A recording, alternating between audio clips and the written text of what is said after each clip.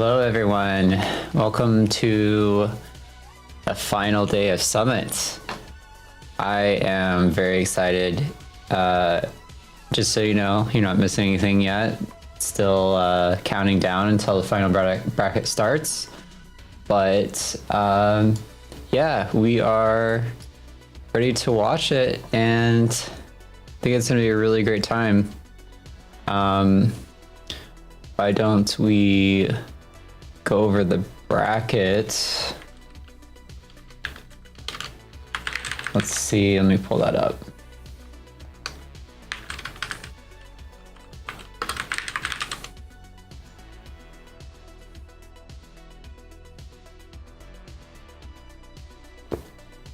Okay, yeah, so in the winners bracket, we have Polykage and Tweak.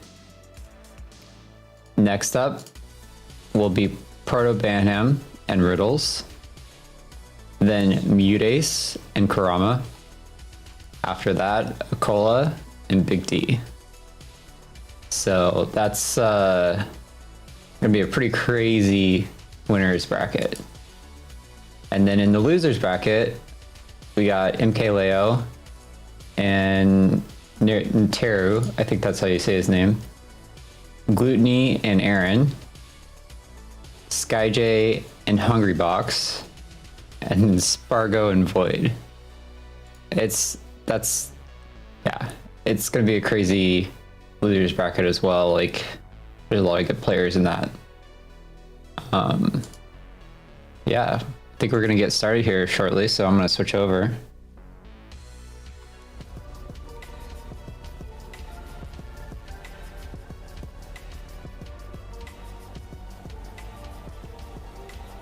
How's everyone's morning going? Or evening if it's later for you in the day?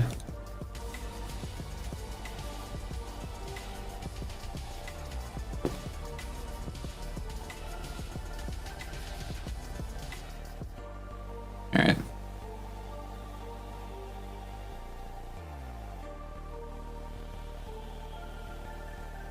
Hey, Asher.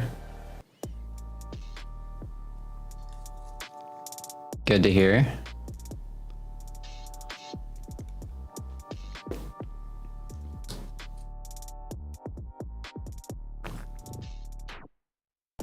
I like how they embrace the naming and called it sus. It's pretty funny. Chat, what's going on? Welcome back. Ultimate Summit 6, of course. The last summit, the last final bracket that we're ever going to have, gentlemen. A little bit, we got something for production too. A little bit of a fix. I actually took 5 stocks, not 4, so just saying that. Anyway, enough about RW, me, Chuck, and TK. Huge dubs. No one else on the couch. Or any other caster named Coney. So, anyway, we got to talk about the winners and losers of the main bracket now, though. We're going to be working our way through the losers from the bottom to the top up here. But before we get into that, I think we're going to do a little bit of an ad read right here. Oh, you already know, man. That's Summit 6 merch, fresh, clean, and pristine. You got to check it out. Head over to bts.gg. Their merch this time around was actually some of the best merch they've ever had. It's pretty crazy. Some of the like really good merch isn't even on display here. Like there's some really cool stuff. Olivia joint is very, very fresh. So they did a great job with this theming as well as the design. So shouts to BTS really coming through hard on this last one. Make sure you go show them some love and some support. Yeah, my favorite merch shop for sure. Of all the Ultimate Summits, this is definitely my favorite one. Yeah, that's right. True. And of course, the event format, we already went through the group stages. We already went through the gauntlet stages, which you guys watched with us on Friday and Saturday. And of course, now we have the final stage, the final bracket.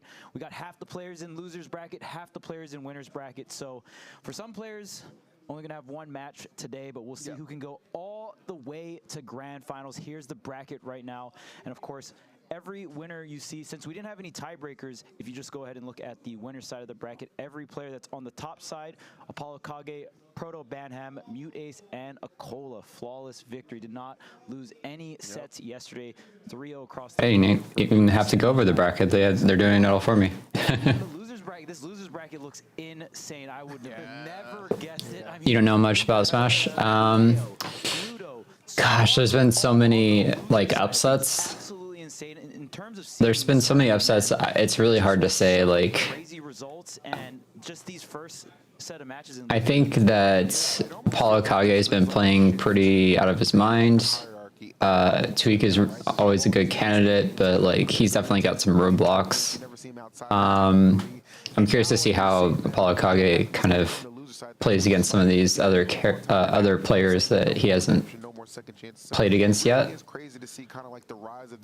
And MK Leo is always like, you know, he's always in the question for top 5. So like, it's very possible he just performs really well today. Mudace is incredibly good. Like he for days that like he's feeling good, like he can really take down pretty much anyone in a bracket. And Riddles was playing insane yesterday, so like he's currently looking projected to win it, but we'll see. You just never know. And it's crazy because even some of the people who are in the lower bracket, like some of the vote-ins, right? So I guess if I had to pick someone, it'd probably be Riddles. But I mean, there's so many players that I like from that bracket that I would be happy to see win. So I'm like cheering on for a lot of players for sure.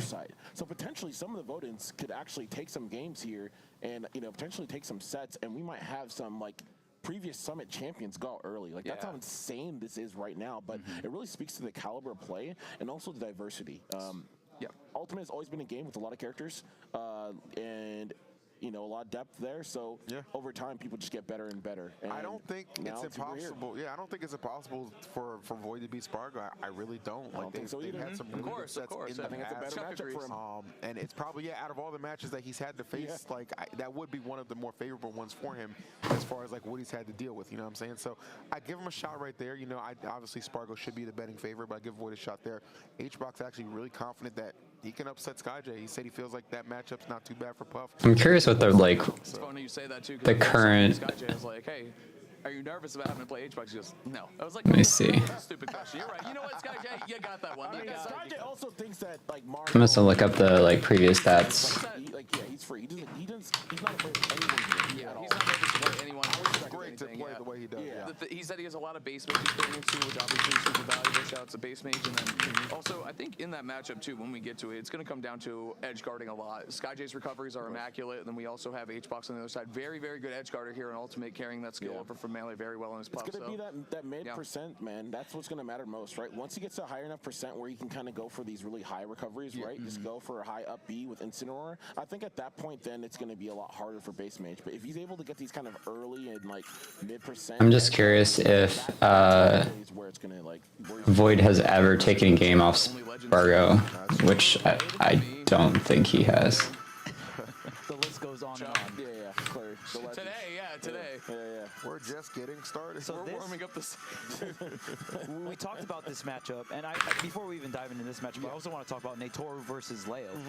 Leo notorious for having trouble with Pikachu. Pichu not as consistent as, Pichu not as consistent as Pikachu, but still a rat archetype, right? I know year one of Ultimate, everyone would be like, oh yeah, you know, I'm fine against all these matchups, but I lose to rats, right? And that's a term. It doesn't look like he has, unless I'm seeing the wrong stats, but I don't know. Still, that archetype of character could be good for Natoru. In terms of matchup, I think it's fine, and I think it's good, and same for Void versus Spargo. In terms of character matchups, right? But the player matchup is what's scary. These players are so high in skill level, so that's going to be the biggest struggle for Void Natoru going into these sets. I mean, again, Spargo and Leo. They're both very fast players too. To begin with here, but so this could be a very explosive set for that reason. Sheik did very well versus Cloud in Smash 4, probably one of Cloud's tougher matchups. Classic, yep. Yeah, so in this game, I think it's a lot different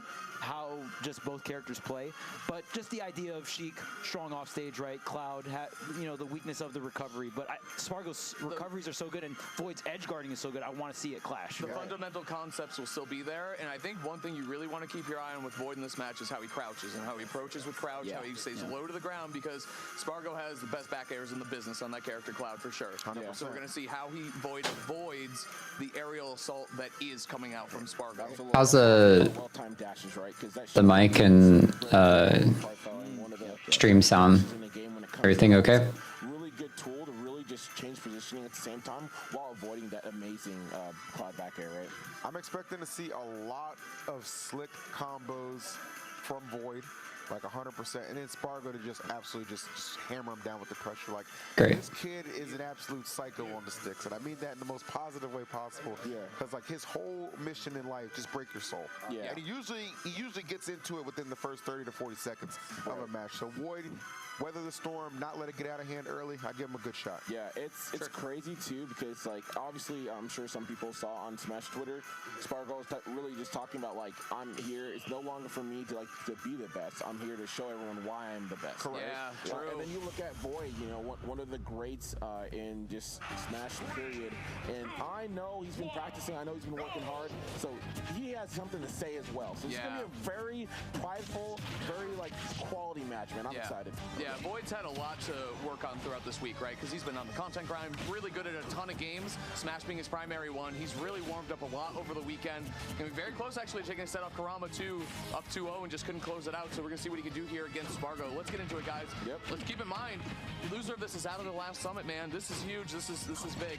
Yeah, and if you're Void too, you're kind of in the back of your mind, like obviously you understand, I haven't been as active as most of these guys when it comes to tournament play, right? That just hasn't been my forte as of late, as you said, Ben, focusing on content creation, but he's put so much time, so much practice, does not want to leave someone without at least getting one set. Yeah, he's got that Hawaii pride, like Chuck. Yeah. You know what I mean? Really, All true. day, baby. A lot All less day. anger. Hey, I respect it, man. Me too. You That's gotta what I'm love what you saying. love, bro. Oh, good cleanup. The limit is on deck here. Spargo usually utilizing it for that install for the buff here, but just gonna use it for the corner pressure. The blade beat coming out, the down air out of shield. Spargo's defense just overriding Void's offense and pressure right now. Yeah, looking very clean. Opportunity here, though, for Void. If he can get something in this corner, no, we're going to that cross up there. Great jump by Spargo and the bear, and has him all the way on the left side. You can see a potential stock loss here, boys. Yep, Boy, trying to interrupt. Yeah, he's keeping him out for sure. And that was instant, right? Like right when the limit came online, Spargo threw it out. Void not expecting that, jumping right into the blade beam there, and now cross slash racking up even more damage. Cloud, not too shy on the damage output. Those numbers are strong. Definitely not, Chuck. Back air, though. Yeah, we got Should be okay. Let's make him burn limit He here. still has limit. Yeah. Those recoveries, he'll air dodge and keep his limit so well. Void did a good job doing that, but couldn't finish off the Yeah. job until that down air came through. And Void, you know, we'll see him use that down air quite in situations like that a lot of times, right? They definitely kind of surprise people. That down air is scary to go for as cheek, but it can be really worth it. There's that damage output that you mentioned, gentlemen. The back air pressure, trying to get out of the corner against Spargo. You've heard so many players on the mic talk about it, right? Getting juggled from Spargo, getting out of the corner. He really loves to do fair coming back onto stage. Yeah, man, and what a bet there with that. Spargo does. Punished too hard for it, though. Very fortunate. But here we go, 30%. Usually a magic number when it comes to getting the combo game started. Most characters entered tumble around that point. Yeah, shield with limit. Yeah, don't give him that roll he's looking for. Yeah, the roll or the normal get him I so like hard. Oof. blade beam a lot too because he knew it wasn't going to kill, but it would reset the ledge where he's so confident, so strong, even against a character like Sheik who has good options out of the corner. Spargo's going to be there, man. The kid's too quick. True. Okay, we're gonna get this corner carry again. Another opportunity to burn this limit. Not gonna get it. Are we going back to back? Of course. I mean, just the time alone. Sheik Strings just taking so much time, so it's burning the limit. Spargo just to use the blade beam there. Gets a burst dash attack. Spargo trying to rack up as much damage coming into this final stock of the first game. Yeah, and I gotta say, the MVP for Spargo is that cross slash right now. It's so good against Sheik's approaches, especially in the air and on the ground, obviously, both of them being covered so well. Spargo just racked up the damage. Oh, falling up air, he was cooking. Oh, what was he cooking? Almost got Away. Oh, doesn't get the landing fair. Yeah. But opportunity here. Yeah. I noticed that Spargo's been doing a lot of defensive down airs out of Sheik combo away from winning the game. like scramble situations, For an edge guard, but And here we go. Corner carry. and a lot of players haven't been That's a lot of fairs. punishing him and baiting that out quite yet. So I'm curious to see how that evolves over the by a couple. sets that we see. Here we go. Gotta be very careful of that. Ooh. You know what it is, man. Oh man. We got limit, man. This is a hard situation. This is almost checkpoint. Checkmate. Wow. Oh, wow. That's a Spargo classic. Spargo, he's you so good never at see those that usually, happen. Yeah. And now, oh, wait a minute. Man, hold on now. Oh, wait a minute. Oh, that's death. Wow, he actually threw that game. Holy shit, 104. Damn. Kind of panicking there and throwing out that fair gave Void the perfect opening. Panic or I mean, he- confidence, because he didn't scare dodge or like anything like that. Like, Yeah. he was was coming. for sure. But that's why me and you got hit, Chuck, 1,000%. No, so that's why he did that. That's why he did that, right? But Void anticipated Spargo like being confident in the situation and got rewarded off that. Called That out was the defensive option to steal that game back. Void taking the lead early. Wow. That's like, I know you're grown. I know you play like a grown man, so I have to go to the next step too. That's the only way that works. Man, and just the courage, the bravery to normal get up in Spargo's face while he has the limit. That was wild. Like you guys pointed out, Spargo usually doesn't miss those, but Yeah. the pressure is on. It's Ultimate Summit 6. The last summer we got here, losers bracket, the pressure is on for Unreal. both of these players. It has to be overwhelming at this point. Get this man some coffee. He just barely makes it back, and I like the reverse on the uppy as well. And the confidence for Spargo not to get scared there of the bouncing fish, just to know that Cloud wasn't going to get hit. Spargo was yawning before the set started. But still, man, he died if that bouncing fish connected for sure. It's so rare that I feel like Spargo is actually under like a lot of pressure, but I Absolutely. feel like given the fact that what happened yesterday with that match he let get away from him with Karama. Ooh. Oh, I think he's still dead. Wow. That's what I'm talking It's about. all amounts Damn. to That was pretty clutch. something special's happening right now, and Void full advantage. He is And this is the thing. Like Void has been practicing. We have to remember in the matchup that we just seen him go against. Oh my god, Void is cooking. Void, he's talking right now. Something to say, oh boy? my God lord. damn, Void. Well, the other thing too, Void is that game one winner is confidence. Look at the jump out of Yes. the corner, missing a limit cross slash here and missing a limit climb hazard in the corner for Spargo. This is really starting to bleed badly for the young Cloud. You get that game one, you automatically put your opponent on notice. Void taking full advantage of that, and the pressure really mounting for Spargo. As I said, man, we might have a Summit champion go out early right now. Saying, Perry looking for a jab. Yeah, I'm Void gonna- with the pressure in the corner. I'm gonna say it right now, if Spargo loses this, he goes Aegis. I don't Okay. think he stays Cloud. He goes Aegis. Definitely possible. Oh, the crouch. Still alive, 127%. The backer will do it. Goes for the bad. Oh yeah. Yeah. For that. Void does go for that a good amount in all of his his matchups. Still Void right now, but that is still Spargo, obviously. I mean, really, if you're Spargo, all you're trying to do is just cool Void down, right? Like, he's got this massively hot start. Ooh, he's still alive. No, he's not. Okay, I guess he lost his jump. Do it. Oh, yeah. Love to see it from him, man. The double fair. There you go, though. Bouncing fish down to a Big last catch. stock, just like that. Soft confirm. I love it. Instantaneous. Man, fair to fair. That is Spargo's Classic, right? Yeah, that is Spargo's clutch factor. Oh, Even back in 1000%. Summit at Summit 4, when he beat. How is this already really important even again? that combo into the spike off stage there, and even a character like Sheik, I mean, probably catching Void's double jump, I would assume, not being able to make it back. But final stretch here, Spargo has halted the momentum for Void on that second stock in the mid game, and now has 81%. Sheik, a very fragile character. And we are in a very good spot here now. And now another situation that's usually The ledge pressure though. Not going to hit it though. The Nice. dash attack. Opportunity. This limit Yeah. about to run out. Void really doing a great job avoiding limit in the corner. Like, you can't compliment him enough because that's where Spargo literally wins major tournaments. Yes, absolutely. Back air two.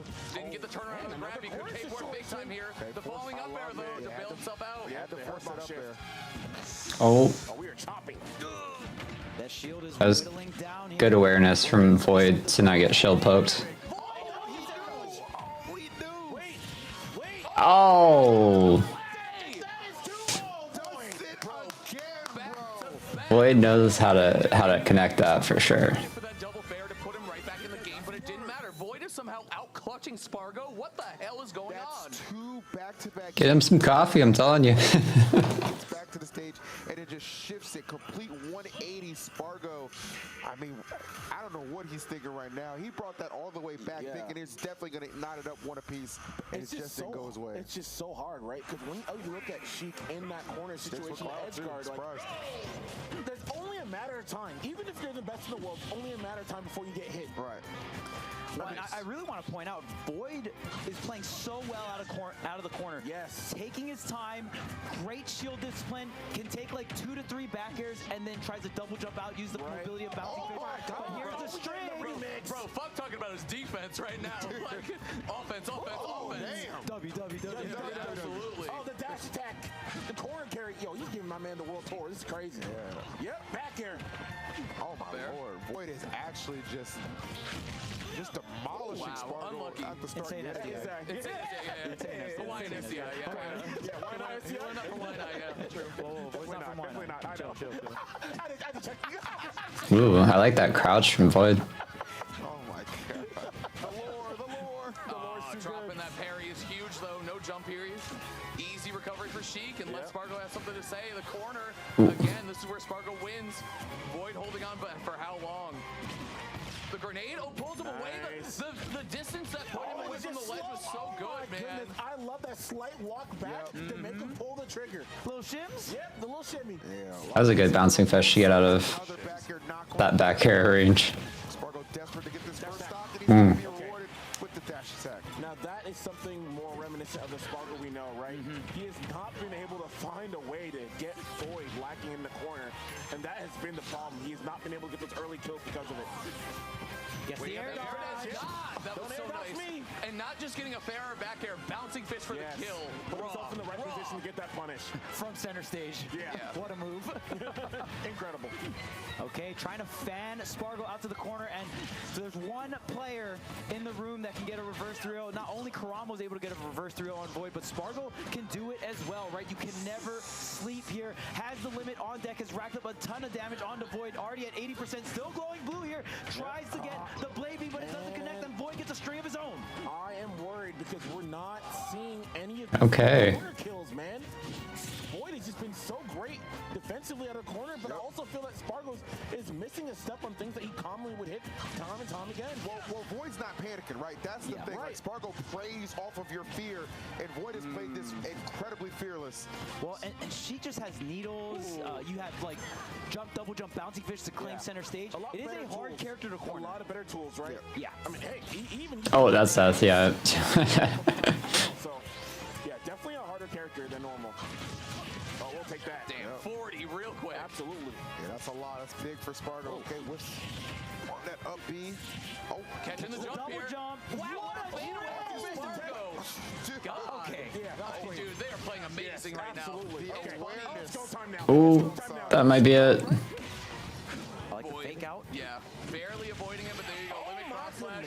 Could be the start of the tide. Spargo's on the board. Go up a big 2-0 against Karama. Again, looking very confident in that set. But now we're seeing the tides turning just a little bit here. Spargo. I will say I love the fact that Spargo stuck with the Cloud. I thought for sure it was going to go Aegis, because remember yesterday against Riddles, lost those 2 with Cloud, tried out the Aegis, right? Kind of shifted it up a little bit.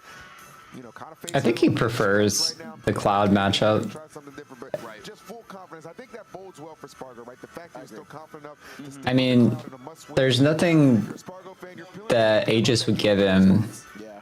I actually feel it might have. that he doesn't like, he doesn't get from like the comfort of his like, Safe option. you know, his preference pick when it comes to a character. Sheik was great against Cloud in Smash 4. In this game, the two characters are so different, and I honestly haven't seen this matchup enough to. And like most of the mistakes that have been made that air dodge recovery game 3, right? The direction are like what's causing this him to lose the previous 2 games. So like I don't think it's a character issue. That's why he loves that. Versus Aegis is going to be a little bit harder. Obviously, Pyra has some drift, but I mean, you're talking about Cloud, right? And you're talking about that movement, and along with that great sword. So I personally think for him, knowing what Void is excelling at, especially right now, I think it's a good pick to continue on. He's finding some kills here, was able to get that last freaking limit class slash to bring us out. Let's go, game 4. And it's a classic player trait. If your character has a bad recovery and you're a top player, your recovery is amazing with them. We've seen it, you know, obviously SkyJ's in the building too, seen it from him so many times. Cloud, you got to do that or you're going to be losing to Void all day. Game 4, gentlemen, let's go. Got to be able to cover your character's weaknesses, and as you said, your top players do that so well. But Void's still up 2-1, so big game for him. Really doesn't want to probably have to be facing down another game 5 after having a 2-0 lead. But Dang, Spargo is scared of those grabs for sure. and having an excellent start to this 4th game. Oh, wow. I can't believe Void's alive right now, to be honest with you. I guess he just wanted to hold on. Again, I Hello? can't believe he's alive right now. What was that scramble? Getting a couple breaks. Bro. Oh, but that's it, yeah. Yeah, breakfast is over, man. That's crazy. Welcome to brunch. It's brunching time. Breakfast time somewhere. Here we go. Oh, man. Gee. Well, he's getting ate up like a whole ass snack right now. Spargo is not playing around. Those first 2 games, nothing but a distant memory at this point. He has come to life. Spargo's saying he's warmed up now. You know what I'm saying? Dash attack. Okay. Yeah, the snap. If you're able to get the up B, the startup of the up B for Cloud right by the ledge, you'll snap it. That bear. Hitting behind, in front of him. man. Call it an E-air everywhere. You know That what I'm was saying? ridiculous. Covering everything. Look at like Bowser's forward air, honestly. Here we go. Dash attack. Damn, man. The step back dash attacks have been hitting this game for. Yeah, he's definitely found his stride in the corner. This is problematic here. Jeez. Not getting the parry there. The dash attacks linger for so long too. If not die, start getting a ledge trapped again, man. It's just risk reward is tough on that. You gotta have the confidence though. Okay, the needles are online here, but Spargo online with 3 stocks. Oh, wow. He actually caught him while he was trying to do the back air. That was a great read by Void. Could mean it. Oh man, 140% here. A back air will surely do it. So much to avoid. That looks Spargo like good it's you timing. know what's coming and it just doesn't matter. Like that's just his game plan. He's so good at it. Okay, dropping the punish there on the high recovery. Spargo able to get back on the stage here, but Void still alive. Nice. Has the rage. Rage Chic is something that does help the combo. Oh, Man, reaction. damn. Swinging right back at him. Had to. That was perfect reaction time. Going nice and high too, avoiding the limit blade beam. Void has to avoid so many things right now. But Sheik, a very powerful character in neutral, right? You have incredibly fast frame data character. You have the needles as well for range. So Void trying to utilize all this and be as slippery as possible. Oh. Oh. Oh, let's go, Void. Let's go. What a tear through that stock. Void just went on 1 stock away. If he could get a big combo string with Sheik right now. I love the patience that he was showing on that. Void is sniffing it out. Well, Damn. That just killed. All right, so even stocks here for game 4. Spargo had a great lead here. Punish going to be the dash grab. Still has double jump. Yeah, just going to up B to the ledge. And there. That's not it. that was the biggest kill screen I've ever seen in this game. 27 and on the stage. Okay. Anyway. Void looking to close this one out. You gotta find a neutral win. A boosted F tilt though. This could be start of something for Spargo. Okay. Out of the corners here. Okay. Some good damage. Wait, dude. Oh, the jump read. Limit though. Limit's gonna be on the table and close out the game. Void trying to end this one. Spargo out. Oh. So close. Oh man, not yet. Hold, Chad, hold. He's gonna fall. Oh my God, he got hit by the body of Cloud. Hold on. Parry. Up there. Oh my god. I think Void might win this. He's playing really good right now.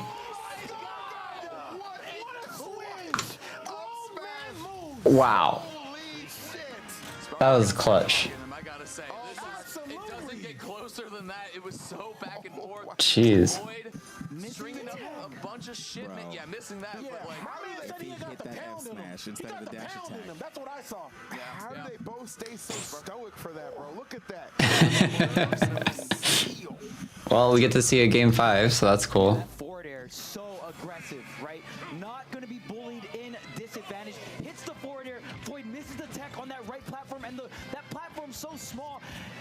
Spargo knowing exactly where Void was going to end up. The roll to the left, closing it out, and now we're game 5. What a hell of a set to start Summit off. Charles, you called it out earlier. Shield discipline so strong for Void. He's been baiting Spargo too with his low shield. Hey, I got a low shield. Go ahead and swing. Whiff punish, baby. I'm Sheik.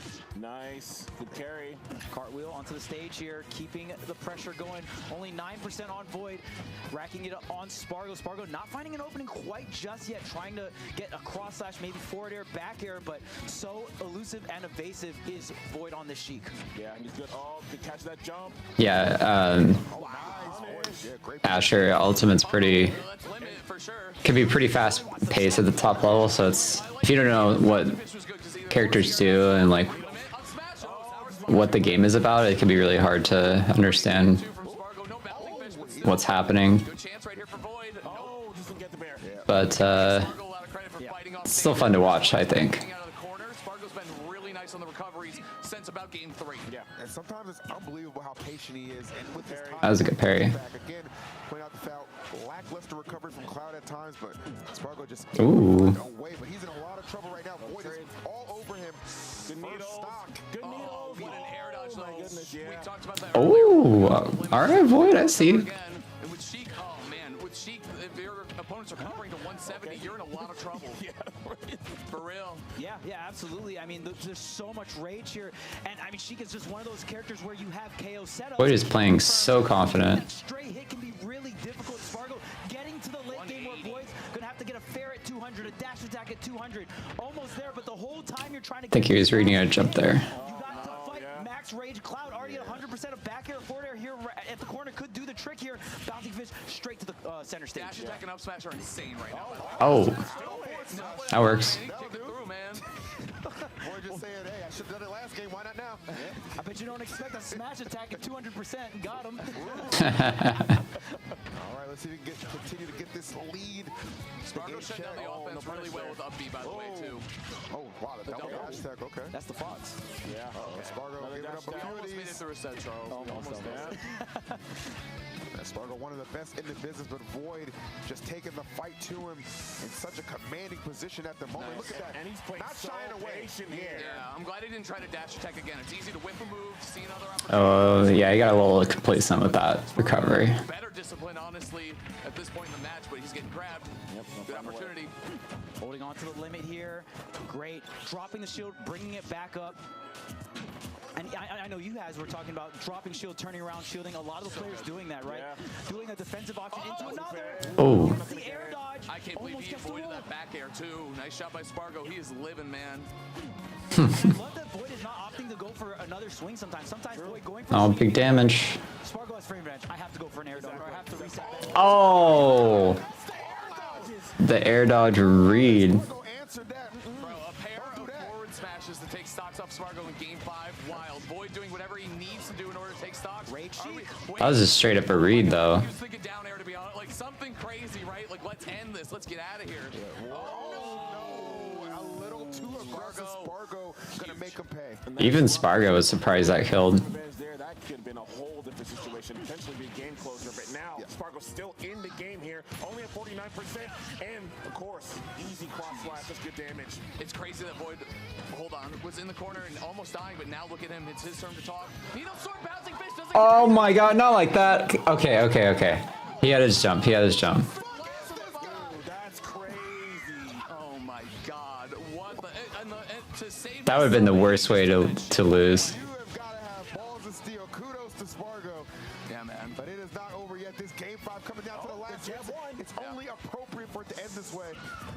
Oh, up smash. Oh, he pops off. Spargo. Limit almost ready to go. Spargo's looking poised to take this game after that recovery. Yep. He looks unstoppable. This is some rare emotion from Spargo. He's ready to get this thing over with. Oh, Void's got that. He's got that. He's got that. Let's go, Void. Let's go, Void. Spargo got too antsy. He got too antsy.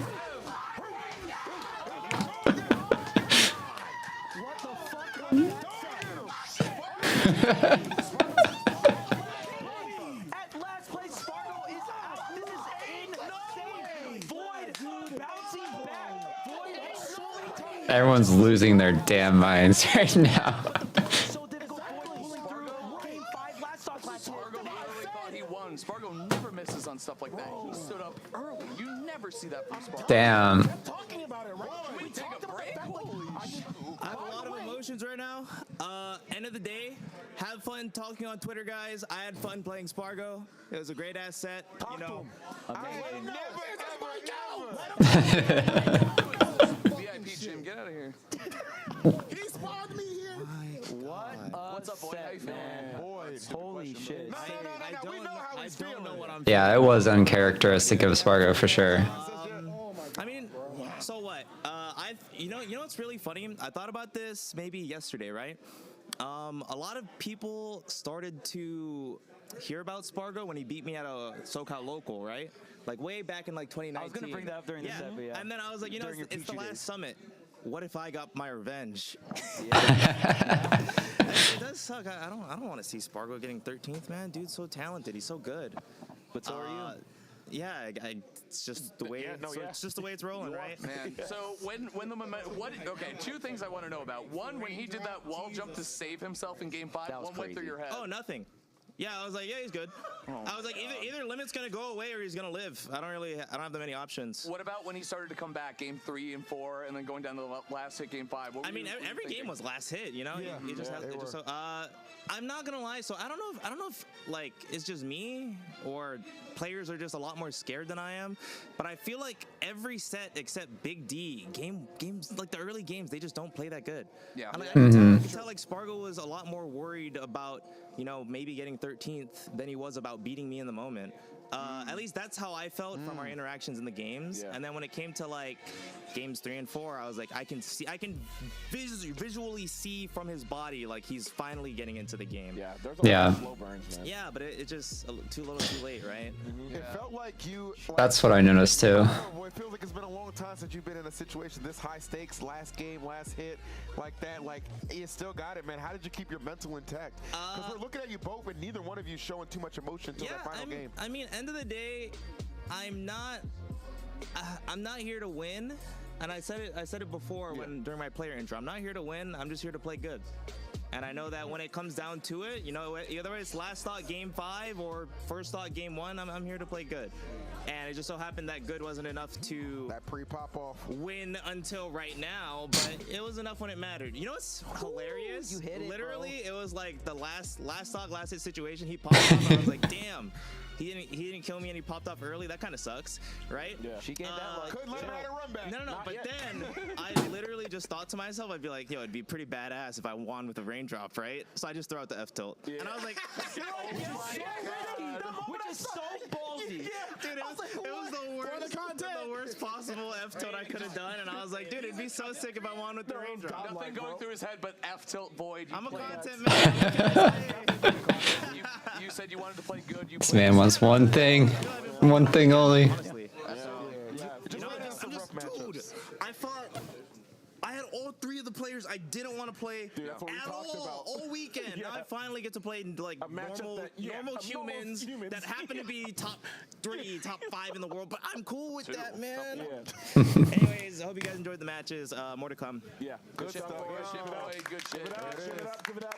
Love seeing Void succeed. Obviously, the Sheik is obviously it's so special. It's so spicy, and I can't believe. So I think that was also the first set that a Voden had taken so far. Yes, it is. Yeah. It is. So it is. they could be signs of things to change here for all of our voting. I think He might have started something. We talked about it earlier, man, and I truly believe there's a lot of great votings. We talked about it since the start of Summit. The biggest thing is they've played a lot of matchups that are very unique. You don't see around quite too often. Right. I feel like crazy enough, like you have a lot of them. You know, I mean, even looking like Aaron, like in Gluttony, right? And like there's a lot of different things where you're like, you know what?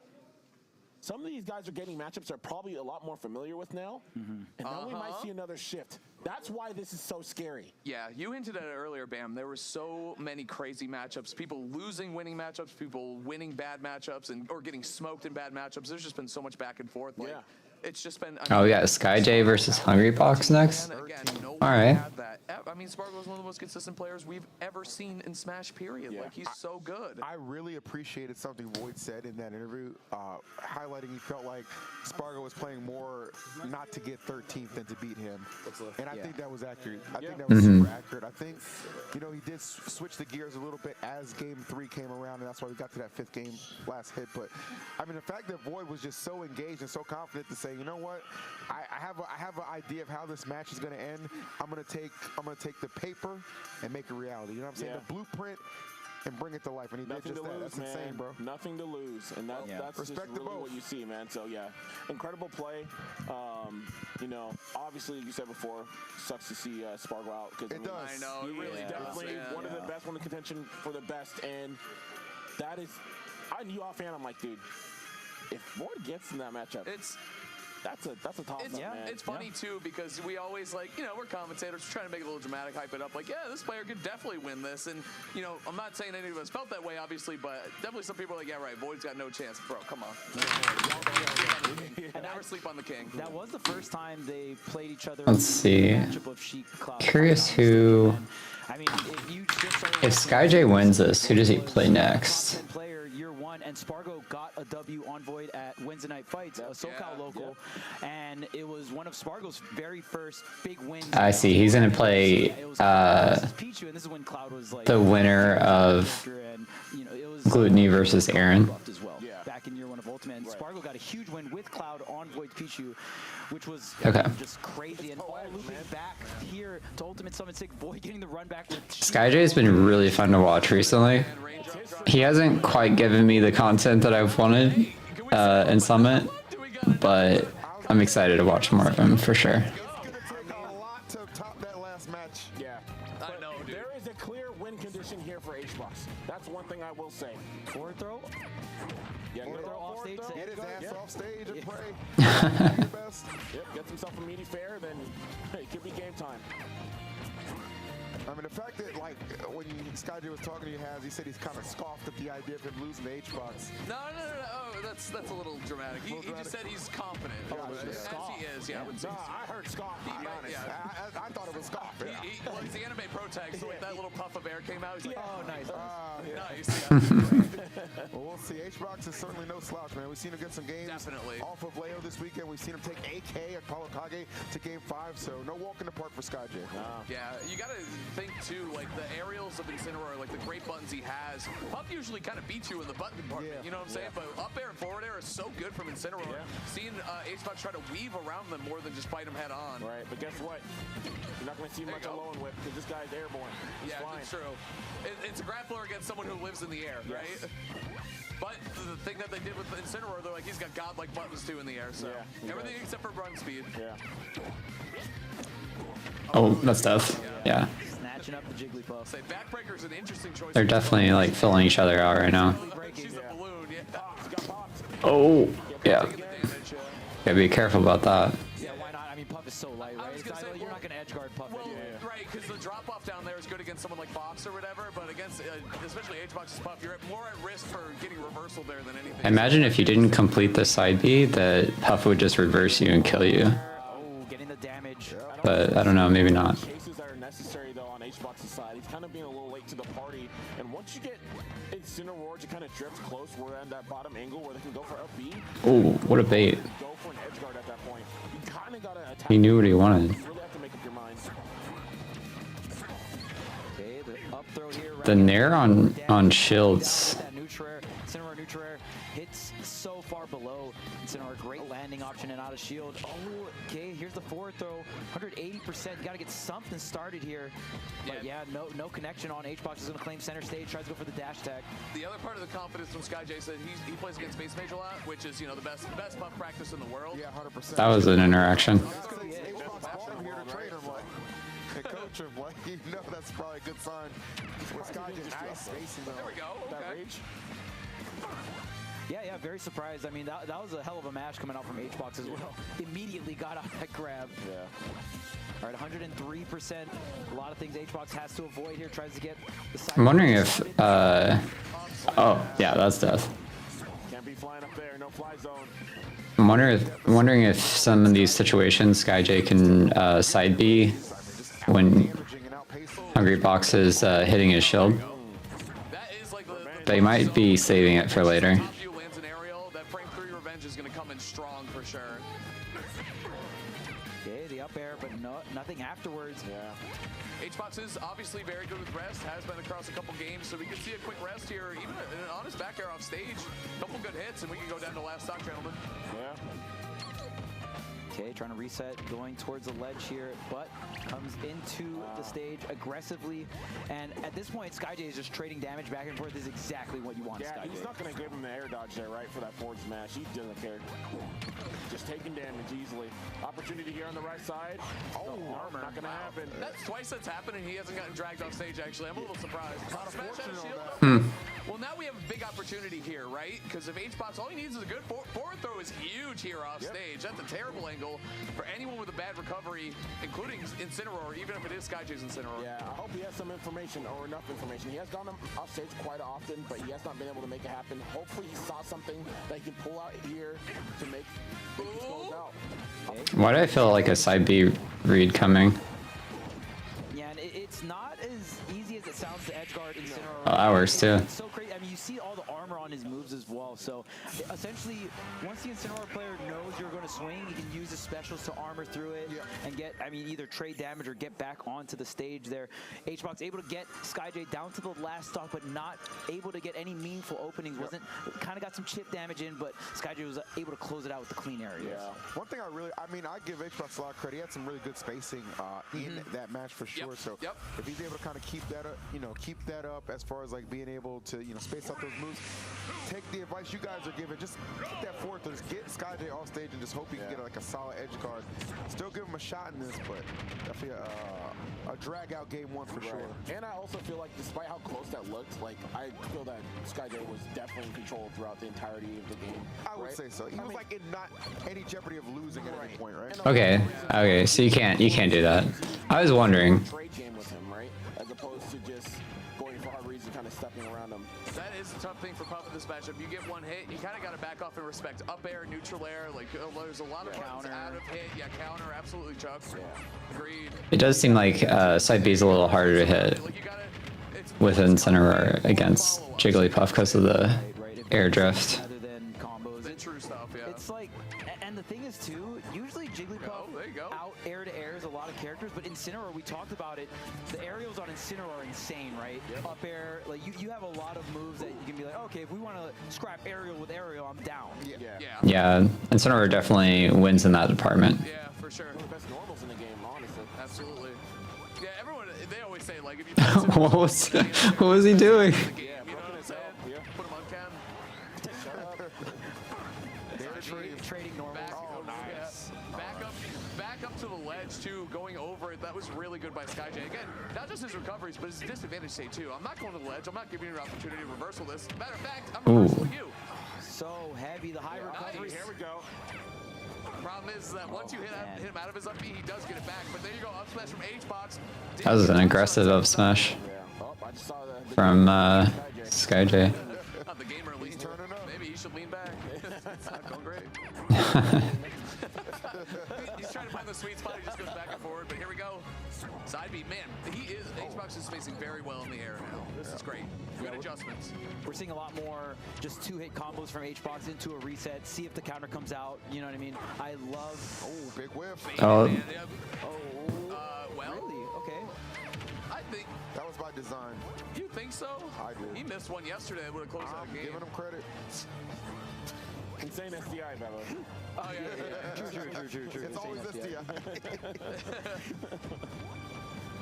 Oh, okay. A lot of patience here. Yeah. Next hit is so big because they can set up at the ledge or try to close the high recovery. Oh yeah, I saw that connecting too. Yeah. They're playing this nice patient game. Sometimes when someone throttles and just comes right at you, you're not ready for it. Yeah, the pacing change coming out from SkyJ. Incineroar slow on the ground, slow in the air, but has some great burst options. Seems SkyJ use that conditioning, cash out so hard. That up air is so good. The aerials connects the falling up air, but Hungrybox can't get anything after that. And now SkyJ racking up even more and more damage coming into this final stock. It's getting out of control, Chuck. And I mean, that 70, that 80 on Puff against Rage and Cineroar could be death. I mean, honestly, up smash might do it. I don't know if that's what he's looking for there, but...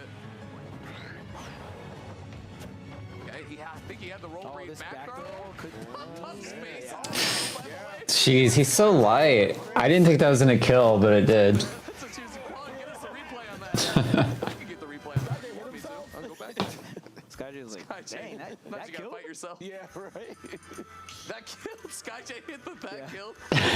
Buzz isn't here, so someone's got to do it. Shout out to the Buzz. Love you, Buzzby. We're all you, actually, according to that quiz. Yeah. Oh my God, you got the buzz too. I did get the Buzz. Wow, yeah, man, which I I was guess very we're all happy Buzz. about. Really? What? I mean, I didn't realize we were all Busbies, man. Feels good. No? I feel like he's still at the couch. We're Here at buzzing. Summit. He always is, man. I We miss really you, wish. the Buzz.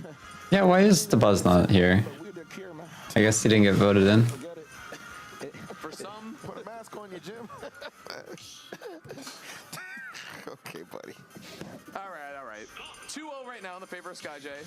HBox keeping it competitive, though. He's going to go back to his counter pick here. I assume Hollow Bastion. I don't think that one was a stage at all. Maybe, if anything, you might want more space, you know, like a town or something. Okay, Battlefield. All right, well, we'll see. All right, Platforms in the mix here.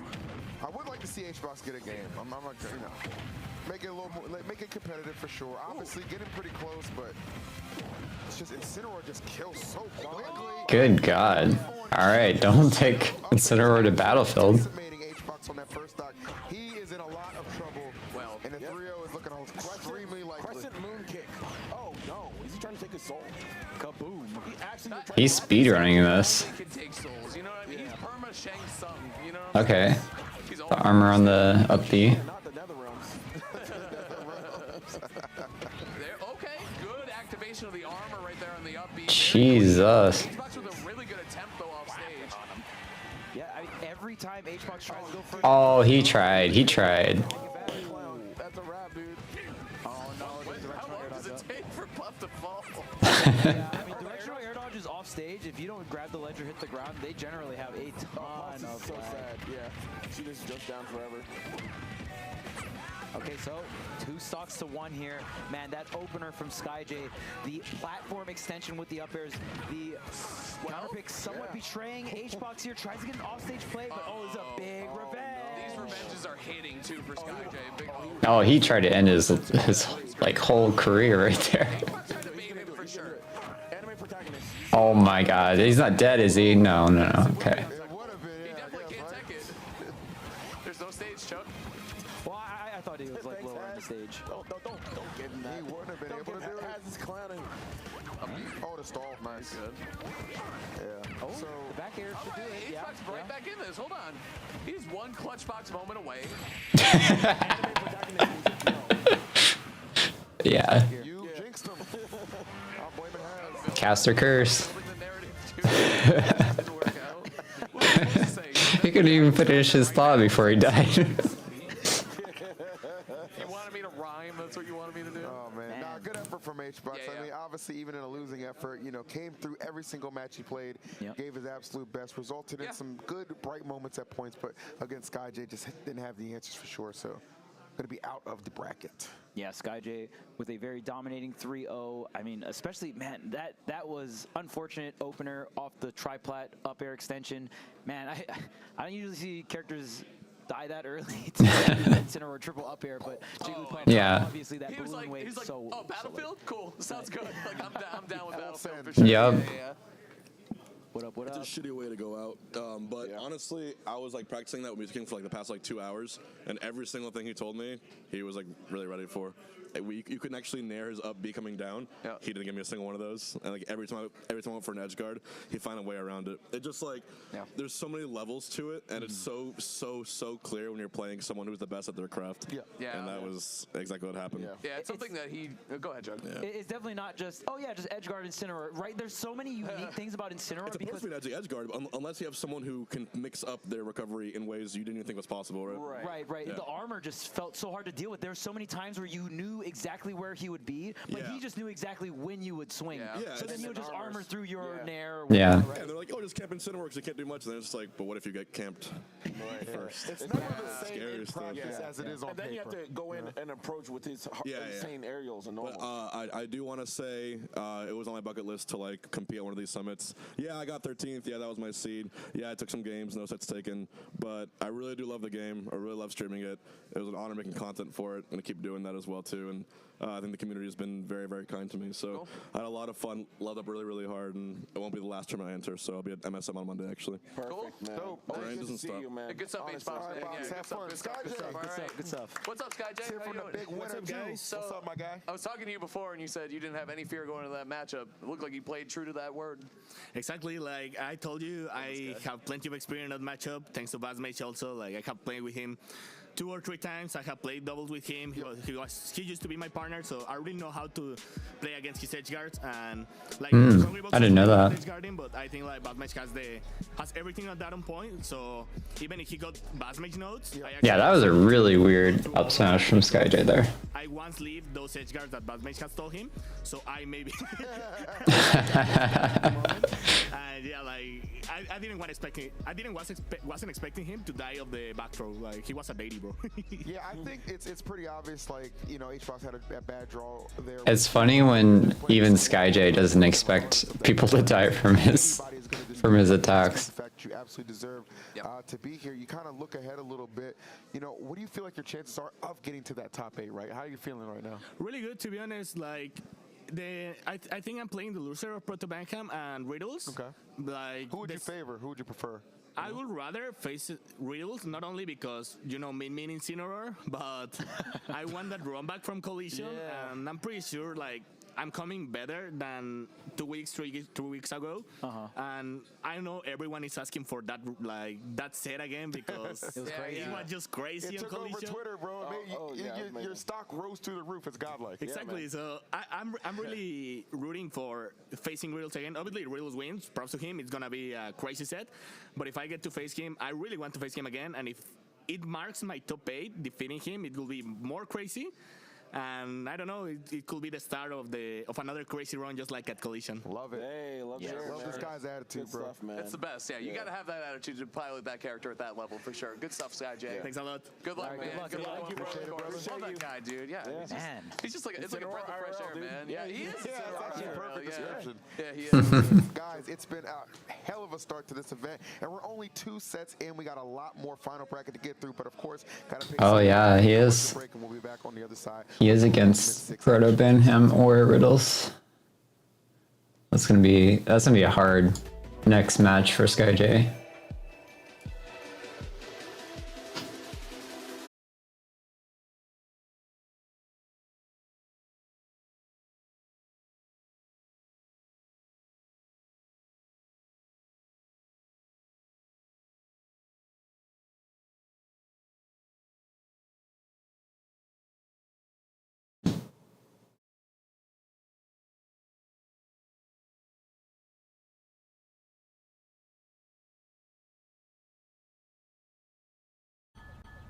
Come to TurboTax and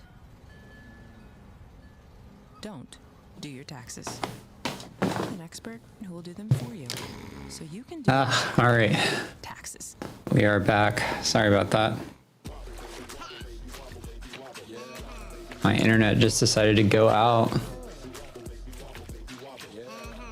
Monster spill? Bounty, the quicker picker up. I'm about to rule the world. Without your help, the Mushroom Kingdom will be annihilated. Mexico. I fear nothing.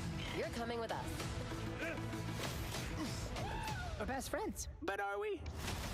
Destroy the Mushroom Kingdom! It is on like Donkey Kong! This movie does look pretty good. Only in theaters April 5th. Rated PG. I feel like it's gonna be like that Wreck-It Ralph movie. Like that's like kind of the similar vibes it gives me. Which that movie was like, it was decent. It wasn't too bad.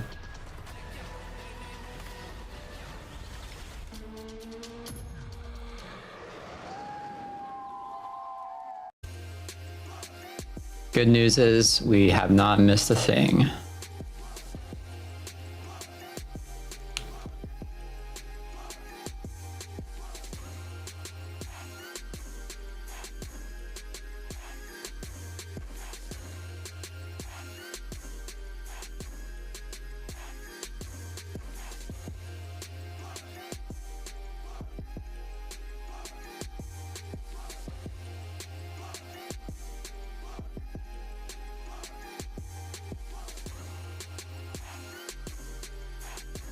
So let's see, Gluttony versus Aaron. I feel like Gluttony probably has this. He's played Tweak enough to have the Diddy Kong experience. And I feel like when it comes to like a last hit situation, Gluttony also just performs really well in those situations. So I do give this one to Gluttony. But you know, Aaron's been showing some like good showings when it comes to his matches that he's played. It's all been relatively close. Like I think there was only maybe one set that like it really got out of hand, but I think otherwise like he's been doing pretty well, so. But I still think Gluttony will have this.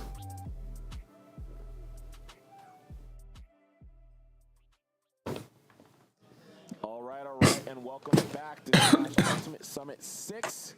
We are, of course, on finals day, and we have seen insane sets already. Of course, the big one to talk about, Void versus Spargo, man, happening. Game 5 situation, Void able to pull through, and then of course we saw SkyJ, HBox, and SkyJ still riding that momentum, man. Absolutely incredible and phenomenal play coming out from him. But we're gonna of course move on into the bracket, man, and we got Gluttony and Aaron up next, and that's another one that could potentially go either way. Definitely. Man. Coney was like, what? There's a whole bunch of hype from Void and Spargo already? I gotta join in. For your chance to win a free prize package right here. There's ROG, all the stuff from Republic of Gamers. He's like, I can't miss out on any content. 50 at Metaply coaching lessons, and of course the BTS Summit merch that we have here, the final summit, by the way. Make sure you guys check that out. The contest does close March 26th, right before midnight West Coast time. Check that out. All at the bottom, all the links all at the bottom. Make sure you check that out. All our sponsors killing it this weekend as we work through the rest of this bracket. I need that monitor, man. Absolutely. Yeah, monitors, Chris. Man. You do, Chuck. You only took 8 stocks. We needed you to do better. Double digits or perish. Anyway, yeah. We got a good one coming up here for sure with Gluto and Aaron. Aaron, you know, yet to win a set, but I'm sure, you know, the voting trend has begun, all right? Void broke that little bit of a curse right there, so he got himself one. And then, of course, HBox, you know, lost to SkyJ, but it is what it is. But Aaron gonna have a chance in his own right to get some work done. Gluto, though, that's a rough draw for anybody, man. Like we said, this losers bracket, honestly, is almost as difficult as the top side of things when you look at Spargo, Leo, and Gluto down there. Spargo now eliminated. Will Gluto, though, follow suit? Another, like, top 5 player, top 5 10-ish player just out of the tournament. Yeah, Leo, Gluto, and Spargo starting off the day in losers is just wild, honestly. But here we go, man. And this matchup is a pretty tough draw for Aaron, honestly. Tweak has struggled against Gluto in this matchup. Wario is just so heavy, and Diddy can struggle with characters with really good air mobility because guess what? All of a sudden, the banana doesn't mean as much on the ground, right? It's still going to be impactful, but it can be really tough. And we've also seen Diddy struggle to get the kill. And if you can't close out the stock, I mean, Wario's so damn heavy. Down tilt, up smash, you're probably going to have to do it at 150, 160 for it to take the stock. Right, with the time-based rest, too, right? So it's such a difficult situation here. But Aaron, he hasn't been touched yet. Well, there you go. Yeah. He's going to take 50, but, you know, it's all good. Take something. Ooh, wait. Ooh. He's been jabbing a lot recently, especially all weekend he's been jabbing pretty well, yeah. And, you know, Chuck, I totally agree with you because Tweak opts to go Sephiroth in this matchup the last couple times. They didn't play at Genesis, he went Sephiroth, so, you know, see what Aaron can cook up here, though. Very different Diddy, of course. Yeah, way more on the aggressive side is Aaron. Is also a veteran Diddy player from Smash 4, so also has some Smash 4 tendencies. Every time I see Aaron do up throw, I'm like, yo, shout out to Smash 4. Yeah. The classic, right?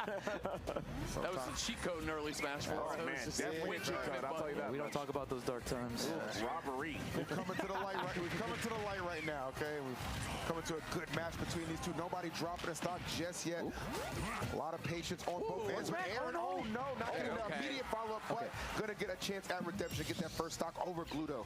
And with the rage, Aaron was able to confirm into the up smash, and it was able to take the stock. Aaron with the lead and coming in with this new style of Diddy, or I guess I wouldn't say new, but a very different style of Diddy that we're used to from seeing from Tweak. Yeah. True. Different for sure. And the other thing with Gluto that we've learned over the years is like he could be down 3 stocks and it just doesn't matter because him as a player so clutch, having that X Factor waft too, he don't miss. Yeah, man. One of the legends of the reverse 3-0. Yeah. Gluto definitely one of those players where it's like, okay, yeah, I have a lead, but like, is it going to amount to me actually getting the W? You never quite know because, as you said, has waft being such. Oh, the air dodge is in? What is going on? Now, I'm thinking a W is the only thing on his mind. He is absolutely destroying. Trying to get a big W over Gluto's big W there on the Wario, of course. I mean, hey, man, we talked about it. It's just game 1 right now, but something's in the air, man. I think a lot of these guys are on the ropes.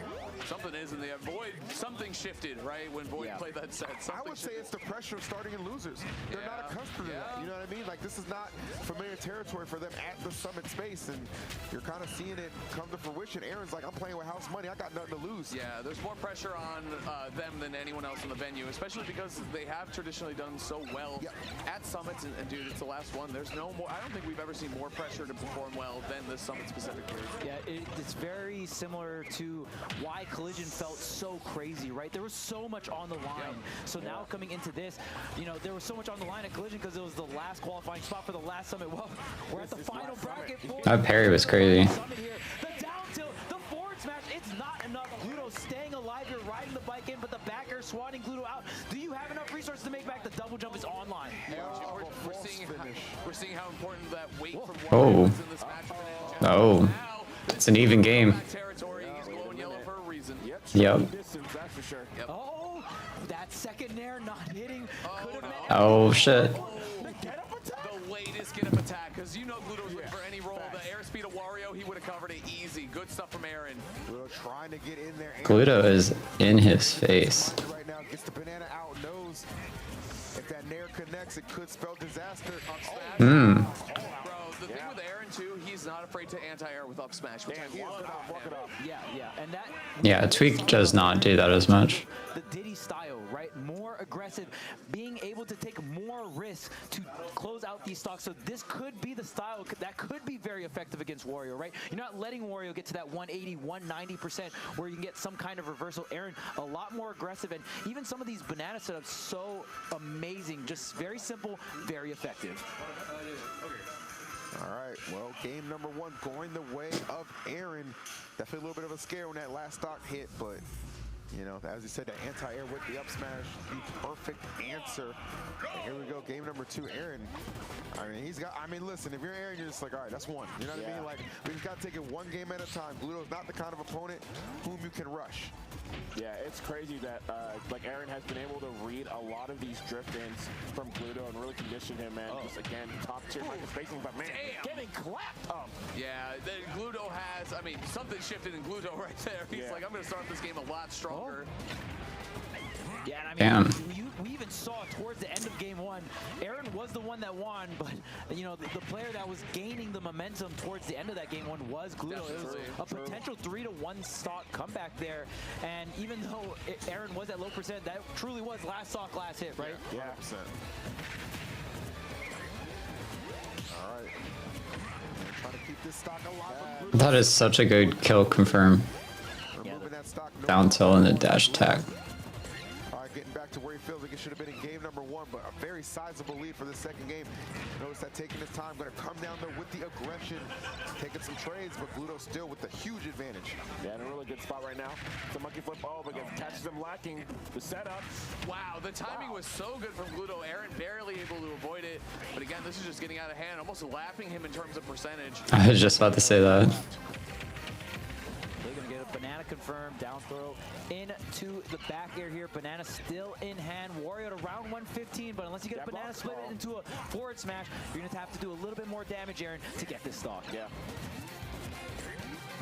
Okay, racking up a little bit more, catching the line, trying to get the down tilt. Another down throw here. Down tilt in the up smash could definitely be in range of getting the stock, but Gluto doing such a great job with these command grabs. Absolutely, and himself in the corner. Oh, gets that roll. Oh, A little greedy, but was that a sour spot? Gluto has actually been getting a lot of reads on people's rolls in from the ledge trap, so it's up by Aaron to actually stay alive here. Wow, what a grab. Opportunity. you notice he's got that waft too, so he's going to take the stock from Aaron and then keep that waft intact to try and dispatch to the next one pretty quickly. We'll see. Okay, the back air still not enough because of center stage. Aaron doing a wonderful job of holding on to the second stock. Oh my god, he's so good with the bike setups. Oh, yeah. Why, Gluto was talking about the bike, right? At the start of it, very his start of intros, yeah. Summit. One of the things he said is he feels like this character still has so much room to grow the banana in Man, could you imagine, bro? It's crazy he thinks that. He went for it. Yeah. He's been playing, You got it, right? man moves. Aaron loves the double dip. He really Double does. dippy, baby. he's been playing Wario for so long. Day of the week. We know you, Jim. Double dip. He's there, man. Aaron got to dip into his bag of tricks if he wants to bring this one back. It is out of control. Oh my god, you just got slapped. Finger safe to the face. Yo, that's one of the most disrespectful like two frames in the game. Good too. Like you see it so consistently. The other thing too is like, so Gluto obviously waft, comeback factor, all that good stuff. But when he starts steamrolling you right out of the gate like that, it seems almost impossible because it's like, damn, I'm losing by a full stock, almost 2 stocks, and he has waft. This shit is looking like a wrap, honestly. So, Aaron, Emphasis you know, on the shit. Aaron off to an amazing start. Game 1, game 2, Gluto swung it back. I want to see what Aaron does here on the counter pick, right? Let's see what he can come up with. Huge step for him. Like we said, Aaron hasn't won a set yet this tournament. He's a brilliant player. We know he can do this. He already showed his stuff in game 1. See what he can come up with here in game 3. Yeah. Yeah, I mean, I feel like we're going to stick it out with the Diddy the entire set. Yeah, we just heard Diddy Kong getting selected there. I don't see Aaron switching. I mean, this is his comfort pick character, right? And we did see some of the pockets come out yesterday, being the Cloud versus Big D, but just didn't feel like it was up to par, right? Yeah. All Very right. true, Chuck. Yeah, I mean, and swords are generally good versus Wario, but I mean, Gluto has got wins on players like Spargo, right? So, Every sword he has collected at some point. Yeah. yeah, Gluto is no stranger to some bad -1 matchups here and there, right? Yeah. Well, I mean, bro, he played this character in Smash 4. He's no stranger to -8 matchups. You know what I'm saying? He stuck it out with Wario true and true, and I love that man for Gluto. He is the Wario, you know?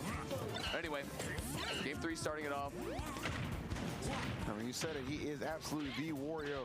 Aaron, the one of the Diddy Kongs for sure. That was gross. The down throw, the banana peel, very nice. The offense for Gluto is coming to life here. Yeah. It's not stopping. Yeah, it seemed like he played a little more reserved in that first game, let Aaron kind of dictate the pace, but now really handling business as this game 3 has gotten out of hand quickly for Aaron.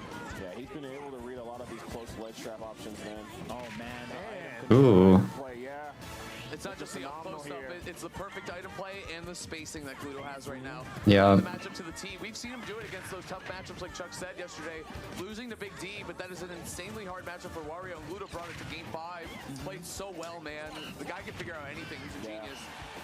Yeah, he's really poised to, like, what if he's able to make it through here on the loser side, he's going to be in a good spot because he's actually been playing pretty phenomenally. He's unfortunately ran into some kind of really bad, unfamiliar matchups. Oh, dash attack. Just the raw dash tag. Great dash attack. That's another big lead for Gluto. Yeah, man. This lead is, it gets really snowbally in this scenario because now Diddy doesn't have the rage, right? So now you got to try and get the stock on Wario. Wario's already heavy, and the only way you're gonna get rage is get beat up here on the second stock. But Gluto hooking him up with some rage right now. Why not? Using the platforms very well too. Look at the aerial pressure from Gluto. Patented stuff from him. He's just like, he's limiting so many of Aaron's options right now. It's a King of Fighters song. Like, he's really just snuffing him out. It's insane. The city needs me, man. The contract is here. The city needs me. See you at the Table must Continental. fall. They can't stop us. Oh my god. Big fan of the music and of course this Wario gameplay we're seeing, so evasive but also so smooth on the offense as well. Total control for Gluto. Okay, banana in hand. Can you get some kind of slip, some kind of confirm, Aaron? Because Gluto is still on this. man, 3 stocks here. reaction with that fair, and of course command grab. Get Like that setup. Manger on. Oh, he tried to extend that hitbox with the bike. And look at this. I mean, you really want a banana flip here, but where is Gluto? Always in the air, right? The air time on Gluto right now, just avoiding this. Even That's crazy. and then go That's crazy. and use it to extend the hitbox and edge guard. Yeah, that was there, What a right? play! That was there, right? Oh my god. I'm telling you, man, genius. Wario genius. A couple down tilts. DI down attack. That's actually really smart. Bracket. We might be going to game 4 right now. Okay. Wait a minute. What is he doing?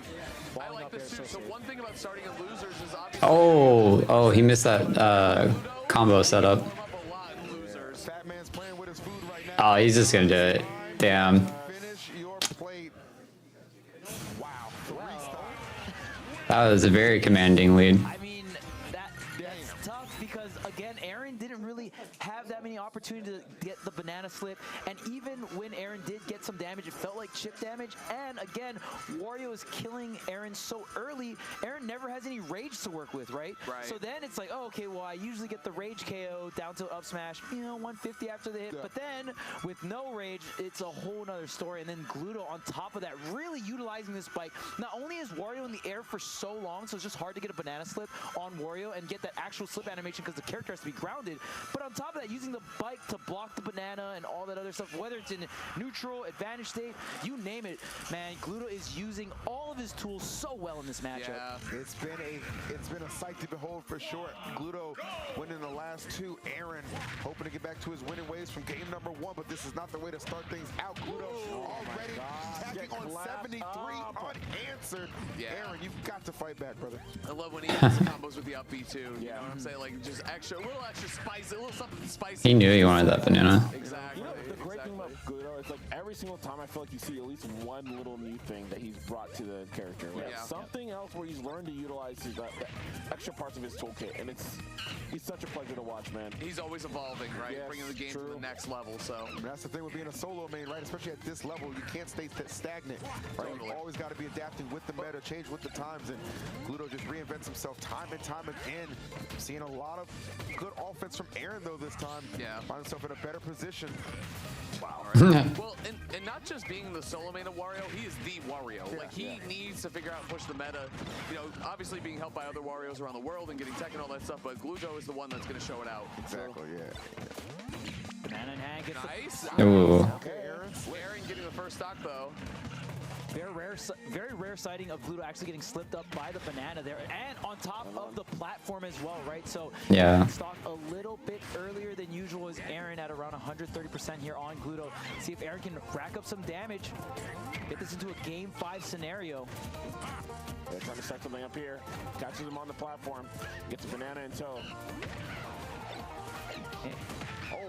Sour hit. Sour hit, yeah. It's not. Aaron Jin actually working out. What a Whoa. by the way, that was for up smash too. That was the last hit of down air too.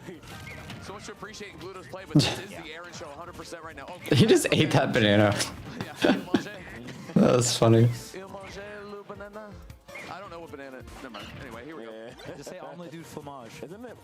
Gentleman covers everything. Isn't it lip black? Anyway, see ya. Heck, that's a plantain in you, Jim. All right. Don't look at me. Aaron trying to extend this lead here now. Monkey flipping, okay. Okay, the down tilt actually clanking with the dash attack, keeping Aaron alive and keeping up the offense here. Such a huge difference from the last 2 games where Gluto was able to just find those kills pretty seamlessly with not much effort. Nice. But right now, Aaron's defense has certainly turned up the chopper. Damn. Gonna put him back on even footing with the stocks. Yeah, and I love that stall out from Aaron, but Gluto still had a good position because the bike was gone, but the banana peel was available there to help him ledge trap a little bit more. But the way, man, Gluto capitalizing very well. Aaron trying to take away the stock. He's got the banana ready, but can he find the clean hit?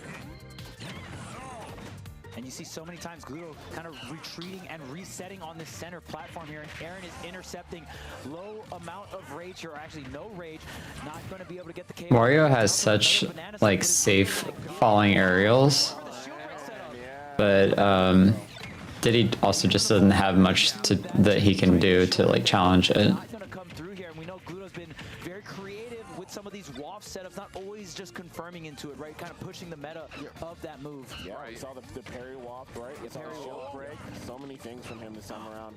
No Wow. capitalization from Aaron there. Shook his head a little bit in the camera too. Trying to find something. Monkey flip should do it. Yes, right there to the side blast. All right. I mean, this Aaron could still do this. The center platform is working out well for him. With that extension. Opportunity here, though. Oh, doesn't slid right to connect the after. ledge. Yeah, just that's actually really good positioning. I think Gluto just needs to slow it down a bit. Because you know he's going to get, either nair down air or just true down air and like just push him, either 50 damage or just lose your stock straight up. Exactly. Good punishes here. Got him out of his double jump. Yep, he knows it. He knows it. Okay, I was misses gonna the say. forward air, but connects the. Ooh, Yes. that was a great up smash. Really baited that aggressive return from Aaron. Pressure's on Aaron here now. It is. Loses this game. He's out of Summit. This is nuts. Aaron trying to get to game number 5. Yep, trying to pick it up here. Opportunity. Jeez. Oh, man, but ill-advised monkey flip. You got to watch those monkey flips. Gluto's looking for them now, and he's already looking at a tie game. We're taking the lead. Yeah, this is definitely He's using all the items. I mean, honestly, the percents are tied, but Gluto's percent-wise, such Gluto's the up. heavier character and actually. Oh, okay. Yeah, that's something Aaron's been going for all summit. Aaron racking up more and more damage. Tries to go for the banana slip. Bro, Aaron just ran up and spot dodge, by the way. Like, he's fearless. Oh, spot dodge again. It's getting caught by Gluto. You got to watch those defense. I think Gluto's got this. When you're panicking, he's going to take full advantage. Jeez, nice recovery. He's still got his waft too, right? Gluto trying to bring it to a game 5. Half off. You can find the good hit here. Who's it going to be for? Oh my god, that's it. Game 5. I was Damn. very afraid that up smash wasn't going to get the KO. But clearly enough, Yeah, for sure. clearly enough rage there. Yes. I wouldn't say clearly, man. He did not fly that fast either. You know what I mean? Like out of the up smash, that was scary. And Wario, very heavy character. Gluto, obviously, always hitting the right DI on a move like that. Bringing us to a game 5. Aaron saying his bans and Gluto locked in as always. Damn, we got another game 5, guys. Can't say I'm surprised. I mean, final summit. So Getting a lot of them. You know, Gluto certainly doesn't want to join Spargo in that 13th circle. That is not somewhere that he is accustomed to sitting. And of course, Aaron's just like, I'm this close. I'm right there on the doorstep of getting my first set win, trying to make it happen. The 13th circle, man. The 13th struggle. A lot of pride on the line between these two, honestly. Want to be there. A lot of pride behind him. And I mean, even for Gluto as well, you're representing an entire country. Gluto's been, I feel like Gluto's definitely been used to that for a while now. But, I mean, here at the last summit, it probably means a little bit more to him, too. Oh, facts. And, of course, you got the first connection here, too, right? Yeah. What song did they pick? Battlefield is the pick here. The music, bro. Aaron's playing game 5 right now. This is not game. Well, it is. No, it kind of is, bro. This is, I'm liking it. We're not getting the edge cancel there, but maybe. This is huge because he doesn't have bike. That's the one thing about tossing up bike and leaving it on stage. You don't have it in disadvantage and recovery too. True. Dang, the items are flying. I know, for real. That's the other thing, playing against Diddy might be a pretty good matchup for Wario, but they're gonna have the item control. Oh my god, he got knocked off by a banana. Well, there goes Gluto, man. Comboing off the banana peel, you gotta do that if you want to take down a Diddy as good as Aaron. Yeah, absolutely. Good down tilt, steps back just to get the pull. Yeah. Man, but catch the Oh. again, man. That monkey flip from the corner has not been working out really well for Aaron. He's got to be careful there. Gluto definitely has to key in on that. And you see where the bike is positioned, it is shutting down Banana. This is such great placement. Even Gluto threw the bike up, and it felt like Piranha Plant. Oh, wow. Whoa, good god. Damn! Good stuff from Gluto, capitalizing there. I'm surprised I'm not even sure what he hit him with. Gluto was ready. Was that a back air? At all now, gonna get to enjoy a slight lead. Oh, What? Oh, no. okay. And overshooting that a little bit. Now giving some openings to Gluto. He's got to relax, man. He's got to relax. Oh my gosh, remix. Clap. He's panicking a bit. Definitely. Can't blame him, man. That stock dropped after playing so well in that first stock. Up smash. Oh yeah. Catching going to the ledge, yeah. Well, Gluto has been going to the ledge quite a bit, so that was good coverage there from Aaron, just getting the scoop. We even saw in Leo set versus Gluto, Leo was doing a lot of parry on the hit 2 of Nair, right? Yeah, Which is we did. You saw it as that tech came out, by the way, he got full waft. Like it was like cinema. You know what I'm saying? It was like, damn, he was just looking for that perfect waft timing. Good catch. Hey, the fair stuffing out the monkey flip approach, banana in hand here. Nice. Gluto's racking up a good amount of damage. Did he not the heaviest character in this bunch here? Step back. Man. Those twinkle toes, man. The air piccolos. Too good. Down smash, rare to see. I want to say it worked out, but I mean, it worked out okay. Yeah. Warrior down smash, LOL. Yeah. Best use of the Warrior Deathmatch ever. Did nothing. For real, yeah. All right, Gluto putting Aaron on his last stock. Huge situation for the Diddy. Oh, no. Jeez, this is huge. Off stage too, Aaron just having a really hard time getting anything started. A couple down tilts into a dash attack. Good string. Okay, that was really good. Damage. It's pretty optimal. Okay, the waft is still online here. If you get any kind of connection, the second hit of neutral air, the falling. Oh my god, the bike was getting hit too. That's funny. Needs to survive here. Wow. He needed a couple more hits of that up smash. It would have worked. So unfortunate. So scary to roll towards the bike too, because it makes the waft more active. You know what I'm saying? Like, you got to be careful. Gluto's playing. Oh. Laying down the traps, yeah. I like it, man. It's good to see Aaron hit that stuff and bring us to the last stock. Game 5 against Gluto. Is Gluto going to go out of Summit? Oh my. It's not looking good right now. Aaron's feeling pretty good about himself. I mean, he has to, right? Oh no, not the high monkey flip into waft is just waiting. Yeah. Oh, the air dodge. What an air dodge. That was a great air dodge. What? Gluto. Hello? Actually, Aaron ride this momentum, see if he can take down this Game 5 Gluto. A good snag. So much uncertainty has built up with Gluto right now. Lets the waft go. Aaron, parry. Parry. Oh my goodness. Aaron is playing right now. Oh, it blew up the bike though. He's gonna get it back here to help him up the wedge. Popping over though, creating some space. I'm not sure why that happened. I'll blame nerves, but he's still in it. He's still in it. Oh no. Yeah. Damn. Gluten. Gluto, like, he really did fumble that Game 5 a lot. Damn. Game 5 to advance on to this loser's side of the bracket here. And Aaron, man, that is such a tough pill to swallow. You get the banana slip. I was so sure the forward smash was to follow. 100%.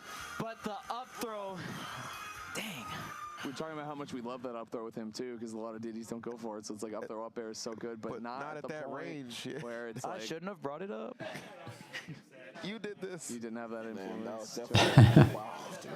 Man, Heartbreaker, but that was heartbreaker still for a Aaron. great set. Heartbreaker for Aaron, but it it's was dope. honestly too, it's great to see. I mean, I don't want to see those guys drop out of a bracket. I love watching them play so much. You can see everyone eating in the background. Staying alive, skin of his teeth, truly, pretty cool. really, really good. Barn burner of a set there for Aaron. Game 5 against Gluto, pushing to the absolute limits. And it was so back and forth momentum-wise too. Like, Yeah, it was. Aaron opened up so strong in that first stock, then Gluto Game 2. Hey, Gluto. What up, what up? How you doing, man? What's up? Gluto, did you think it was over when you slipped Game 5? When I what? Game 5, he got the banana slip on you. Did you think it was over? Because I don't remember. I don't remember. The eyes tell the story. It's fair, it's fair. Yeah. Damn, Gluto. The thing is, when I missed I did the random waft. That's the symbol when I'm like, I don't know what to do. So I realized it and I was like, okay, I missed the waft. That's okay. I am kind of panicking, so I need to calm down, stop panicking, and play well. Yeah, definitely. Better, but he was playing so well, and he was kind of playing different than Tweak, than what I used to. So I was kind of lost in some points, and he changed the way he played during the set, so it was very interesting.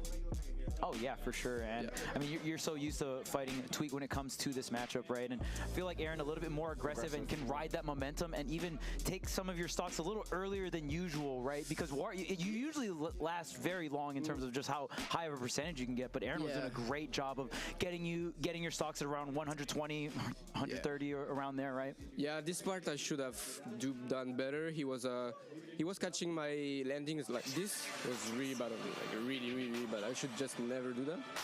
And for example, sometimes I let him kill me too easily. So I think I could work. It looks like that might have been F tilt. Amazing as well. Your bike usage. and the place. To block the bananas and stuff like that, it was really nice. I think the idea is good, but I still don't do it really well, and I get reversed for it too much. Okay, so you feel like you're still learning how to utilize Because it it's more. really hard, and it's like different in every matchup, so it takes time, but it's a really good tool, and I need to work on it. Nice. Damn. Well, Gluto, congratulations, man. You know, obviously, you know, you. look at this losers bracket, you understand how difficult it is. So congratulations on hanging in there, bud. Good stuff. But I could just say something real quick. talk to us, Aaron. What's up, Aaron? What's up, Aaron? Of course. Take a seat, man. Jeez. First off, I just want to say thank you to Moist for sponsoring me still. Really appreciate it. I was a vote-in, so thank you again to my community for voting me in. I think I played pretty good in my sets, actually, but just not good enough. Everybody else definitely outplayed me, so I just want to make that clear. I had a really tough up smash miss input that game, which sucks, but it's how the cookie crumbles. You know, Gluto's definitely way better than me, so I'm humbled to even keep it that close. But yeah, I mainly just wanted to say thank you for voting me in, and I really, really appreciate this opportunity. It means the world to me. For sure, man. And I hope you realize you could absolutely contend with the best. So don't stop playing, bro. Don't stop playing. Don't stop trying. We love seeing you at events, man. Yeah. You're going to get there. man. Thank you. Real shit, real shit. Honestly, shout out to Aaron, man. Definitely one of my favorite people in the community, dude. Wholesome guy, super talented, just jams it, you know. And I know. All right, before the next set starts, I will be right back. I'll leave the stream on, but I'm just gonna BRB. And you know, the French community's been so supportive for this event. They brought the French dimension, and I want to do something for the homies. You know what I'm saying? We got Humming in the building. One of his good friends is about to play. I'm gonna hop off the mic and let Humming have this match, because I know he's really excited to commentate for Natoru. So let's welcome Humming with a big spring ass over here. I love You guys know Humming, man. Humming, yeah, of course, yeah. Humming, freshest fit every time. Yes, absolutely. Oh, the French come correct. Yes, they do. What's up, Barley? How you doing? Let's say it was kind of a tense set. There was something lacking in the venue. It was the sound from the French stream during the whole set. We were like, oh my goodness, is it really happening? Oh my goodness, is it really happening? Shout out to Aaron, because he played wonderfully. Like, Yeah, you guys were quiet for the first time ever. You're like, oh shit. What's about to happen? Well, even yesterday, right? Gluto had so many crazy Game 5 sets down to the wire. Like, absolutely insane. I mean, Summit is delivering on all cylinders right now when it comes to these sets. And you still lose a bracket. Yeah, we're just in losers. Losers round one. This is the craziest losers bracket, man. There we go. Well, and the hits just keep. I'm sorry, Humming. I don't think your heart rate's going to go down anytime soon. You got Leo against Natoru. Tell me about this a little bit, Humming. What do you think? Again, as we said before, Natoru is the kind of guy that goes like over the top in the aggressiveness. So he's been at 130% during the whole weekend, and I think that all the other opponents are kind of getting used to it. But he's also evolving. I've seen him earlier playing with Show, for example. So the Meta Knight from where is he from? SoCal, right? SoCal, yeah. Well, he's from NorCal, but currently lives in New York. Okay, so he's been playing with him because he had a lot of struggle with Meta Knight from Limkalu earlier. So he did kind of train the matchup here, and he also kind of, as I was saying, evolved because he tried to adapt and answer to the aggressiveness from Show. So he's now playing on the second tempo. He's like waiting for his opponent and then reacting, which is not something we are used to see him do. So I am expecting a lot from him there. Obviously, it's MKLU we're talking about, so it's going to be kind of difficult. Oh, the Meta Knight is locked in too. So this he's already going Meta Knight? Yeah, okay, so that's like the counter pick specifically for him. Right, the answer for the rats, right? And Leo has, you know, historically struggled with the rats, meaning Pikachu and Pichu here. So Natoru kind of having a good role in the losers bracket against MKLeo, character matchup-wise, right? Yeah, very true, Chuck. We got game one starting off here. Leo seeing Spargo actually drop out of the tournament at 13, trying to avoid the same fate as him. Anything can happen here, though. I mean, especially the character as volatile as Pichu, right? Like, yeah, you might die at 30, but you can kill them at 0. We've seen Natoru do it several times already this summit. Pichu's special. I do see what Humming that you were talking about already, right? Where he's kind of waiting a bit and he's really playing a secondary. He's been a reactionary. He's getting a lot of great whiff punishes so far right now. That's really keeping him in the game. Really Honestly, play off the bat. I'm pleased what I'm saying. Exactly as you were saying, he is just waiting for the missteps from Mikalu and then trying to punish them. And if he doesn't connect, He's just sidestepping again and just waiting for another opportunity. I want to see this game plan stay here for at least one game or two, you know, just to see how I'm going to adapt. Right. Good. I love that agility back on stage. You don't get the hitboxes like you do with Pikachu, but still, you can cross up, and we've seen Netoru do that several times. Looking to take the first stock here against Leo. All right. Back and forth here. Both these characters fairly light, but Pichu kind of warps the game when it comes to weight, right? Pichu just can get KO'd extremely early, but the same goes for the opponent. But Speaking of that back air, that move has some of the craziest knockback in the game. Definitely. Not only that, but the timing. You get the 3 hits. You can confirm them as Leo didn't get that last good one there. Very active. Good for catching jumps off the ledge. True that. Helps with the timing. And now I see him losing patience. Why again going for those huge inputs? Just like an up smash, down smash. He wants to get that stock quickly, and again missing another confirm here. This is getting he's getting annoyed. He's getting literally annoyed here. Spot dodge here, the up throw, you get a second chance, but the air dodge comes out. The back I am back. Didn't miss too much.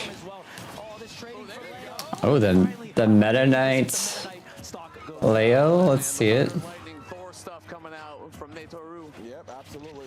You know, it's crazy because no matter what we see in the percents in this matchup, it's really going to be the win conditions, right? Yeah, of course. That's Leo, man. He just mock tornadoing in neutral against Brawl sometimes. Yeah, sometimes you just got to throw it out, right? Yeah, you got to let him know. You got to let him know, yeah. Tornado and neutral for the culture. All right, so back to neutral we go. The stocks are even, but Netoru just bleeding a little bit more. Nice. All right, Leo, I'm sorry, the stocks are not even. It's 2-1 here. Leo got the lead. He said, stop talking to me, Chuck. I got it in, and this might be over.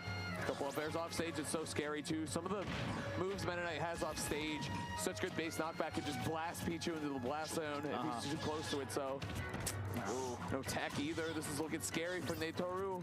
Yeah, he's struggling just to get back on the stage, and we're not even talking about punishing the options and the defaults that Mekheim Kelo could bring on the table. Because finally, maybe pause.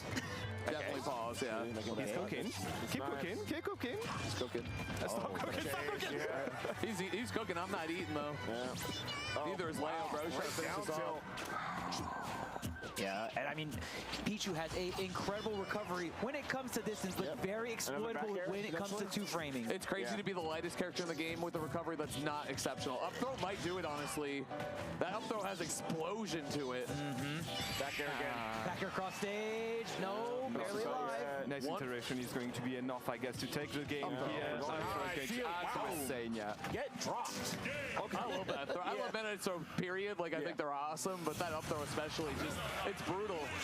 Dropping it down, 2 stock there, Humming Bee. What do you think? What are we going to see, man? Netoru down. Not up though. Sorry, me no speak English. No hablo English. So if you're wondering where I went, I got Boba. That's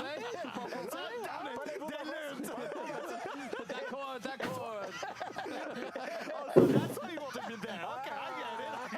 That doesn't change we won yesterday, okay? Now, again, that was game one. Obviously, we saw him adapt yesterday against Spargo. So there's still room for improvement here, and we saw exactly... It's pretty fun to watch Leo use Meta Knight. I mean, it's fun to watch Leo use any character, honestly, but...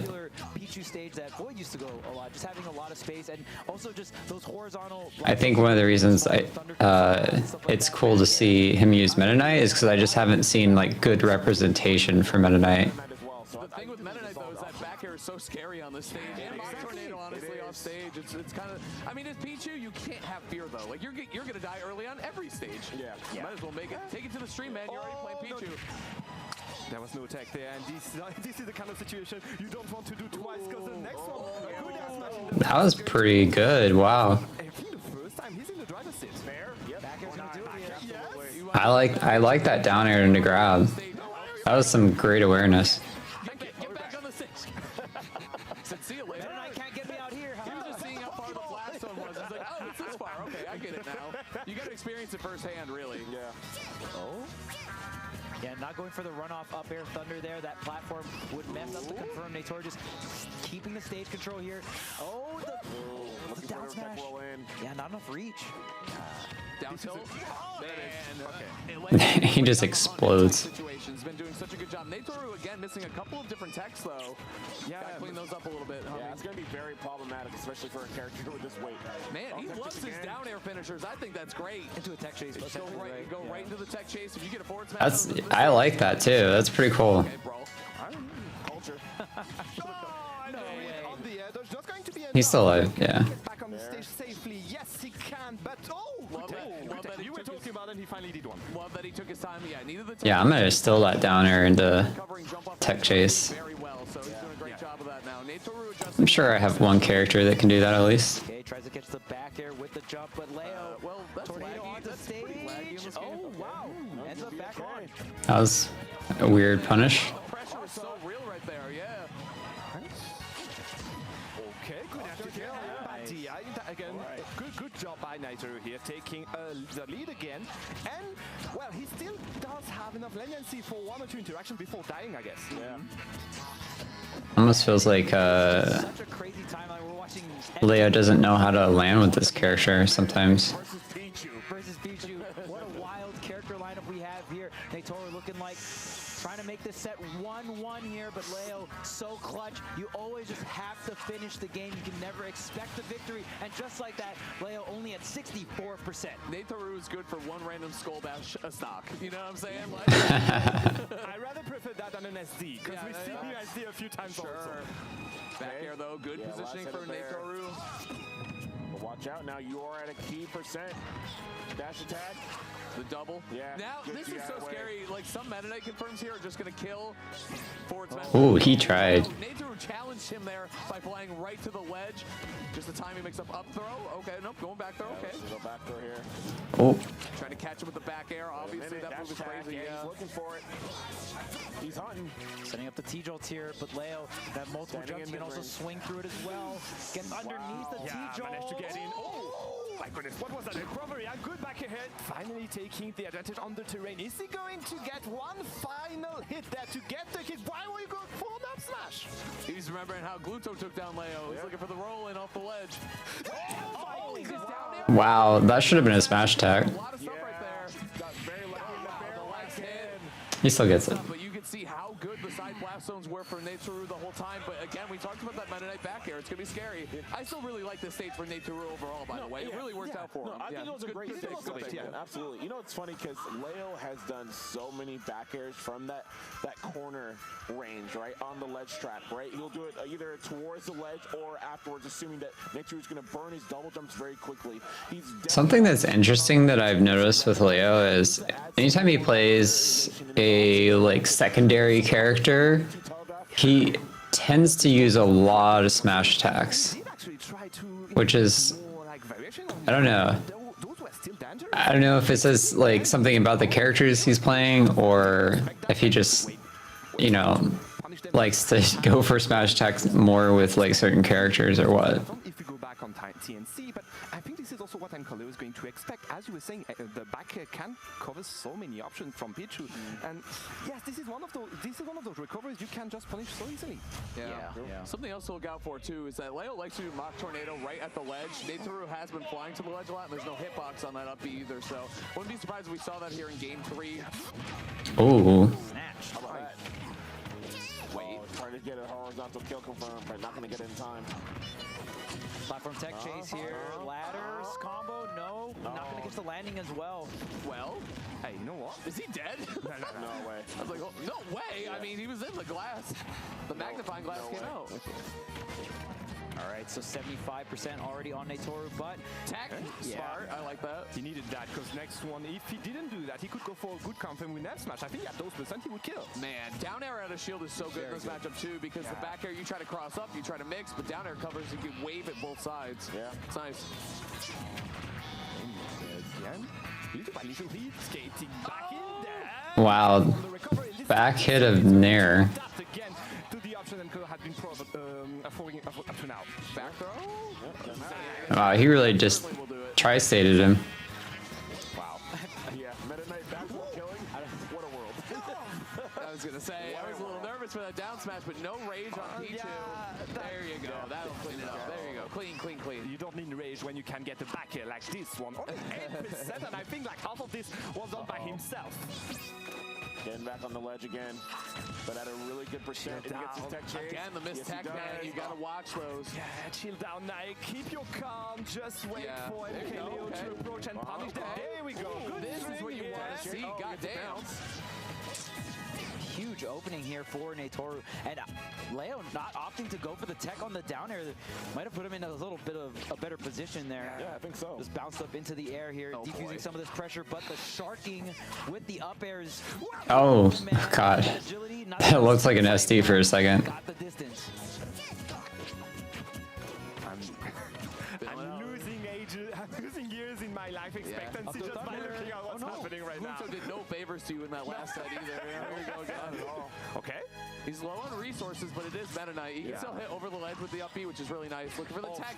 Oh, he wanted the roll. I think because he's recognizing that he's missing the text. You know what I mean? It's just a good mix-up. It's up to Leo, but Natoru holding on. No back air! Yeah. After the down tilt. Oh, no! Again, Pichu's just this character that demands the Damn. Okay. That's the Gucci shoes. That's not fair. This character is comical. Pichu is comical.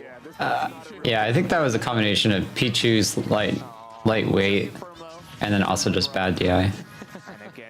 Because it was unexpected. He's going to catch the kill, but 30%, and we've seen already how MKLeo could use those platform B earlier, so he needs to get out of that angle quickly. Get out of that corner. Thank you. Oh, dash attack. That's better. Take the guaranteed shuttle loop damage. The next one might do it, honestly. 92 is really scary for Pichu. Okay, and you can see already the S smash are going out by MKLeo. He wants to get this stock quickly. Oh, he's looking for that down smash. Staying alive. Let's see if he can steal a stock here. Steal a game from MKLeo. Thunder? No. I was looking for the up air. I mean, we've seen him hit that stuff. Okay, back here. You need no string because you got too much rage, I guess. Get right again. Oh, the direction where that's getting punished, so hold on. Hold on. Natoru marching his way back to a come from behind victory. See if you can find here. Wait for the bear. Oh, very close. One. See, keeping stage control here. All right, what's the option here? This is the big one. Yep. Yeah. The cape, yeah. Yes, Tech chase? No. Neutral air. Oh, down smash. Oh, he fell out.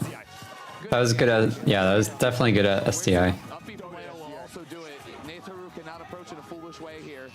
Down smash. That's send him home. Just the raw one. Summit, good stuff from Leo. Bringing it very close, very competitive, especially games 2 and 3, especially game 3. Natoru out of the Summit. I'm sorry, humming. Stop looking at me when I'm saying it. I'm just reporting the results.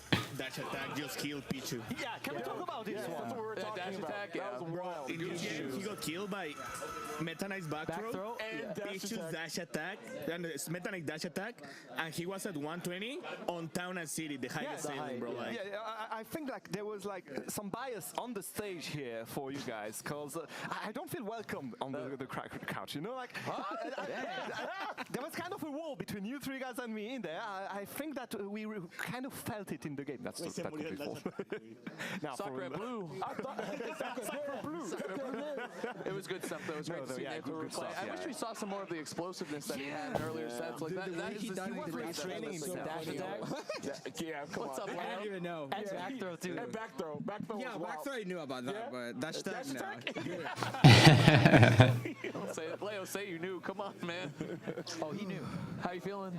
Good. Now I think I played the loser of Akola or Big D. Yes, you do. Yeah. Interesting. Hopefully it's Akola. And afterwards you're going to face Gluttony if you do win. Afterwards you're going to have Gluttony on your road. Yeah, well, if he wins the next game. But Damn. If he So many I want to play ifs, Gluto right? again, actually.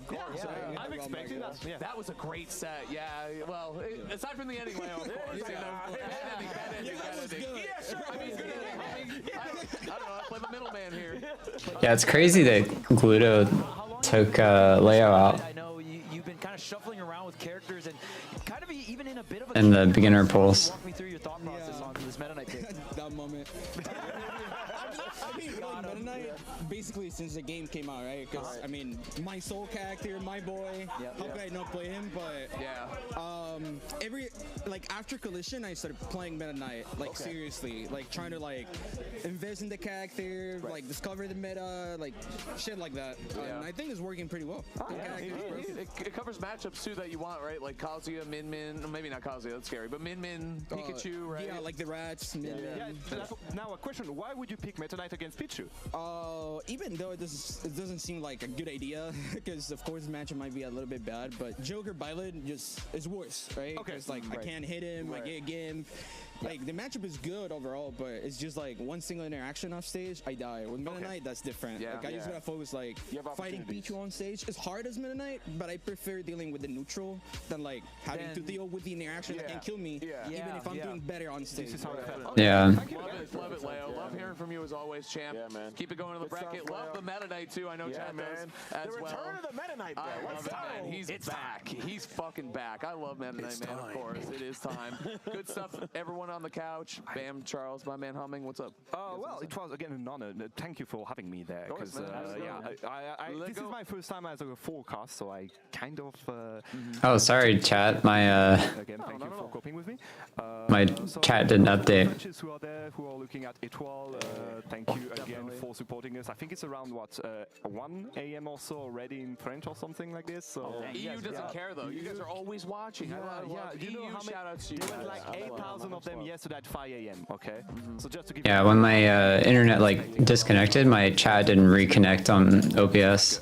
an au revoir to all the Au revoir, truly. Do you think it's a little bit of pressure when you play tournaments? For us here at Smash Ultimate Summit 6. Yeah, I mean like Every player trying to play their best, stay alive. And get to the finals. We're gonna have some winners. the way I look at it is like Leo wants to make it more comfortable for himself by optimizing what he prefers to play the most, which is neutral.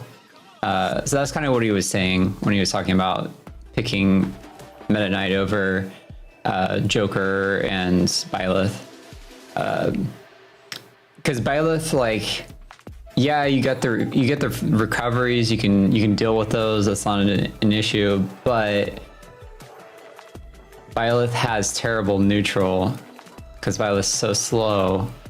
So I can see why like Meta Knight is a good like alternate pick for Pikachu and Pichu.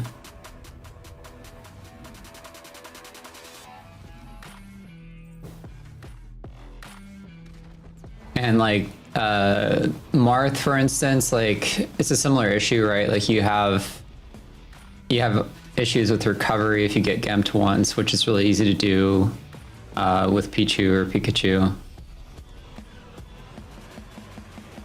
So, yeah.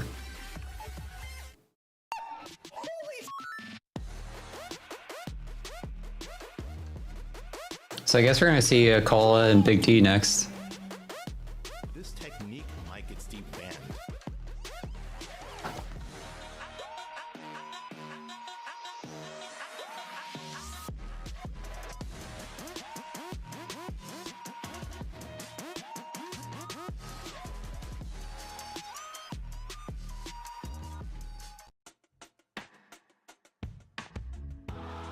I feel like a forgotten relic. It's a name that not many people know. This region sucks. Well, going to losers. If you took even a second, oh, that's a 9 to 10 matchup.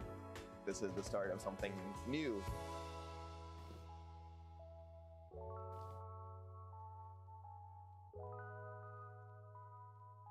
So in losers round 2 currently, we have MK Leo, Gluttony, SkyJ, and Void.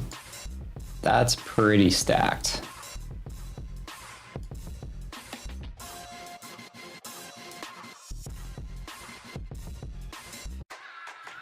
I'm excited to see who's going to come out of winners though. There's so many good matchups. I'm definitely excited for Apollo Kage versus Tweak and Proto Banham versus Riddles. And even Mutace versus Chrome. Like those are all really really fun matches.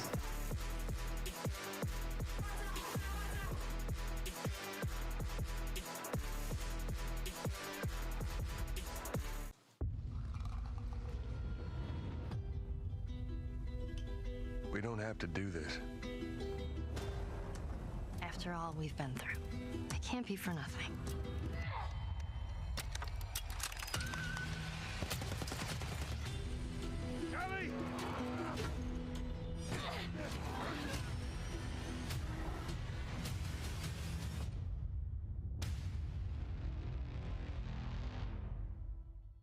John? Bree, any idea why we are in a fridge? Anyone been playing Leftovers can be anything. the Resident Evil 4 remake?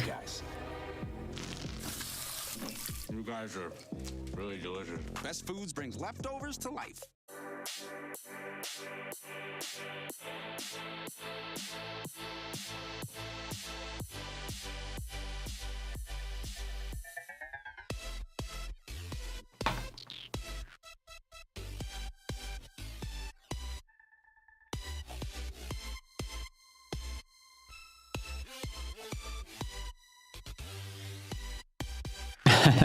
That game scared you when you were younger, you never returned.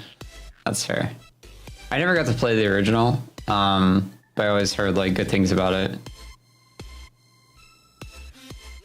I think I played a lot of other like quote unquote scary games though. Yeah, so there's like Doom 3, I played that. And then what was that one game? Stalker? I played that, like the acronym Stalker. It wasn't like super scary. It was just kind of like mildly scary. And then there was that other game with the little girl. What was it called?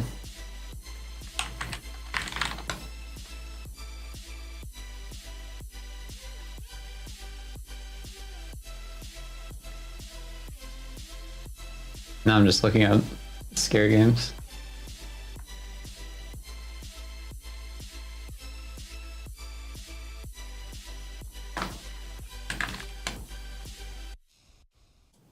Oh, Alien Isolation was pretty good. That game does so well with making you feel like your movement actually matters, and like how the like alien reacts with you, which was really cool. Oh yeah, I played Fear. That was, and Fatal Frame. Those are all pretty intense. Outlast, I played that as well. I played a little bit of Dead Space, not a lot though. I don't think I ever beat that.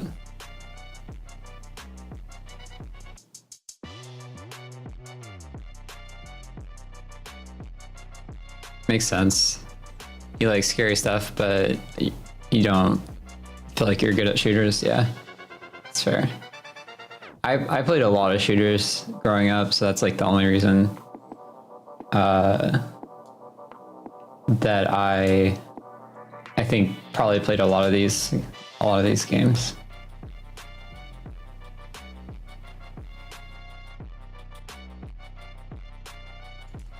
I know a lot of people like think Phasmophobia is scary, and that one's like, you don't have to be a shooter for like, you don't have to be good at like FPS games for that. But I don't know. It's not as scary as like people make it sound.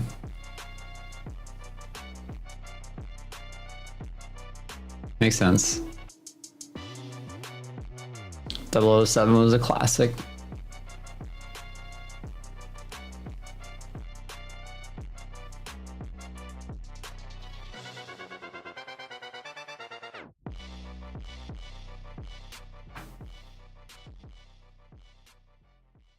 Amnesia was another horror game. That one was pretty scary, for sure. To say it has been an exciting start to the final bracket would be an absolute understatement. We have seen some absolute banger sets. And the crazy thing about that is, guys, that was only in the loser side of things. We're about to be shifting over to winners because it is getting super serious here in the venue. Yeah, we've got some winners matches to get to, but before we talk about that, we would like to talk about Asus. Thank you to Asus for being the official monitor sponsor of Smash Ultimate Summit 6. You can see right here, if you're frustrated playing on small screens with traveling, you can pick up the ROG Strix XG16. A lot of letters and numbers there. I think TK picked up one of these a few years ago. Has a 50.6 inch full HD portable IPS gaming monitor. There's a lot of stats and pieces and hardware specs that you could go into, but honestly, this is just the travel monitor if you're trying to play some games. You could click the banner below and use the code BEYOND10 to get 10% off portable gaming monitors from now until March 31st. Get on that right now. Hell yeah. All right, man. So winners, quarters, finals is coming up next. We got 4 winners matches for you. Go ahead and see what's popping for that. I know losers started off with a bang. You know, big W there for Void. Almost got another bang right there. Big W from Aaron, but wasn't able to close out over Gluto. Would have been some crazy results there. SkyJ going to take it over HBox, and then MK Leo going to take it over Natoru. So now we move up to the top. We got Apollo Kage, Tweak, Proto Banham, Riddles, Mute Ace and Karama, and Akola and Big D, who I think currently we're going with. Have you played in a LAN Smash event? Yeah, multiple. So last one for me was a local. Just went to Guild House. They are pretty well known in terms of like popularity among people that like are aware of it, just because Guild House is very advertised during Genesis, which is one of the majors for Smash. So, but yeah, I also went to Genesis. That was here in my home state as well. So.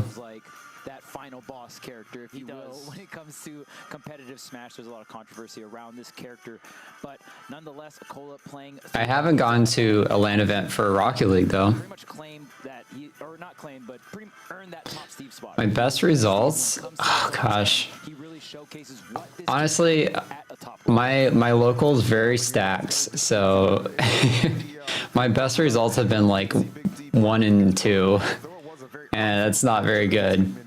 There's not really like a huge shortage of ices. But we're gonna have a little more matchup experience to some of the players over here in North America. So for Akola, definitely going to be an interesting clash with Big D. But I mean, Big D, you know, he's got a style all his own, right? Like this guy plays with full confidence, doesn't believe at any point in time there's an opponent he can't beat. So I think just that kind of mindset. But it's all good. I don't take Smash like super seriously. I play it for fun. But it's definitely like it's hard to break into the competitive scene and play well and like keep on top of it too. And you just get forward smash. And what Big D will do is if Big D's facing you, then Popo's in the front. He wasn't there to win, but to play well. Yeah, that's kind of how I feel. Like I really just like, you know, enjoying trying to like go in and learn some stuff. So. And every time like I do learn something, and there's days that I feel really happy with how I played, even though like my results didn't show it. So yeah. Big D like getting away with this amount of like side Bs. It always looks like it's not supposed to be that good, but it really is just that good. Like, Right, insane move. It's a very hard move to like deal with. I once cast a Nintendo event that had there was somebody that was getting very far just squall hammering. Would I rather be a pro in Smash or Rocket League? Gosh, that's a hard question. I love both of those games so much. I feel like probably Smash, but yeah, I think it'd probably be Smash. But Rocket League would be a lot of fun too. It's just I feel like the community is a little different for Rocket League. Like LAN events are less important, and there's less of like a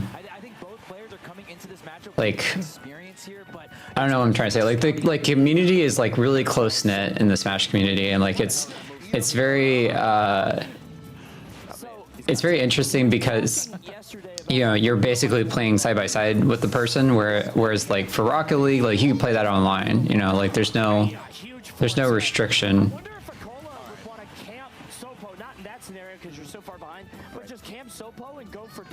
But playing Smash online is like actually horrendous. So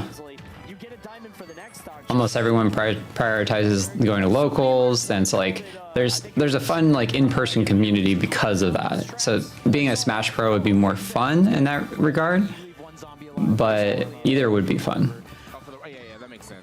I would say when you play Smash, it's kind of all about skills, and now I have a player play. Are you trying to say like you're focusing more on like playing against the player instead of like the character? Oh my god. Wow.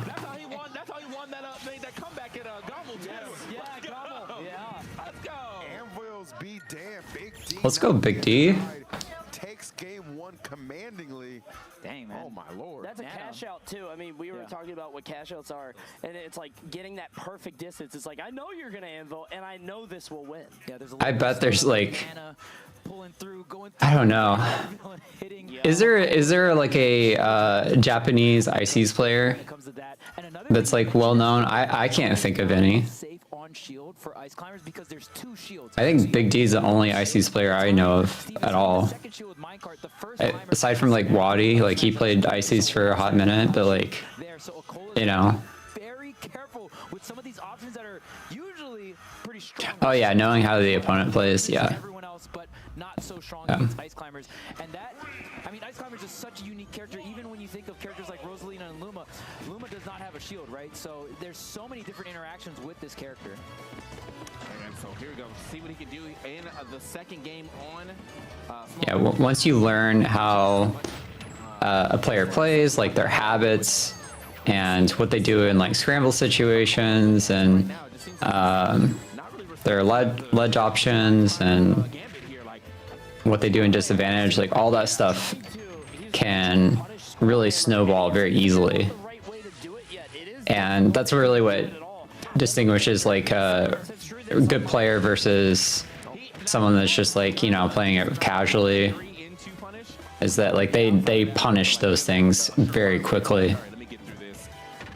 And actually, probably need to find out a better way to split these climbers too. They don't really seem to be that split too often in this match so far. Yeah, and also like it's not just about seeing the same moves and finding a way to win. It's like keeping that information in your head and using it when you need it. Like that's what also distinguishes a pro player. Like getting those like knowledge checks and like reads on your opponent of like habits and things that they do, and then cashing in at the right moment. Another thing too that's great about Ice Climbers, you see the double fair is so good at clearing blocks, right? And that's such an. You feel like Akolo could do a better job separating the two ICs? Yeah. Looks like something similar, right? Spargo with Cloud, constantly pressuring with the. I'm not sure how you would do that with Steve though. Oh, they had a good opportunity there. Getting a little footstool there for nobody. Oh, he gave Nana a jump back. Yeah. Safety's right here. That was very sweet of her. Oh, that was some Looney Tunes action right there. Built it up just so you can blow them up even better. All right. I think the other thing too, like, that I saw a little earlier in this matchup is cart doesn't seem as effective in this matchup when you have, I mean, if the cart is blocked and it picks up one ice climber, but he inputs an up smash, it's still gonna, one of those ice climbers is gonna up smash. He is out of resources. Good lord. Well, for Akolo right now, it definitely has a lot to figure out, but, never want to count him out. No resources now, though. Where are your resources? Right? Nana and Popo have different percents, so you can separate them easier the more you only hit one. Yeah. Yeah. Comfortable here, and at the same time, Akolo looks a little lost, if I'm being honest. Which is 100% like the opposite of what I was expecting, right? Like I definitely thought he had a little bit more comfort in this matchup, but Big D I feel like yeah, that's exactly what he's trying to do. Is he's trying to separate them with cart. And in this case, it actually worked out. But I think that's why he had like no resources last stock, because he was just really trying to use cart to get them separate. All right, 91 just like that. I mean, he's looking like he's probably in kill percentage if it's up tilt up air. So have to watch out here. Another 40 are going to hit. Resource is still pretty low, and that's a good point about minecart. I thought minecart would be way more disruptive in the same vein as like Gluto using bike more, right? I thought it was going to be able to split them up. Like he's literally using cart every chance he gets. I mean, that's not abnormal for a Steve player. I'm just saying, like it is quite a bit for a Cola. Oh, okay. Okay, she's gonna get out there. Oh, get away! Yeah, I'm like, we're not gonna try to F smash or anything. Damn, Nana, do it for him. Oh man. Oh, miss grab right there is gonna. Oh, not the tools. Wait a minute. Oh, got it. Not the tools. He's got a box. Big back air. He's still alive. Yeah, again, the shield lag on hitting both shields with the down thrash. You see how it No, not like that. Okay, he's still alive. Oh my god. Wow, why didn't no down smash? I'm pretty sure that would have lingered long enough, right? Oh my god. Come on, Big D. You got this. Literally back against the wall here. Hell in a cell. He put himself back in. Oh my god, yes. Let's go. Let's go. Cart is good because it grabs only one without making him vulnerable. Yeah, exactly. That guy plays Icy. He really does, though, for sure. Akola will probably look at Onan's VODs versus Big D if he loses this set. Yeah. I would too. He probably should have, like, already done that if I were him. Max rage, yeah, max rage. Like that was everything I. Like, if I knew I had to play against Big D at any point in any bracket, I would be studying VODs. Because, like, I don't know what to do against Ices. Is the biggest X factor in this bracket, has certainly proven to not be an understatement. Started off, you know, a little rocky day one. With a, you know, Like, those desyncs that Big D gets scares the shit out of me. win over Gluto, gets to this point in winners, 2-0 lead against Akola, looking very primed and poised to go to winner semis. Yeah. This man is tearing down walls. About the, you know, if I was playing Ice Climbers, I wouldn't play anybody. I mean, he actually has played quite a bit of people here, but I mean, it goes both ways. He can figure out exactly Oh my god. Big meaty up airs. Bro, get down! Go to a different biome. Escape the biome. This is a bad seed. Give my man some fast travel, bro. Like, it's not looking good for him. You gotta go to the nether realm. Look at that. Oh my god. Only 2 resources left here. He's gonna try to use the lava to get rid of Nana. Akola just trying to take more time. Well done getting that anvil to split them up a little bit, but right. So still, I mean, regardless of what it has. He's catching on to these cart. Oh my god. That just killed. If he gets him near the edge, but I mean, he would have killed anywhere with the diamond F smash with all that rage. So he's gonna go ahead and lose it. See what if Big D can keep this. Like, there was no question. He just. Yeah, and we've seen that down tilt just sweeping the legs, right? So good for the 2-frame. The angle is just so disgusting on that move. But there. Nana took the sacrifice. A lot of damage racked up here on Akola here. Just barely living that one. Hey, this Sopo can definitely get in there, maybe cause a little bit of havoc. Gotta be so careful.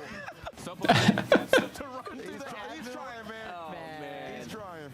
This is what if you camp for diamond and resources, just like try to get full resource. You know what I mean? Because it's one less forward air on for breaking the blocks, right? That's so cute. Get another diamond, why not, right? Okay. Stack up. There you go. Now you got a diamond. Now you got a full bar. Finally, now you kill Popo. You can just go, like, right underneath as Ices. Immediate chops. I mean, you can with all our characters. You can go under after you break the bottom block. But, like, Ices is just the right height for it to look really cute. And it's really weird too because Steve is such a slow character. Even when Steve gets the split, it feels like it can be a little difficult for Steve to capitalize off of it. He's found his confidence. It feels like he's moving with a lot more purpose. Right. Poor Nana can't get over the block. I mean, so many Oh. just an abundance of resources. Wow. Really gonna help down powered minecart for the finisher. Oh my. 57 just like that. But yeah, he's definitely not going to leave this here fight without leave this here game without a fight, because my man is definitely popping off on that second stock. Only took like I think 2 damage basically, and now he's starting to put some. Big D's gonna have to clutch up to get this game. I don't think Big D can find a stock just yet. Watch yourself. Yeah, it was definitely an insane stock. Yeah, not this time. Both coming at the same time. That's an easy punish. 93, we're going to try to break that wall down, but has the diamond ready. Probably going to hold on to it for next stock, maybe. Oh, shit. He got him. Okay, resetting to the stock. I like that. Nana does take the hit, but he wasn't. Oh! Catches the roll, but yeah, not both of them. If both of them were there, that would have been a kill. See, that feels like a bait. Yep, so it's definitely gonna get the kill. That, like, fair into up tilt or whatever. Maybe get this 3rd game. Smart stuff though, Cole, of course. Just resource management. Man, you need Nana for this, Adjusting the terrain. Really? It's Wow, last hit. Okay, yeah. Damn. Yeah, both of them. Yeah. It was a good showing from Akola for that game. Stuff to Akola, making sure he doesn't go out in a 3-0 fashion. Maybe able to try to hit this reverse if he can. Might have figured something out between those 2 games. It definitely felt like there was a playstyle shift. He wasn't getting chased down as much. Actually, was able to farm more resources. Seems like he slowed it down quite. Fair up smash, that's what it was. Yeah. Yeah, like that's like stuff like that. Like I haven't seen enough Icy's gameplay to like know that like I should be looking out for that. But yeah, it's definitely a scary bait. Have that many overwhelming amount of iron, and you know the diamond weapons are always online. It can be really scary. And I think Akola, you can play the spacing game with Steve as well, right? You have the fair, you have the back air. It's nothing like a cloud back air or something like that, but you do have things that you can just space out on shield. It can be relatively safe. I think Akola is definitely finding his footing. You can see it in the movement. You can see it in the tactics and the strategies. He's a little bit more prioritizing, trying to build up resources. You know, I'm curious how tall Big D really is. Because I do think that there's a natural instinct that it's just like, all right, I'm just gonna fight him straight 100%. up. If you're Steve, I think if you're somebody a little bit stubbier like Wario, it's like, all right, let's be a little bit slower. We gotta take this bit by bit. But I think Steve, just generally speaking, could just How tall is Big D? just do that. Just minecart, just throw out the pickaxe on some aerials. It's fine, but Big D really make him rethink it. And now the impetus is on Big D to try to adapt. Coney is 5'8", and Big D looks like he's like 5. I don't know. He looks. He's 6'9". Holy.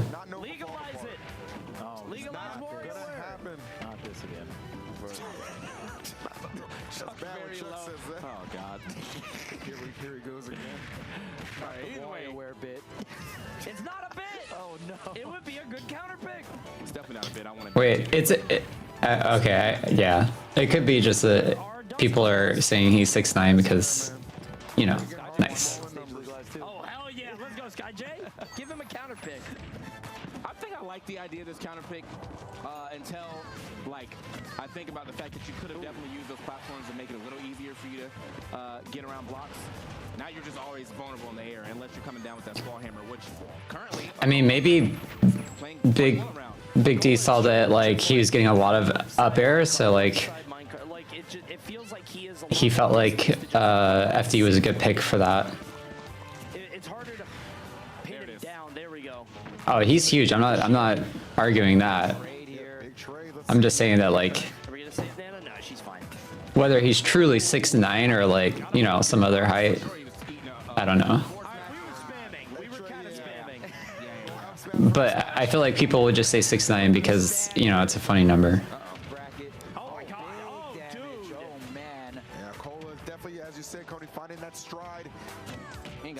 Damn, he is boxing with him. The shield pressure doesn't get the down smash though, and there's that forward throw. I thought we'd see more of it, but maybe as time goes on. Wow. Shield break. Bye. God. Man, that move's strong. Yeah. Dude teleported to the blast zone. Here's the minecart coming through. Yeah, I mean, I kind of feel that way too. Like, Got a lot of damage onto Nana. Nana's flying really far. like FD is probably not a good pick. But maybe he knows something I don't. Oh man. He set the rope on fire. Yeah. He set the belay rope. All right, goodbye. Steve is so cruel. So the Heartless says Minecrafter. You can definitely tell that this matchup gets considerably harder when the Steve actually has the iron resources to continue the Steve game. That's true. I always forget about like the resources you get from the stage. Like iron. Yeah. And now he just always has anvil and cart on deck. So. Yeah, that was actually a really bad pick. Now that I think about it. Really prioritize resources, and sometimes he would be. He should take him to like Smashville or something. What is he gonna do? Here, it seems like he's kind of shifted in that way. Huge forward smash now, and we know Big D can even this up with one up air. Let's see what Akola can do. I mean, this is still doable. 50% plus combo from him already. So definitely, if the opening presents itself, Big D can get right back into this game. Otherwise, Akola gonna keep him at bay and send us to a game 5, regardless of if he likes it or not. Whoa! Maybe a time to strike. Big D finds some big hits. Okay. That's a big up air. And you see Akola. It's almost even. Going back to ledge, not trying to challenge it. Oh no. Oh. That option, I don't know about that one. That final hit on the side be so good. The grab on Nana. Wow, that was a clutch air dodge. It was another bait. Oh no. Oh my god. Wow. He beat him on one of the worst stages he could take. He could take him to. That was insane. Akola had no options there, or very little to say the least. And that forward smash so powerful. That's the second time Nana was a paid actor. Big D is different, for sure. What the fuck is Nana doing? She's winning the game. What happened there? Nana looks like Everyone looks so short compared to Big D.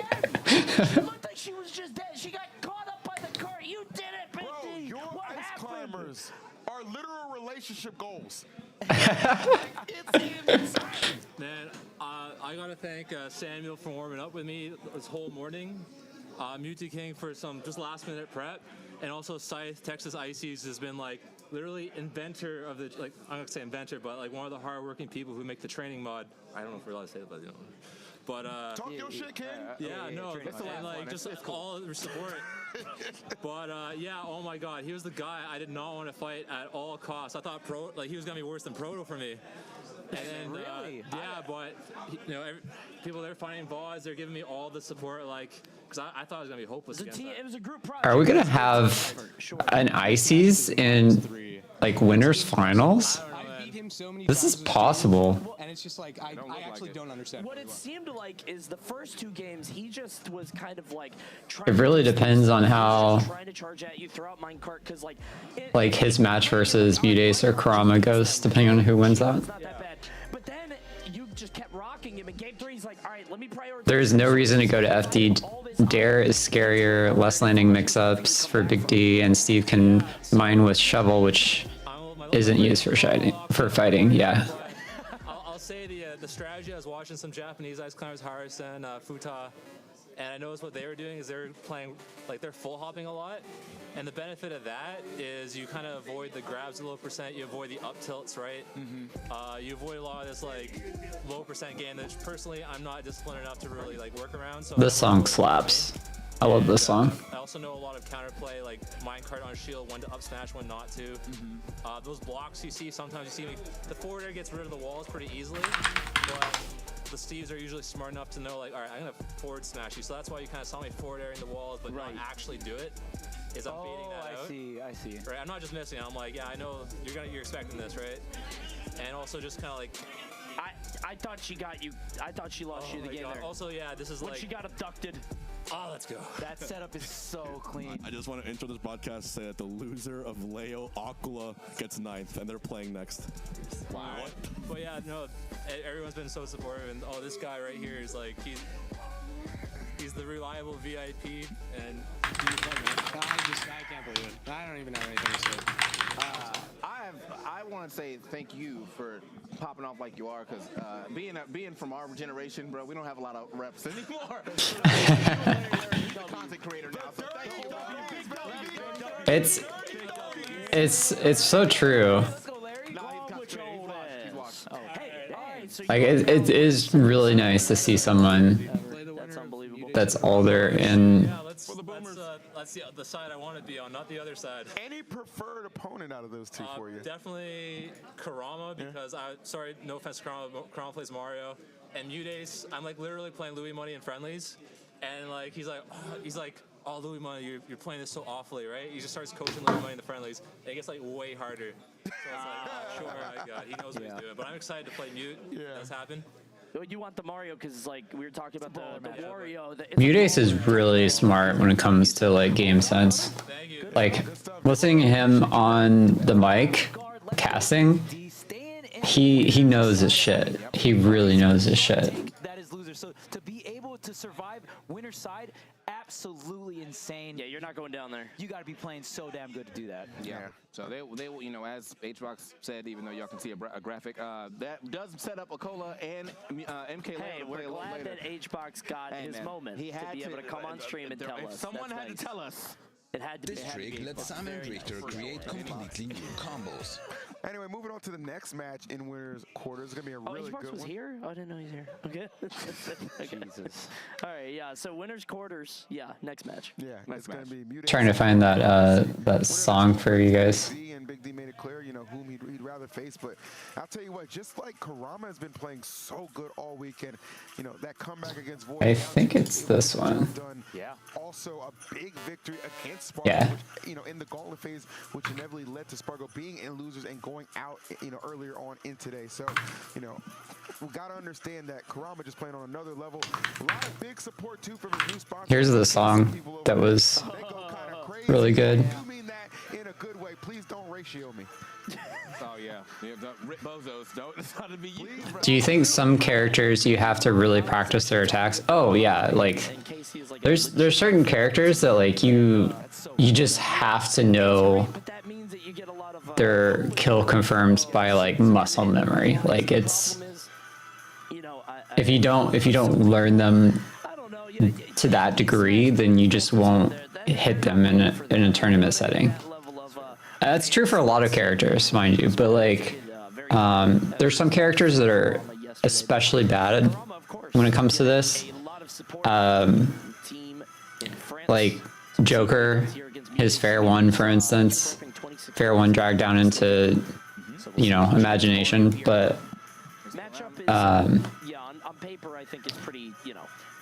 and then there's, you know, just like a bunch of combos for characters. It's not just kill confirms, right? Like it's also the combo game and being able to consistently get a high amount of damage out of your combos.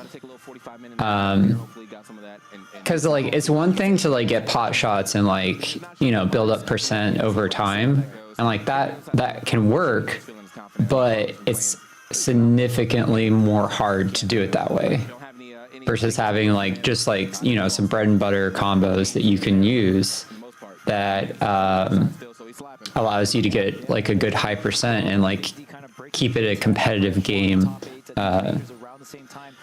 So like based on that, like if you play a character that doesn't have those bread and butters, like, you know, you're gonna be a little bit out of luck. And if those bread and butters are, you know, especially difficult to do, then it can be even harder to play that character. So like for instance, Sheik, like even though Sheik is really fast, if you drop any of your combos, like that's really, really critical because Sheik does so little percent. And like, yeah, you get the opportunity to make more mistakes and you can, you know, try and pick up your combo again. But yeah, it's still really important to like not drop those. For sure, and really just something that's continued as far as the consistency goes. And you know, obviously with the, you know, a few struggles with Yeah, kill confirms aren't as important as advantage state. I agree with you. Like having a good solid advantage state is really important. Because you can still get like your kills through a variety of ways if you know, win advantage state enough.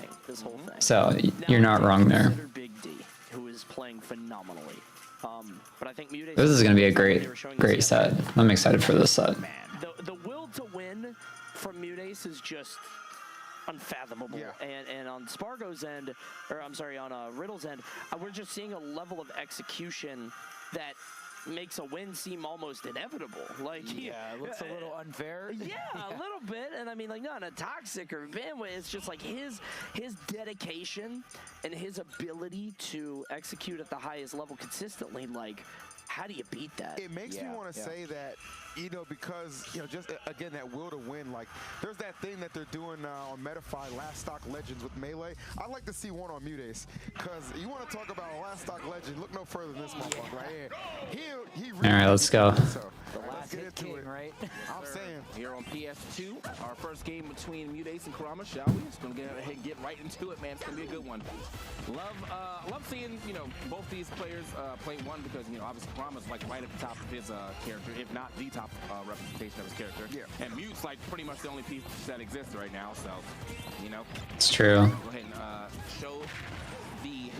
Sam Sora just completely dropped off the map. I'm interested to see how many up airs Kurama can get like that one, because I think in some matchups we see him go for back air a lot, so it's just back air into F tilt. It's a free. Ooh, that fair was spicy. That he can, well, not 25-30, but like 20-25 damage that he can do, you know, with just a free back air F tilt. It puts them at the ledge sometimes, depending on the percentage. Damn. And sometimes he can just burst out with that up smash, which is especially good. He knew that he wanted to like float. Yeah. A very big cut that shit out of up smash. Yep. I'm sick of this. Get out. So immediately takes that first stock and gets 50 on the second. Yeah, Mute has to be very careful about his positioning. Close to the ground, very reminiscent of just that triangle movement, right? And not a lot of characters have, or no other character has that access to a mechanic like float. So you'd always, that's the thing about Peach, really input heavy, right? You're doing all these little float cancels and all that things for either your neutral, your combos, but Kurama still at 131% and counting here. Just Mute can't get this last hit. Do I think positioning is the key factor? For this matchup, yeah, maybe. Because I think that it's it's very easy to like fall into habits when it comes to like how you position when you play Peach, because you try to like float cancel and pressure in front of them, so he's got to be really careful about not doing that, or at least doing it in a way that's safe and baiting him out more. Like that. That was really good bait. Matchups against sword characters, Kurama has to find his way in. Well, Peach, I mean, the only thing really keeping you out is the float movement or the turnips, right? So, and then when Mario gets in, oh man, it's a lot of damage. He telegraphs a lot of his approaches, which is like one of the biggest issues in Mario. But when you've got an expert pilot like Kurama on the character, he's got so many different ways in. It's just like, it really is just a battle of like two of the best comboing characters in the game, and Kurama is winning in that struggle at the moment. All right, having to get off the ledge. Mute having, no up smash. I'm shocked, yeah. I mean, that would have killed though, but it still would have been some good damage. But I think that up smash will definitely kill now if he ends up finding it. Good get up attack, surprising, bold. I think that's good patience quite a bit of get up attacks from Mute. But wait a minute. Ooh. Mutace on that last hit. We know what he's capable of. Let's see if he does. Oh, let's go. The snipe never actually works. That's what's crazy. Yeah, that's true. You see that in practice, right? He always goes for it just as a why not. I didn't see what Kurama tried to do at the bottom there. It looks like he tried to stall with something. Like Last Stock Legend, this is him. I'm telling you. Yeah, it's always hard to just get that final hit on Mute, no matter the situation, right? So right now, Kurama has to close it out versus Mute. Goes for the double jump. The turtle was so close to hitting him out. Oh no. I think that might kill. Yeah. Damn. Start to creep and crawl back into that matchup, man. Mutace starting to settle in, so it's a good sign for game 2 coming up. Yeah, I think that was actually really good patience from Kurama too, because I think Mutace was either trying to fade a up smash or a back air, and because that air dodge was giving up, just immediate back throw. So a lot of options you had to get away from. So understandably so why that air dodge was giving up, but Kurama. So Kurama is from my region. He doesn't go to the locals that I go to, but he's from my region, so. My ass is thirsty. Thank you for that. But Luis does. He goes to the same local that I go to. All right, getting into our second game on Town and City. Yes, sir. Kurama up 1-0 here. But, I mean, had a very solid entire stock lead, but Mute clawing his way back that game 1. See how this game 2 starts off. Back and forth here, 40% for both our competitors. Genuinely like the idea of picking this because I bet you, FD was banned. But you have to play. Oh, damn. Like you want the advantages of FD, but you have to wait until it turns to FD. So it still becomes a Mario stage at some point in time, and you saw exactly why it becomes a Mario stage, getting way up there and getting that up B kill. However, though, Peach. Okay. Wow. He's calling him out right now. Talk about patrolling the ground. Mute Ace, top flight security on this one. So much damage. And Mario's not particularly bad at getting down. I mean, he's not great at it, obviously, but it's not like a big struggle of his. So the fact that Mute Ace is able to try. What a parry. Holy. Tried to end the combo off with a neutral air. Fan Mute Ace off the side, but Turnip not going to connect her. Kurama getting back to the legs, the get up attack, getting dismantled by the float into the back air. All right. Not a lot of damage here onto Mute Ace yet. If he's able to find like an actual good mute combo or a down tilt starter, could turn this thing all the way around here. It's been so hard to combo Kurama. Like his DI's been insane, his breakout options have been insane. So it's gonna be a pretty good one right there. Quick 50. Oh god. 82. This could be a stock. Yeah, Mute Ace is now leading. That was lucky that like sour spotted. What a string. Keeping it going, all the momentum in Mute Ace's side here. Like Kurama, what the hell? Yeah, either sour spotted or the like armor of the up B or something. I mean, these turnips are starting to do work. Yeah, they definitely are hitting quite a bit of those. Forward air not going to be able to take it from the middle of the stage, but hey, nice turnip pop. Oh, like that grab. Great grab. Hasn't gone for a lot of those just yet. And another turnip going to land. We're going to throw that Ooh, down. he missed it this time. And Mute Ace keeps taking that position just slightly. Damn. Like at roll on. He'll just kind of sit there and throw the back air because we know that it beats get up attack. We'll catch roll on if he's able to space it. It was sour spot? Okay, that's what I thought. When did this happen, by the way? Mute Ace was trailing by a lot. Yes. Ladder to start things off, right? Oh my god. I think Mute Ace just has an unhittable move. Eat your radishes. On the last stock, right? But he's activated it right now. Or is it radish or turnip? I forget. It's been like a minute since he's been hitting. Yeah, it's like new game plus sometimes, right? Like just immediately just enters that mode, and it's like, goddamn, I got the same tools, but I can't do the same damage. I think he just popped his ult, bro. He popped his ult. Yeah, he popped his ult. It's an install. He just doesn't get hit for a little while. And usually it's on third stock, but there, the second stock was the legend. He's got mind Arsene, bro. That's crazy. Here we go. Oh, here's Kurama. Oh lord. Okay. He's okay. He's okay. The ladder zero. Yeah, if there's a platform there, that's his passive. Yeah. Kurama uses a platform to kill this unit at 90. Back air almost enough to take it. The double. Oh wow. That was so good. The double turn up through the first one up. Second one down. That was such good coverage. So linear in his trajectory that like in my brain, I'm like, all right, well, people will find ways around it. Like Spargo found ways around it with Cloud. Like certain characters do it, but maybe Mario can't. I don't know. Or maybe Kurama, it's something he's not familiar with. We'll see. Well, usually we see the stall coming out from Mario, Cape, right? Yeah, the cape, the double jump can stall, and Mute usually feels like it's going one turnip at a time, right? Like, oh, okay, let me throw this one turnip. Oh, didn't work. Let me pull another one, throw another one. But that time, Mute setting up, making it look like, oh, hey, I'm going to try to throw this turnip, but actually just up throw it, sets up the double turnip at the same time because it gives Mute enough time to pull that second turnip. And man, two turnips just coming down underneath that ledge. Kurama just couldn't find a way between them, around them, up, over. There's just no path there. Sometimes there's just nowhere to go, and kudos to Mute. Again, like I said, at one Yeah, I mean Kurama hasn't been stalling too much. So we'll see how he adapts.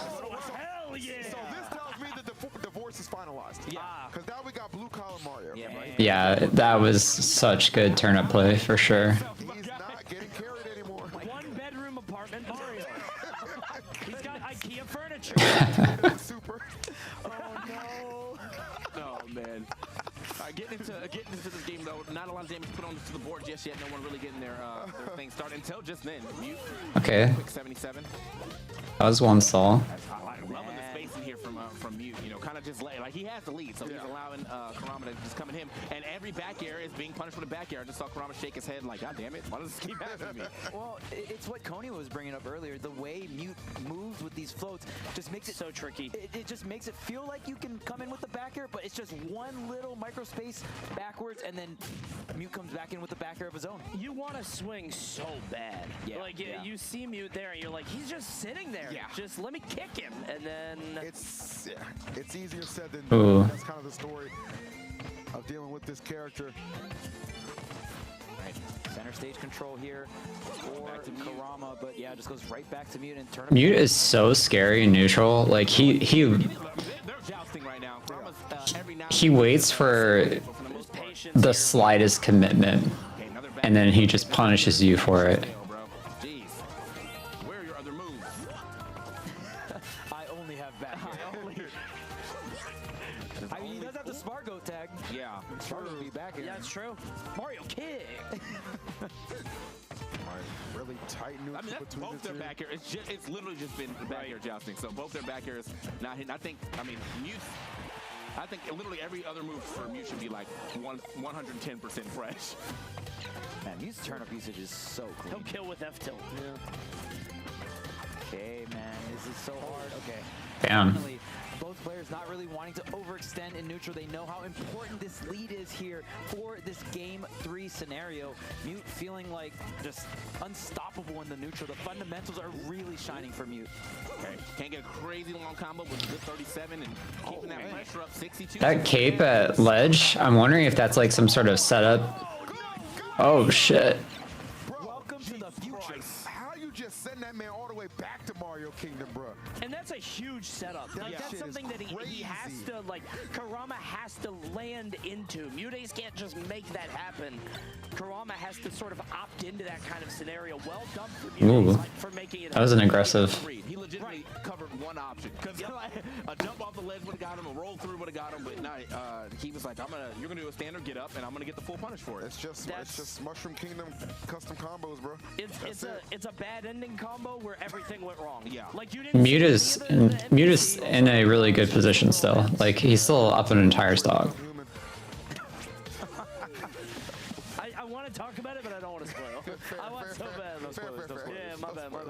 Might have a spoiler for this set, man. The way Mute has turned it up since that first game, completely different tone being set, and Kurama with no answers up until this point. Mute is playing and spacing around smashable platforms specifically so well. There's this angle that Mario could come in on, but Mute just stays there and then fades back, again, making the approach look juicy, right? There's one thing to have good neutral, but there's another thing to deceive your opponent to be like, oh man, look, you can hit me. Yeah, I think that's definitely, it's almost like the sortie way of doing things, except you have a float, or basically always putting yourself in a position where Mario enticingly wants to drop like a drift nair, and then you just punish that with your forward air or something. Stitch, watch yourself. It won't hit. $10 won't hit. I'm not. $10, shake, shake. Oh, he's trying to reflect it. Pay you in crypto. Mute is waiting for it. He's waiting for the opportunity. He's just waiting for any sign of commitment. I don't have a funny punchline. Back to the match. Back to the match for sure. Stitch still in hand. That shit's not landing. Oh. They didn't get thrown. It doesn't count. It doesn't count. It does count. What are you talking about? All right, well, Kurama getting some damage. Oh my god. Going to be the nail in the coffin here for this game 3. Neutral get up just got destroyed. But Mute Ace just Kurama thinks it's over. You know, Mute Ace thinks it's over. Yeah, I know. I was gonna say, when he comes back, if you look at Mute Ace's shirt, what does it say? It says "Keep Rising," which I just think is just like the perfect way to describe his level of play throughout this set thus far. Right? I know it's a nod to the sponsor, of course, but man, just perfectly articulates what we're seeing thus far. All right, man. So yeah, a really good game right there from a Mute on the third game. You can definitely see there's a big change of pace, I would say, from Mute, where it's been a lot less, or kind of let off on the aggression. It just kind of went on big on the punishing, and it's worked out very well. Kurama has to figure out how to like super overshoot now, so that he can still hit a drifting back Peach, and also avoid all these back airs that Mute Ace has been able to throw out and really connect with almost all the time off of whiff punishing. Mute Ace is really playing to Mario's disadvantage here. which is just having very little range. One of the stubbiest characters. In I feel like Mute is gonna win this set, Mario's speed isn't absurd. It's strong, obviously. but it also could come down to stage counter picking and like how that plays out too. Stage, maybe the turnips start flowing. Maybe he gets you at ledge, and then you jump into a forward air. Like, Because if Kurama gets a good stage, then yeah, meanwhile, Peach could sit back and make Mario come to that could be the difference. Yeah, and back to Town and City. Kurama just not having an answer to Mute's movement in neutral. It's just crazy. I mean, very few players do. Yeah, I mean, he's very good at that. It's like a fighter pilot, dude. He's just like barely weaving through the assault. The float movement is just so insane coming out from Mute. Ooh. Oh. Dang. Single hit down there seemed like it's about to go to something crazy. I don't know. Probably wanted an air, but yeah. Yeah. Something foolish. However, hey, the pressure is on, and Kurama continuously. I mean, Oh, blocking one- nice, good up air. Forget like there's a second option coming after that turnip throw.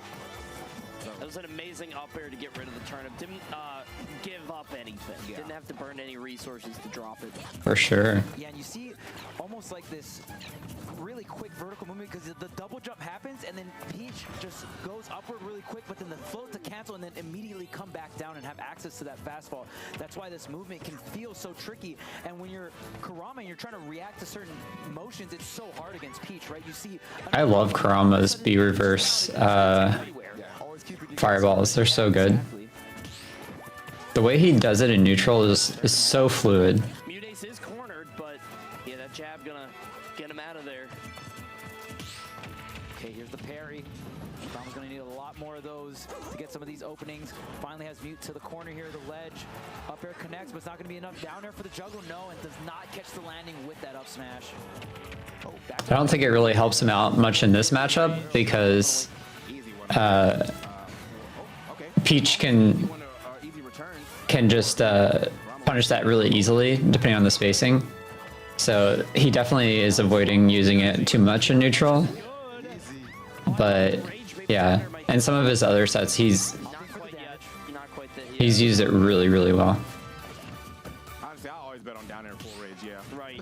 I mean, that move scales with rage like crazy, but Kurama knows it won't kill. Still got that smash 4 scaling on that somehow. Either way. Yeah, that move didn't get changed. Everything else did, yeah. Either way, though, like a good amount of damage here on to Mute. So Kurama's definitely figured out how to play it a little better here in the second, or in this fourth game, sorry.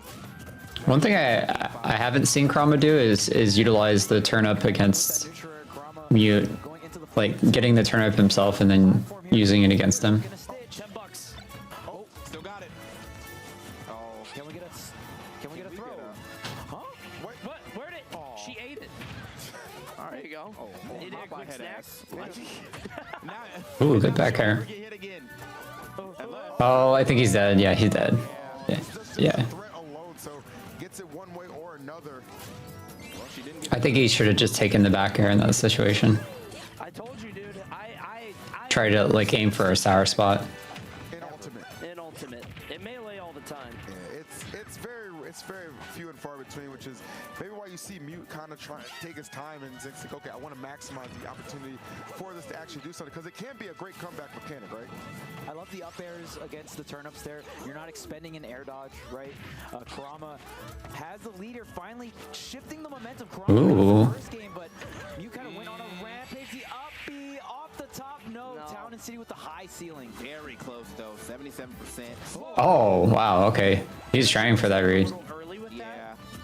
He had a bit of time to charge, but Mute's a little bit too high anyway. Oh, waiting out the down, stalls. he's good. Okay. The stalls have been a lot better now. The stalls and the up airs, like he's really adapted to that. So it's possible we could get a game 5 here. Kurama trying to stay alive on the second stock. This lead is, I mean, he's gotten a lot of damage here, but you need everything you can against against Mute, right? Because his last stock is going to be so difficult. As I say, Mute closes Still out. going down to final hit though. Himself with that B reverse. I don't know if you guys saw it. It looked like he was going to float on stage, and obviously Mutace might have caught his movement, but because of that B reverse fireball, he put himself at ledge, which was an easy back air for Mutace. Maybe a bit of a mistake that might come back to haunt him if Mutace goes into that last hit mode that we know him capable of. Yeah, I mean, it's looking a little rough. Mutace has not been able to grab any type of Okay, forward throw, interesting. positioning. Oh, okay. All right. Here's ledge. Oh my god, wow, this Wow. You have to. I needed like the hardest punish of all time after that, but unfortunately all we got was a back air. Yeah. She gets a 9. Yeah. That back air could be the start of something great. Last stock legend Mute coming to play. okay. Stays there. Oh, the dash attack. Just barely able to put the shield up. He really is being Spargo now. These space back airs. Yeah. Oh, I was looking for that down air. I was waiting for it. Apparently Mute was too. Okay, last stock legend. He punished that so well. What's going on over here? Nobody beats him last hit, man. I don't know. This movement is insane. There we go. Well done by Wow. Kurama.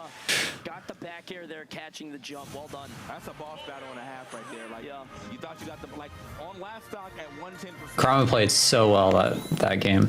Mutace basically has another life bar, just regeneration. It's great. It's another phase. He stands back up. Oh, come on. Man, that They both play really well. I mean, Mute going for some crazy hard reads, and the float movement is just going. Now I'm not sure who's going to win this because Kurama's done a lot of adapting throughout this set. Been ramping up throughout the set, but Kurama doing the same. We've got another. I do know that Mute has really good clutch factor though, so we'll see. What else can you expect, man? It's the final summit. Everybody bringing their A game and then some. Both of these gladiators really doing it out. I mean, the craziest thing is this is only winners quarters. You know what I'm saying? It's just, you know, and everything that we've seen just continuously to be top, man. These players not disappointing at all. Another game 5, as you said, Charles. And see what we get in this game 5 though, man. I know there's been a couple blowouts here in this top 16. Oh, we got the high platform. This is bad. Oh man, that might have been a DI mix-up. Through the blast zone, and that is a hard first stop to take here in your game 5. Really putting the pressure on the Mutace to really make something happen here. But again, last stock legend Mute, I never want to count it out. Say it's over till it's over. Well, he's a lot closer to that last stock after that. It's funny because it feels like Kurama's first stock is so good. Yeah. When you pick Mario, gotta be careful when you play Peach. What do you mean? How many times have we seen him take a stock off this weekend just immediately like that? Yeah. All right, good neutralizer. No hits so far onto Mutace, so even with losing that stock, I say relatively early, at least time-wise, been doing nothing but He's almost brought this back. beating up on Kurama. Kurama finally first. Oh, trade. Oh, the neutralizer out of shield probably. That was clean. Okay, nice. Should be a forward throw. When does that kill? I wonder how much better Peach would be if she had melee forward throw. Oh, like a kill throw at ledge because she would scare you into shield. Yeah. But she's already great, so doesn't need that. I mean, they took a lot away from her, man. That forward air used to be She did get nerfed. She did get nerfed. That forward air used Oh, to. no way. No, Okay, I was going to say. Yeah. The forbidden platform. Yeah. And you out. see Kurama wants so badly to get something started. Ooh, on that. that's scary. Mutace, like willingly challenging up there too. Right. Yeah. That's Trying the to one strike platform on I that top definitely don't want to be in. He's playing with fire. I'm telling you, man, all fire, no fear. That is how Mutace operates. Starting to serve him well.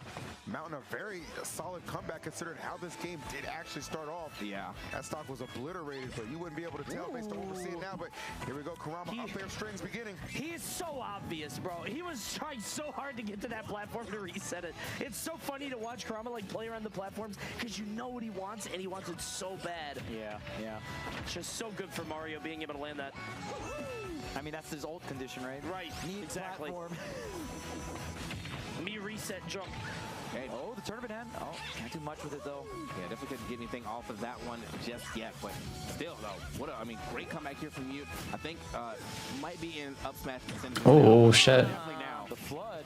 Yeah, wait a minute. That was a really good just center stage. Oh, the back of the. Oh my God! Oh, Wow. We're fading everything. Surprising. That was so risky. Another grab here, forward throw off stage, utilizing the Flood once again, but trying to challenge the umbrella. It's a pretty disjointed recovery there. And now an offstage scenario, tries to get the down throw turn up, but not going to connect and reset the center, trying to get the juggle. Mute's still alive. It's interesting we're seeing Flood now. Like, it's finally, we see him consistently relying. Your main character is Cloud? Nice. When they start getting a little bit high, Cloud's a fun character. we might just have last hit here. I mean, you can see Kurama. It's too bad the Spargo's already out. Down to his last stock. Mute's trying to find the way in, but also not trying to overcommit too hard because Mario with rage with those platforms very scary. Yeah, this platform formation. Don't jinx it, Coney. Far enough away. Yeah, just man. Oh my God. More platform there. That's definitely going to be it for Mutates, but we'll see another day, 59%. But Yeah, I mean, I think one of the things. I love that retreat. That was Mute hasn't gotten another turnip hit off stage since like game 2 or something. The Flood is pushing like Peach out of float into like a very uncomfortable position. So if he continues to do that, like Peach won't be able to get these very low. Oh my God. Oh my God.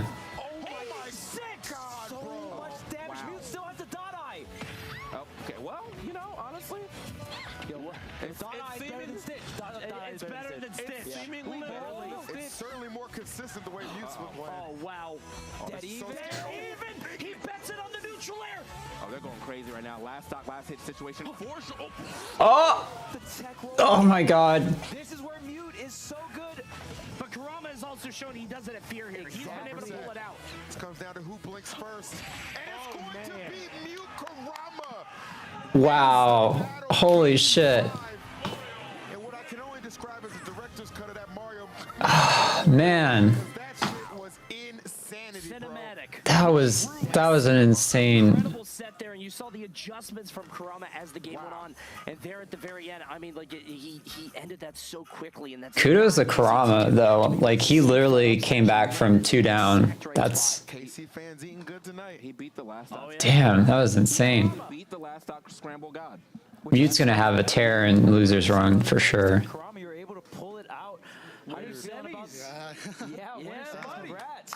Yeah, thank you. The match was really hard. You know, Mutates is a really strong, really great player, and he knows how to adapt really well. So always like trying to come up with a new game plan like every time. It's so tricky.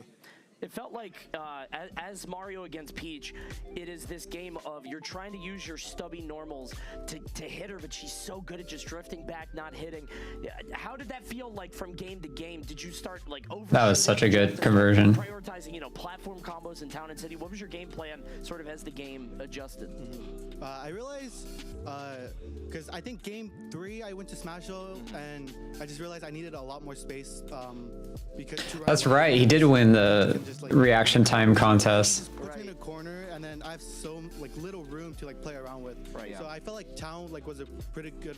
Definitely shows. That's why I went back to it and utilizing my platform to just kind of like stay there and take my time. And I was able to bring the match down. Who was in the grand finals for the reaction time? Was it Mute and Kurama? Bigger stages, the more time I have to play around, and then I just took my time and. It's losers is extremely stacked. Yeah, it's Akola, Leo, Mute, Gluttony, SkyJ, and Void currently. Like that's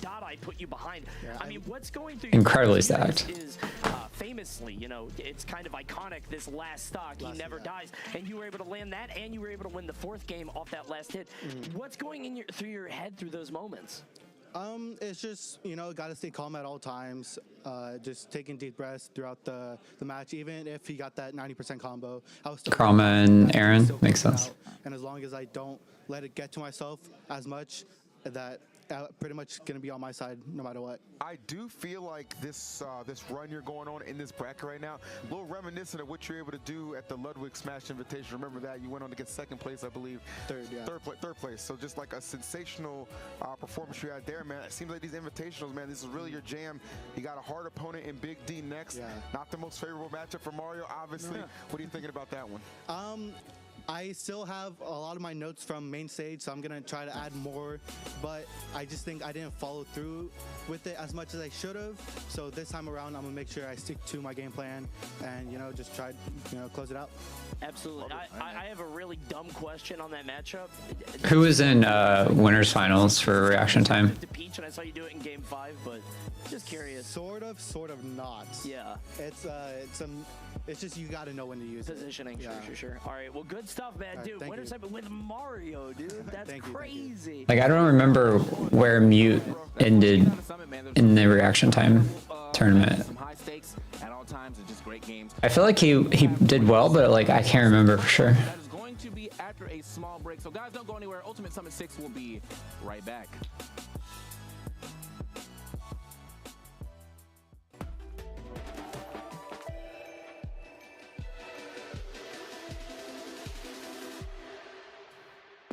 Oh, there's a bracket for it. I can just look.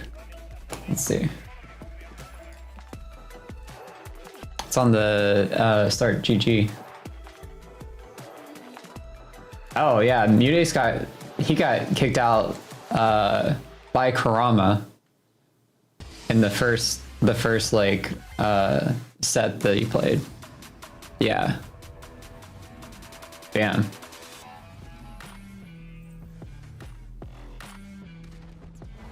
That's kind of crazy.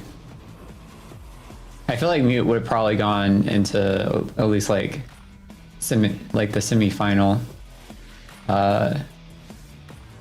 if he hadn't gotten Kurama first rounds for that. Because Mute has like really good reaction time too. What surprised me was like Riddles. Like I thought he had really good reaction time too. Like, I mean, he definitely does, but like it surprised me that like Aaron beat him. And then like Big D just like swept Apollo Kage, and he's like what, 20 years older than him? Something like that. Like that's kind of crazy to think about. I feel like a forgotten relic. It's a name that not many people know. This region sucks. Well, going to losers. If you took even a second, oh, that's a 90-10 matchup. This is the start of something new.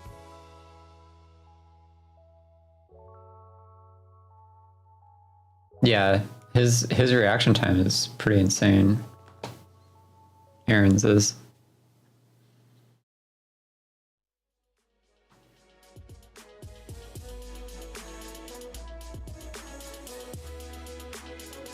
Sometimes it's just like it's hard to tell who has good reaction time based on like the character they play, because some characters just don't focus on reaction time as much. Some do though.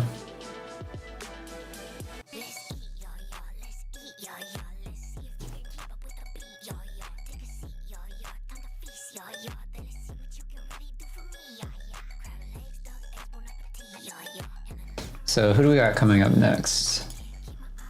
Coming up next we have Proto Banham versus Riddles. That's gonna be a good set. Yeah, it's gonna be a lot of fun.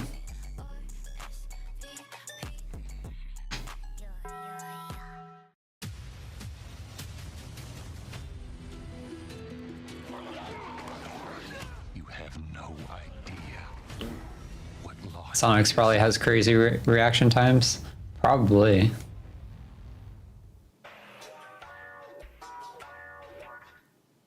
I mean, like, the amount of time you spend reacting to your character, or to your player as Sonic, like, yeah, you're right. You're right there.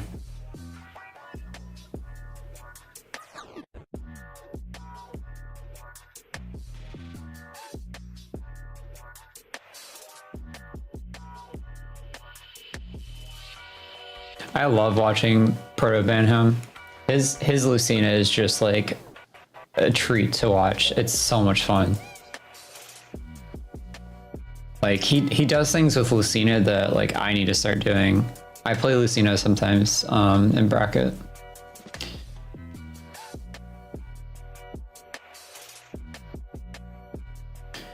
Who's my favorite for taking Summit? I think this next set's really going to determine it. Like depending on how Riddles is playing, like I think he could win against anyone else in this winner side bracket, depending on like how he's playing today. So we'll see. But like that's kind of true for Tweak as well. Like, but that being said, like Tweak has, I think, been struggling a little bit more recently in like his footing in like the winner side, and like he's still doing really well. Like don't get me wrong. It's just like the last like tournaments he's attended, like he hasn't been performing as he was like earlier this year. So I'm curious to see like how he does too. And then Apollo Kage is just like, you know, he's just been on a tear, and his like creativity with Snake is insane. So there's a possibility that like he could just, you know, take this whole thing.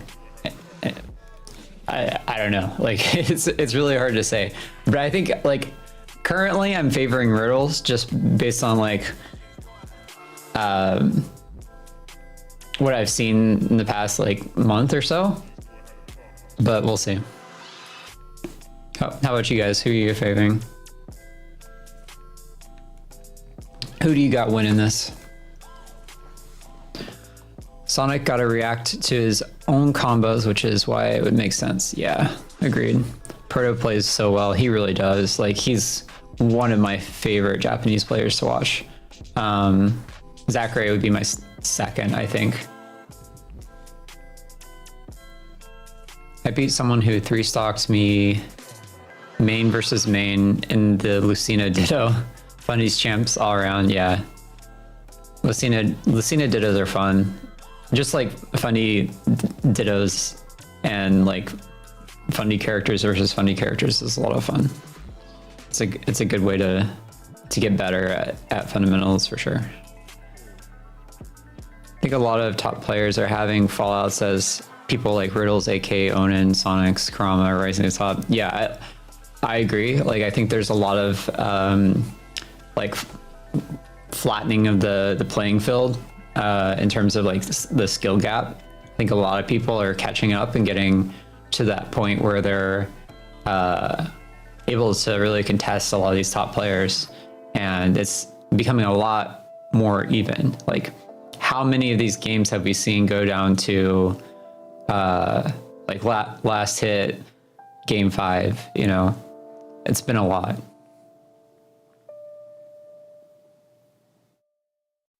With Kurama beating Mute, I think he might just win the whole thing. Yeah, that's a tough one because I think Kurama does have some like challenges when it comes to like character versus character, and he doesn't have like a secondary, as far as I know, that he can use in those situations. So if he continues to play well and adapts to his opponent well enough, like maybe, but you know, if it gets low Harry, maybe he pulls out the Terry. But, yeah, you know, bars, but yeah. I would vote Riddles or Proto. Yeah, I would too. But yeah, Summit always seems to subvert my expectations. It's true though. That's the thing I like about Summit though, is like there's a lot of matches you don't usually get to see, and there's a lot of just like overall insane gameplay that comes out of it. I would say execution-wise, it feels like both of these guys comes down to skill and focus. Yeah. For some reason, Leo never does like super well at Summit. I don't really understand that. I think he like people have said that like he gets his energy from the crowd. Like Leo feels like he needs to prove himself in a crowd setting, and maybe like you just don't have that at Summit, and that's why. But like I don't know, something about Summit, like he always doesn't quite get it.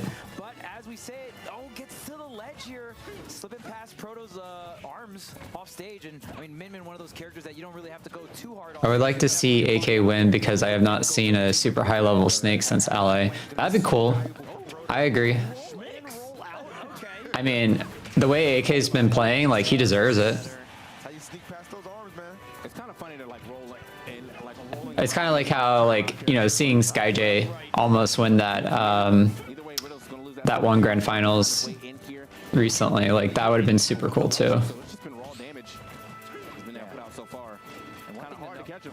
Yeah, another thing to note is Gates of Hell going to be extremely good in this matchup, right? We've seen Riddles. Either way, like, still getting to see AK play at this like higher level is still a treat. For the full damage combo because Gates of Hell is just so powerful against these characters with not so great recoveries. Part of me feels like that's actually He won the first 2 summits and then lost them all. Damn. or maybe Aegis, but Min can stay that comfortable distance away from you. You're gonna get less opportunities. Yeah, I think we're gonna hopefully see that from Riddles if he's able to get those and if that's what he's looking for. But Proto's gonna make him work for it for sure. Ooh. Oh, he's still living. Okay. Super high in recovery. Gotta get this stock though, because yeah, he still has the rage, so it potentially gets scooped up one more time. But look at that, Proto's like, yeah, you're good. I'm up here now. Try to keep him at bay, yeah. I think he's gonna get this command grab. Yep, I knew it. He just waited for it. Yeah. Was right into his clutches to give Riddles again the lead. Honestly, you want for Void to win, but it seems so unlikely. Yeah, it does, unfortunately. And I mean, like, to be fair, Void hasn't put a ton of focus into the game. He plays so many other games. Oh my god, he almost got deleted. But like the fact that like Void can come in and perform so well at this game when he plays so many other games competitively, like really just shows how like goated Void is. So yeah, I love to see him succeed for that reason alone. Like it's just super impressive. Off the ledge. Roll. Okay, good. Maybe that's what he was going for the first time. Oh. The 2-frame not going to connect. Proto retreating to the center. That Ram is absolutely the worst off stage. Yeah. Oh, it's gone. Okay, well, he still has that option. It's still Dragon Uppercut still very strong. He's like, what ground? There is no ground. Oh no. So well placed by Banham. I think Leo's in a character crisis right now after Aegis wasn't performing the way he wanted. So far in Summit, I haven't seen him attempting counter picks on matches he was losing. Yeah. I mean, it's hard to say like what Leo's mindset is. Like he may just see this setting as a training arc for him, you know, like as a means to like collect data and like get good at certain characters and not necessarily focus on winning. But I don't know, like it's really hard to say.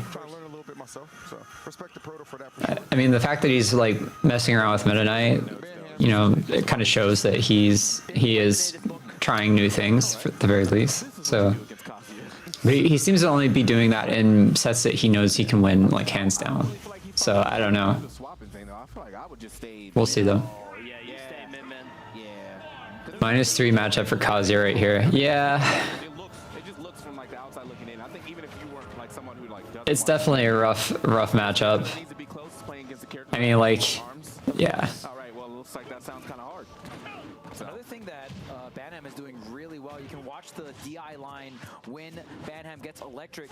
Like, one direction and then how well you mix things up. It's kind of been mixing up riddles on some of these. Your approach when you're approaching as Kazuya, like that's going to be what's the deciding factor for this matchup. And like you only have so many mix-up options as Kazuya, right? So like it's gonna be tough. So you're not wrong. It is kind of a -3 in that regard. Still living. Ooh. Do you think some people look at it as training? I mean, it's possible. I don't know what the like prize pool is for Summit, so like there may be some people that just like see this like whole tournament bracket as a means to like get just good experience and training. Like that down there got him out of there. We've seen him roll around and get out. Just really good up close fighting as well from to not even allow Riddles to capitalize on where he wants to be. Yeah. So hard to get him pinned down. Yeah. This is traditionally such a good counter pick stage for Riddles, but you know, Banham instead taking complete control of this game and really not left any room for error. This is just getting ugly. Kazuya or Riddles needs to like stall his recovery a bit more. This is definitely tough. Very rough right now for Riddles. Proto or Banham is definitely doing a really good job of just I like the problem is I don't know if laser is enough because like that laser's so easy to read and react to because it's so long lasting that it's like kind of a bad stall sometimes. Good God. I mean, you're up against the previous Summit champion and getting 3 stocked. You don't have many more options. Summit prize pool is the biggest full stop.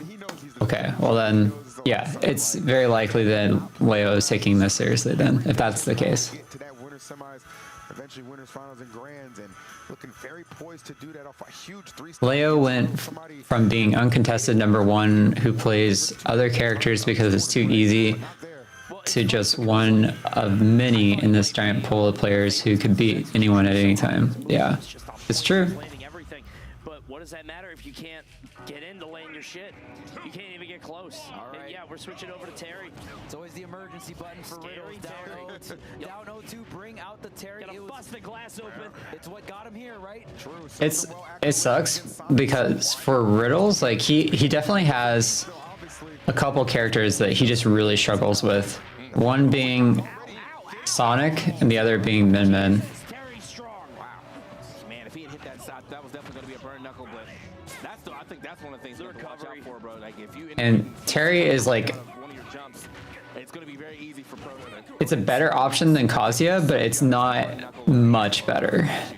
It's still got its like issues, but he does have a lot more mix-up options on approach, so that part is like the best part.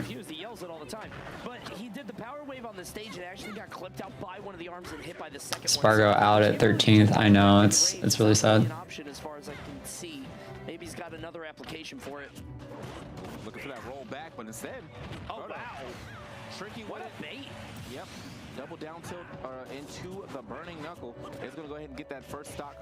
Crowdfunding makes Summit multiple times larger in terms of prize than any other major.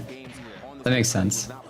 I didn't know whether that was like going to support the venue or if it was going to the players or what. Definitely a lot to ask for sure, but you got to start somewhere. So good for him to be in a commanding position for this game 3. Banham though fighting his way back using all kinds of aggression, but still unable to remove the first stock just yet. Okay, just enough. Oh, I forgot. She's oh yeah, she's like gotta bring that back. Love the she's. This is not looking too good. All right, the go meter's online here, but wow. Ooh. That was he had his shield up. Yeah. Yeah, you could definitely shield that. That looked like a command grab, but it's not. Oh man. Off stage here, a little bit better options, but what a catch! Oh, Damn. You know what? I'll take it. That's a really good trade. That's exactly what Terry is in that instance. All right, but it's Riddles. I mean, the change up to the Terry, you know, looks like it's working out here. Gonna rack up some more damage, and I mean, Terry and Kazuya both fighting in characters with Terry a lot more mobile, right? Like, I feel like Proto is definitely scrapping with him right now. All right. Damn. Is this where we see the potential Proto swap though? Is this where Come out. I hate it when that happens though, like getting a down air right next to the ledge and just dying for it.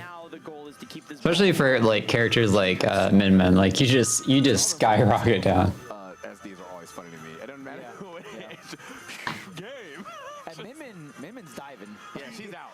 She's got to go.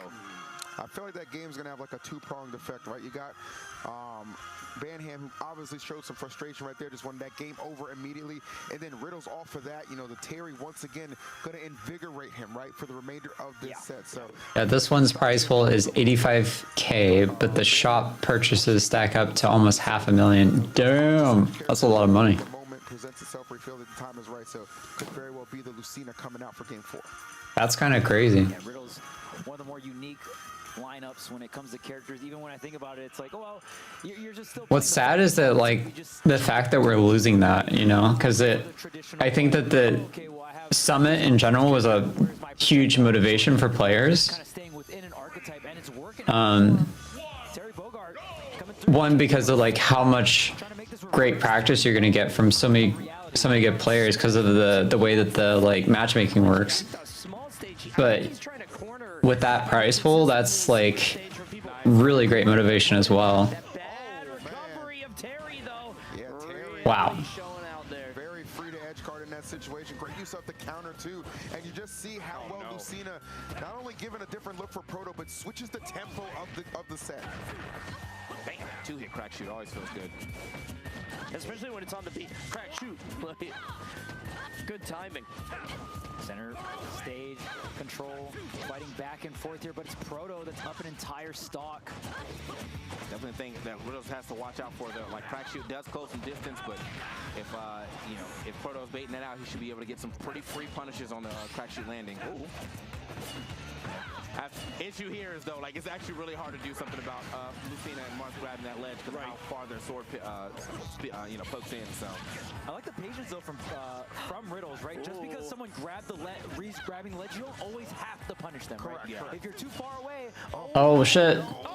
Damn. Just not having the juice to get back, and now Riddles is getting cheesed. I'll be honest. That's all that Proto needs to do though, because like he's already up 2. He's trying to mix up rinse recovery, go high, then go low, because we know that the low can be countered, and we know that Banham can go under him, but... oh, that should be a big punish. Here we go. Oh, okay. All right, just spamming. Proto loves his uppies. Yeah. Or Banham loves his uppies. Really good get out of jail free card. Okay. Banham? Hello? I was like, it's What really did good. the book say? It is really good. Does he prefer not to be called Proto? Oh, no tag. Oh, he's okay, though. Okay, we back. Ooh, still got down. Banham so strong off stage. Nice, so down there. Yeah, the gimps are insane right now. We are in go. He's got to watch himself. Still, though, a whole nother stock to work with as well. Oh, wow. That would have been crazy. I've never seen him go for that. oh no, I think attack, that's that might be huge. it. Yeah, he's out of a jump and everything too. So He's got to hit Good God. The second time that happened. I think it's really That match went so fast. It's something where we saw it against Tweak too, where I think people are really preparing for Min Min when they fight Banham. They're like, all right, the Min Min's ready. I know what to do. I've got this ready. All right, so that puts Stopped by Lucina. I think it's because they Riddles against you know, fundamentally broken. SkyJ next. Fundamentals. You fought against sword characters for years. Exactly, man. If you're just So I think we're gonna have a run back of makes it very difficult. People often overlook that matchup that we saw already in grand finals, which will be a good time. It'll be a good time. yeah, like Minmin's not leaving the stage the way that Lucina's leaving the stage. Especially the fact 433K in total shop purchases and donations. That's a ton of money. Ton of money. If you still approach the game with the same mindset and try to run at this person, I mean, Lucina's going to keep you out. She's going to box you out so easily. So well done to Banham. Able to shift those gears, and he's going to go to winner's semis. We're going to find out who's going to face him in just a little bit. We got Apollo Kage against Tweak coming up. We're going to take some replays. Yeah, the Kazuya, man, got kind of smoked by the Min Min, right? That's ugly. The one arm distance, well, very long here. Yeah, I mean the first game was definitely doable. That second game was definitely like it's time for you to swap. Like getting 3 stocks. I really do feel like Proto has one of the most powerful character combos that I've seen. Like Min Min and Lucina, it's just such a good set of characters. Like it's really hard to compete. Yeah, that was so good. Did get a little. That was a little overeager, yeah. But it's weird because Riddles does play a very like sort of set in stone archetype of fighter, and I thought that would kind of be his downfall as players got better. But ironically, it's like it's working out for him. It works out in a lot of instances, but here it's tough because you're fighting somebody who you've got to go to Terry for the min, right? But then Terry gets edge guarded by Lucina easily, and this is one of the best edge guard players in the game, so it's like a checkmate. I don't know, like Riddle's lineup is particularly weak against Proto's lineup. Yeah. Even though Riddles has sort of engineered all these solutions for other matchups and other players, that one is going to be a consistent challenge. Yeah, if Riddles faces Proto in grand finals, then I think that, yeah, it's going to be really hard for Riddles to win. Matchups, you know, it definitely made it work, especially against Tweet. So it's very possible Proto could just take it again. Survive the switch up, right? Where's the skit? Production. Not even about the skit. Production. I know y'all got a replay on that selfie. That was cute. My man, Apollo Kaki was like, "Can I get a selfie first?" Aww. Big fan. And then before I not the big fan. Literally 3-0 you. Hey, you know what? I'd rather you do it before than after. Big true. Yeah. All right. Well, this will definitely be a fun showdown. Been a little while since these guys played. I think Tweak did win their last encounter, if I'm not mistaken. So he's got that going for him. I mean, the thing here is... Oh, there we go. Look at this. Yeah, there we go. Appreciate that. That's cute. Thank you for the tweet. Banham's book telling him to spam up B. It's the Green Goblin. Yeah, they complement each other so well. One's the spacing monster and the other is a fast sortie. Yeah. It's just as like Min Lucina is such a good combo. Like it's hard to think of a better combo. I'm sure there is one. It's just hard to think of another combo that is as strong as that. I think there's a world where Tweak goes Seth first here. Especially in the hands of Proto. Like, it's insane. Played against Snake, which was MVD at Collision, went all Sephiroth, to my knowledge, and got the reverse 3-0 on MVD. Of course, Paul Kage, a very different breed of Snake. MVD, a little bit more on the grenade focus side, whereas Apollo Kage, I would say, is a little bit more well-rounded in terms of using the normals that Snake has available, right? 100%.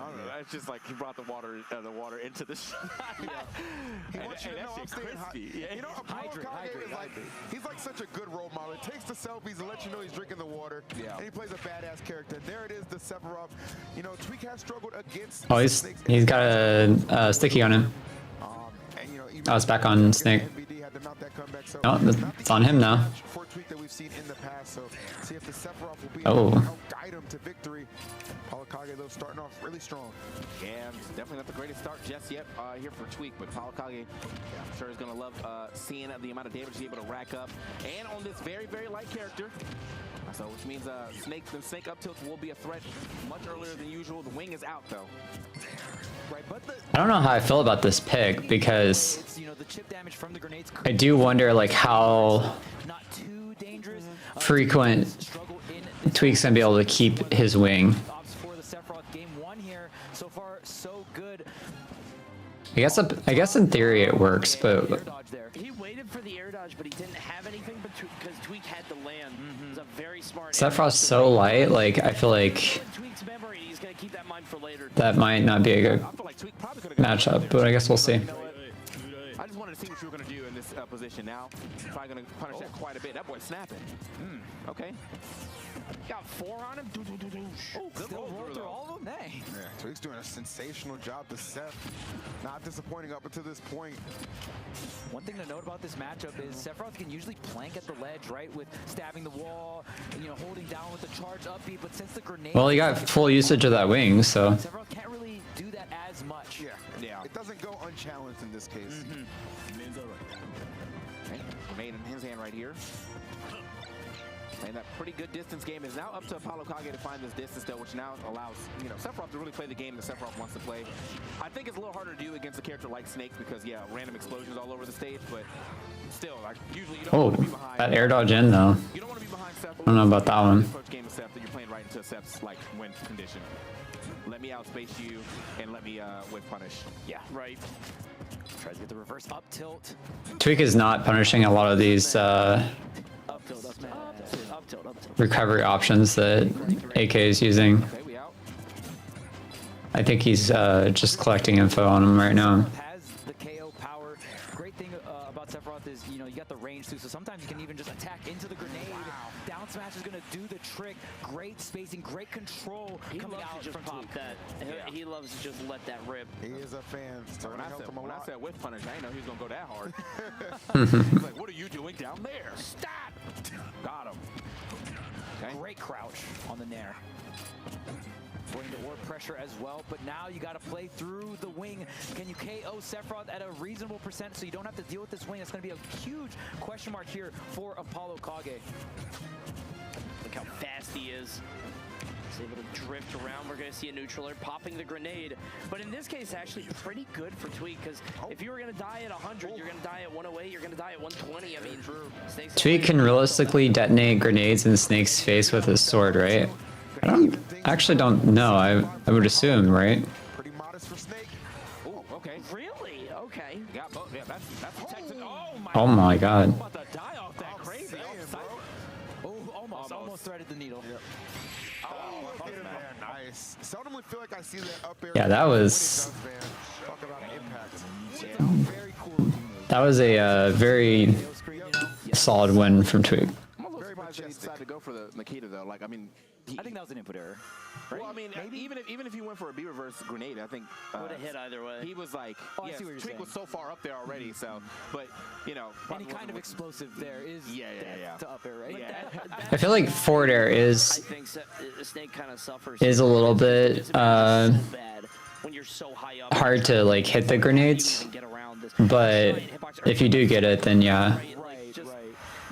Even if he doesn't I guess if you're anticipating the grenade throw or the grenade pull, then you can. Well, and the thing about Snake matchups too, you know, some characters have small hitboxes that can just keep comboing Snake, right? But some of the sword characters, you don't like the hitbox because it's too large, right? And it's going to detonate the grenade. But Sephiroth, it's like, well, your hitboxes are extremely huge, so you just outrange the grenade explosion itself. Right. All right, well, here we are. Game number You're so happy that Tweak's been making Sephiroth work. Yeah. all a surprise. Oh, man. He really does just love that. That's a good move. That's such a go-to. You're blocking, I might break your shield. That's true. So it's a little afraid. I mean, I'd definitely be a little afraid of it too, but either way. He just really likes Sephiroth for sure. I'd say a better start right now. Yeah, essentially it's just the riskier forward tilt, right? Yeah. Because the forward tilt's the grounded poke that you can hop over and punish Sephiroth for, but the down smash does that extra shield damage. Sephiroth can definitely be oppressive in the right hands, especially with things like that. But like that back air kills so early. He's so quick with it. The problem is when Snake's off stage, he's kind of a sitting duck. Even if you pop that Cypher, he's literally exposing his stomach. He's got his hands up like, please Ooh, hit me. that was a good back air. Get that out of my face. Boy, just bodied that. That's an ancient technology ain't got shit on me, bro. or modern technology. Hold up. You gotta hold that magic tech. Yeah. That's the wrong way. How did it send him that direction? I'll give it up. You know. I don't know how. That's modern technology. Yeah.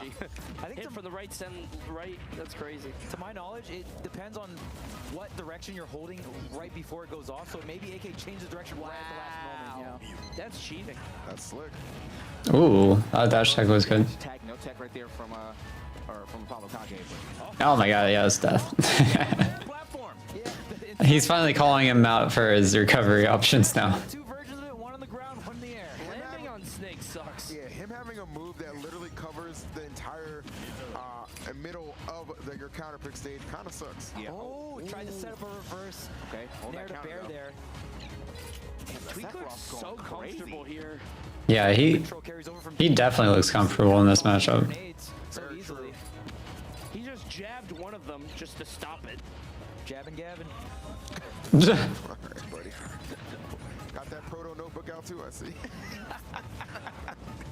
Did you see him bait that, by the way? He baited like 3 back airs and he punished the last one. Apollo Kage. Oh my god.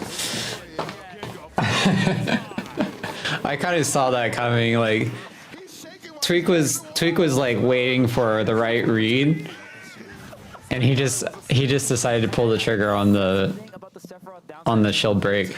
It is pretty risky, but damn. character where you don't have the frame data to just be darting all around the screen and reacting to everything, right? Right. You got a little bit of startup, you got a lot of range, so you're gonna have to take guesses at certain mid-range scenarios, but Tweak has been doing such a good job of reading those situations on Apollo Kage's defense, and I mean, right there, ending it off with a shield break. Exactly. I was gonna say, we didn't really see it in the moment because you have to watch it all sort of transpire. Yeah. But the last 30 seconds of that game were very telling. Tweak was consistently just kind of like toying with him. He was standing still. Apollo Kage tried to back air him like 3 times. Giga Flare is one of the cooler projectiles in the game, that's for sure. Neutral air, and then he hit the shield break. It just feels like Tweak is terrifying Apollo Kage just by standing there.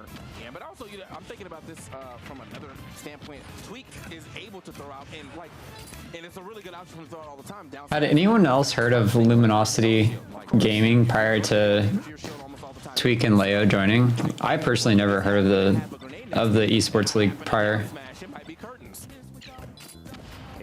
Did he just stare him down in down smash? Sure did. You're down 0-2, so AK gonna have to make some magic happen here. Oh, there's the wing and blocking off the grenade. He's like, give me that damage. I want my wing. Through the Nikita.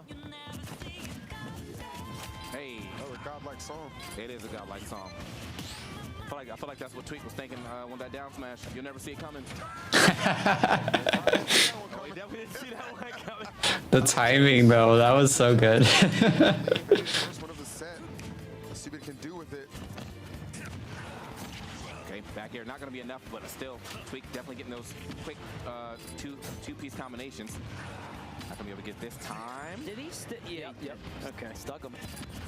I do know that Tweak will intentionally like seek like a safe like something safe to let him get hit by in order to get wing whenever he is close to getting wing. Like I've seen him do that before. Ooh, that was a good C4. C4 might be the first one that's connected to him. Right. Done a good job of it. Damn, Look, he's done a good job of evading stuff, guys, up until this game, right? Oh, yeah. Ooh. Bro, that grenade has got to be uber stale. This specific game, AK has definitely stepped up the artillery game. He said, my shield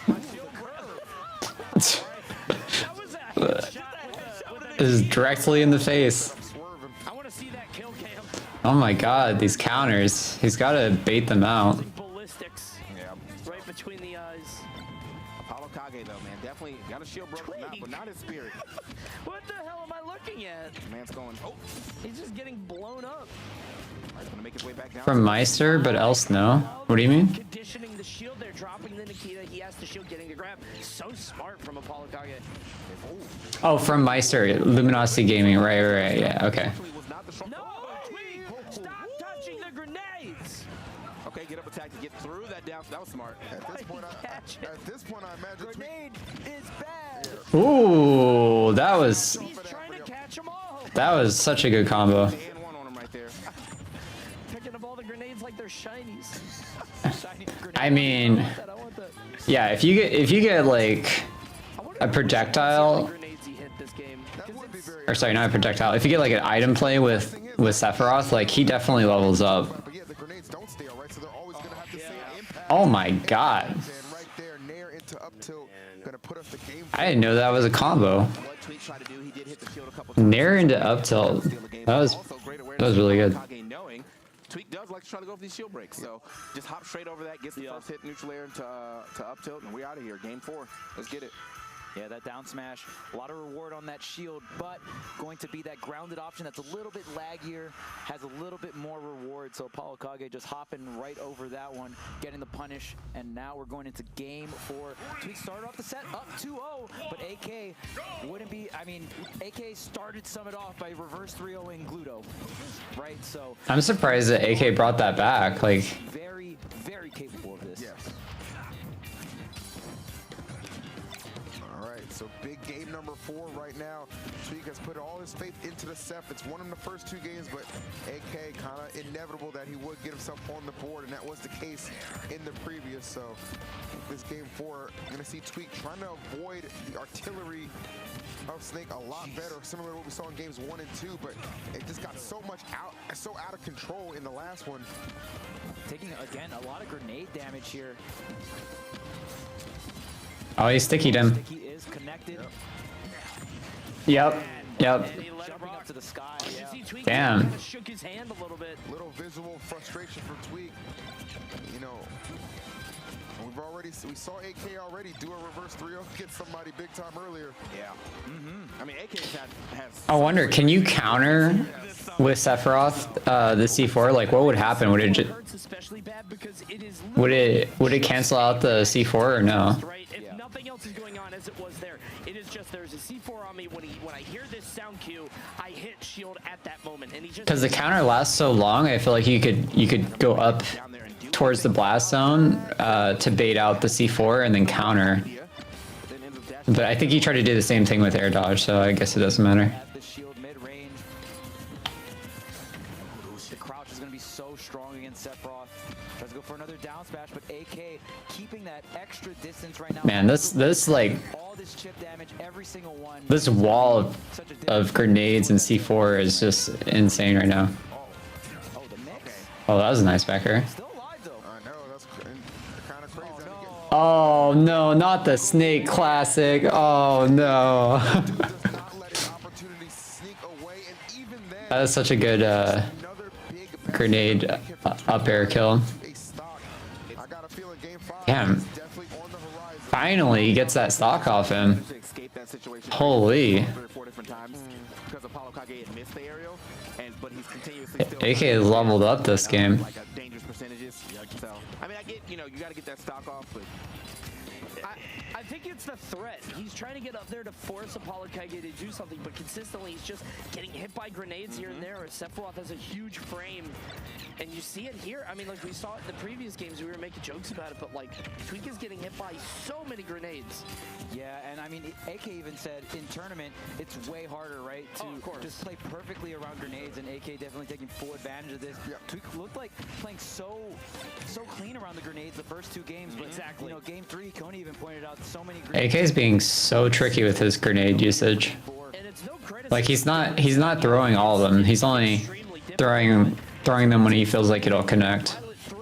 All of these explosions, and Tweak is just lacking in that regard. So it's like really hard to know when you can approach because of that.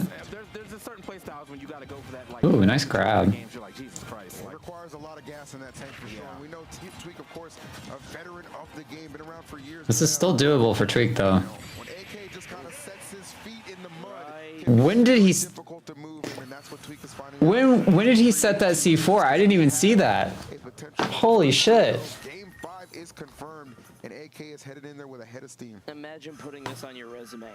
Beating Leo, beating Gluto, beating Tweak, winners semis, and then potentially beating Bantam. He said, I beat these 2 people that just got sponsored. You should have sponsored me. Oh, yeah, all of Luminosity. The Luminosity dub right here. Your wishes may come true. AK's looking pretty good right now. Shout out to the tie-dye. If we see Diddy, like I still feel like this is gonna be a really tough matchup. Yeah, he's gonna stick with the Sephiroth. Want to stay in the winner side. That Shark Tank is looking a little too crazy here. Who will go ahead and move onward and face Banham? Something I've been noticing is like Tweak almost always does really well in his first like couple of games. But people are just adapting so well against him. Oh, well, there's the first grenade pop. Going to take the stray hit and an aerial here. 53%, but 86 on AK. Navigating around that. Okay, tried to do a fastball mix-up, but Tweak not going to fall for it. Gonna go high. I like that idea. I like Ooh. that idea from Tweak too, because a lot of the times you throw a snake off stage, they're gonna try to recover super high, so he like immediately looked for that first up air, but then you end up getting the second up air regardless. So Tweak looking good here in this 5th game.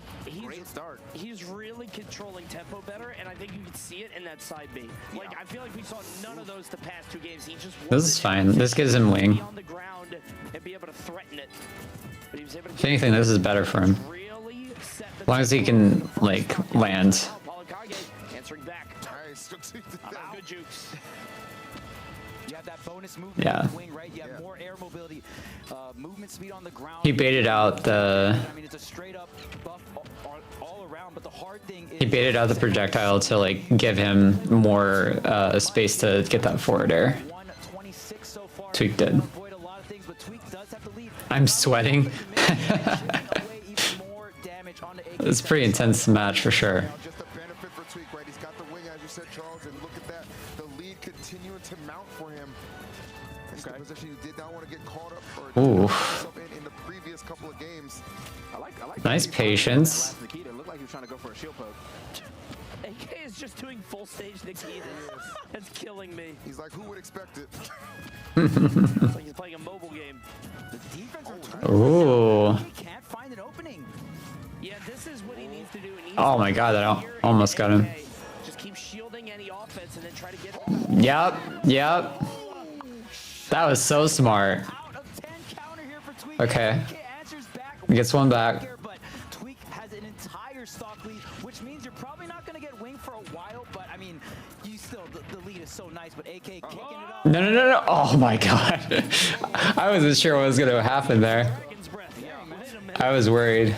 All right, he's got to get out of there real quick. But yeah, Tweak, I mean, definitely solid count. That was not the option I thought he was going to go for. I thought he was just going to like maneuver around, but that was, he saw the distance that he was at, knew exactly what he needed to do to get that stock, and now sitting with one more stock left. Is that it? The back air is going to take it. Holy shit. It's so good today. Oh man, took him a little bit, but he definitely cleaned it up and took that 5th game. Good stuff, Tweak. I would say the rumors of Tweak being back. Nicely done, Tweak. Nicely done.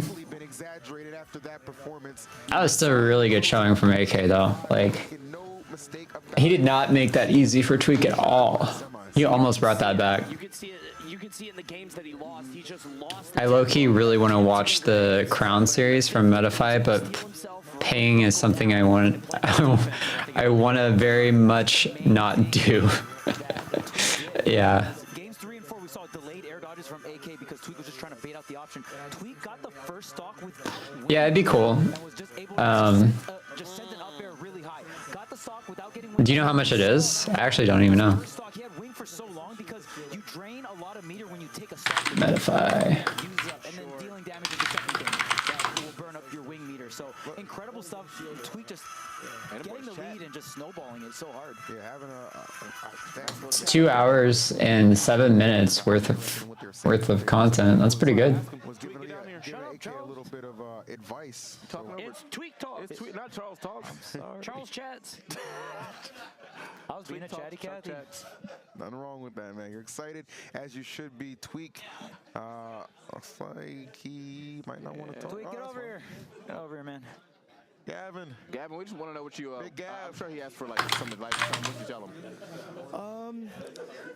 I kind of wanted to know if he knew more about, because game 1 I can't find how much it costs. Because if he ciphers and then air dodges, I just counter the cipher and he just gets hit by the counter. Is it just the cost of the membership? I think if he just grabs ledge normally, I think I just dare. And I was just curious, like, if he had any, if there's more to it than that, or if it's just. So if it's cost of membership, it's $15 a month. The other thing I said was, if you go into a situation versus Sephiroth and you have a weaker shield than him, especially Snake, really grounded, can be pretty rigid, and you might take extra shield damage from your own stuff while I'm down smashing. I think it's He had him scared there for sure. even if I'm cornered. I feel like he was like grasping onto an advantageous situation that wasn't there anymore because of his shield health. I know you're either moving forward which means you're potentially cornering yourself, or you're going to stay in place, I'm just going to win the situation at least. True. So, and I told him, even if it means like dash attacking the other direction, like your shield is too low. Well, like, get out. I know we've seen you kind of struggle with Snake a little bit in the past, right? And that's something you've been working on. Obviously, deficiency you've been correcting for sure. Is Sephiroth like probably the go-to answer going forward for sure for this matchup? Yeah, I feel like sometimes I might be seen as like a pessimist for my characters, but I feel like maybe I'm like reasonable / maybe slightly on the pessimistic side, but I actually do think Sephiroth beats Snake. That matchup seemed very like tempo based. Like in the first 2 games, you were controlling space and tempo so well. Then you got hit by every single grenade. If I lose the first stock, I think even with the whole wing mechanic, I think it's pretty hard because Snake is so strong and Sephiroth can't afford to get chipped away. He's as light as Kirby while being as big as like Ridley. It's so stupid. So Snake kind of likes that aspect of it, but I think it's way better than Diddy. I think Diddy gets smoked by Snake really bad, and I think Sephiroth a lot of his stab moves are really good at proccing the grenade but not hitting him. There you go. I traded more than usual, and it still wasn't like a lot. In the 5th game, you were actually poking grenade, but like in 3rd and 4th, you were just blowing up constantly. Yeah. I did see it on occasion. An incredible player. I feel like I kind of feel like I have a Snake brain a little bit, but I've never actually fully played him. And watching him play, it's like, yeah, maybe I could have played him too, but it's all right. Diddy Kong's cool too.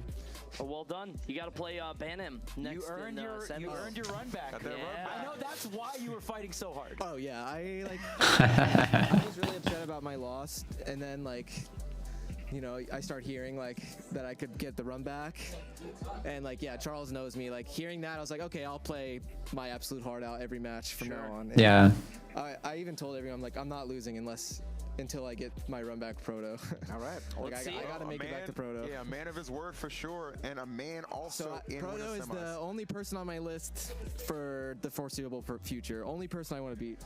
I like that. He's got a solo list. I like that. Imagine being the only name on the Tweak hit list. Yeah. That's an honor in and of itself. Yeah, absolutely. For sure. Incredible stuff coming out from Tweak, and now he gets to earn his run back. All right, I'm gonna go use the bathroom. I'll be right back. From that last set the other day, I believe Saturday they played, right? So looking forward to that and looking forward to continuing on in the bracket, but we're going to take a quick break. Make sure you guys stick around. Peace.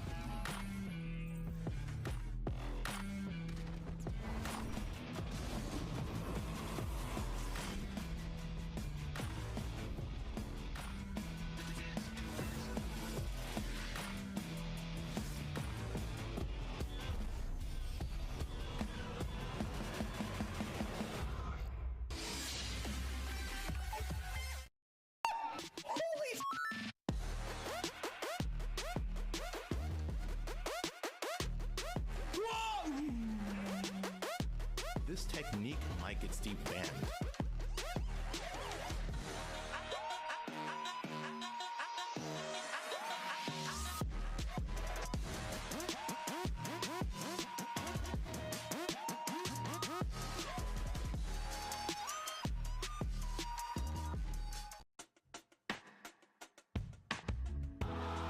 I feel like a forgotten relic. It's a name that not many people know. This region sucks.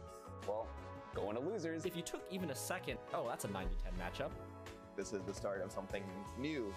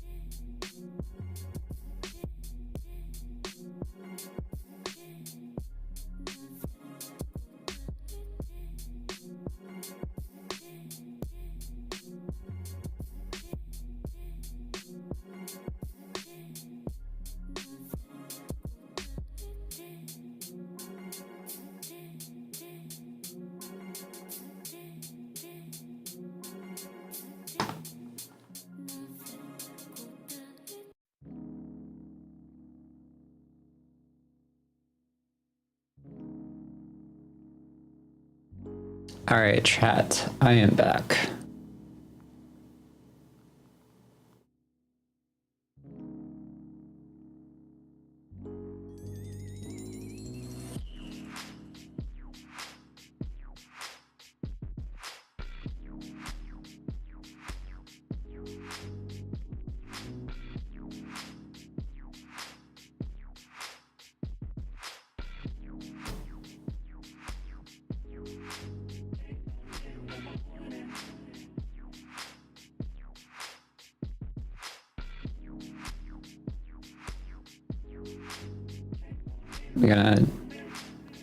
I'm gonna tweet on Twitter and let people know to come join.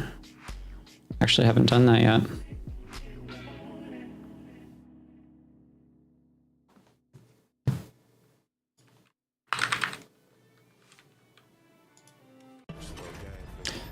Who am I rooting for? Let's see, at this point, let's see. Wait, that's the wrong bracket. Okay. At this point, we have Tweak and Proto Banham and Winner Simi, Krama and Big D. I think it's probably between Proto and Tweak for me at this point. I was rooting for, well, I at least had Riddles to win, but it really depended on like how he played, and he had a really tough matchup against Proto Banham. So, yeah, I think that Riddles could still win, but I think he's gonna have to face Proto Banham again if he does make it out of losers. But that's a really stacked losers, so we'll see. I think right now Proto probably is looking the best and most likely to win this. In terms of who I'm rooting for or cheering for, probably like someone like Mudace or Apollo Kage, just because it'd be really cool to see them win and see more of their gameplay as like up and coming players. So yeah, that's who I have. And even pet supplies. More ways to dash means more ways to enjoy what you do, and more ways to get paid. Sign up now to make the most of every dash. DoorDash.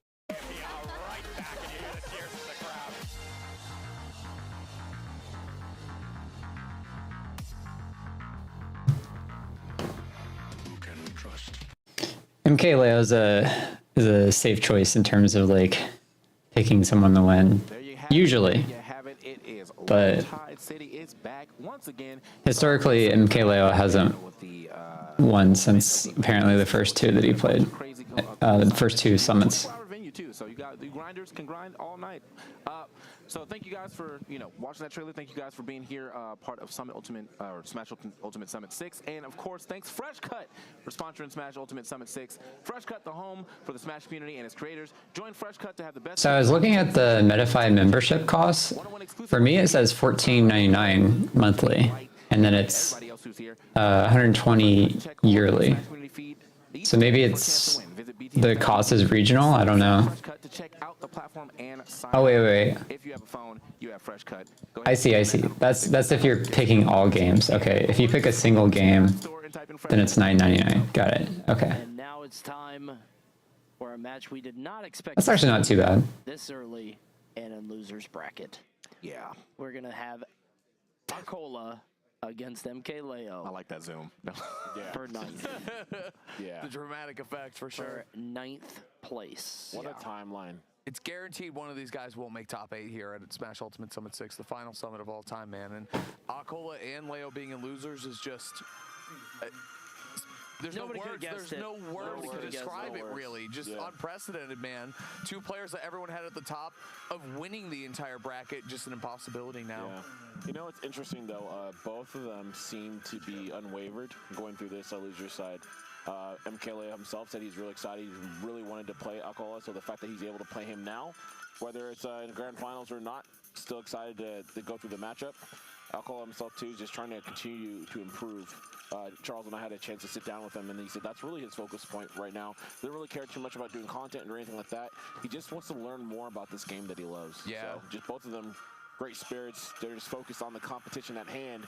And so this should be a very, very godlike set. And let's not forget who Leo is, right? I mean, like a lot of people, it feels like have caught up. We've seen some rising stars and some great players. Got the Byleth pick, okay. This guy is the That's probably who I would play against Steve out of my characters too.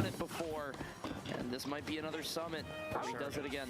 I don't think I've caught all of his matches, but for the most part, I have not really seen the Byleth out. No, definitely not. No. Yeah. We've seen Meta Knight more than Byleth, I think, which is dope, but also... Oh man, if he got that back air, that would have been death. Twice at Luds, remember that? The Invitational at the end of last year. The games were 6-0 in Leo's favors. Two 30s back-to-back. Byleth, Steve the entire way. So. Steamrolled him, man. Ooh, yeah, which is that still hit. for Alcola, right? Yeah. So he basically, this is what he's going to do with this matchup. Like, he's like, all right, I figured this out. This is who I play against Steve. Probably won't see any swaps unless it gets very... I love how Leo spot dodges the carts. Like, no one else really does that. Very even game between them. And it's not just carts, like, Leo does this for a lot of stuff. It's just like an aspect of his gameplay that I really, really like. Oh my god, we're in a cage. Move from the guest house to the main house there. Oh. There we go. Leo had an idea. I think that was a pretty good one on anybody else in this game to go for that up tilt. But yeah, Steve with a slight stall, then drop an anvil. Can't call stall and fall because I do feel like Byleth has pretty decent tools to deal with Steve. Oh man, He was right outside. Yeah, it was a misspacing on that forward air too. Reminder that Onin is one of, I believe, 6 people to beat Leo 3-0. This is the last summon. It's your last chance to really like pop off. There is no like, oh, I'll get him next time because I'm not sure if there's going to be a next time. Yeah, what is his record on? What is Akola's record on Leo? I've seen Leo take, Let me see. like really just turn things into diamonds. So let's see what happens. Definitely, yeah. Down tilt, looking for the follow-up, man. I'm telling you, missing, but still getting a pickup on the other side, trying to F-smash through that. We've seen Leo do that several times with that forward smash with Byleth. Just destroy stocks at like 50 when you're in the corner. And that time, though. I respect the play. Akola's 0-2? On that, right? Because Damn. The easy side D, that great movement, attack option, does it all for you, really. If there's any degree of hesitation, that hits. Yeah. And I think Leo really wants to capitalize on that, but Akola not feeding it to him. I gotta say too, I think Alcola, in terms of Steve's, he's the best at a lot of things, but I think block placement defensively is like his best thing. Like you said, he's building that Both from LSI? live for these longer percentages against someone like That's kind of Leo. crazy. It's gonna really help you try to make that victory happen for yourself. Oh wow. That there you go. The invincibility on Byleth's up B is really, really helpful in that situation. Yeah, but all right, that was actually a really good snipe too. Just right after the cart, it's going to put a little pressure on him, but Cole's going to have to watch out because I think it sets up easy for a shield break. Don't think he can get a kill yet, unless he might be able to down B near the edge, but either way, he still has to watch his shield because Leo definitely knows how to break a couple shields. Oh. Jeez, that's just a raw kill right there. Just waiting for him to slowly break the blocks, man. That's something that Akola's really good at. Just understanding timing right before that last block to go for a punish on the approach. That up tilt just going right through the neutral area there and giving Leo 68. That's so good considering how much Leo wants to rely on that. The short hop neutral air in. If Akola could just counter it and just get that damage for free. Yeah. Like Akola not really going for Yeah, like that right there, the up B out of a lot of. Oh my god, no. No. Damn. He's ever taken off Leo, by the way. That's huge. That could really swing the momentum in his favor here. I feel like Akola with Onin setups would be the best in the world. That's possible. Those options before we get settled into this, like, okay, we're Yeah, just the raw F smash. neutral game. Oh, I have you cornered. You got back to center. Oh my God, we take turns. We're not gonna take turns. I'm killing you now. Yeah, I think there's something to that. Yeah. I like it. All right. I love that you can hear the clacking, by the way. Like people warming up right before the game starts. Game 2, Leo's counter pick. Gonna be the Hollow Bastion. Let's go. Yeah, man. I mean, Yeah, I was trying to say that like the up B on Byleth is really good, like angling wise, because it avoids the anvil. now MK Leo's, you know, gonna have to think about that, be a little more cautious on And then the length on fair and back air like is really good for dealing with a lot of Steve's options. But yeah, it's still a rough matchup to some degree. Careful here when he's getting so close to that vicinity, right? It's okay if it's like a grab or something like that, but when it's a situation where you're literally right next You bet Twitch chat is mauling over Steve right now. Probably. Had a few milliseconds. Man, Alcola definitely playing out of his mind right now.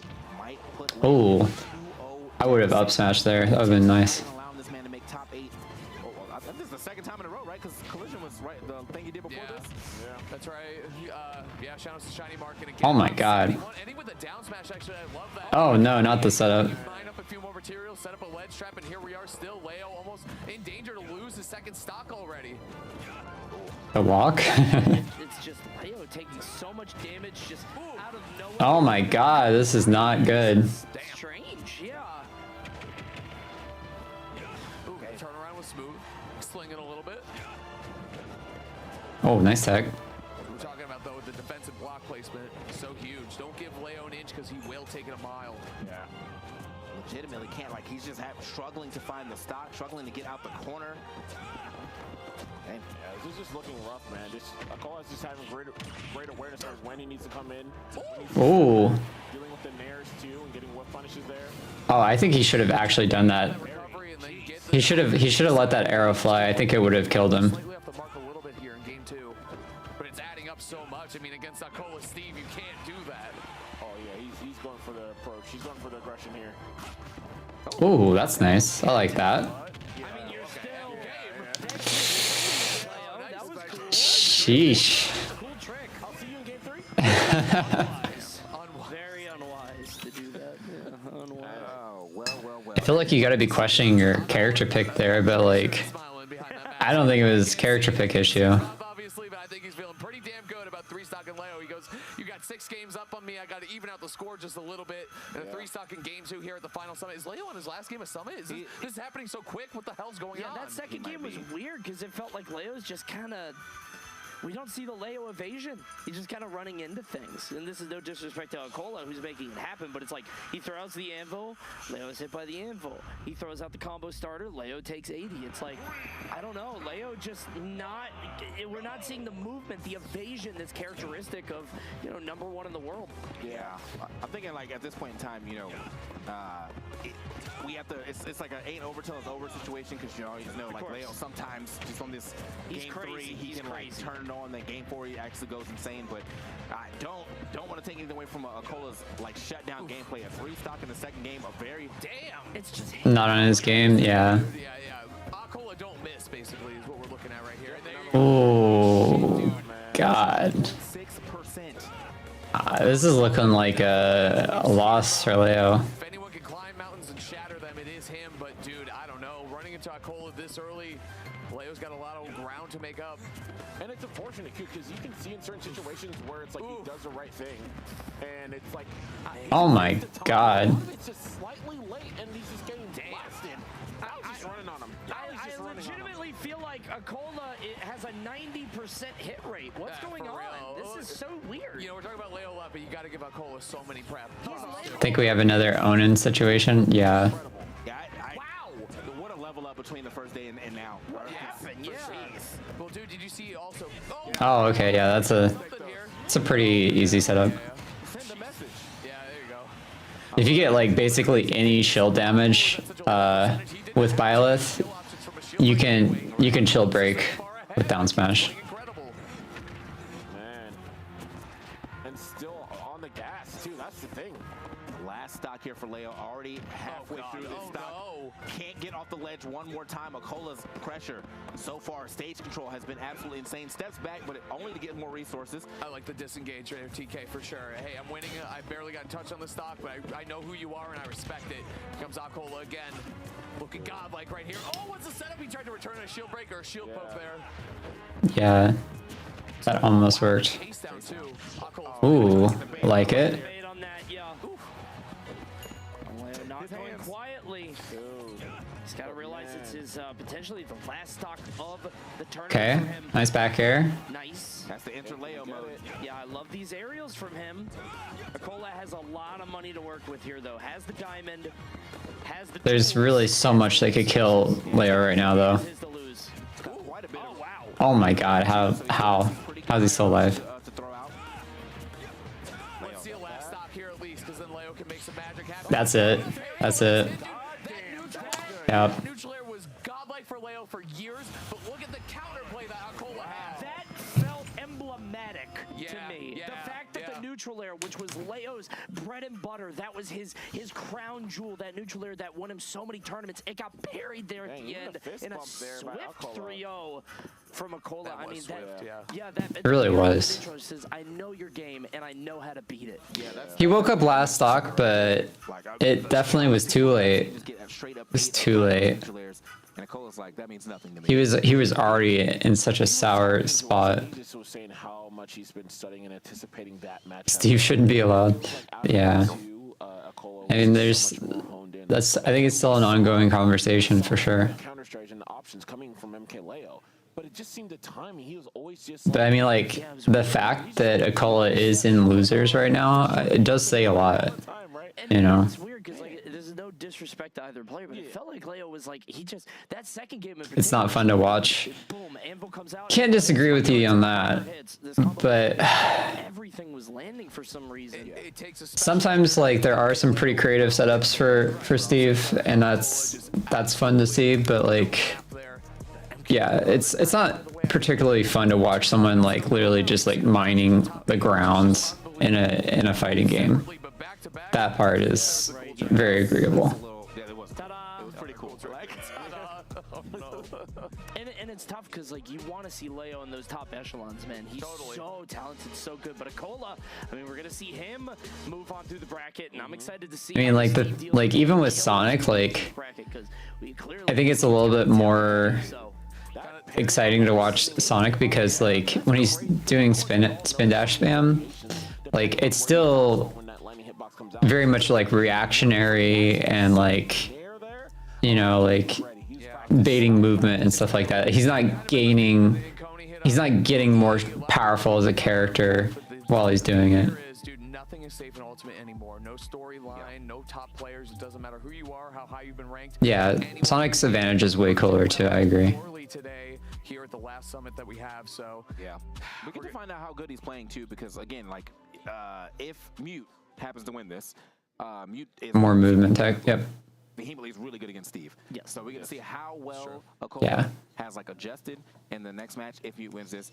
The gameplay is faster for Sonic, which is more fun to watch. When I think about who's beating Steve's, I think Mute Ace. So, Yes, true. Yeah. True. Well, I think typically, too, we think of the last time that Leo and Akola played, and it's like, you know, there's been a lot of discourse around Steve since then, and it's like, well, Leo can always, you know, kind of keep Steve's in check, and it's like, damn, not anymore? Is that done, or is that just one tournament?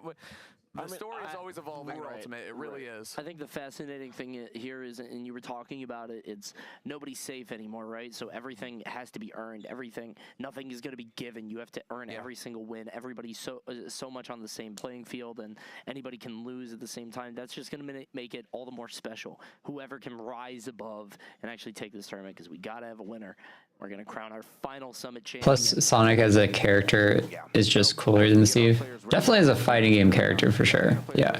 You know, real quick shout out, why not? Because everybody's here. We got the fresh cut over here. We have the Asus above me. Asus, sorry, above me, and we have some great Asus products right here. You see the headset, and you see the quality. Yep, Republic of Gamers, baby. So it's real nice, man. Definitely go check it out if you have not. I always thought it was pronounced Asus. Phone and download it right right now. It's going to be the new, or the home of the Smash community and its creators. A lot of us already on there, and you could be on there too, right now, by downloading it. So, why not? Yeah.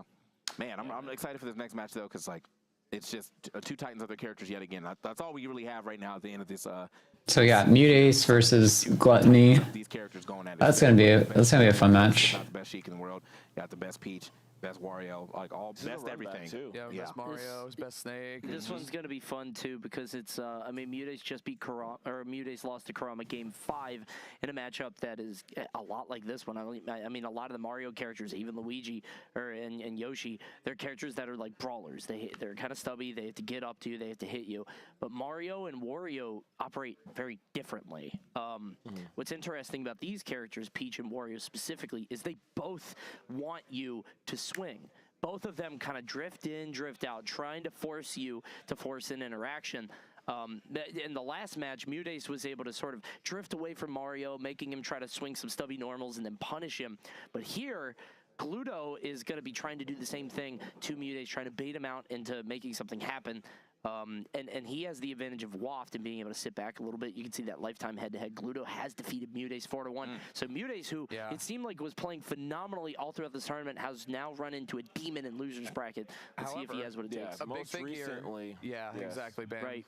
Most recent Mutace did win 3-0 at Genesis, though, so which is huge. And that's really when we saw the change, the turn of the tide, right, for Mutace specifically. Obviously, Mutace has always been a phenomenal player, but it seems that that Genesis run for Mutace was pretty cool. He was able to make that run. Since then, it seems like that has been more of the constant, right? That level of play. And we've seen it here throughout the course of Summit. So I imagine this is going to be a lot harder. Mutace is always a student of the game too, so he's going to be even more practice. I'm excited to see what are the counter strategies we're going to see from Gluto. I think Cody teed it up really well, actually, and it's going to be a dogfight, and there's going to be a lot of movement going on in the air. Who's swinging first? Who's moving in? How does Gluto, with his character's natural speed in the air, counter against the kind of funky movement that Peach has? Float, cancel. How does she stall it out? Which area is coming out? Is it going to be the quick neutral air, quick back air, or is it the forward air swinging in? And you got to be ready for that timing. Like timing in the air is just so much with Peach and fighting against her. So we're going to see what both these players have ready to go here, and with both these characters too. You got to remember they require the precision with their combo game.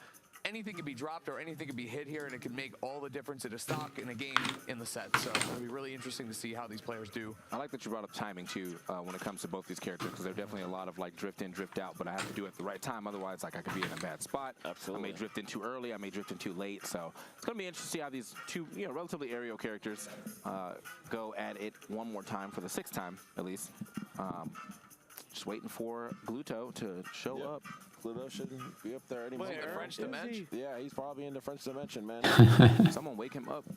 Is he sleeping? Yeah. I don't know. Maybe. Probably. He's with my boys in Bro, I Paris. swear to you, if he was doing an interview on the Edgewise stream, I just saw him walk from that direction. Like, bro, I swear to you. He spawned. He did spawn, man. Yep. Oh, man. It sucks that Mutace has to deal with like hand-related issues when it comes to competitive play. But at the same time, look at who he plays. Like, actually being the favorite here. Peach requires a ton of like inputs, like a ton of inputs to do all the float cancels and all the like movement options, and then also all the turnips, like attacks and everything, like or the turnip combos. I mean, like all that is a lot of inputs. Gluto also has hand issues. Can't SDI correctly because of it. I didn't know that. I'm in the BTS playroom. That kind of sucks. Damn, all right. Smack a shit out of that. Getting extra warm. Oh, I just noticed they go into the back. You see that? They go into like the, I guess those are mountains or something. The road. You see that? Yeah. That's cool. I guess it's like on it. Onet. Yeah, it's on that drugstore. Is it Onet or Onet? I feel like people are gonna be mad at me if I get that wrong. Aren't you the Earthbound player? Yeah. They don't say it. Aren't you on it? They never say it in the Super Nintendo. That's fair. They never say it. They just type it. Yeah. Read, Jim. Man. Well, anticipation certainly is building here. Gluto getting ready. That's a nice way to put it. I do wonder how those hands are doing. Glass half full. Yeah. Yeah, always the X factor, right? What the? Did he just quote? Did he just skin swap on us? Facts. Tony Hawk Pro Skater. He's in the lobby, had to change the skin up. He just unlocked this jersey. Definitely pressed right on his character. That was crazy. Oh shit. Yeah. I love it. This is tournament mode, Gluto. Yep. Yeah, I was gonna say. He walked into that store. Streetwear Gluto. Walked into that store in the back, bought this jacket for $100. Came back out. Yeah. Casual glute. Let's go. No. Well, casual in Smash means shirtless typically. Casual Sephiroth, casual Shulk, Oh yeah. casual Gluto. Do it, Gluto. You coward. Wait, what is this? Oh, the control thing. Oh. I don't know what he's doing. Hacking the Switch. What the heck? Damn. Data harvesting. Yeah. Open the console. You say HDR right now? What up, by the way, chat? Not bad. Project 64. What up, chat? Hope you guys are enjoying it. What up, chat? This is like the best summit we've ever had. By the way, it's definitely up there in terms of just raw results, just insanity, obviously. So yeah. Some of the best players too. It's crazy. Like usually the first game is like not as great as some of the previous summits, but I feel like everything after that is like godlike gameplay. Right. Yeah. What up, chat? It's good to see y'all. Hope you're enjoying the show. We're having a great time here, obviously. I mean, there's almost nothing quite like Ultimate Final Day. Damn, that's a polo jersey too. So last summit we had Proto Banham, Light, Cola, Cola, Riddles, Gluttony, Spargo, Tweak, The Buzz, Ouch, Anathem, or Anathema, Leo. He's gonna come down the stairs in a New Jersey like. Yeah. Between games, he's just There were definitely some good players, but not all of them were like.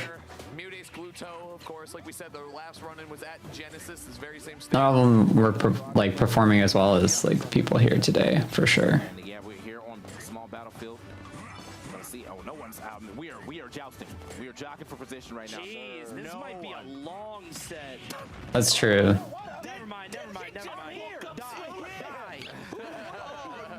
Wait a minute. Both of these players are pretty patient. They're taking their time. Right. Once they get hit, they take 50.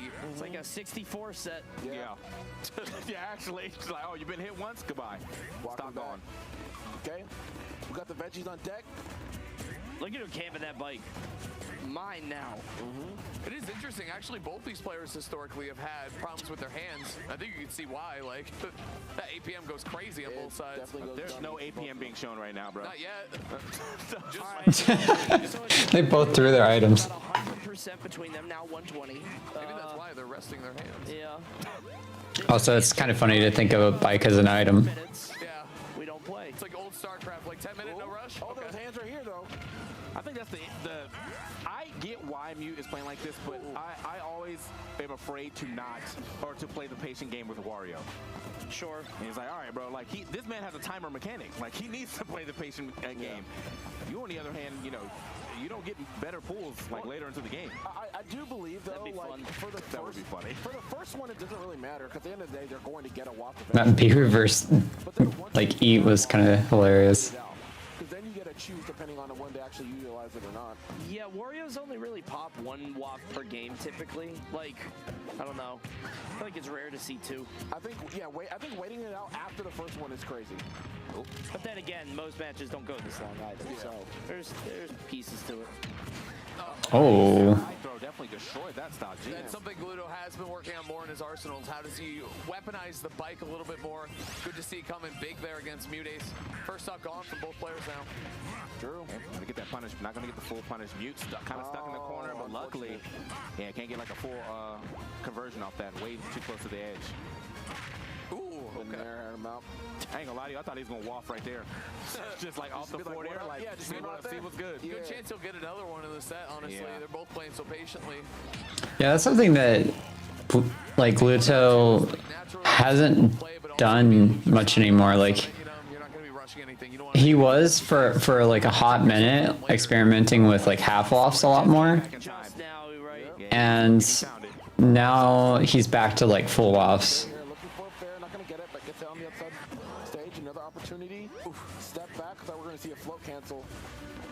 I don't know if that's just like a product of like the players he's playing and like the opportunities for half lofts or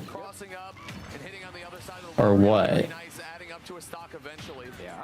good trade there from Mewtwo. Like, genuinely, like at a higher percentage, you get a little afraid. But yeah, and he was like, you know, I'll take this bike trade for the back air. Ooh. Oh, big damage.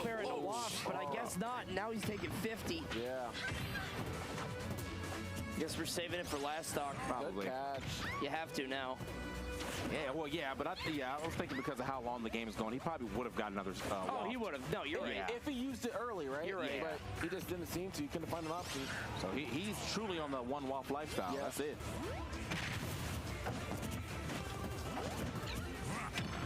Nice, great spacing right there. Yet again from Mudace. And again, this is what we see. Oh, good tag. Kurama. Is this just like drift back, fade away, throw out aerial once Wario commits? Yeah, the spacing is real from Mew for sure. I'm gonna say it right now. I know this is just game 1, but this is looking a lot like Genesis 9 from what we saw. Also, if you aren't option selecting your text for your up B, you should be doing that. Oh, I like that. Which move am I gonna use? Yeah. Parry and then jump out too. Didn't get caught by the multi-hits. Didn't get sleep around that, but damn, super dead here. Yeah, that's that rage for sure. Max rage, looking for an up air waft, looking for a string here. Yep. Nair kills?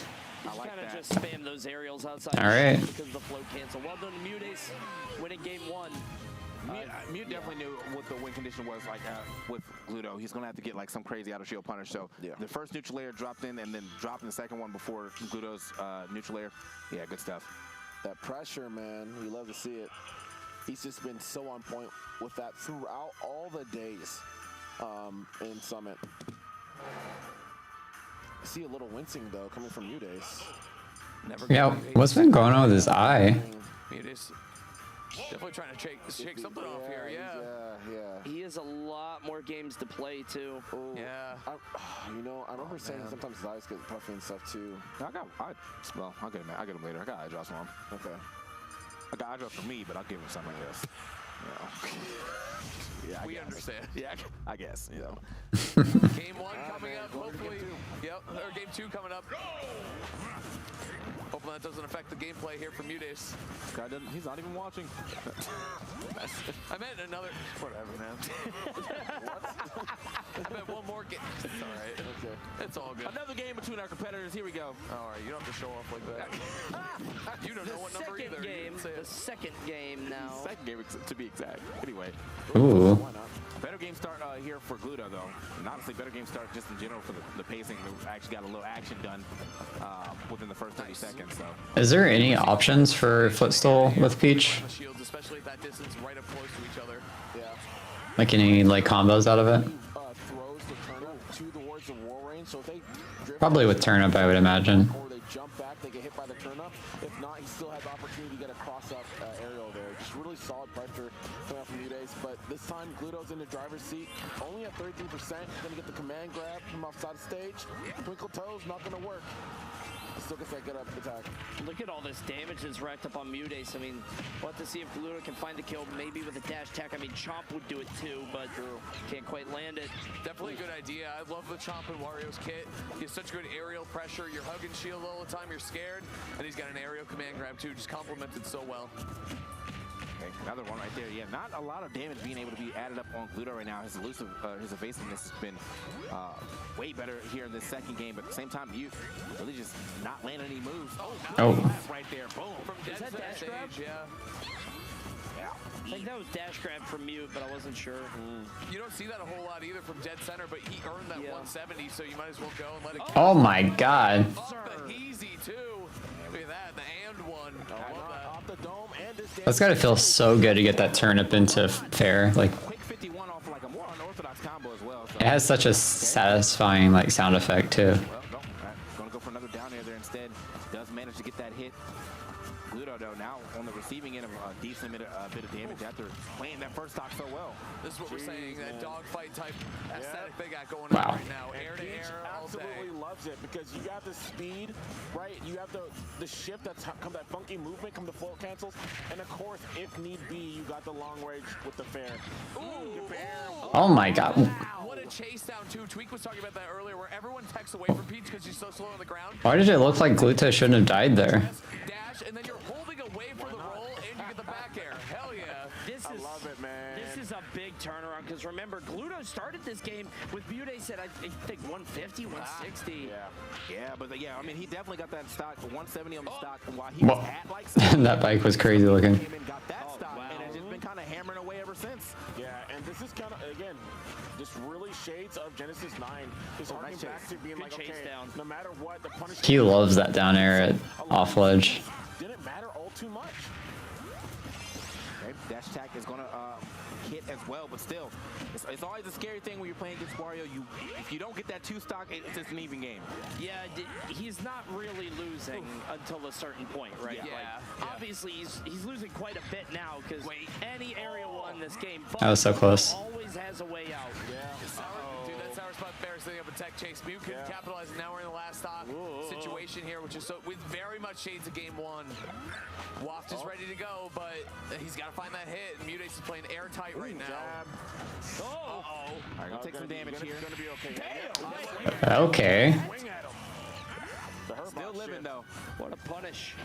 Looking for that neutral layer. Might be the way to end this game yet again. Yep, at 184. Trying to extend. That's the second time he's extended the hitbox. Oh my god. Dude.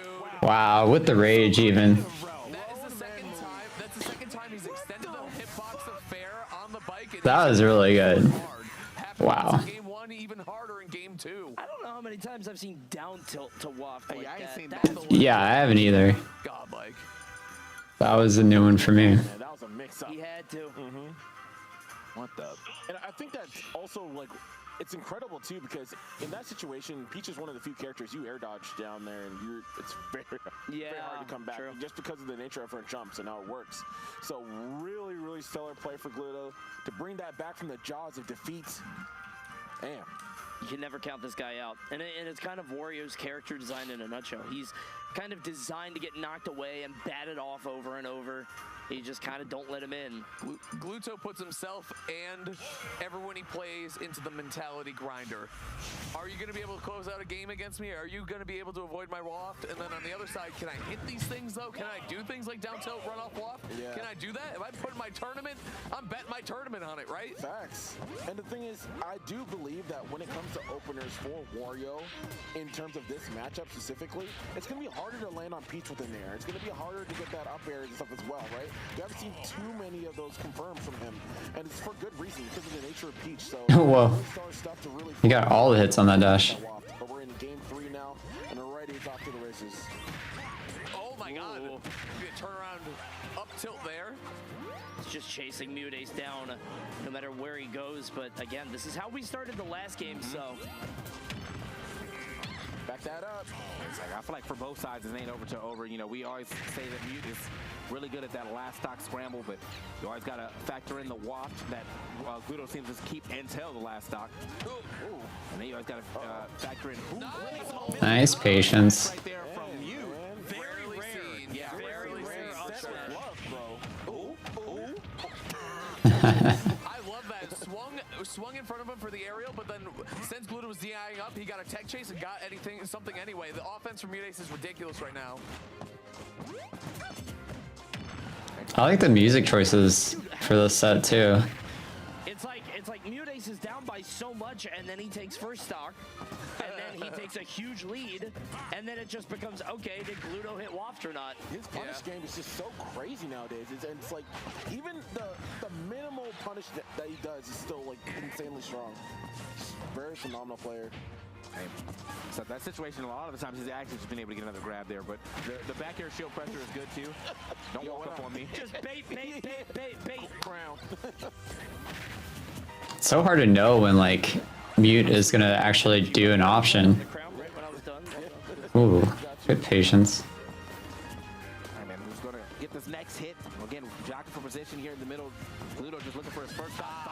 With the up air, okay. This is something that I struggle with a lot, is like tempo mix up, and Mute is so good at it. Jumping around with that Waft though.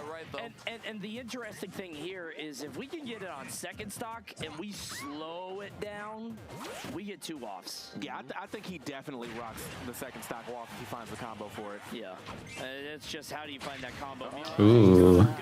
The coverage, man. Yep, exactly. Mutace. Again, the offense has been so good here in Game 3. Defense, too, honestly. A lot of clutch air dodges here for Mutace. He consistently gets like 2 stocks up on him. Ooh, just fading back.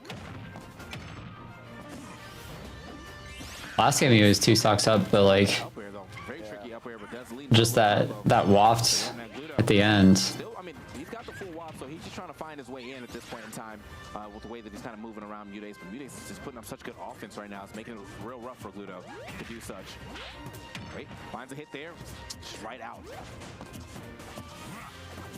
Spacing around there. I'm surprised we didn't see a back air against that neutral air, but falling up here, getting interrupted, yeah. He wanted it bad there. Guard up, yep, cover the area. I love it. The light is just fading for Gluto here because like the second waft is a possibility, but it is. Like I think we're out of the realm of second wafting, and you have to like just straight up beat, like start playing really well and get this stock, and then yeah, that down air actually with the rage and everything, I don't know if it would have killed, but it could have looped. Yeah. Could have kept hitting it. All right. He actually might turn this. Yes. Okay, well. No way. Better bike hit than the. Ooh. And here we are again. The last hit scenario for Gluto. If he finds a godlike waft combo, which he's done so many times throughout his career, he's going to force a W. I would love to see like Oh! He wasn't ready for the turnip to hit. Okay. I feel like Okay. Wait, that's not it. No bike, this is huge. It's off stage again. Is that death? Kill, will it? Don't like you. No, not quite. He double jumped already, too. Bad as hell. Yep, he's angry. Wow. That's gotta be death, right? No? No. We're trying everything. We're trying the back, baby. Up again. Wow, okay. 220 and it works. Kudos to Mute for like playing that patiently though. I would love to see the heart rate like. It definitely like in that situation it gets frustrating to like not kill with your throws, but like he just stuck it out. He's got Wario brain and Wario heart. Yeah, it's fine. Sometimes you forget how insane Gluto is, not gonna lie. Yeah, I know. Mutace with a huge clutch performance there. Gluto almost making another. Gluto always has like almost always has a good showing. Even if he doesn't win the sets that he plays, like he almost always has a good showing. Hope he's feeling all right going into this game 4. He's going to need everything he's got to compete up here against Gluto. Bro, having to live off of that, like having to get a stock off of up throw just goes to show you how long like Gluto is living, bro. So these games are going long, but Gluto's stocks feel like they're going longer. Yeah, so as long as he can keep that up. I mean, I understand that like the game that he's won was off a waft, but that's always in the back of almost every player's mind when they're playing Gluto. If I'm not getting this 3 stock, big damage. He comes in fresh, I might just lose. Exactly. It's like the MK Leo. You gotta 3-0 him because if you give him one game, like he's just gonna run away with it. It's over. Yep. Gotta be careful here, but yes, we're gonna go into game 4, back into small battlefield. The music apex of the world still on. And man, this is already looking really close. This looks a lot better here for Gluto, to be honest. Seems like he's finding his footing, has the opportunity here. As we say that. Oh my god, yes. Just do that all the time. That shit is not easy. It's like Futurama. Yeah, That's what it is. Yeah. The devil's hands are idle playthings. Yeah. Oh, way to fight out that corner. You know that bite was coming. Most people in that corner do like decide to just hold shield. Free bite right there for Wario, but not Mute. Because I'm fighting my way out of here. Oof. Okay, good evasion. Yeah, that slaps would have killed if it hit. Oh my god. What a trade. So the Wario's Nair got extended on the hitbox of the bike, and that gave him enough time to back air and punish it. Oh man, and it's gonna be some good solid damage here. Gluto's gonna have to be careful. Gluto almost lined up that back air. I think that would have killed him. Dash attack will do it though. Good stuff to Gluto. Gets a little bite or a little heal too. Yeah, good chase. Recognize that the shield was really low, so he had an opportunity. Uh-oh. Jeez. Waft on deck and some good damage being put on right now by Gluto. Almost dead even here too. Oh, you can see, and it's funny because usually we see Mutace spacing horizontally. There, he was really spacing vertically, Damn. trying to stay away from the up airs, but That- Gluto able to land one and getting that waft, and now, for what feels like the first time in this That lead is all gone now. Yeah. First time, and on top of that, like, you know, not using the... When my country's major comes around in September, I gotta MM Gluto. Money match him. And then, you know, make that work for him as well. For sure. Does he do money matches? I know a lot of players do. Momentum for Gluto is going to be so important in this set. It was just the last game was such a runaway for Mute. Came out strong with the back airs off the ledge too, and now we're down to last stock situation, guys. All right, it's anyone's game. I think about 30 seconds have passed since we used it, so yeah, we're getting close to at least the half wall. Oh, there goes a little flash for it. Hold up. Nice. Oh, what a bait. Doesn't get a decent full, amount. yeah. Not I mean, bad. 70 60's is great. damage, yeah. 60's great, and he didn't go left to right, but that's still fine. Didn't have a turnip. You'll have to let me know how the money match goes. I played Jackal in Genesis for like my second set, and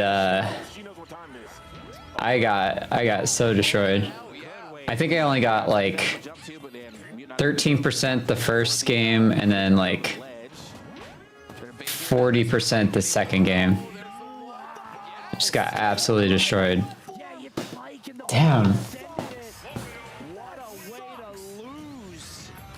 He had such a good start to that game too.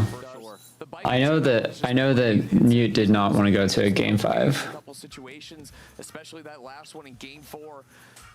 No other way to have it here, guys. Game 5 between these two fierce competitors. Don't want to see either of them go home. But unfortunately, that's where we're at in the bracket. All right, man. Yeah, game 5, man. Game 5 between these two. We're kind of expecting it. Honestly, I feel like with that game, the way that one was going, I was thinking we were going to see a 4-1, but like, the Waft is always on deck, man. Yeah, it's not a lot. I mean, to be fair, I was playing Lucina versus his Wolf, and that's like, it's kind of a shit matchup. And the bike too. The bike really was what kind of set him up this time. Gluto's so sick though. Like, it's one thing for that situation to happen. It's one thing for him to recognize it. Against your country's best players, I usually get 2 stocks. Hey, thanks for the subscription. Oh, goodbye, Mr. Saturn. I appreciate it, Adam. Mother 3-1. All right, game 5. Game 5 indeed, and a great start here from Mute. But, you know, Gluto definitely has the same tools to be able to get a decent amount of this damage back if he finds like one good falling up air. Yeah, the comeback factor. Yeah, falling up air under a platform, he's getting at least 4. And he's found some key, like, falling up air things. Surprisingly, despite the movement we're seeing, diagonal movement, however. Good up air here, not going to be enough.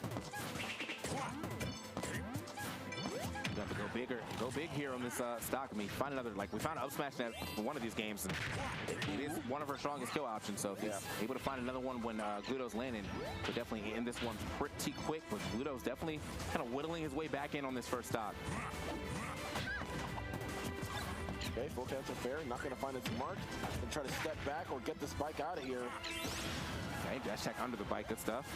I feel like Mutace is playing a little bit more aggressive this game. It's definitely a stark comparison to the first game. Install the smoke. Whoever's under is winning. Like, it's such a game of verticality between these two. Yeah. It's that aerial dogfight that you were talking about before. He's going to be able to land this back here. He's threatening it, but of course the tomahawk. Wow, I love that from Gluto. That's so smart. You don't need the setup, and now we get to start to cook it on this second one. Look what happened again. Mutace hit the bike. The bike is crazy. Yeah, it's really good, man. Gluto getting better and better at playing with the 2 throughout Summit. He said it's something he's been working on for a while, and it's paying off big time here against Mute. I just like the fact that, like, I remember I was playing versus a top 5 player from my country and managed to squeeze out a stock every time despite being a bad day for me. It's awesome to hear. Definitely not easy to do. He might actually be able to get 3 walks in this game. definitely possible, TK. Dead even game right here. Taking their time. We've seen them play She's patiently holding all the set. turnip. Yeah. You know what Mutace wants. I think Gluto does too. So Gluto is his ass is jumping. Touching the floor is lava. Oh yeah. Oh. Yeah, get me out. Get me out. Oh, that was smart. Running under the platform there. Oh, you see all the up airs in the world. Well, it's reverted back to game 1. It's like a Lisa Frank book. Now that's a reference. Nobody's gonna get that. Nobody's gonna get that. That's crazy. Deep cut. Okay. Well. We got to start, but like no finisher right there. Still 23. I mean, damage is damage. Gonna take. Oh, wow! That's a start. The range on that. That was and the double jump. There we go. Big. Gonna get the landing though for the up air. I think this is definitely gonna go. It's gonna go to last hit. It's been pretty even almost all the games. Well, it was a mix too, because the up air, you know, you get all the different multi-hits, counting when it's going to end, like the timing, it lasts very long, so good idea from you, definitely mixing it up on top of that bike. The aerial pressure so good right now for the Peach. That turnip almost hit. Okay, great weight right there from Mutant. I like that idea of Glutony just in case Mutant's a little close to that edge. Ooh, that was scary. Here comes Mute, attacking so Oh, that pivot grab almost hit. Yeah. Yeah, Gluto was swinging right there too. But we've seen this just about every single game. Mute goes ahead in the final stop. Right. Then Gluto fights right back. You got to build a big lead here. No. Just tank it, yeah. All right. Well, now he can't set up the bike again. It's gone. Well, he could have, but you know. It took a little bit, yeah. Oh dear. Well. Oh my god. Okay, that was smart. That was smart. I like that. Okay, you need to do a different ledge option. Try jump. Try jump. Well, remember, this is how Mutace or how Gluto Oh my god. What an aggressive option. conditioning at the ledge. That's how he beat Leo. Yeah. Damn. That was such good tracking from Gluto. No way, right? That would be 3. Yeah. Come on, Mute. You got this. On that up air with the down tilt, crazy. Down tilt's been doing a lot of work so far. Final hit situation right here. Yeah. This is so scary. Mute. He'll do it. Yeah, he's gonna do it. Damn. Does it using the armor of the walk to close out that game 5, dropping right up the ledge. Remember, it's Wario, so Mute might just get BS mechanicked. Yeah. Done here at Ultimate Summit. I mean, what an incredible set between two.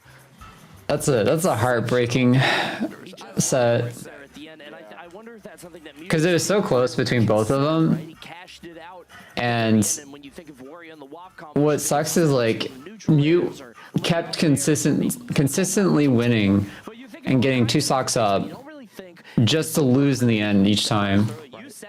Just gotta be so frustrating. There, Gluto showing his mastery of the character. Whew. Yeah, because Peach can't really do it. When he had to up B, what was going through your head? That's like checkmate, right? What? At the very end, when he had to up B, what was going through your head? That's like checkmate, Okay, right? it's very funny because in my head I was like, go easy. That means in French, just do it. And Sure.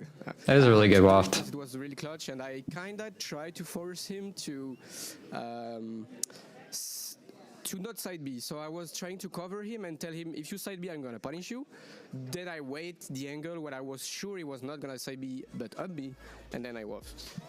You have been locking down the ledge in certain sets. I mean, we've seen you win 2 sets already just from, you know, roll-ons. You were able to beat Leo, and then earlier today, I believe you beat, forget who it was, but you beat somebody good. And it's like now you had Mutace here off on the right side, and in the last game, you totally locked him down on the right. Yeah. How hard is that for you to do? I mean, to keep your composure also, that was sick. Yeah. That was so sick. Composure for every single option that she has available. I mean, that's got to be exhausting. exhausting, right? Yeah, I have to wait a situation when I'm sure I can punish her, which is really hard, or attack her only when I know she's not gonna attack. 'Cause obviously, she can't attack all the time, right? Yeah. Like, it's humanly not possible. So there will be some time when he needs to rest, or he will just wait for me to do something. And this is where I will try to go, but I need to be sure that he's gonna do nothing. Because if he do anything else than nothing, I lose. Right. So I need to be sure about what I'm doing. It's really hard, but I managed to understand stuff and applied well some stuff, not everything, but you found a way. You got through it. That's what matters. You're going to give all of Europe, all of France a heart attack with these Game 5 situations. Glutos, you've been playing so clutch. You had a lot of punishes off of the extended hits of Bike. Yes. You want to talk about that a little bit more? It's been really I'm good. really happy and proud about it, to be honest, because I worked so much about it. He did an aerial on the bike, on the platform, and I waffed him. Right. Yeah, you got up there one of That's awesome. We couldn't believe that. It was just. Yeah, I'm trying to work on this a lot, and it worked well. I was that so quickly. Like, I have to be very fast to react, and I have to be aware of everything that can happen. So if you don't know what can happen, you can see it and you will not react to it. If you know that this can happen, this too, then you will act very fast. Right. As always, updating and changing the Wario meta, making it better and better for the character. Really This reminds you of every time you play versus any Wario? You're just talking about like how Wario's play in general? He's the best Steve, obviously, and I play with him in friendlies, and I try to work on this matchup so hard that I think I figure out some stuff, but him is like another level, and I want to see if it works, or if I need more work, or if I'm on the good road, you know? Sure. So yeah, it will be a great set. Absolutely. Can't wait to see it. It's going to be a lot of fun. Thank you. It's amazing. And Gluto found a way to make it work again against Mutace. Mutace dropping out to Mario and Wario. Bike was MVP for sure. And Bike did some work. That Bike in his ledge trapping like later on. I feel like once he started putting some of the fear into Mutace, he was really capitalizing on that. So got to give it up to Gluto, holding it down for France. And he's gonna keep it moving. He's now in the top 8.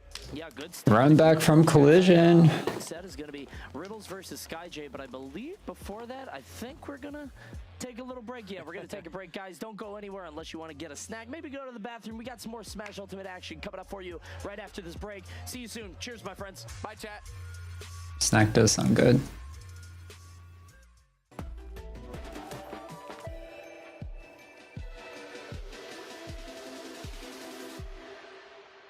Yeah, maybe I'll grab a snack actually. Yeah, I'll be right back. I'm gonna grab a snack.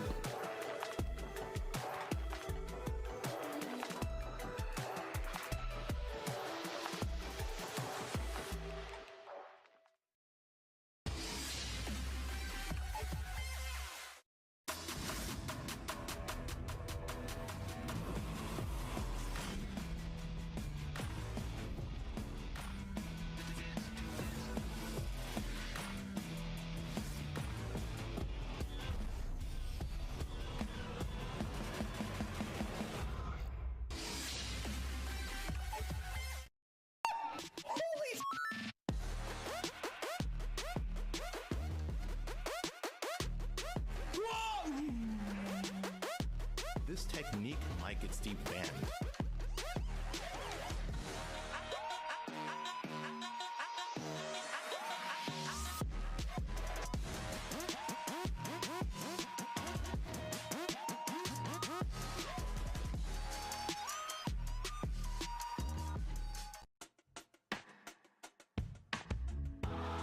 I feel like a forgotten relic. It's a name that not many people know. This region sucks. Well, going to losers. If you took even a second, oh, that's a 9-10 matchup. This is the start of something new.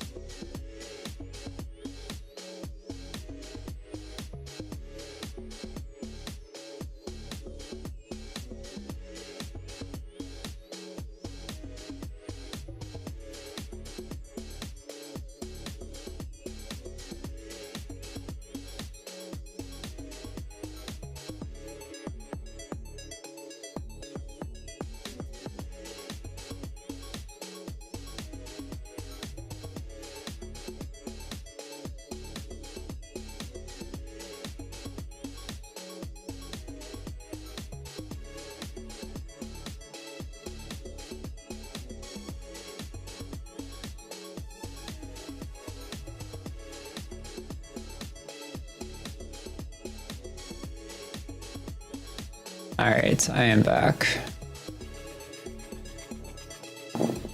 You mean being up and getting 0 to death with Waft? Oh yeah. Yeah, that's true. The breaks are killing me as a European. It's 1 a.m. Yeah. They've had a good amount of breaks this time. But it's understandable, like they need people to like, you know, swap in and out for commentating and everything like that, so it makes sense. But it does suck for people that are like in a late time zone.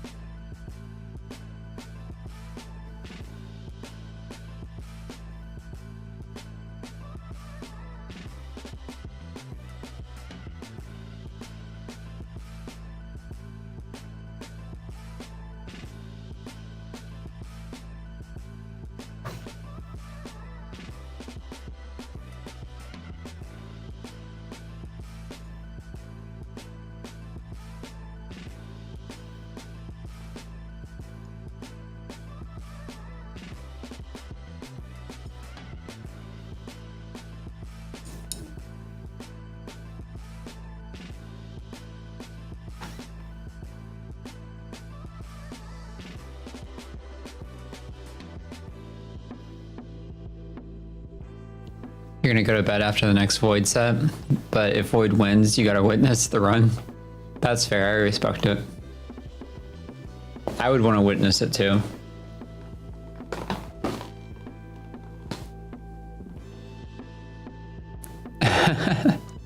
School sports will have to wait. I'm guessing you have a kid?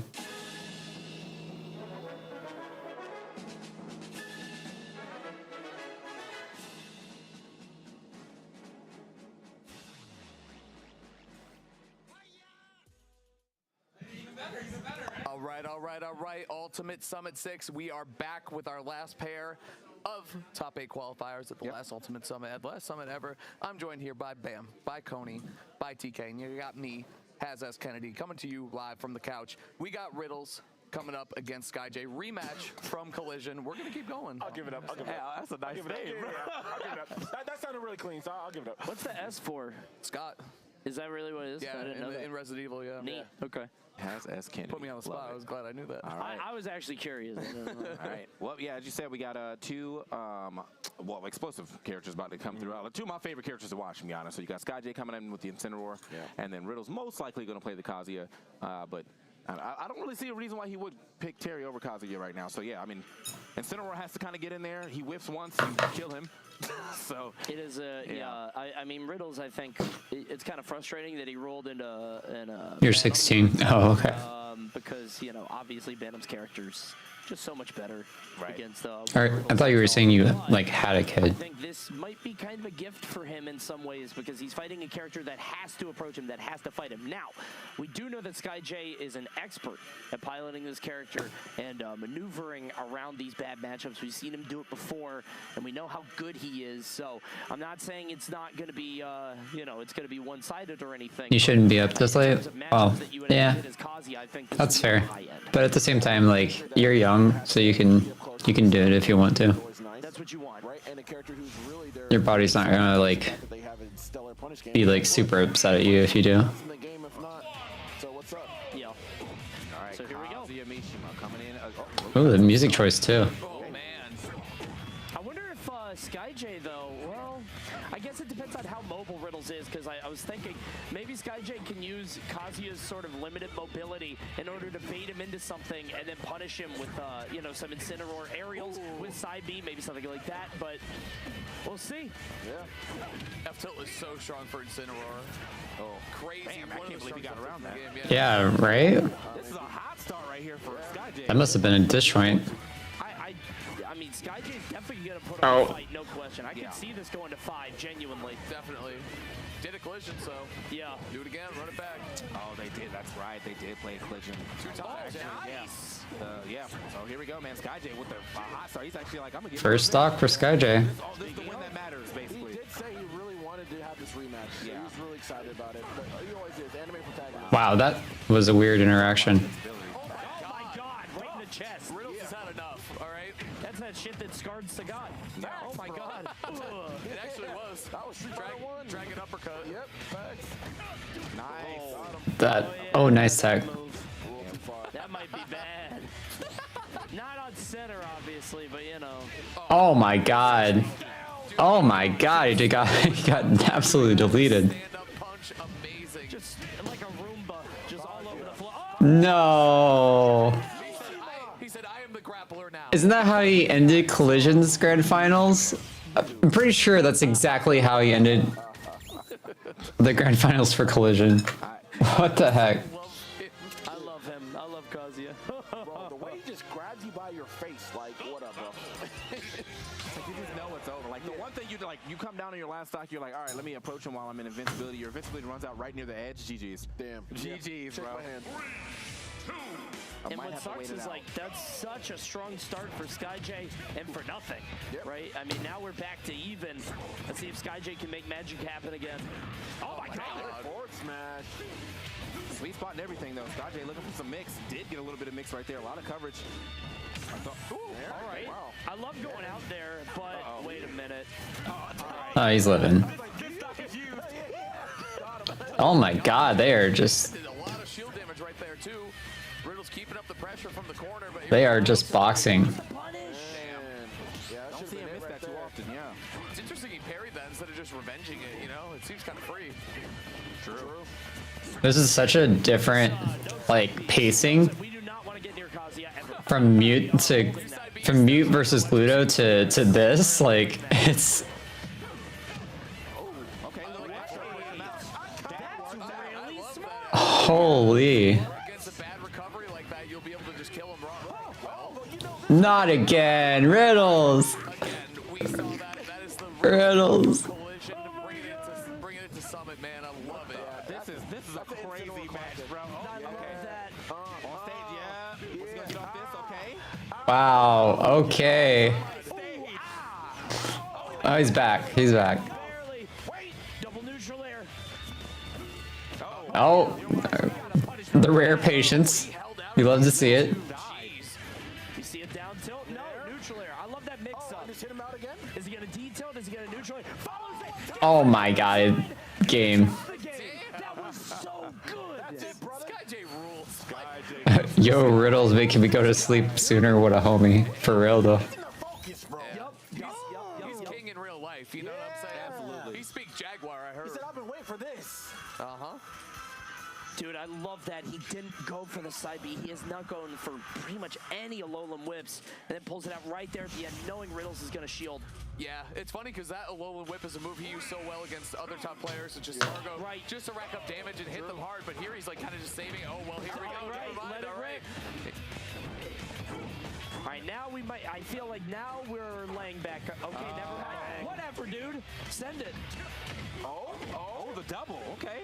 Double down tilt. Damage, bro. And two of those hits were him actually using moves he wasn't using the first 2 games. Get off me with the lariat. He's so good at zero. Oh my god. Wow. Dude. Holy shit. Zero. Like, he does so much damage just from the beginning. How did he miss both those? Wrestler, bro. Oh, uppy? Yeah. Yeah. Learning. Coach's corner, baby. Oh my God, dragon uppercut. I That like just the worked. idea, but it wasn't enough. But still, that's a lot of damage. God, be careful. Barely.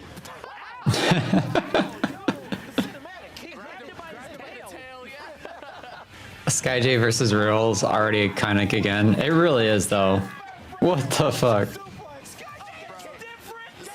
The stocks are flying.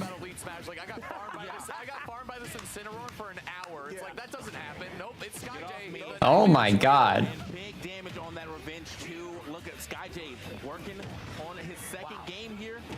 Neither of them can get like a combo started. It's so insane.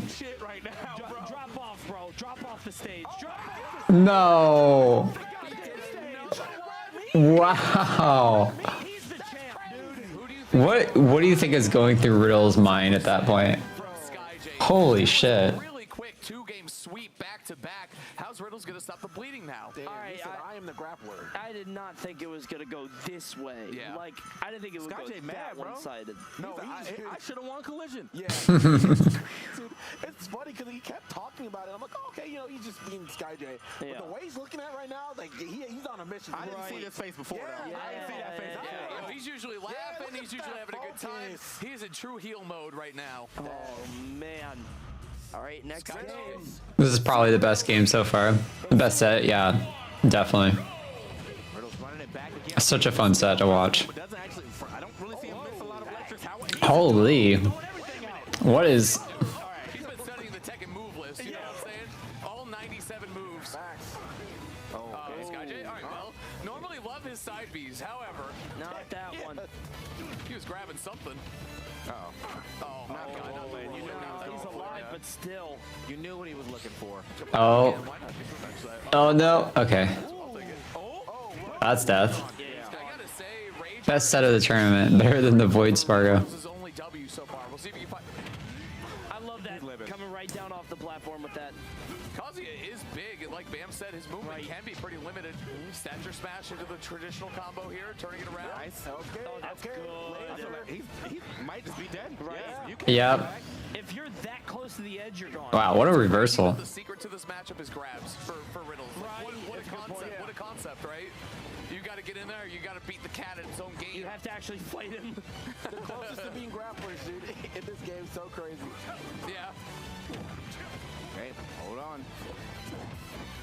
Riddle's looking for it. Like you said, he's looking for those grabs now, though, because he wants to start his combo. Oh my god, is he dead? I love this mix-up, too. What he does is he crouches. Is he going to go for down? Wow. Is he going to go for drop? I really feel like... Is he just going to wait inside? What is going on? He did get the kill. Holy shit. That's the super Korean backdash. Get me out of there, off stage. Okay. I love that reaction on the forward air, too. SkyJ is killing it. What the fuck? The damage. Oh my god. Oh, he wants it all. Wow. Oh. I was going to say another one, but looking for back throw. It's not going to be enough. Obviously, we'll push them off the stage. Another bad position. Oh! This could be it. Now this We're going to need an air dodge. Oh, he tried. The stall definitely helps out. Okay. They both used their side Bs. Yeah, this is so scary.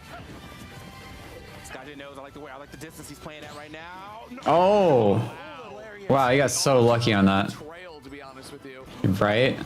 Oh, he might get it. Goes for the dash tech. Puts himself in a terrible spot. He definitely messed up electric. Right. There's no way he didn't. Yeah, Ray Jordan's out, though. Ray Jordan's gone. Also, would have kicked. The fear. Damn. Straight left from SkyJ. Well done. Putting the fear into Riddles. Damn. I need more of that. That was such a fun set. That's the only thing he wanted. He Exit stage left, bro. I'm out. See ya. That revenge is incredibly good. We kept talking about it all week, and that's what grapplers want to do. That's what Incineroar wants to do, and he did it. Good shit, SkyJ. Top it up here. Hey, what's up, brother? You was scared. You saw it. I know, right? Since game 3, every time he was doing some misinput or something, I was even hearing like that. And I was like, bro, I'm into this. Well, that's what you want. That's what you want. Exactly. You need that. Oh, my That's God. big at Summit, too, because you hear it more. That we were talking about that. You can hear controllers. You can hear emotions more. So you were capitalizing big time. So what big adjustments did you really make in game 2 from game 1 after that loss you took? What would you say really clicked for you in the matchup and against Riddles? As I as I said, like I think yesterday, like a lot of game one is a lot of data, recollecting data, and I was like more or less trying to get what he was doing, what he was aiming for, because I know he was gonna be preparing for me these 10-30 minutes he had when he knew. How could he even collect data with how fast that was going? What is he gonna do? God. And then game 2 and game 3, I'm just gonna punish the hell out of that. Yeah, you like literally did not side B at all game 1, and then you were like, all right, I figured everything out. And every side B And it's really funny because we were like, okay, he's not going to side B because if he messes up or gets punished, that's a touch of death. But you pulled it out later. What I thought, 3 clips of what I thought. Did he do anything but side B? It's all side Bs, all clotheslines. Please be running off, by the way. That would be amazing. What I loved about your that was really good. What I loved about your edge play is that what you would do is you would be at the ledge and you would. Both characters can kill you in less than a minute. For real though. That was like 10 minutes. Yeah. The break was probably longer than the set. He didn't know how to get back. Not letting know your opponent what's your intentions on the ledge or on the edge guard, it's key on this matchup at least. Well, yeah, in this matchup. Because you're holding crouch, so you're like, I'm down to then you get the so you're always ready for it, right? Yeah, I have to be ready on his options because every time he was doing side B to the ledge, I was punishing him. He knew it. That's the reason he went downwards. And when he goes down, I can revenge, nair, etc., etc. If he goes first up B and then jump, I have the nair. If he goes jump and then up B, I have the revenge. Even if I don't hit the revenge, you saw on the second game, I think I killed him at 56 on the back throw because I had full revenge on that. Right. Nice. It was unbelievable play, man. Congratulations. Well done. You wanted that run back. You got it. Huge W for you. That was such a fun set to watch. It was. Yeah, as always with Sky. Hey, you got Sky J there. It's gonna be fun. Get Riddles too. I love watching him play. Obviously, but he's out. No top 8 for Riddles. Top 8 at Summit, man. After the last chance. You talked about getting there. You said it was possible. And I will, bro. I will, and the run doesn't end here. I'm just gonna continue with this. How dope would it be to have SkyJ win Summit after basically being like, you know, brought in last second, fighting Luis, beating Luis, and then going into the Summit bracket and taking down like that would be insane. It's a storyline for the ages for sure. Like if that happened, I think everyone would be pretty excited. I'm pretty sure. And I think Void is one of those guys. Oh, don't zoom in on him. You can work on the little stuff like Void. You got the very fast hits and the combos, the technicality, or you can work on SkyJ has such a top player mind. Yeah, for sure. Character, and I feel like we really saw him do that there, and I thought that was really cool. That was very cool. Thank you. You just like seeing new characters playing at this level? I agree. Like it's a ton of fun to like see characters you wouldn't normally see. It's especially playing at a top level, like so much fun. SkyJ's like, I'm not just gonna throw him out. Be foolish. That's why I was even enjoying like the Meta Knight from Leo, even though like we didn't get to see much of it. It was still fun to see. Shall we? Riddles just came downstairs. Damn, he was up there for a while. A team matching show. These players are trying to find a doubles partner. When I light up, they can press me, and the other player will have to leave. If they can stand They've basically just stolen the button format for this. What the heck? And we'll give them 3 p.m. pools just to make sure they show up. Hey, how you doing? How you doing as well? I'm doing good. Good. So, start off, who do you main? Ice climbers, which leads me to my first question. How do you feel about a third person in this relationship? I just need someone a little bit more open-minded. This is so goofy. This isn't gonna work. How's it going?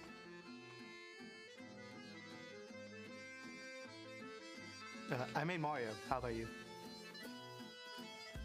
Oh, I'm sorry. I don't speak Italian.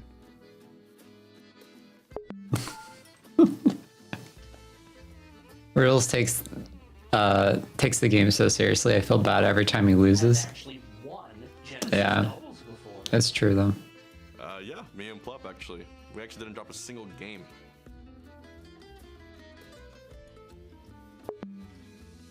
Go on, hit it, you coward.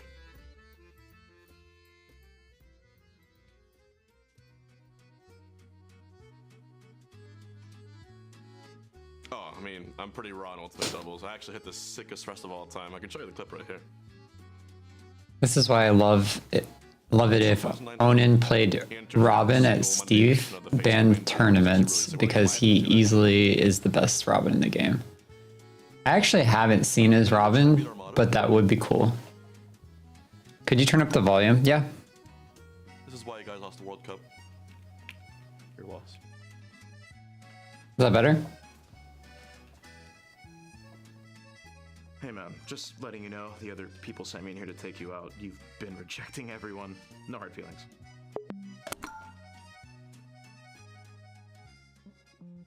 Hey. Hey, nice to meet you. Nice to meet you too. Okay, so what do you do for work?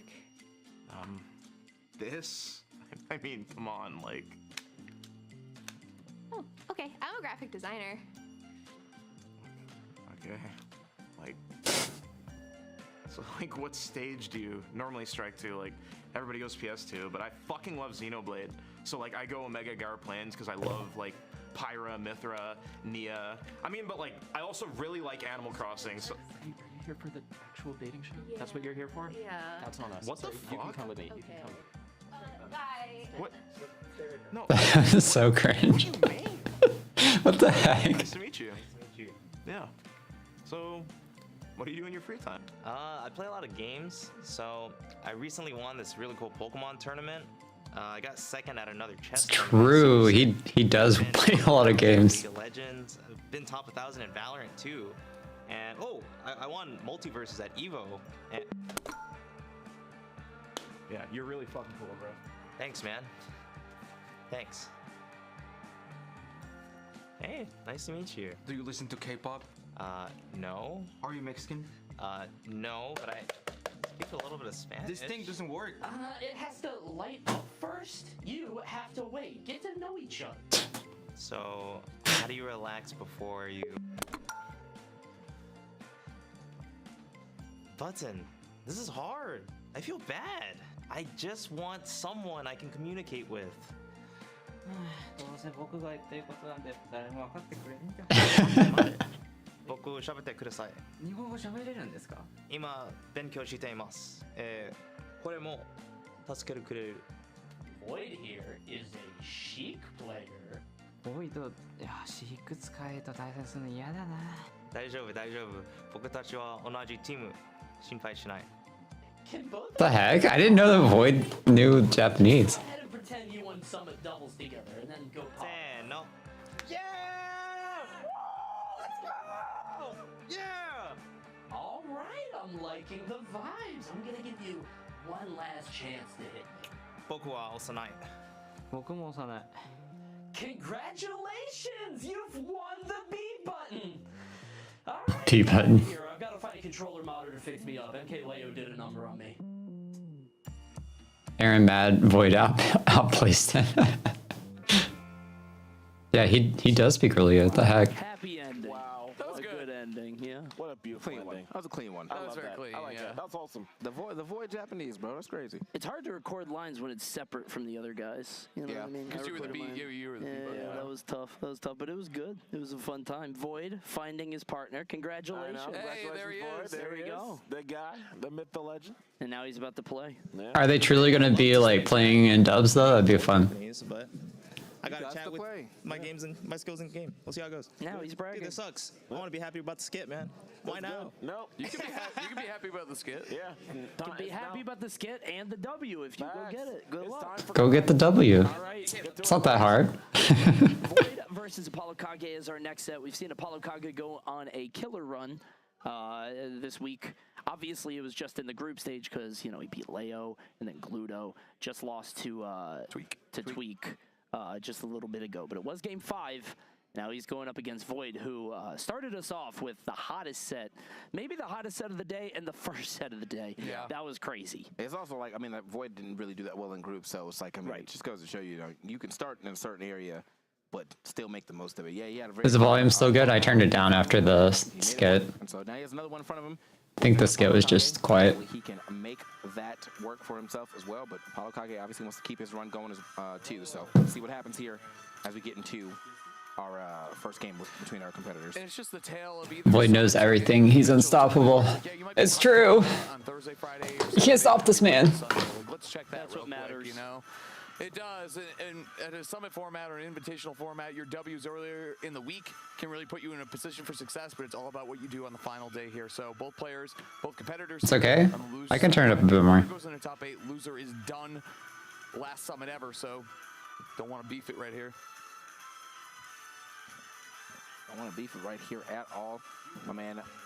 Both of you, I like the fact that throughout this entire tournament, honestly, regardless of what's going on, Apollo Kage just seems to be very happy to be here. So yeah, him and SkyJ and Big D, exceptionally over the top positive people, and they're all doing really well in brackets. It's true. I love their mindsets. Looks like the light is always a good time, man. Not the life of darkness, like my boy Chuck. What? He's just looking at the wall. I know, I'm just kidding. He definitely chose the path of darkness. Yeah, he's definitely a Sith Lord. 100%. We'll save your soul. We gotta save his soul. Nah, Chuck's good, man. He's the GOAT. Who do I think is gonna take this set? That's like a scene from the manga. I have my money on AK. Alright, just let me know what that was. Alright. You're okay with anyone other than Proto winning? No, well, why is that? It's a comic book. Eventually. Just because he won last summit? Have they found it? The One Piece yet? Oh. I don't know what that show's about. Anyway, moving forward, let's go ahead and get to it. Our first game between Void and Apollo Kage. Let's go. It's going to be Sheik versus Snake, which honestly, Void said he was pretty comfortable in. Oh, okay, smart. Yeah, looking comfortable. Yeah. The forward throw technology right off the Even though I think that AK could win this, it's still going to be a really hard matchup because, Sheik just, is so aggressive and can run down Snake pretty easily. But when we're talking about damage output versus the two characters, it's gonna be hard. He can do a pretty good job just kind of keeping Snake juggled and in disadvantage. Yeah, he also used to play one of the best Snakes in the NA, Heavy. He was out in SoCal, very, very strong player. They used to play fairly regularly, so he does have a good understanding about the nuances in this matchup. Charging needles whenever you can too, like Snake is disadvantaged state. You can take advantage of it, of course, but it takes some time for him to even get close enough for you to do so. So being able to just do anything you can, any advantage you can get at this point in bracket, is something you need to take advantage of. Yeah, but you can see him even just throwing these back, using grenades for his own setups as well too. Stellar stuff. That was about to be a little scary actually. That explosion, but make it out. That should be enough. Yes, it is. Fresh up air right there. And the thing you got to keep in mind with both these players is that they have some of the best combo game in Ultimate on their. Yeah, you'd have to watch more if he wins. Gotta watch that run. And you already know Void. I don't need to say anything about him. Even aerials like neutral air, right? Like we've seen Apollo. Ooh, God, that dash attack was so good. Yeah, I actually love that setup too. Because the situation where I can wait for the turnaround up tilt, and then I can go for the reaction dash attack, which can kill light characters like that. So it's a very great setup. Needles. Grenades on deck too. Void using these grenades almost better than Apollo. Honestly, he might just be using them better than Apollo Kage. He really is right now. Oh God, that movement off the platform. Did you see him, dude? Damn. Apollo Kage cannot. Oh, he got it that time. Right now. And we're going up. Bouncing fish. Yeah. Wow. Bouncing fish is really good against Snake. What the heck? Big lead right here for Void. That's actually really smart. See how fast he's moving. Apollo Kage's got to pin him down in this corner right here. He wants to try to make a comeback, but no. Void slips right through. Okay. Get that out the way real quick. Now Void. Couple swipes here. Moving his way through. This is tough. Oh wow, this is pretty bad. Oh, I expected the up air drag down from Void, honestly. Alright. Oh wow. He was able to roll through and forward tilt before Apollo Kage could do anything. That's nuts. Yeah, the level of comfort, that Void is what kind of displaying in this matchup. What's interesting? You play Min and you don't want Predator to win? Void play with so much evasion against Margo. Like he would drift back and not fight and sort of. Who do you want to win And then? it feels like you could do that even more with Snake here. It's just instead of playing around Snake, you also have to play around Snake and grenades. But like she A Void win would be so base. Yeah.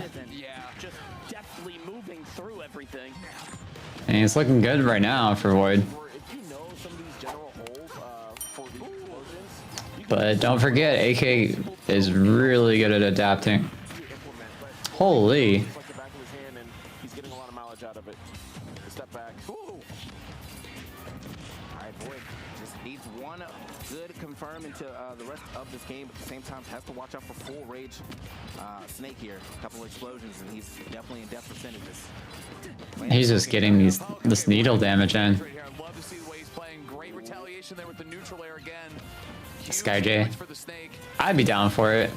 Sky J 1, that'd be a fun time for everyone. This is like a tie game, but the back air, I was gonna say, I don't think so. 170 from dead center stage. That's so unfortunate for Sheik. Oh wow! Oh man.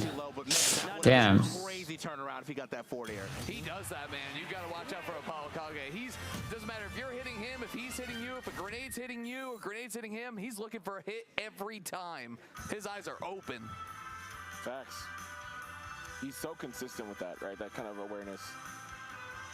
You really need that. You need to have that situational awareness when it comes to Snake overall to really convert off those things. Well, because you're going to be on your back foot so much that sometimes you want to stomp. Yeah, 180 and your back air didn't kill. That sucks. That's so unfortunate. Where are we headed? Where are we headed? Good stop. You play Sonic, but if Sonic's is in bracket with Void, Mars, or Onin, then I gotta go with the other three. Range for quite a bit and still managed to turn that Yeah. into a very respectable game. Which I respect it. Could have found an up tilt and just finished the game right there too. Right. So. Either way, got to keep it going. Some real deliberation up there. A lot on the line, TK. A lot on the line. Don't want to make a bad mistake. Going right into a stage, and then all of a sudden Void runs up on you, and you lose a stock before you can blink.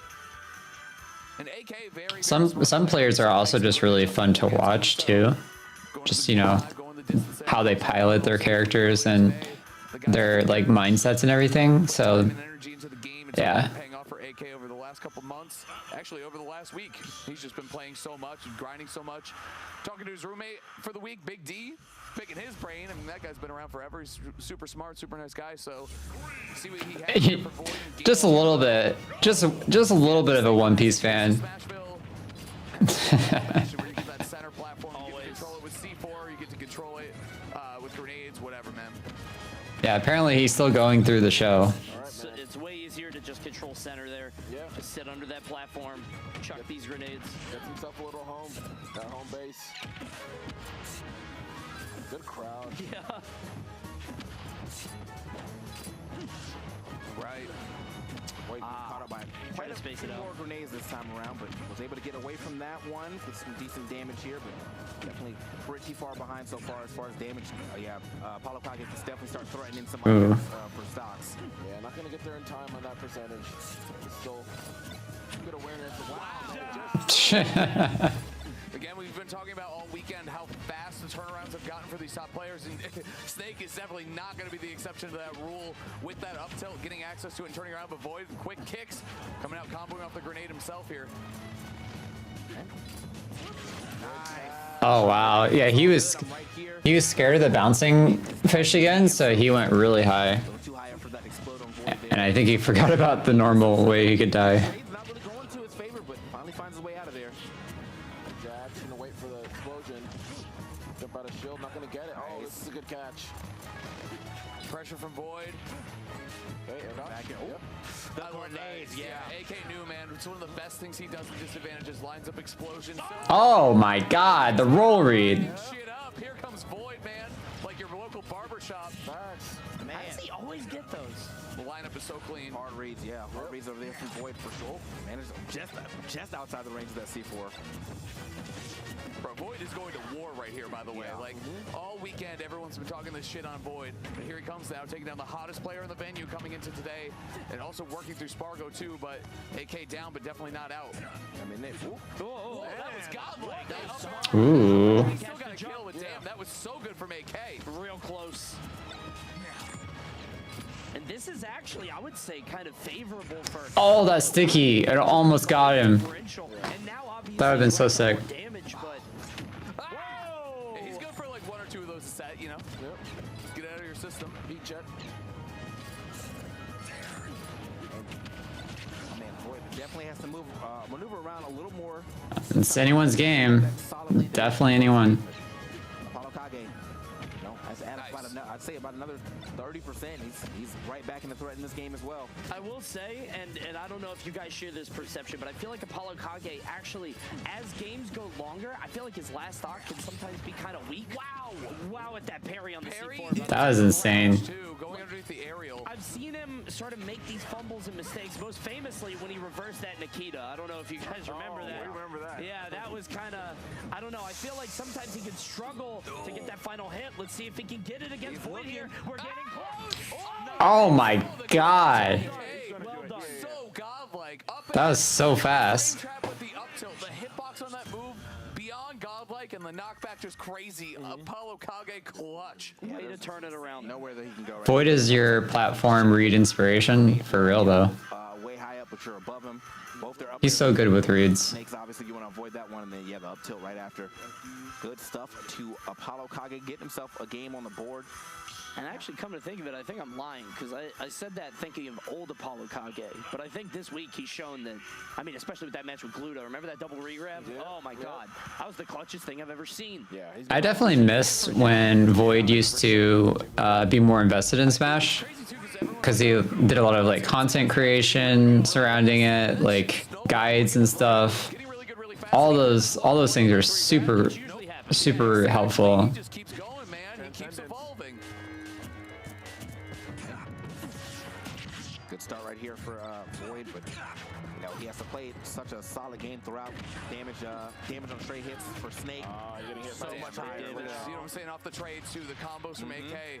Down air, keeping his good moves fresh too. Using moves like down air to rack up the damage is huge. Of course, Dash Attack's just gonna barrel through any short hop options she has. Such a stellar move. Great anti-air, great movement tool as well.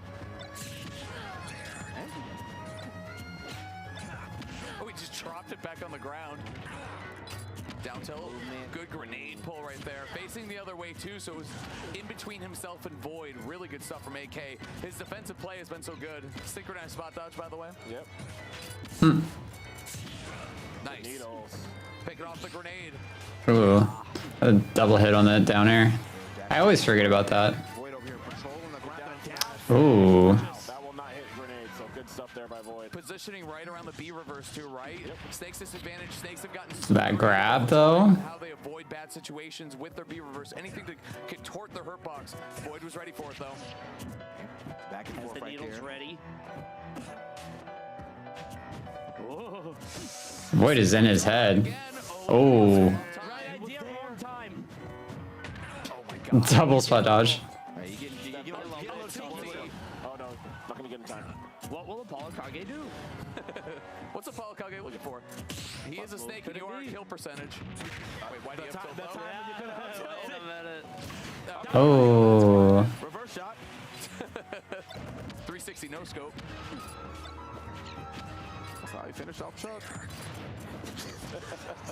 Not the vigilante. First Chuck and now Void. Vigilante shot. He's getting the whole household. He's next. Oh no. All right. Out the way. And now still stuck at this edge. Grab right there. Yeah. The item play is immaculate for both players too.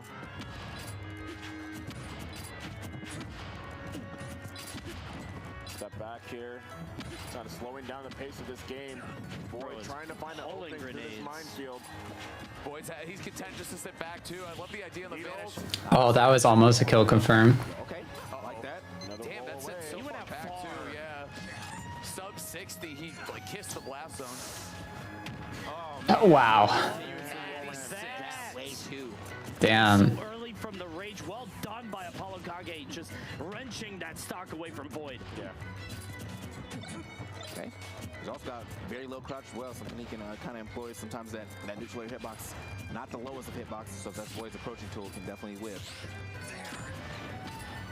Void though. So I think the first time in this set is actually behind, so have to figure out something, have to figure out how to close up these stocks like he was doing in that first game. This part sucks. Yeah. Yeah, Snake loves these, that's for sure. Yeah, and keep in mind too, that was earned by AK with an up tilt sub 100 to get the stock lead. That's why we're here. Walling off with the grenades. One plan only, and it's going to work. What are you gonna do about it? It's appropriate that skip was the B button before, because you know Apollo Kage could be matching that right now. As Snakes are off to do. Oh shit. Opening 67% though, quite a lot. That's only a few interactions that you can afford, and that's one of them. Void, I like that. Like it definitely did bait out a option, but just tried to punish a little too early and ended up getting hit by that last hit of neutral air. The Nikita is so funny. He's going to continue his game. He's got the lead. There's no reason for him to change.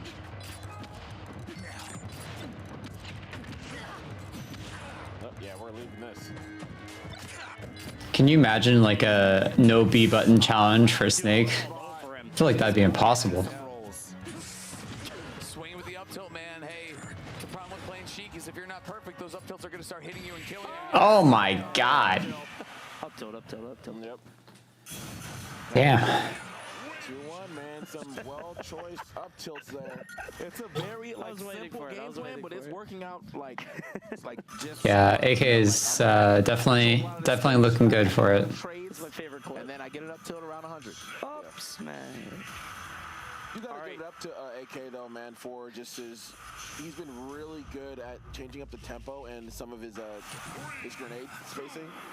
And I think that's also thrown Void off, and you notice he's getting blown up a little bit more, and he only needs a couple. All right, Adam.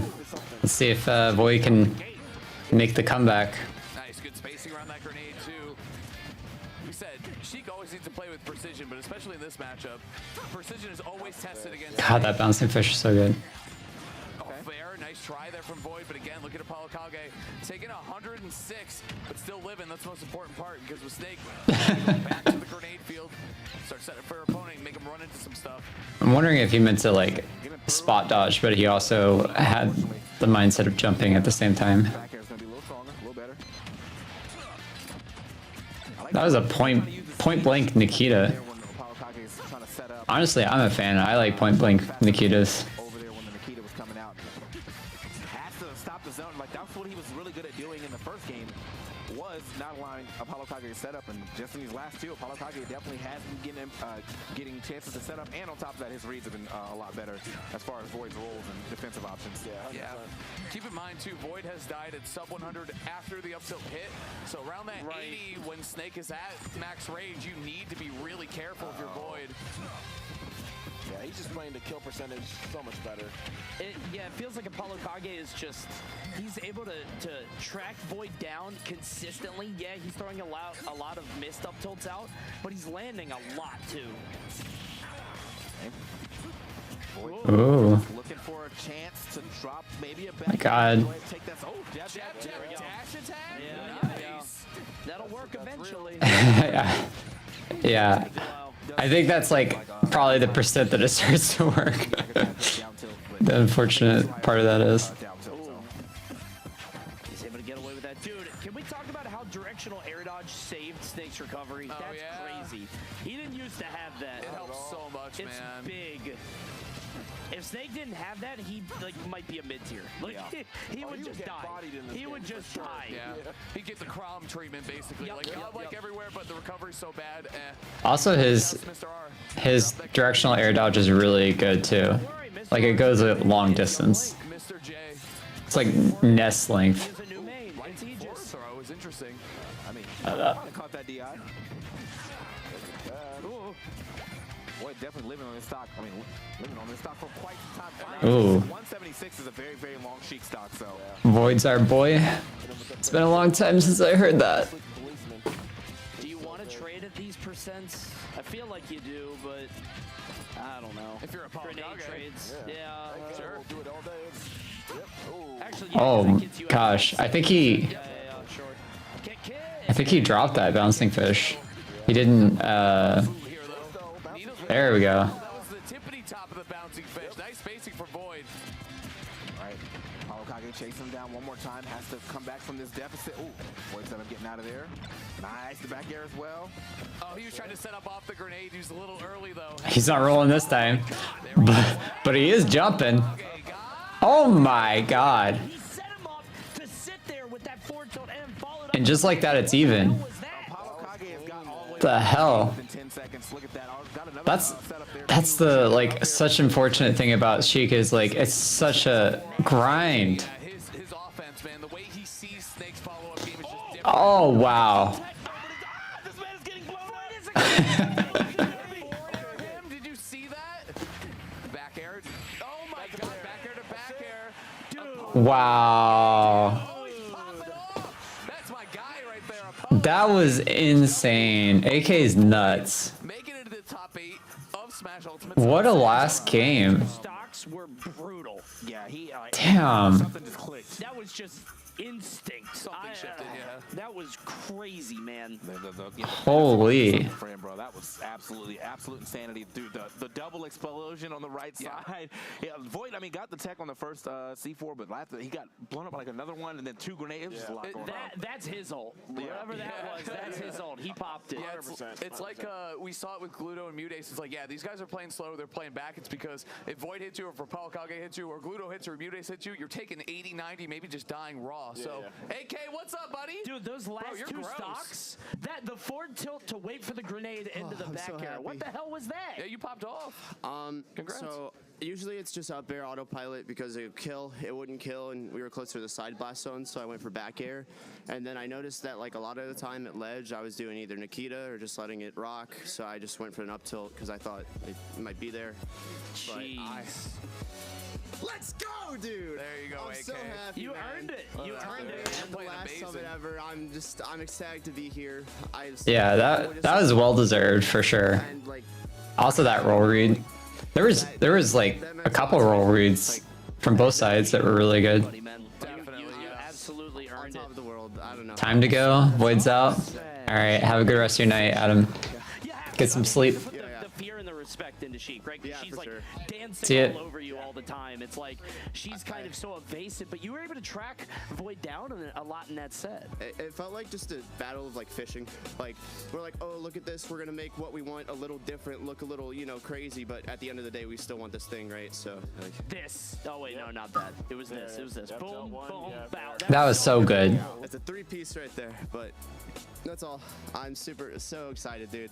And now I get to play SkyJ. So That was really good tech awareness from Void for that sticky. That was so good. I think there was a couple of matches where you were a little behind, but you were able to like kind of close. Crazy set. Absolutely crazy. Great job, AK. Well Keep up the done. positivity. Good luck in the rest of the tournament, man. What a win Go. for Snake Apollo goat right Kage. there. Goddamn. Unbelievable. Yeah, man. So there it is. Fantastic set. We have our top 8 now. We have on the top side Tweak and Proto Bantam, and then we have Kurama and Big D, and on the bottom side we have Akola and Glutony and SkyJ and Apollo Kage. Man, doing it up. Big games being shown so far. Big action is that we have seen throughout this here tournament.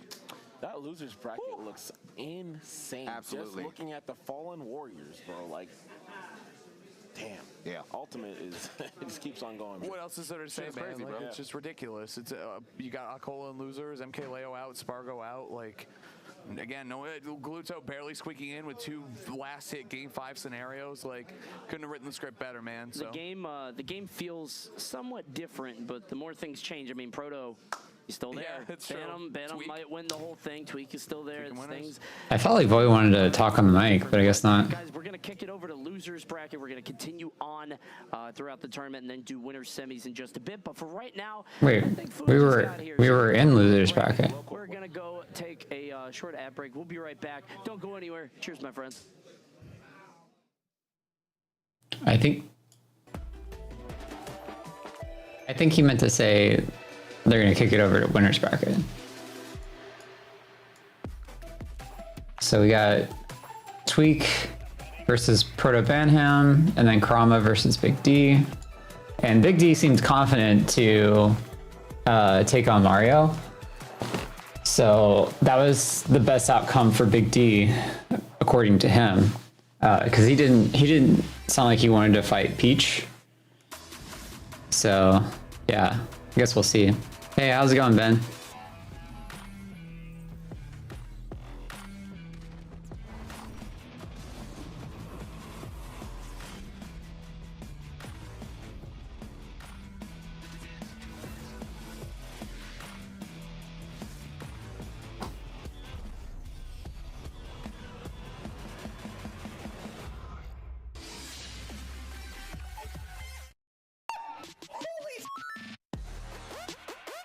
SkyJ versus Apollo Kage is going to be a lot of fun to watch. This technique might get Steve banned. And then Akola versus Gluttony in losers. It's gonna be a slow match, unfortunately. But I think it'll be interesting to see some of the reads.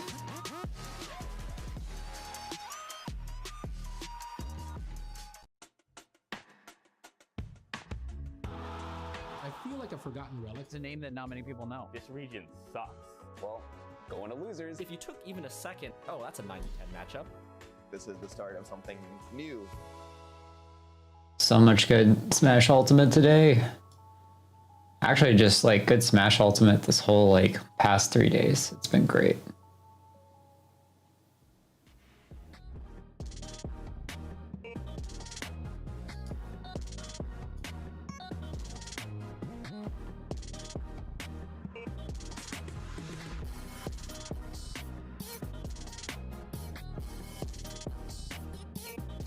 Yeah, so I still feel like I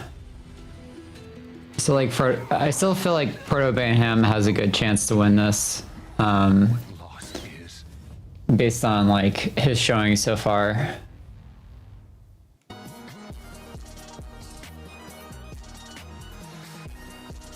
But it's possible Tweak could just like pop off against his Min, play really well. It's hard to say. What do you guys think? Who do you think's most likely to win now that we've gotten that losers bracket out of the way? And we just have these remaining players. 8 players remaining. You're guessing Akola, Kurama, Proto, and Akola. Wait, you said Akola twice. Yeah. Top 3.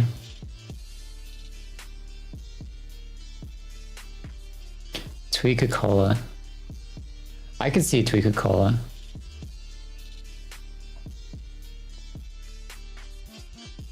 I mean, Akola is playing really well. He absolutely like decimated MKYO, so like that's totally a possibility. I think the last time that Akola and Gluttony played together, it was a pretty close set, right? I feel like it was.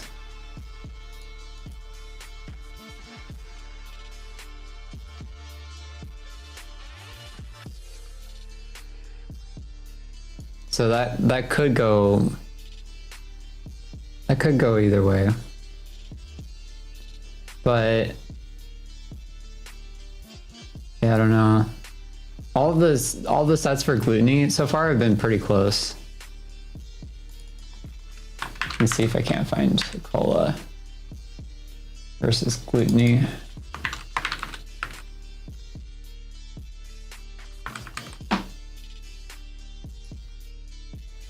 The smashdata.gg website's been really slow today, so I haven't been able to like look up too much information.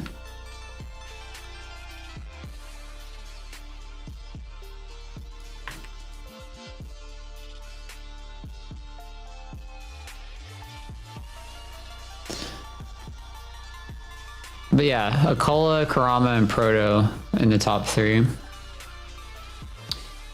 That seems reasonable too.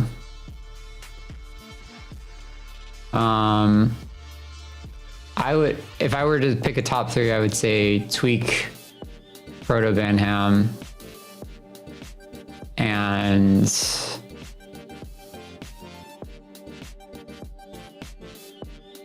AK. I think that those are the people that have been performing the best out of the top 3.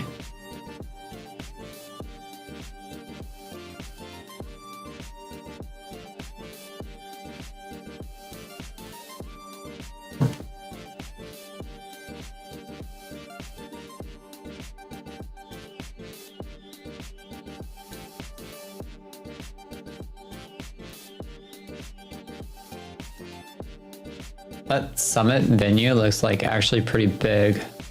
You only get to see like a certain part of it most of the time through like the video feeds, but it actually looks pretty big, like the size of the venue itself. Because they have like the casting couch, they have the upstairs room, and that's like mostly what you see. But they also have like this whole open space they're showing in the background right now. And it seems like the casting couch is just like part of the open space. And then there's that big space that they showed for Mafia. I don't know if that was just the casting couch area like rearranged or what, but like it's pretty big.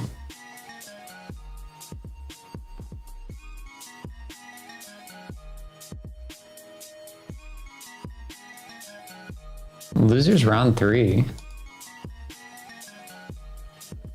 Oh, they're going into losers round 3?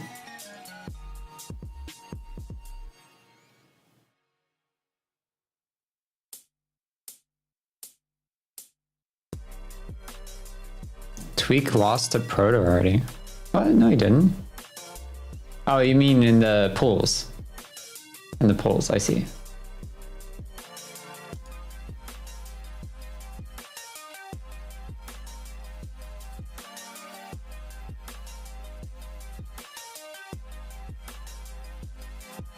Yeah, that's true.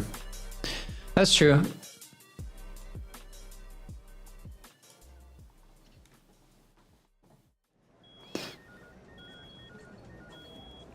I could see Tweak making it into winners final at the very least. But then on the bottom, they have Subway Surfers going. Wow, it's actually insane. Pretty creative. Yeah, man. Hi. I'm here to apologize to Tweak. What? Huh? I'm here to apologize to Tweak. Tweedle? I'm here to apologize to Tweak.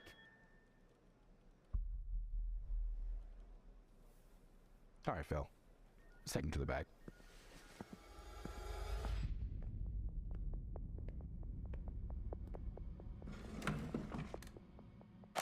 I saw the selfie of them wearing this outfit. I don't know. Listen, I just want to get this over with so I can stop getting cooked in the quote tweets. All right, listen here, buddy. I'm gonna need a real apology from you. But in order to get that, we'll have to go ahead and go through this backlog, so. Oh, come on. We don't got to do all that. Actually, we do. 100%. If I could direct your attention to that tweet right there from April 16th of 2022. You mind reading that for us? LMAO 33rd. Tweak washed for real. Smoking on Tweak pack. Rest in piss bozo. And then just below it there of August 28th of 2021. Version 1. More like number 1 virgin. Clever. Yeah, very clever. And the last article down there, if you don't mind, which might be the most troubling of all. Really vibing to this new Machine Gun Kelly album. What does this have to do with anything? You're just so fucking late. I don't understand you can be there. Come on, what do you want from me? I'm there. You gotta understand. In cases like this, it gets a little emotional, and rightfully so. Mikey, I've noticed a troubling past. I mean, you've been hating for years. You understand that? And Tweak wins a couple of tournaments and suddenly you want to just jump back on the bandwagon? It doesn't work like that. I mean, what happened in your life to lead us to this point? I mean, I think our culture after 9/11 is just so... All right. Dude's just an asshole. I've been doing this for a long time. And I can recognize when maybe a modern type approach isn't working. Perhaps you need something a bit more Old-fashioned. Oh my god.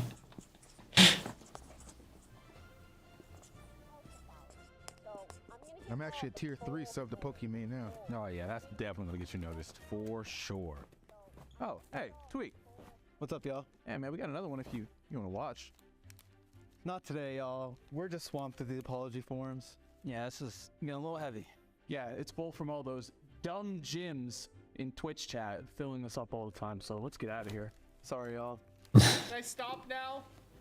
Fuck you. Oh my god.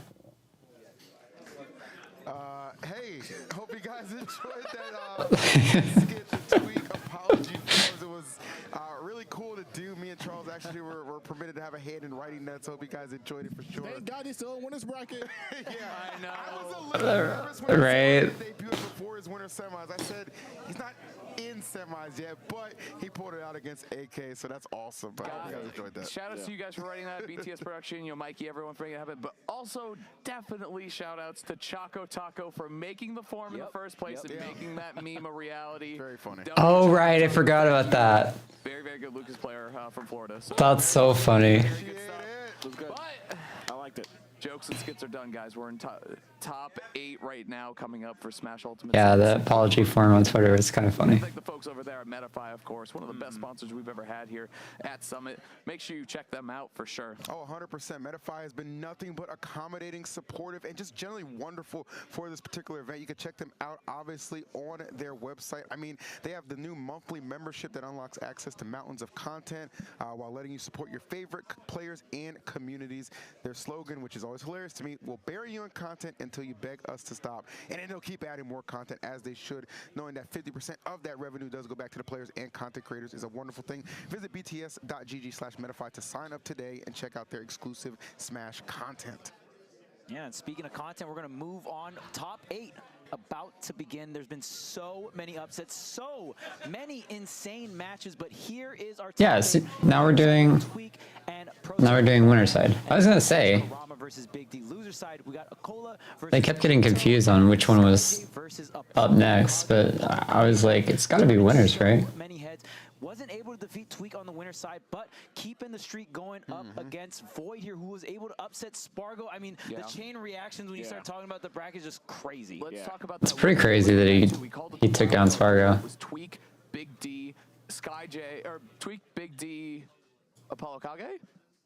Aaron for sure. But the point is basically that the Tweak and Big D are still in winners. That pool was deadly. It was Proto. Proto was in that pool. So Proto, Tweak, Big D, and Aaron. Aaron obviously, heartbreaker last hit game 5 against Gluto. Oh man. But the last remaining members of that pool are still in, and 3 of them are in winners. It's insane. Imagine that. Wild card pool, we called it. Yeah. And Big D, like that pool, had a rough draw in his pool. He started out 0-2, you know what I'm saying? Really kind of earned his salt and place in the gauntlet phase, you know what I'm saying, to get to this point. And obviously a big win on Akola earlier on too. So that is tremendous.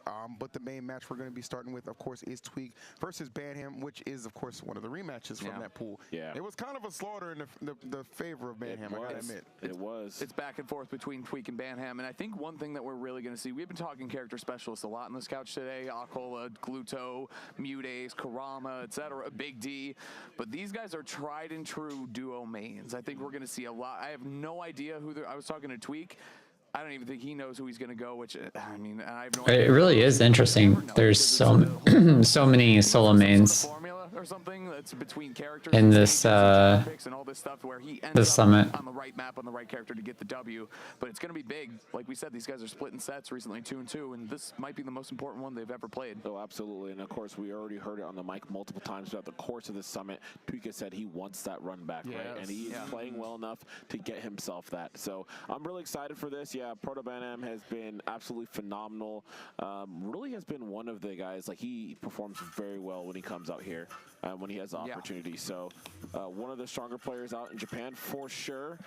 And man, people still haven't been really able to crack that code between that Min, between that Lucina. And it feels like to what you were talking about earlier on, where it is a combination of the character, like stage counter picks and character counter picks, but also it feels like the tempos in which people are playing at the time, right? Depending on the kind of tempo, sometimes you'll see him go and like, wow, why did he end up starting with this character? Usually he wouldn't do that, and that stage isn't necessarily that great. And it seems like he focuses sometimes also on the player perspective, right? And what they're doing, and that particular player tends to lean in on, and he actually... I just want to say thank you for the watch party. Twitch is not working.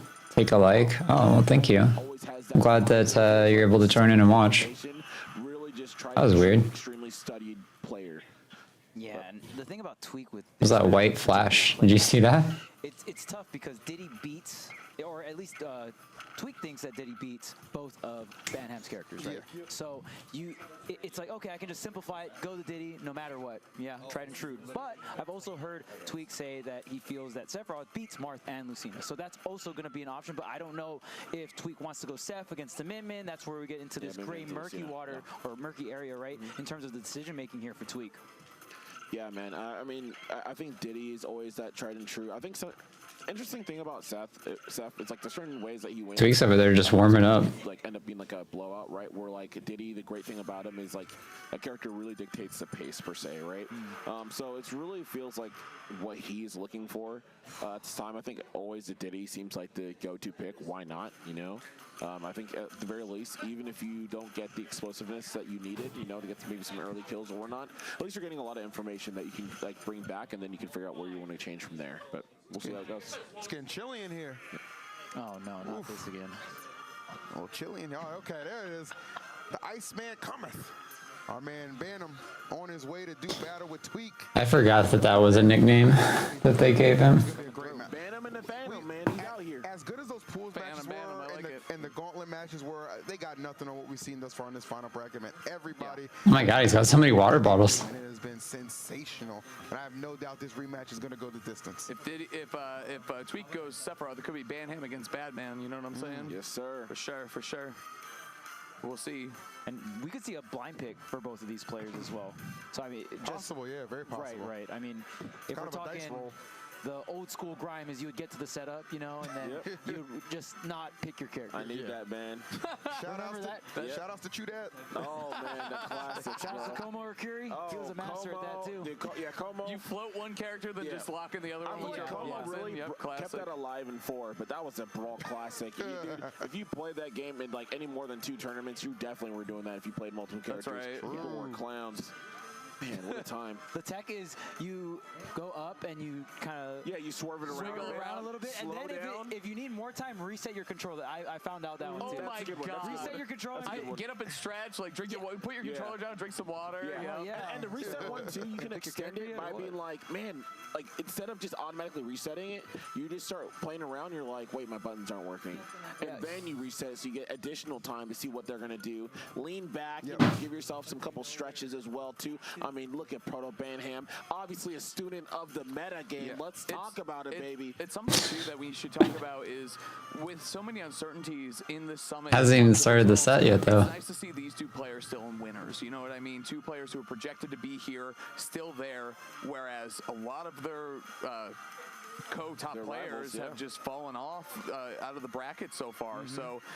It is, I think a lot of people had these 2 players as going to Grands or winning. He whiffed that, by the way, like completely. It's okay, it happens. Leave Banham. Man, Banham and the Phantom, man. Don't ever forget. But yeah, in tournament, obviously, you can call for a blind pick. So a blind pick is both players pick their characters blind and just go into game 1. In terms of people that takes their time getting into a set, though, you want the blind pick? Call the TO. Proto Banham is among the top. Among the top. It's so funny. We did so much grimy crap in Brawl just to stall and do all these things, and we're playing for pennies. Dude, it was the pride. It was the pride, bro. Like you would have like back in like the New Jersey, New York tournaments, you'd have like freaking 5 or 6 of like the top 10 in the country fighting for $250 for first. In the world, honestly. Like I remember the first time I won $50, I popped off, dude. And then I thought about it. I'm like, what the hell am I doing? Where's my life for the going? passion, baby. Why am I still here? I'm lost in time. I feel like this is intentional though, because since Tweak already lost to Proto Banham, he wants the run back. He wants to fight him. So Proto Banham knows that and is forcing him to wait. You know, making him wait longer in order to like actually, you know, play him when you know that Tweak is antsy to get it started. I like the energy, man. I love the competitive spirit of these guys, both of these guys. Proto's well prepared, man. I mean, he's found so much success at Summit throughout, and there's no surprise, man.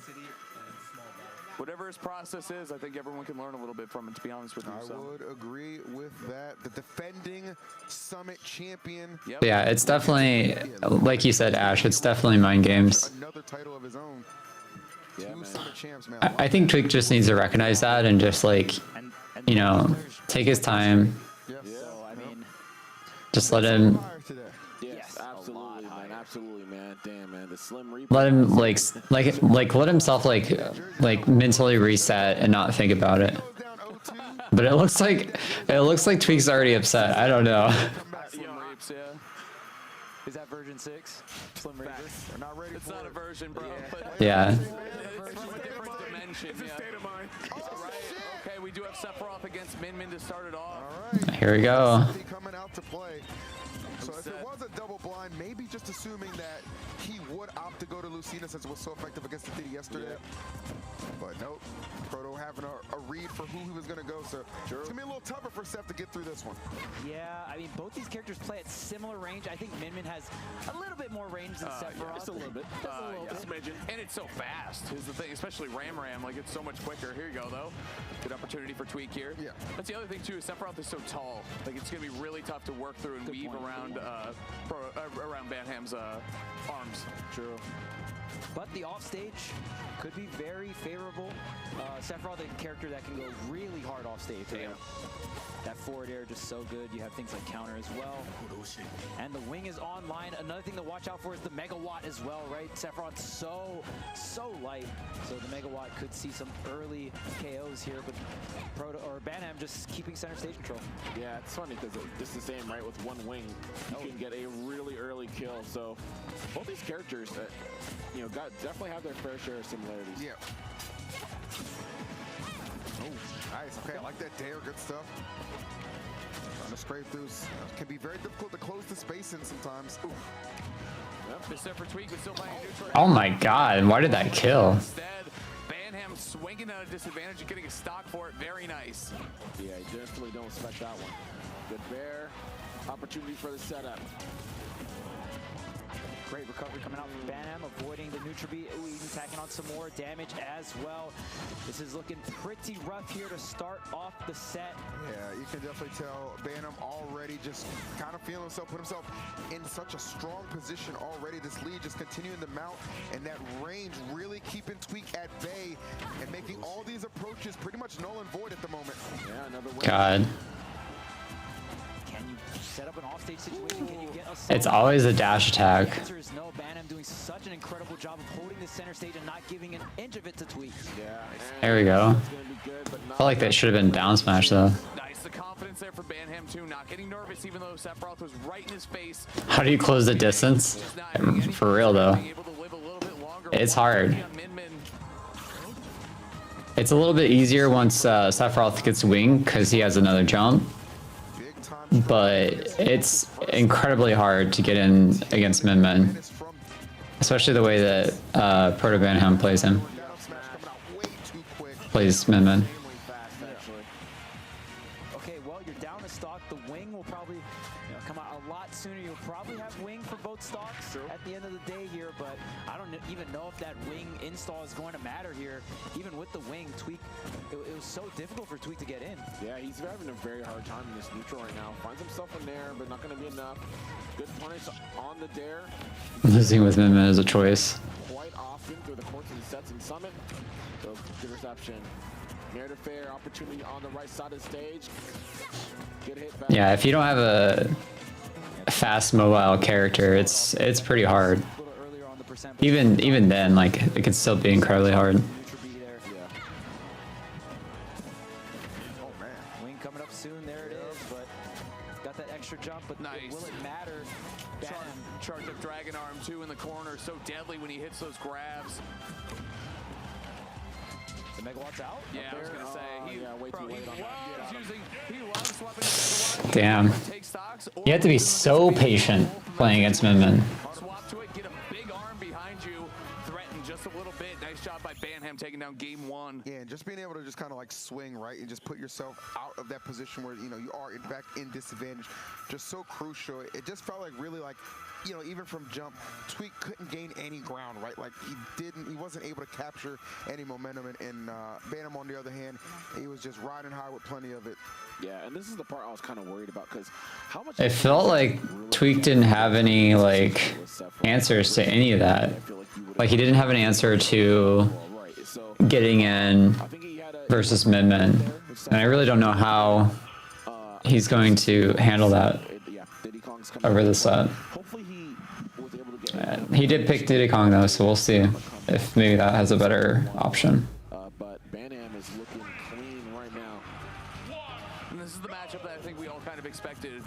Diddy been known to be one of the characters in the cast that can give Min a hard time. Transcendent Banana is Banana Peel is a very good tool to have in this matchup, especially at that mid-range that usually Banham just dominates with Min. Snatching the jump there. Great dash attack into the back air. This is already better. Starting things off with the lead here. Tries to set up the banana, but it goes off stage. Trying to keep Banham in the corner here, but great up tilt anti-air. True. Oh, that gets a trip. Wow. Fortunately whiffed it down tilt because of it. Missed timing. Nice grab. Look at that, just baiting all the way away. Ooh, that was a good up B. Yeah, Tweak's got. I mean, he's really Oh god. back on the stage, right? Gotta establish some ground. Hand in hand. And Proto's doing a good job. I mean, it's just so hard to get inside of him, right? Like when he wants to keep you out, you seldom have an option in that. Facts. You don't know much about the game, but this looks pretty one-sided. True. Wow. And even with the Diddy Kong, Tweak finding it so difficult to get the center stage control, and Banham making it very clear that the center stage control is the main part of the strategy here. Min can put out so much pressure, even just staying at the center stage. Very rare. Not getting caught. Ooh, okay. Oh. My God, he's freestyling at the ledge right there. Gotta get a little creative. This is where it gets tricky though, because holding the banana is so good. There it goes. It did drop though. Tweak getting a second opportunity here to ledge trap. Banham taking his time though. Down tilt was good. It cleared just enough space. He's out of there. Ooh. Oh my god. No punish? Okay. Down smash. Great positioning for. Oh my god. Yeah, the two. Gosh. Stop. That was ridiculously well played. Oh yeah. I mean, Diddy has so Oh, many options. yep, there it is. Really? That didn't kill? Okay. That fair will definitely get the job done. Props to Tweak. Was that a sour spot up smash? That looks like it should have killed. Some combo strings. Nice. Pinned at the ledge, but Proto getting out of it so sneaky. Yeah, man, that dash attack is so dang fast, and Minions love to use that to burst right out of that. He can cross up, obviously super quick as well. What are the conditions for the kill? Well, it depends on DI. It depends on the weight of the character. Depends on the percentage that your opponent's at. Into the range of the arms there. It also depends on the percentage you're at, because your rage can make it stronger as well. Monkey flip approaches, but back and forth the chip damage. So there's a number of factors. Big opening just yet. Ooh, he finally threw it. Look at Tweak. Also where you are on the stage, What a quick retaliation there for the how high you are next to the blast zone. Starting to catch on and punish them a little bit more here. Gonna have to look through that for the rest of the set if Tweak's gonna want to keep this one competitive. Oh, off stage throw. Oh no! Oh!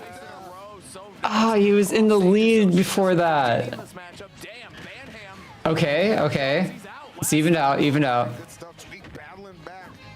Banham not able to get that full advantage, similar to what we saw in the first game. The Diddy really being the difference maker right now for Tweak. Yeah, the tried and true. Oh, These my drop aerials, man, are godlike. Okay, just sit back. Rolling. Oh, okay, not gonna get caught by the grab. We've seen Banham not bring out the grab too often, but when Banham brings out the grab, they usually connect. Yeah, and he's looking for the kill there. Good gentleman, that Min jab is technically Okay, what's the punish? It's nice. The reversal for Tweak is so real. Yeah, just getting the center stage here.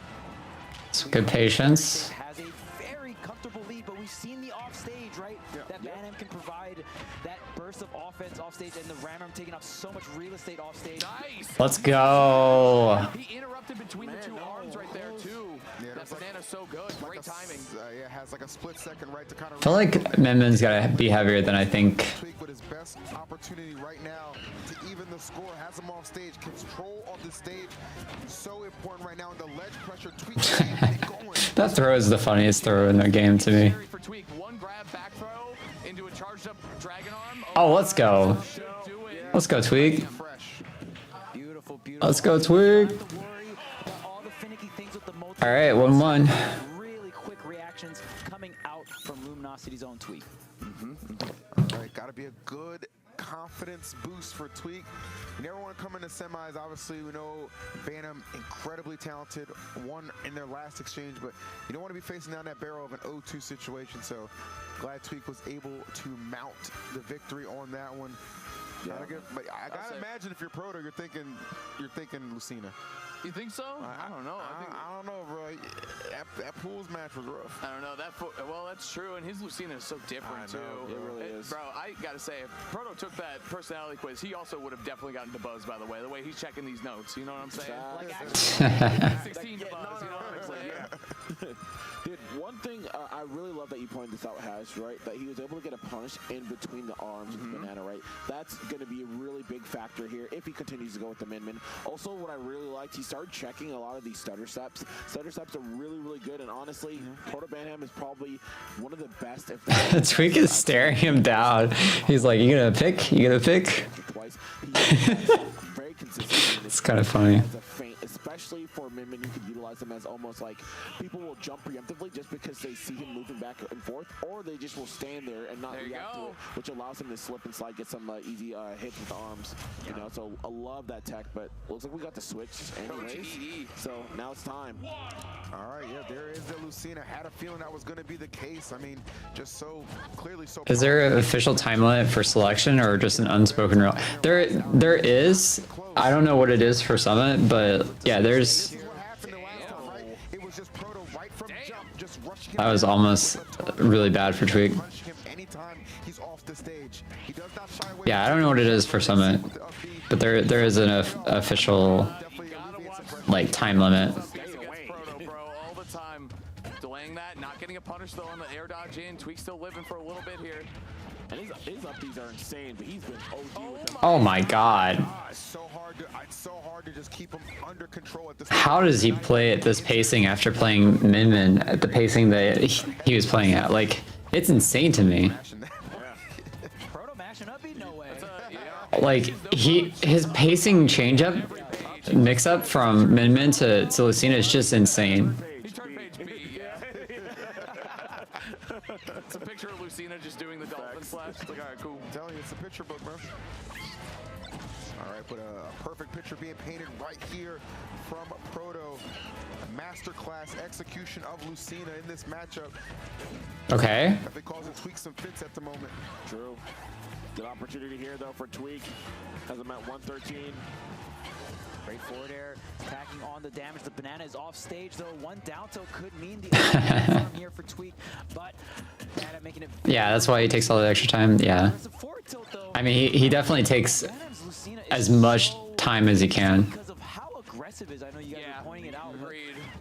I mean, obviously not. But it's very dependent, right? Like, if he wins, he generally won't take a lot of time, but it just depends. So it's definitely to ice people out. That's why they were calling him Iceman. Two of the last Lucinas we have are Banham and Mr. E, basically. You know what I mean? Like true Lucinas. So, you know, really that aggressive rushdown style seems to be suiting her very well in today's Ultimate. Oh, that was good. Back air here. The stocks are even, but Banham having the percentage lead. Tweak looking for an opening, going for these dash attacks, but again thwarted by the up B. Man, he said if it ain't true, don't look at me, man. Wow. Like a hot knife through butter. Why did that kill? It is looking grim for Tweak in game 3. Okay, set the banana here. Tweak really needs us to mount his offense, the ledge trap. Banham, always a little bit of a pause, just that delay on your ledge option here. Okay, good fair. Oh, not gonna punish, get stuff there for Banham, and the bear has him off stage. The chase. No, we're gonna sit here, we're gonna settle for the ledge trap. Not gonna get the bear he's looking for, but still right in there with that nair. All the way across the banana, barely hitting Tweak's shield there. Back air, offstage situation, banana set up, just gonna opt for the ledge trap, keeping the banana by roll. Clap, clap, clap. Down air. Oh. Good thing the banana. But that didn't trade. That was definitely an up air, or not up air, up smash. Might be the only thing that kept Tweak alive at the moment. Yeah. Good catch, man. See catch earlier. Ooh, okay, the trade, that's worth it. Ooh, this is gonna be tough here for Tweak. Banham has done such a He has to be really patient here, though. some of these up Bs. Yeah. 100%, man. He's gonna let those things fly for sure, especially with Tweak. Take your time, Tweak. Percentage. Tweak's got to play almost picture perfect now. Oh, no, you can't take that trade. Lucina throwing the banana peel up. I love that. No, why are you releasing shield? Chase the pressure. Watch that shield too. Shield Okay. pressure on the table for sure. Okay. Oh, the catch from Banham, the center stage. No, damn. From Banham and scooping with the up smash to close out that game 3. Now. Damn. Be able to, you know, kind of pilot and use that banana as well as Tweak does it, and Banham, you know, doesn't shy away from it, right? Like Tweak was definitely bringing that back. keeps it away for Tweak. That was so close. Very offensively, pays off, man. Able to convert that into a kill on that final stock. All right, so I wonder what character we'll get. Banham could stay on the Lucina, right? But it seems like at least against Tweak, Banham likes to start with the Min-Min and set... Looks like he ran a marathon. Okay, great. Okay, get the Lucina on the battlefield.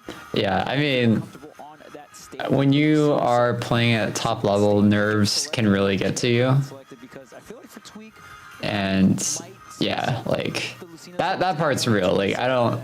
he feels that Sephiroth does well versus Marth and Lucina. Okay. Of course he's okay. Like, yeah, like you can definitely get very amped up on adrenaline. Drop something. Hi, Tweak. What up, Tweak? It's Gavin or baby. Gavin. Gaz, man. Gavin or Tweak. All these different angles. It's like me in production. Don't come back to the couch. Yeah, He plays super hard, man. Sometimes you just feel it there. interesting contrast between the two. It is. He's always grabbing his heart after a quality match. These are some heart stoppers. I give it up. I give it It up. doesn't seem like a problem to anyone else. Okay. Sure. I mean, You got it. I'm I assuming can go up there and check real quick if you want. he's Get done in that. there, Dr. He Chuck. does that all the time. Yeah, that's kind of. Like he grabs his heart like that all the time. It's true. He does. Now either someone has talked to him. He's talking to someone. I'm saying something's up. That's all I'm saying. I think so. Stop giving that dang on Aquafina water. Can we get some Poland Springs or some smart water up there? Something real? No way. That's what you said. There's no way. There's literally no way. There's no way this guy's real. Just saying, bro. There's no way. It makes a difference. Charles, there's no way this guy's real. Okay. Know what you put in your body. All right, Women D, get the hell out of here. It's Web EE, actually. Dumb Web Jim. EE. Yeah. What the heck? Never man? trust my health with you. Min-Min's back, I think, by the way, after that. Let's go. Looks like he's good to go. He's speaking to his heart. He's Sora. All jokes All right, aside, game obviously, health and safety of our players. First concern. Looks like he's good to go, though. Bringing back the Min-Min to combat this Diddy Kong. Despite a commanding win with the Lucina, just doesn't shy away from the switching character strategy. Yeah, I think the Lucina, it might just be like, oh, I really want to play Lucina on specific. That's a great lead for Tweak so far. I think if you're, looking at that logic, if you're Tweak, I mean, the Diddy's doing really well against Midman. I think you just want to ban those stages against Proto's Lucina. Or maybe you leave him open and try to go Sephiroth Lucina, because, he thinks that Sephiroth is pretty well against Lucina. I don't know, man, a whole lot of mind games, but he's got to get through game 4 first. It's looking really good for Tweak here on the first stock so far. Well, Proto winning game 1 gives Proto the right to counterpick if it goes to game 5. Exactly. So That was a lot of patience from Tweak. I would have pressed the button by that time. I don't think Proto... Okay, wow, very clean coming out from Tweak. Only 10% on this first stock. All right, terrific start for Tweak, as you pointed out, man. This is exactly what he needs to at least, get that additional game, right? Just force it to that game 5. Not trying to see a blowout with a 3-1 victory, and Tweak doing everything in his power. It feels like Tweak's trying to call out his jumps as much as he can. This time, too, as well, right? Not forcing anything. Good snag by Proto. Keep in mind, he does have access to the 2 arms while he has Banana open or held down to. Yep. For this, yep. Tweak's just happy. He's content to sit on the other side of the stage. You never see Bantam go double dragon hold up. Yeah, man. 2 sheesh lasers? Back, yo. Why not? He's got Billy and Jimmy over there. Come on, Evo moment. Come on, man. I know. For the culture. Evo moment. Come on. 37, baby. That was your opportunity. That was your Daigo moment. You dropped it. No. Oh my god.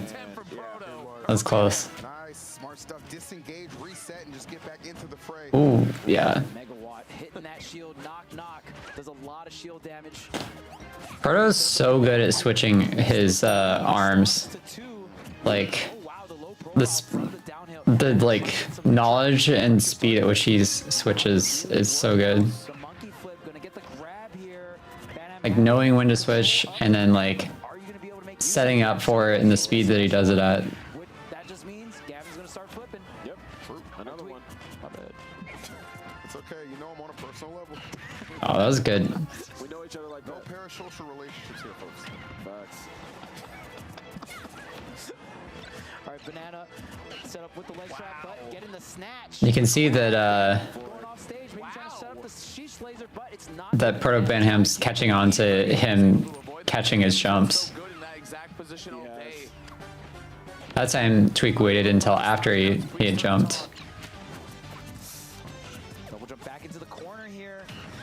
Forward air, man, and this Diddy Kong is just getting so much damage on the second stock.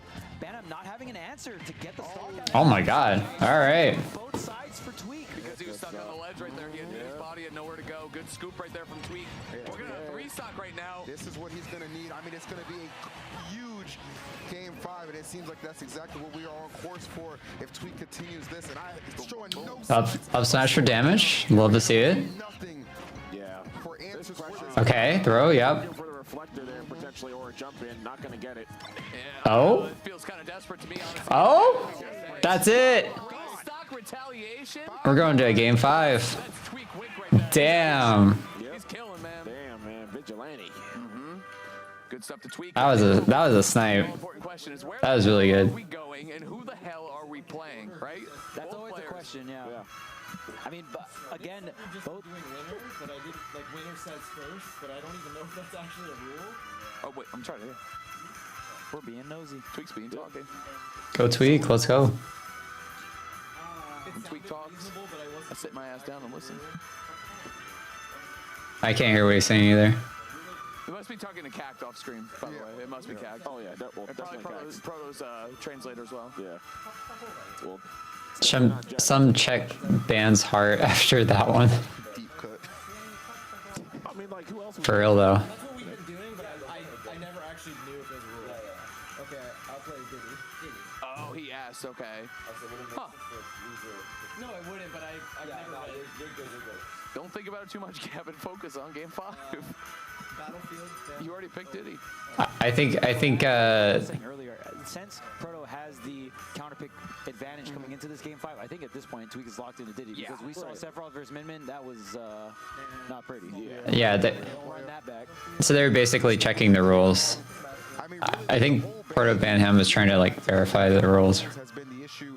Lucina versus Diddy, right? That's where Tweak has struggled so hard to get the W. So really, that's probably what it's going to come down to. Obviously, stage probably going to be a little smaller, something to favor Proto, who really likes to get things, initiate that offense really early, just kind of smother his opponents. It's always that first stock that just does him so well, right? Yeah, and I think this really came down to, since Tweak did lose game 1, would you rather play Diddy against Lucina or Sephiroth against Min? And I think that's a pretty easy answer, honestly. Yeah. Even though it's been really tough for his Diddy in that matchup, I think you just got to pick like the right stage. I think he banned Battlefield. I was trying to listen more because, damn, it's always so interesting to get the first-hand experience and hear what they're actually saying and thinking. Yeah, exactly. Because he might not even remember what he was saying or doing.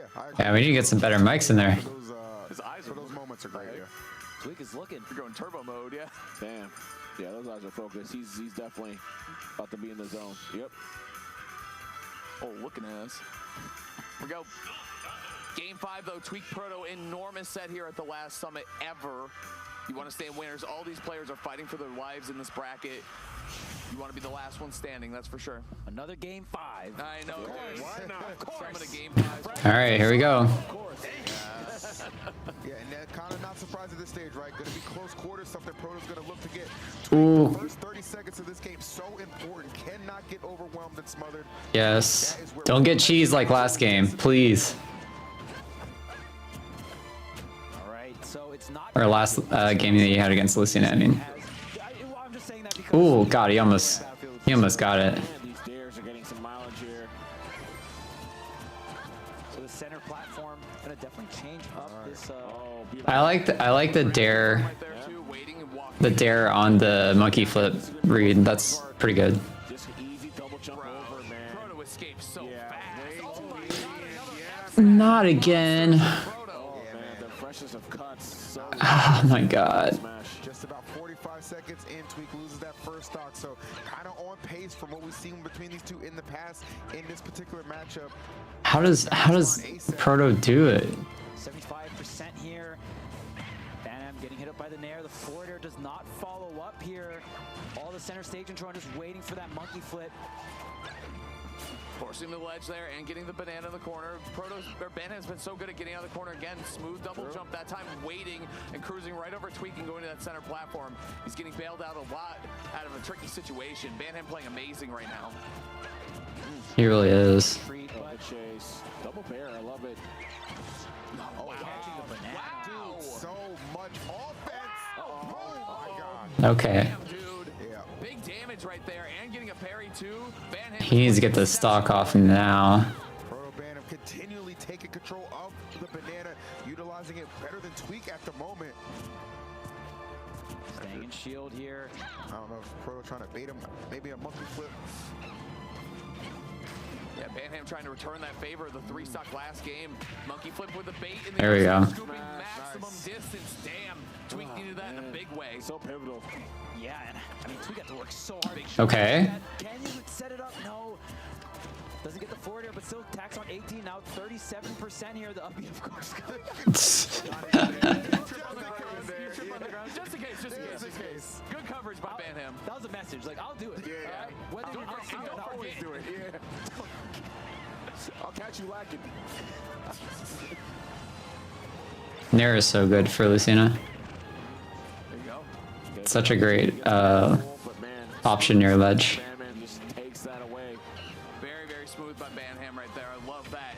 Get back in my corner, though. I'm not done with you yet. Oh, he tried.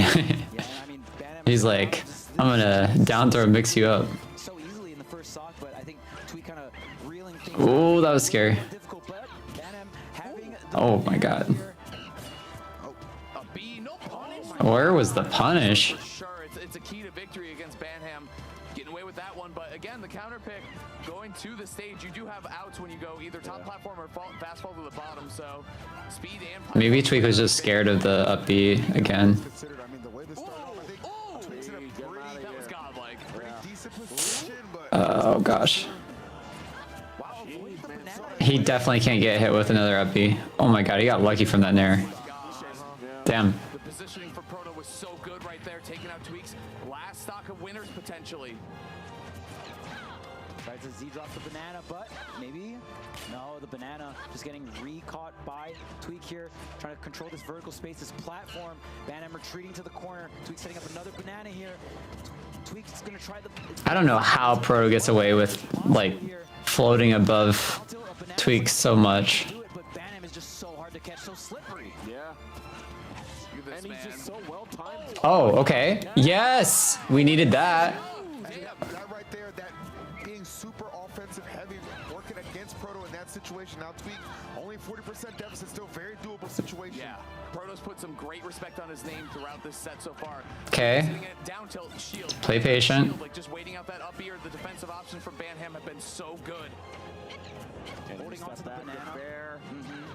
Banham has some pretty interesting options. No, what was that? Air dodge. Move up B and then side B as well. True. Side B. He's doing Z catch there as well too. Just phenomenal. And I just love when he picks his timings for his fair to both catch it and simultaneously hit Tweak, man. That's incredible. Okay. Good stuff here, Tweak.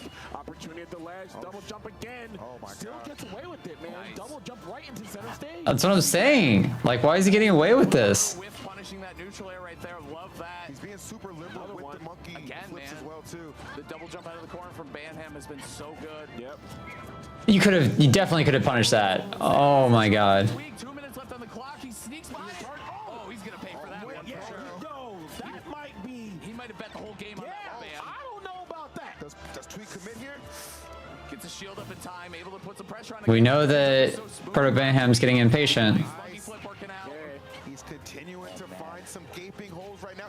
Oh, let's go! Let's go! Let's go, Tweak! Let's go! Get the forms ready.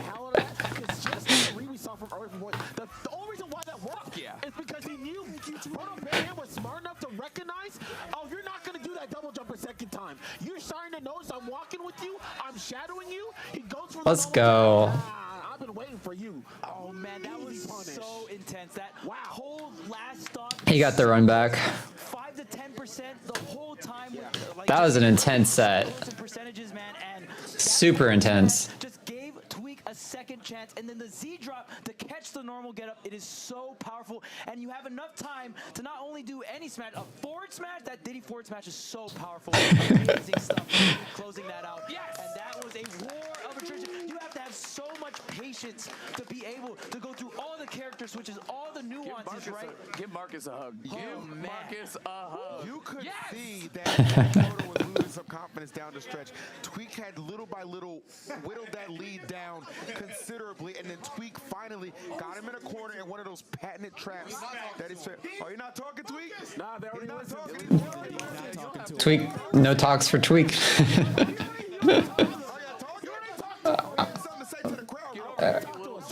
Come on, talk. He played all right. Gavin. Tweak, our ass is already down. We're ready to listen. Hey, Gavin, what's up? Tired. Why? Well, that looked like it took a lot of energy. True.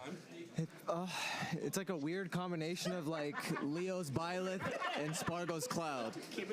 I prepared so much for Min Min because Proto's Min Min is like crazy, and traditionally Diddy versus Swords, especially like not the crazy fast ones, is pretty good. But the Lucina gave me so much trouble. And Yeah, you kept getting cheesed. I wanted to beat Proto more than anything ever. You did amazing, bro. And No, there's something about his playstyle that like takes away my execution from me or something. Yeah, definitely playing a little nervous. How are you feeling going into that Game 5 counterpick situation, knowing that you I lost wanted to game maybe one, go Sephiroth, against like switch it up because I wanted to beat him at his own game. Yeah. Oh. I'm confident in like switching even when he wins or loses, but 3-stocking with Diddy, you kind of gotta like. Oh yeah. So he was wanting to switch after having won. Yeah, you can't do that. That's part of the rule set. No, I was just gonna go Seph no matter what because I haven't tried it before. Min Min Sephiroth is one of his harder matchups. Yeah, I think it's really bad. Sometimes I have a little bit of hope. And then Diddy beats both. There's also a rule set of like who picks their character first. I haven't like ever paid attention because like no one cares enough to like even challenge that, like who picks their character first. But like when you're playing at a top level, you gotta know that stuff. Like really lost. Yeah. Where's him specifically? Versus Protoss Lucina, yeah. Like it's like Spargo's Cloud. Sometimes you just can't play the game for like Just a mini pop off. long amounts of time. Just a mini one. Yeah. Sounds draining. Sounds draining. Yeah. Go rest up, Gavin. Thanks, y'all. Yeah, I'm like out of it. Sorry. Here we go. Here we go. Good stuff. W tweak. W tweak. Tweak for grand finals looking pretty clean. Have a trip to losers, man. Very dangerous losers. Oh, here we go. Thank you. Don't hand me one. I don't need to sign one of those. Yeah, get Bam one. Right here. What? No, I never needed one. Don't ever say that, because you guys be wild about all that stuff. I believe in them all day. My bad. Cody actually filled one out on Twitter. Give Cody 4. Give Cody 4. Cody definitely needs Cody some needs more. a stack. Hold on. I'm on the podcast. We're good. We're good. You and your army of All right. gems. This is for the chat. You and Chat, your I need y'all army of to chat. Okay. Can we get a zoom up on the Chat, form? we're all gonna fill it out together, okay, for y'all. Which reason do you think that you would mark down this time around? Did the media convince you that he was done? Did you not actually watch the? Well, you guys are here, so you watch the games. Do you miss PT? Do you not know Smash? That's probably most of y'all. I was jealous of Tweak. That's probably like the other half of y'all. And then Metro was in retrograde. I can tell you right now, as an astrology guy, it's not. And I will hereby respect LG Tweak, and I will not talk down on the first future ballot Hall of Famer. Chat, press 1, 2, or 3, and I will mark it down accordingly. Okay, thank you. Thank you. Fair. Thank you. Fair. He's so good at his job. Well done. He should get promoted, Nice to job, be TK. honest. Yeah, TK rules. The hits don't stop coming, because that was literally just winter semis. Like, dude, we have so many more sets to play. The next one coming up is going to be Big D versus Karama. As you can see, the lifetime head-to-head is going to be 1-0. I feel like Big D has had 1-0 over everybody he's ever played. Like, the first time you play this guy, you're not beating his tall ass. There's no way, bro. You kind of forget that you need to know this matchup, right? Yeah. And he is quick to remind you. Yeah. That's for damn sure. I think their last encounter was main stage, if I'm not mistaken, with Big D taking it there, obviously. Big So D. He's see so if there's been any adjustments. The theme of the event. I mean, he said that he's got a winning matchup against Mario. So let's see if he can prove it. So we'll see what he can do. Yeah. Insanely talented. Yeah, as long as Karam is able to get in and separate, right? And it's so hard. There's so many different tactics that Big D does, especially on the defensive side, right? Still has very solid confirms and very solid setups, but I mean, for the most part, we don't see Big D's main win condition being the 0 to deaths. We see Big D's main win condition just being like, well, how are you going to open up the climbers, right? Bro, what about that ledge trump that he used to close out Akko? He's got tricks, though. Good. He He's does got have tricks. tricks. Tricks are more valuable than like the I don't even like to call them tricks, man. They're just like straight what Japan checkmates, calls them. bro. Like, it's crazy, right? Like, it's so OD that that character has certain situations where, like, you block, you're dead. Or you, like, grab the ledge, you're dead. Like, That just tricks the character, there's to be nothing honest to get with out you. of it. Like, you know, it's just like, it's a guaranteed. Like, there's no what. Even if you know it or not know. Like, yeah, he's got guarantees. I like the guarantee. I love guarantees, bro. That's what I'm Yeah, man, 401k, you know. Actually, not in this economy. But, you know. Sometimes you got to try, right? I'm a working man. Dag, man. A little difficult. So we're just waiting for Karama. He'll be up there momentarily. It's going to be, again, a really exciting one. If you're just tuning in, man, thanks for spending your Sunday with us. Absolutely. Final summit. It's definitely not disappointing on any level of competition. I like the Metafy crown in the background. That's cute. A lot of fun, and just the vibes have been right, you know what I'm saying? And I saw a couple of the Melee guys hanging around too. I saw Vish and Hugs I saw in the building as well. I saw Blur walking around too. So, Young Crimson. You know, I mean, I know it is Ultimate Summit. Welcome back, John. Summit, nice to have some one inclusion unit? of both. One unit. The one time it actually might matter. Oh, there you go. Look at that. We did it. Cut to the whole venue. One unit. Dang, that is a big venue. Actually, no, I actually really like the shop, because typically this area that you're seeing right here isn't as open as it is right now. It's usually reserved for like game shows or like whatever. But this time around, since we focus more on like just the skits and everything else we had, more open space for more people to come through. I think we're gonna have one hell of an after party after this. Obviously, the last summit. I can't wait, man. Yeah. Can we stream it? They said no very early on. Don't stream it, bro. Don't, please, man. I'm kidding. For an hour? Yeah. That's all we need. But, all right. Yeah, I think it'll be fun. Yeah, I know, man. What a set, and yeah, obviously Big D doing incredibly well throughout the course of this tournament. He's been finding his.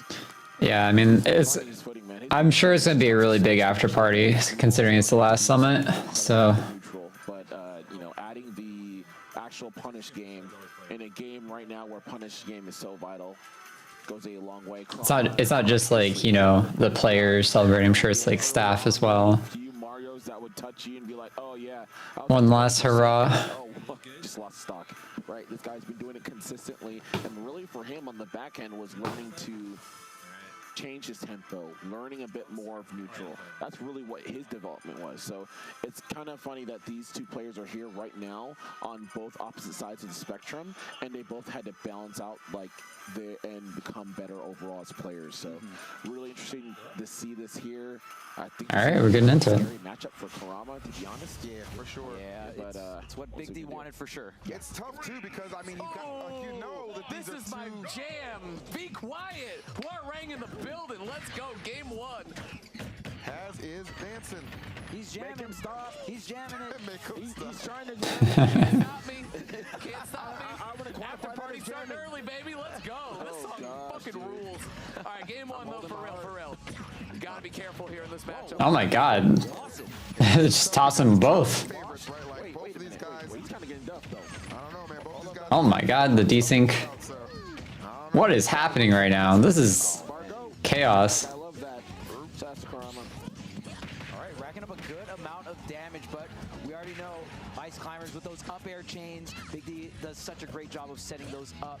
And even for Karama, when you go for some of these ladder combos, it's way different when you're comboing two characters, right? Karama's gonna have to make a lot of choices. After he gets the split like that neutral, who are you going for? You going for the Nana, you going for the Popo? You try to ladder one, or just go ahead and get one of them off stage. It's so intricate, right? Right. Yeah. Jesus. A lot more nuance, but man, still he's finding a way. He's gotten some decent amount of combos here, staying away from a lot of these win conditions Big D's moving for. Ooh, that was a good split.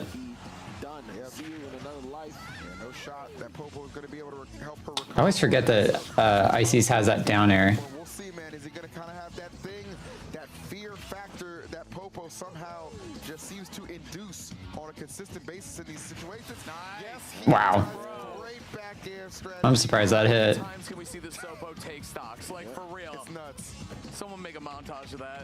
It wouldn't be a short one either. That's facts. GR Trash, we need you. Where are you, GR Trash? Another get. I'll do it again. That's like the proto uppy. Yep. He's dead, right? He's gotta be dead. He's gotta be dead, right? Dead, yeah. Oh my, yeah, there we go. That took way too long. I was like, dang, man, he's running out of water. We're in California, yeah, we can't be wasting all that water, bro. We're not on a drought no more.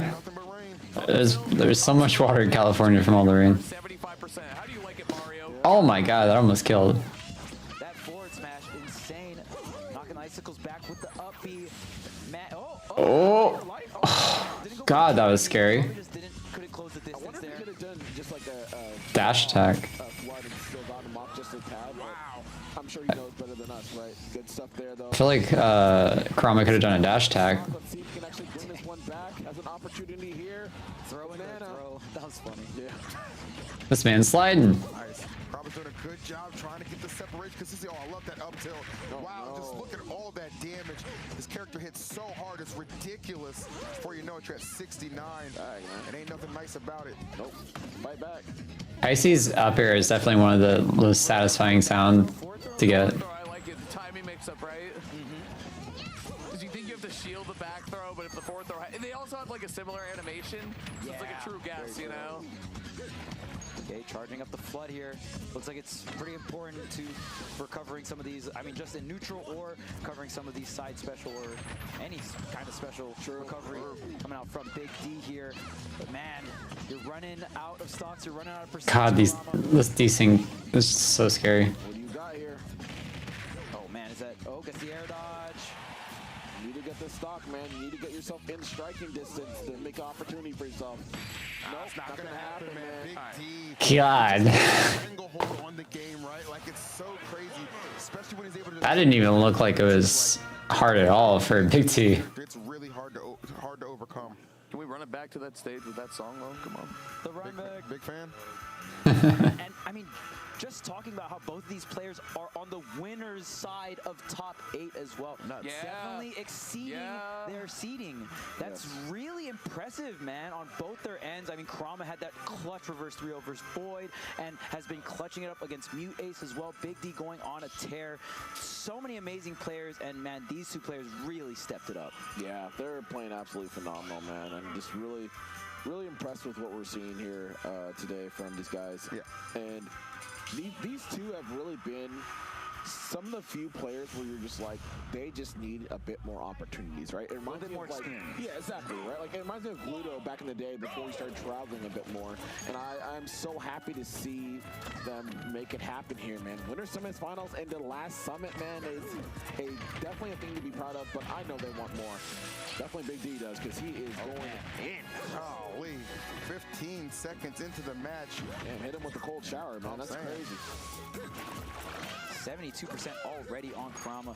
Great string for Big D, and that one wasn't enough air string, so a little bit more horizontal. Going from right to left here on Town and City, trying to use some flood to get some space here. Krama chipping away, getting some damage here and there, trying to poke his way in with that back air. So safe on block, right?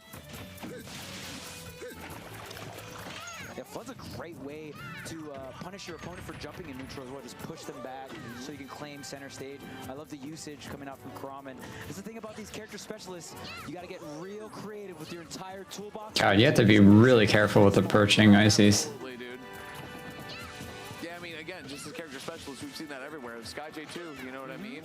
Kind of this crazy character that came out of nowhere. It's like, how is this working? It's because he covers up their weaknesses so well. Big D especially covering up the other climbers so well. Nice. Yeah, this has definitely been a dub for character specialists, man. Yeah.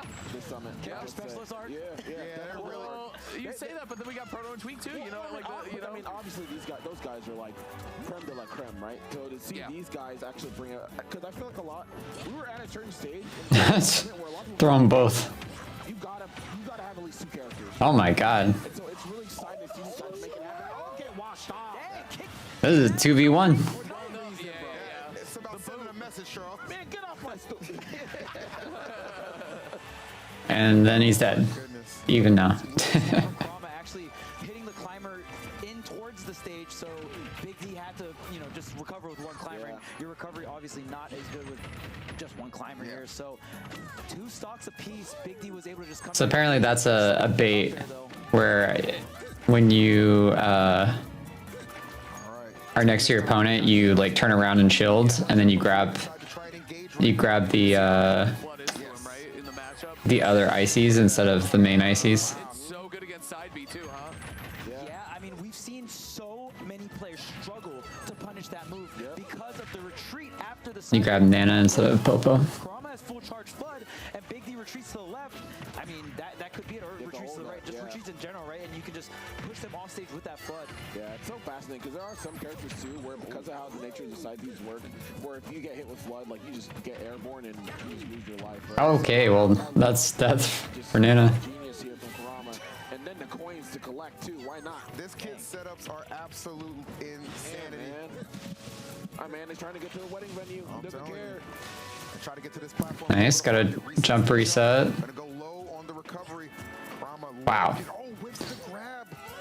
That was some really good defense. He never can. Sopo doing so much work right now.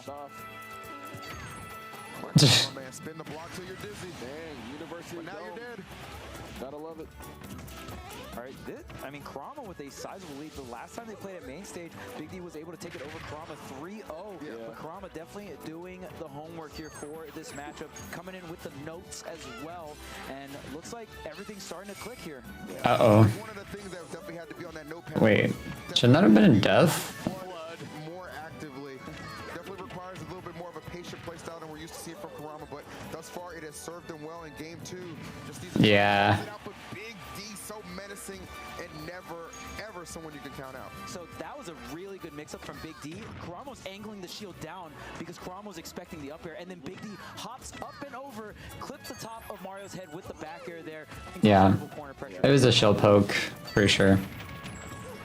And he also like made him hold his shield longer, which means more likely to shield poke. Snatch up one of the climbers. Here's the separation. Wait a minute. Nice. Wash him off. Take all that stage back. I mean, this is still somewhat even. Try to get a DC set up. Oh lord. He loves that icicle block setup, man. Right out of the side B, the D sinks, super real from Big D. Oh man, but here goes the platform. I wonder how hard the desync setups are. Get up attack not working out. Oh, That almost looked like death. Oh my god. Oh nice, I like that. Break up the pressure with the nair, but still it's the position that Kurama is in disadvantage. So tough for Mario. Oh. Oh my gosh, don't approach me. The trap. Jeez. Oh, the rolls, the scrambles. I can't believe there wasn't a grab there by either player, to be honest. Flood fully charged. Uh-oh.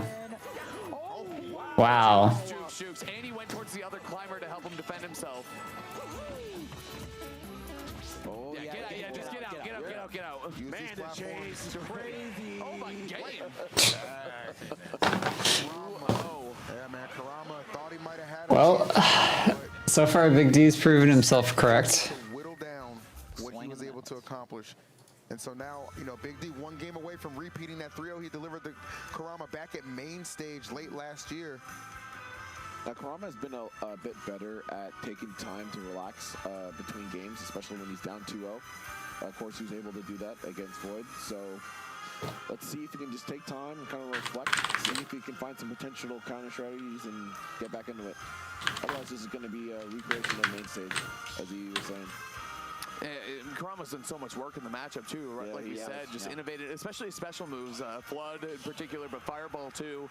Down air's coming through as well. Like he's done his homework. It's just against someone like Big D, the first step is doing the homework. The second step is how do I execute this? How does this work in real life, right? Yeah, you gotta go through the motions, right? Just because you have all the knowledge does not mean you can execute it on the sticks here. So gotta get used to it. But Kurama run out of time, running out of games here to make it or to keep himself in the winner's side of things. And we're seeing some solid separations as well. But we'll see if Kurama can capitalize more off of these separations. Yeah, it's always important to know too, like you can have the kind of like the perfect game plan and execution going into it, right? Or think you do. Big D's adapted on the fly too. Like this guy is incredibly smart alongside being a character specialist of this level. Sour and air. Oh, shielding the jab follow up there. Gotta be careful with those side Bs. We've seen what Flood can do to it. Make you very vulnerable, at the very least, give up that full stage control. Back airs, yeah, still trying to get in.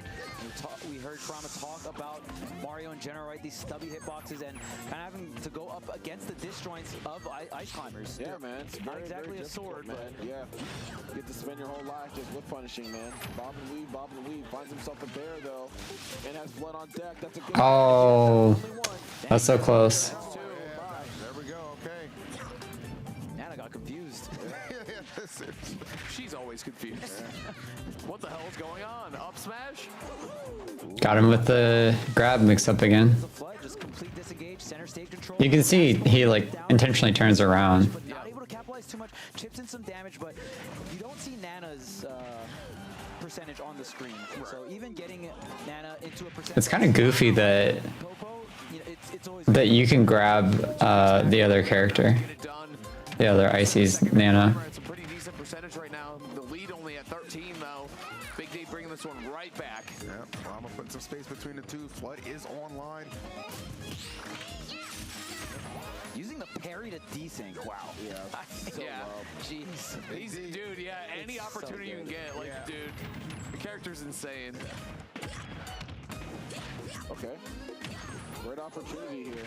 Oh, nice. Good interruption. Not going to let Nana Easy up tilt, be in danger at all.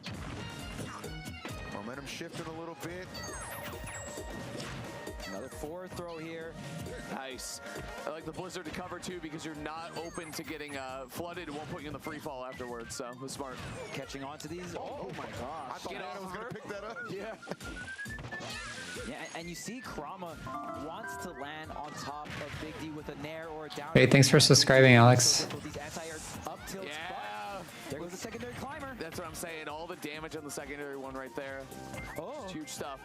And Big D still has some options here. Up smash, obviously, it's been a key. It's been very clutch for Slowpoke, but also, you know, down tilt the ledge, also very good. So Oh shit, the platform's not there. the angle is nasty, but he's got to recover right here. Oof. Do just that. That recovery is so hard with just single Popo. So nasty at the ledge, yeah. Up smash, taking that one down. Crumb again with a lead here in game 3. See if Big D can bring this one back though. Uh-oh. Well, they're turbo separated now, actually. Wow, we'll take that one. Yeah, but you just got to watch the reversal. You see Kurama can't really push that advantage on the secondary climber because Big D was coming in to save the day here.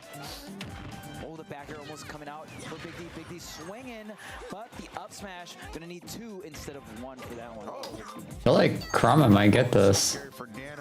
It's doing well. To the top platform here, Flood. Oh, I love that flood. That was so slick. Oh. Off stage here, going. Oh. I'm telling you, the special moves are coming out. All right. For Kurama right now, putting himself on the board. A huge game 3 for the phenomenal Mario man. Who said switch Cape for Cappy? Cappy ain't doing that shit. Stop playing around now. OG moveset coming through. Nah, Cappy would kind of. I mean, that's Cappy. Yeah. I mean, you got fireball. I mean, and you can jump off it though. Oh, here we go. I mean, platform combo. You didn't even play the game. Actually, I'd read me. Damn it. Get me out of here. One time I got him. Help. How did he do it?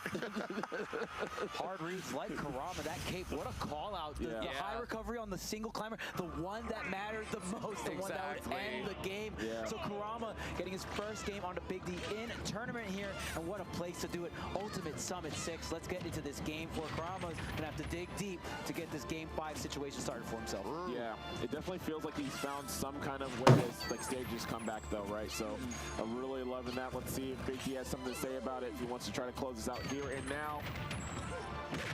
Oh God, man. Boom, boom. So close. Yo, Evo volume, bro. That hits. Yeah, I love it. Have a little bass in it, man. It just helps set the mood.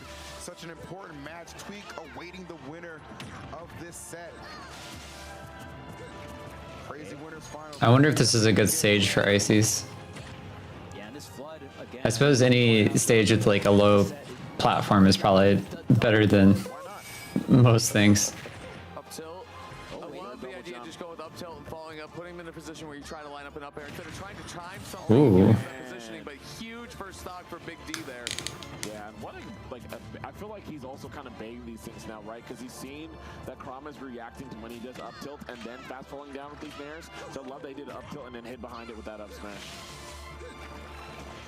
Charging up the Flood. Kurama gonna do that every chance he gets here. And man, look at Big D just controlling the center stage, making it even harder for Kurama to come in through the air and land an area, right? That big fat platform right at the center of the stage there. You're gonna have to go through. Oh wow. He baited the grab, but he didn't do anything out of it. Oh my god. Scorpion Master, man. High recovery, or dropping down. Oh, nice. I love that dash attack being so. That's gotta be death, right? Big D though using. Oh my god. Chuck goes really. I can't believe he made it back either, man. And How does he do it? Stalling, yeah. Oh, Big D is a menace, bro. How he is still alive is anyone's guess. It's kind of nuts. Like Sopo's recovery is literally the worst in the game. Matters so much. The frustration could just set into back throw. Wow, he didn't mash out at all, by the way. Took all those pummels. Wow, baited. Yeah. All this is so far he's hit him with like squall hammer and a half. Okay, well 2.5 now. 2.5 squall hammers. Pretty good. Oh, another one fading back. Mario too slow. Squall hammers. He's getting this. Gonna be hell this week. That's all I got. I've had enough. He was getting that extended damage for sure. And uppy Lucina. Yeah. True. Get ready. Oh, those already those have already just always. That's a classic right there. Oh. That was scary. That is one thing about being on the stage that's smaller is that Flood is going to be more effective. Get more bang for your buck on it. Yeah, Town and City, which is the last stage we played on, a lot more real estate, right? Yeah. And a lot of damage there. Up smash again. Jeez. Can't scrap with him in that situation. One stock away, Big D from heading to winners finals. I like how Kurama not getting frustrated, not rushing in, still sticking to the plan here, but Big D finally opening a huge up air string from the up tilt, running it back. Already taking 70% here is Kurama. Yeah, this is just so damn hard. Yeah, I feel like this one really just kind of got away from Kurama. Some big trades that he could ill afford to take. Yeah, Kurama hasn't gotten any of his like up air chains. Oh god, I think it's about to be over. Secondary climber first or get him off stage. Big flood or something. Yeah, that was 100% a bait. Adapting to the matchup, Big D responds right back, man. Guy's a genius up there. That should do it, honestly. Yep. Big D's in winner side finals of the last summit ever. Yeah, man. Ice climbers qualifying for main stage. Honestly, to no one's surprise, Big D rising to the occasion. Gonna go ahead and Let's go, Big D. Just once again, surprise a lot of people. In your face action.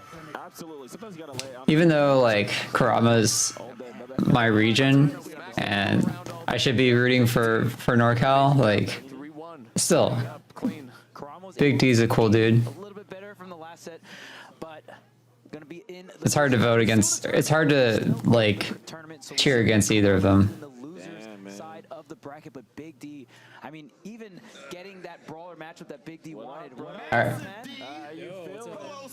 So we got Big D versus Tweak for winners final. There's things Mario can do, but it's impossible. You played some of your bad matchups this weekend too, so it's true. Yeah. I will say I feel like for the group phase you got your bad matchups, and it was like, all right, you know, for like gauntlet and bracket, stuff, you got or bracket, I should say, you got a lot of your matchups. This is hard. You see, when you stay in the bracket so long, you're under like constant pressure, and now like, oh my god, there's more pressure. Like it's just like diamond. It just scales, right? Yeah. That's awesome. I've actually been practicing against Mewtwo King Seth Roth for like the last like 2 hours or so, or hour. So I'm excited for the rematch with Tweak. Yeah, I was gonna say, I mean, is there any nerves with that? I mean, obviously he beat you in pools, you know what I'm saying? So it is a tough match with the Seth, but you know, you're getting that practice in. How are you feeling? So in terms of like nerves, it's kind of like, all right, this is my turn to like. With a matchup like Mario, like, all right, I have to screw this up. Whereas like with, or even like Steve, but with like, when I know I'm going to the Sephiroth, it's like, all right, you know, I gotta, you know, now it was my set to lose, now it's my set to win kind of thing, you know? Right. You really gotta play. Yeah, no, it's. So he feels like Icy's beats Steve. I didn't. I'm not checking my phone. I'm sorry, but didn't realize that. Have we seen that matchup already? Good stuff, Big D. Always love seeing you competing, man. You've been such a great, fresh presence here at Ultimate, honestly. New character, great personality. You gotta... Just a good guy, man. Yeah. Just a really good guy. Raising the expectations and raising the height of the ceilings that we need to have because you're 8'2". But either way, good luck in winners finals series. We'll be facing off against Tweak, which is becoming somewhat of a rivalry too. A lot of back and forth sets between those two. As we work through, though, we do have on the loser side, Banham is awaiting the winner of Akola Gluto, and then we also have SkyJ Apollo Kage will be playing against Kurama. Dude, can we talk about, like, I just want to hold on this bracket for a moment and just appreciate the fact that the ultimate X Factor Big D made it to winners finals.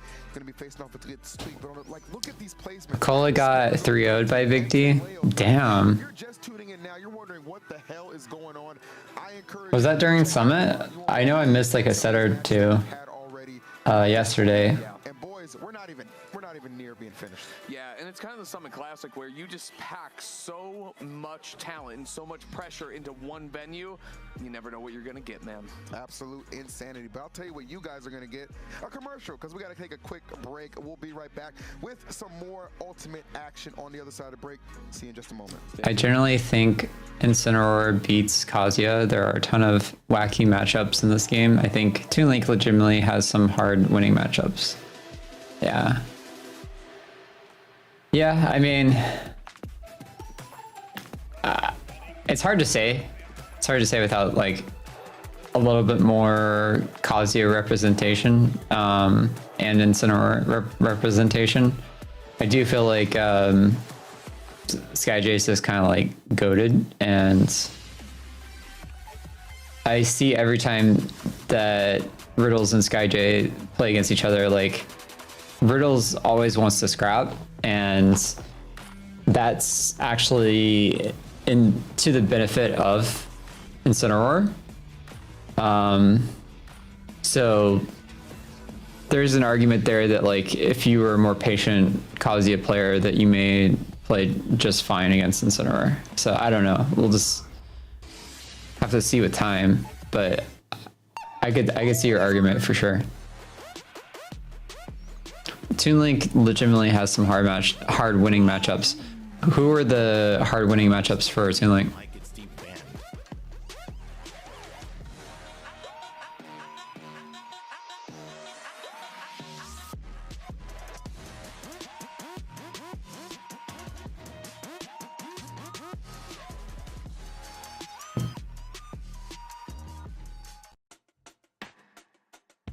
True, Sky is insane, no doubt. It's a name that not many people know. This region. He's my Steve counter.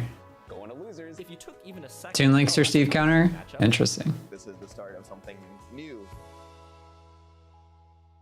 Who do you main then?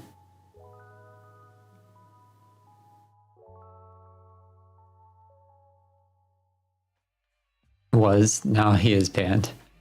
At your local specifically, or just? Because not every local has banned Steve.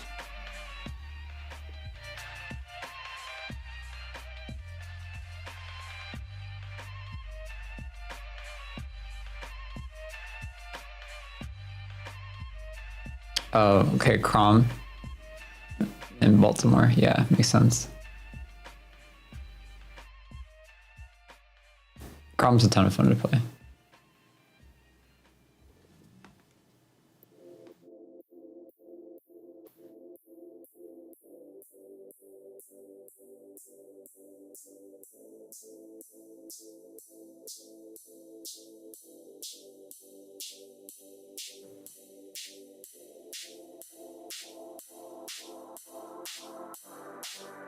Wait, I think I'm realizing that Big D is the only person here that's not sponsored.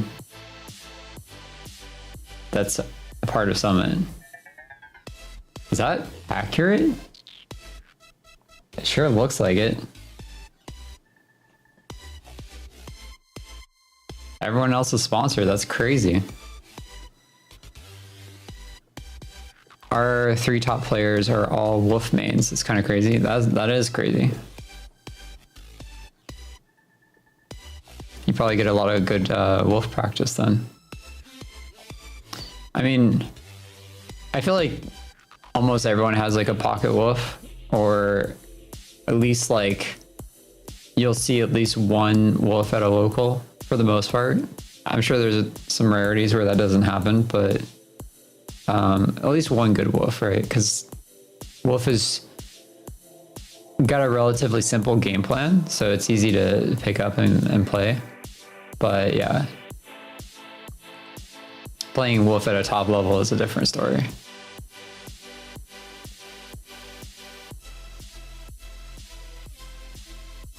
Last Summit we had a Wolf in Summit. Kind of missed that, seeing some top tier Wolf play.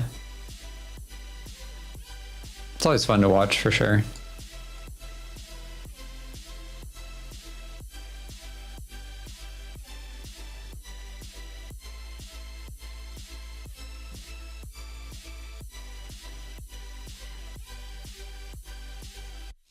Super patient players and very good at baiting. Yeah. You kind of have to be,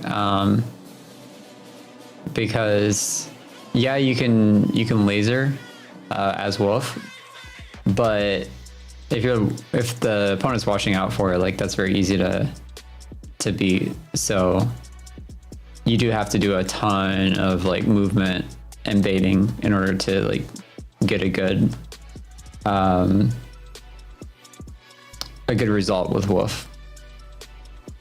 But the nice thing is, like, once you do get a good bait started, like the damage comes. Like you get a good like 40, 60 off of pretty much most of your combo starters. So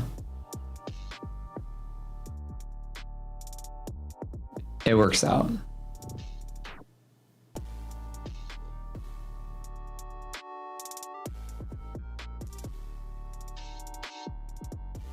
So they were saying that the trophy for this summit is supposed to be that tree from Kirby, like the cherry blossom tree. I hope that's actually true, because that'd be a pretty cool trophy. I think super unique. Like it's almost like a piece of art, right? Like to have that as a trophy would be cool. I'd buy it as a prop or just like something to have, you know, as decorative.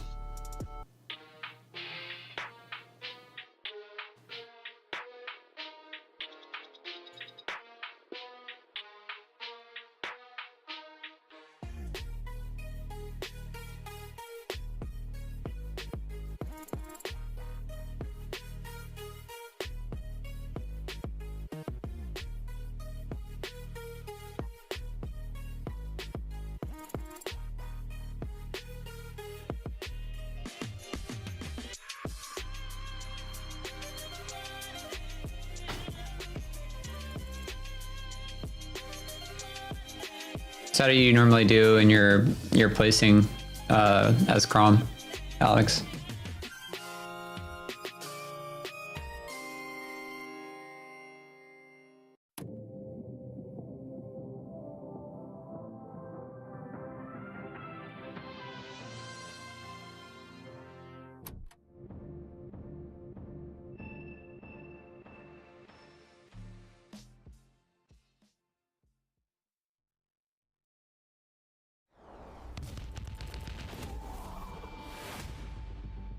I'm running on fumes and adrenaline.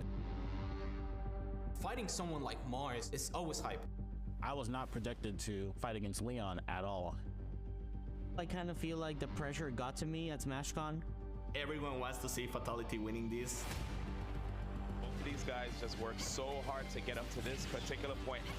That meme is never gonna leave me. Like, it's gonna haunt me forever. I was on the verge of winning Genesis at that point. Beating Void 2 sets, not easy. Sabotation is good. It's so hard to directly contest with him when he's playing. What? No! Production! And I'm pretty sure the confetti is for the winner of the tournament. Did they mess up? Oh no, I'm gonna get layoed. You're gonna do everything it takes to win. It's either now or never, dude. It doesn't matter what character he goes, I'm going to win. Clearly, I was wrong. It's good to see you, brother. Hey, man. I hate you. I'm sorry. It's okay. I'm over it now. They just told me to press it, man. It wasn't my fault. We don't have to talk about the show break, right? Now, I'm not saying I'm washed. But hypothetically, if we were to run it back, I might not win.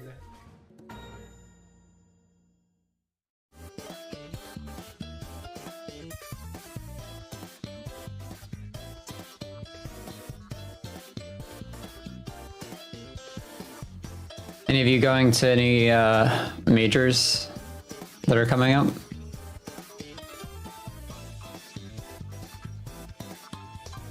Mix mash of placements. The highest you got was 4th, but you can't go often anymore. You were way more consistent a year ago.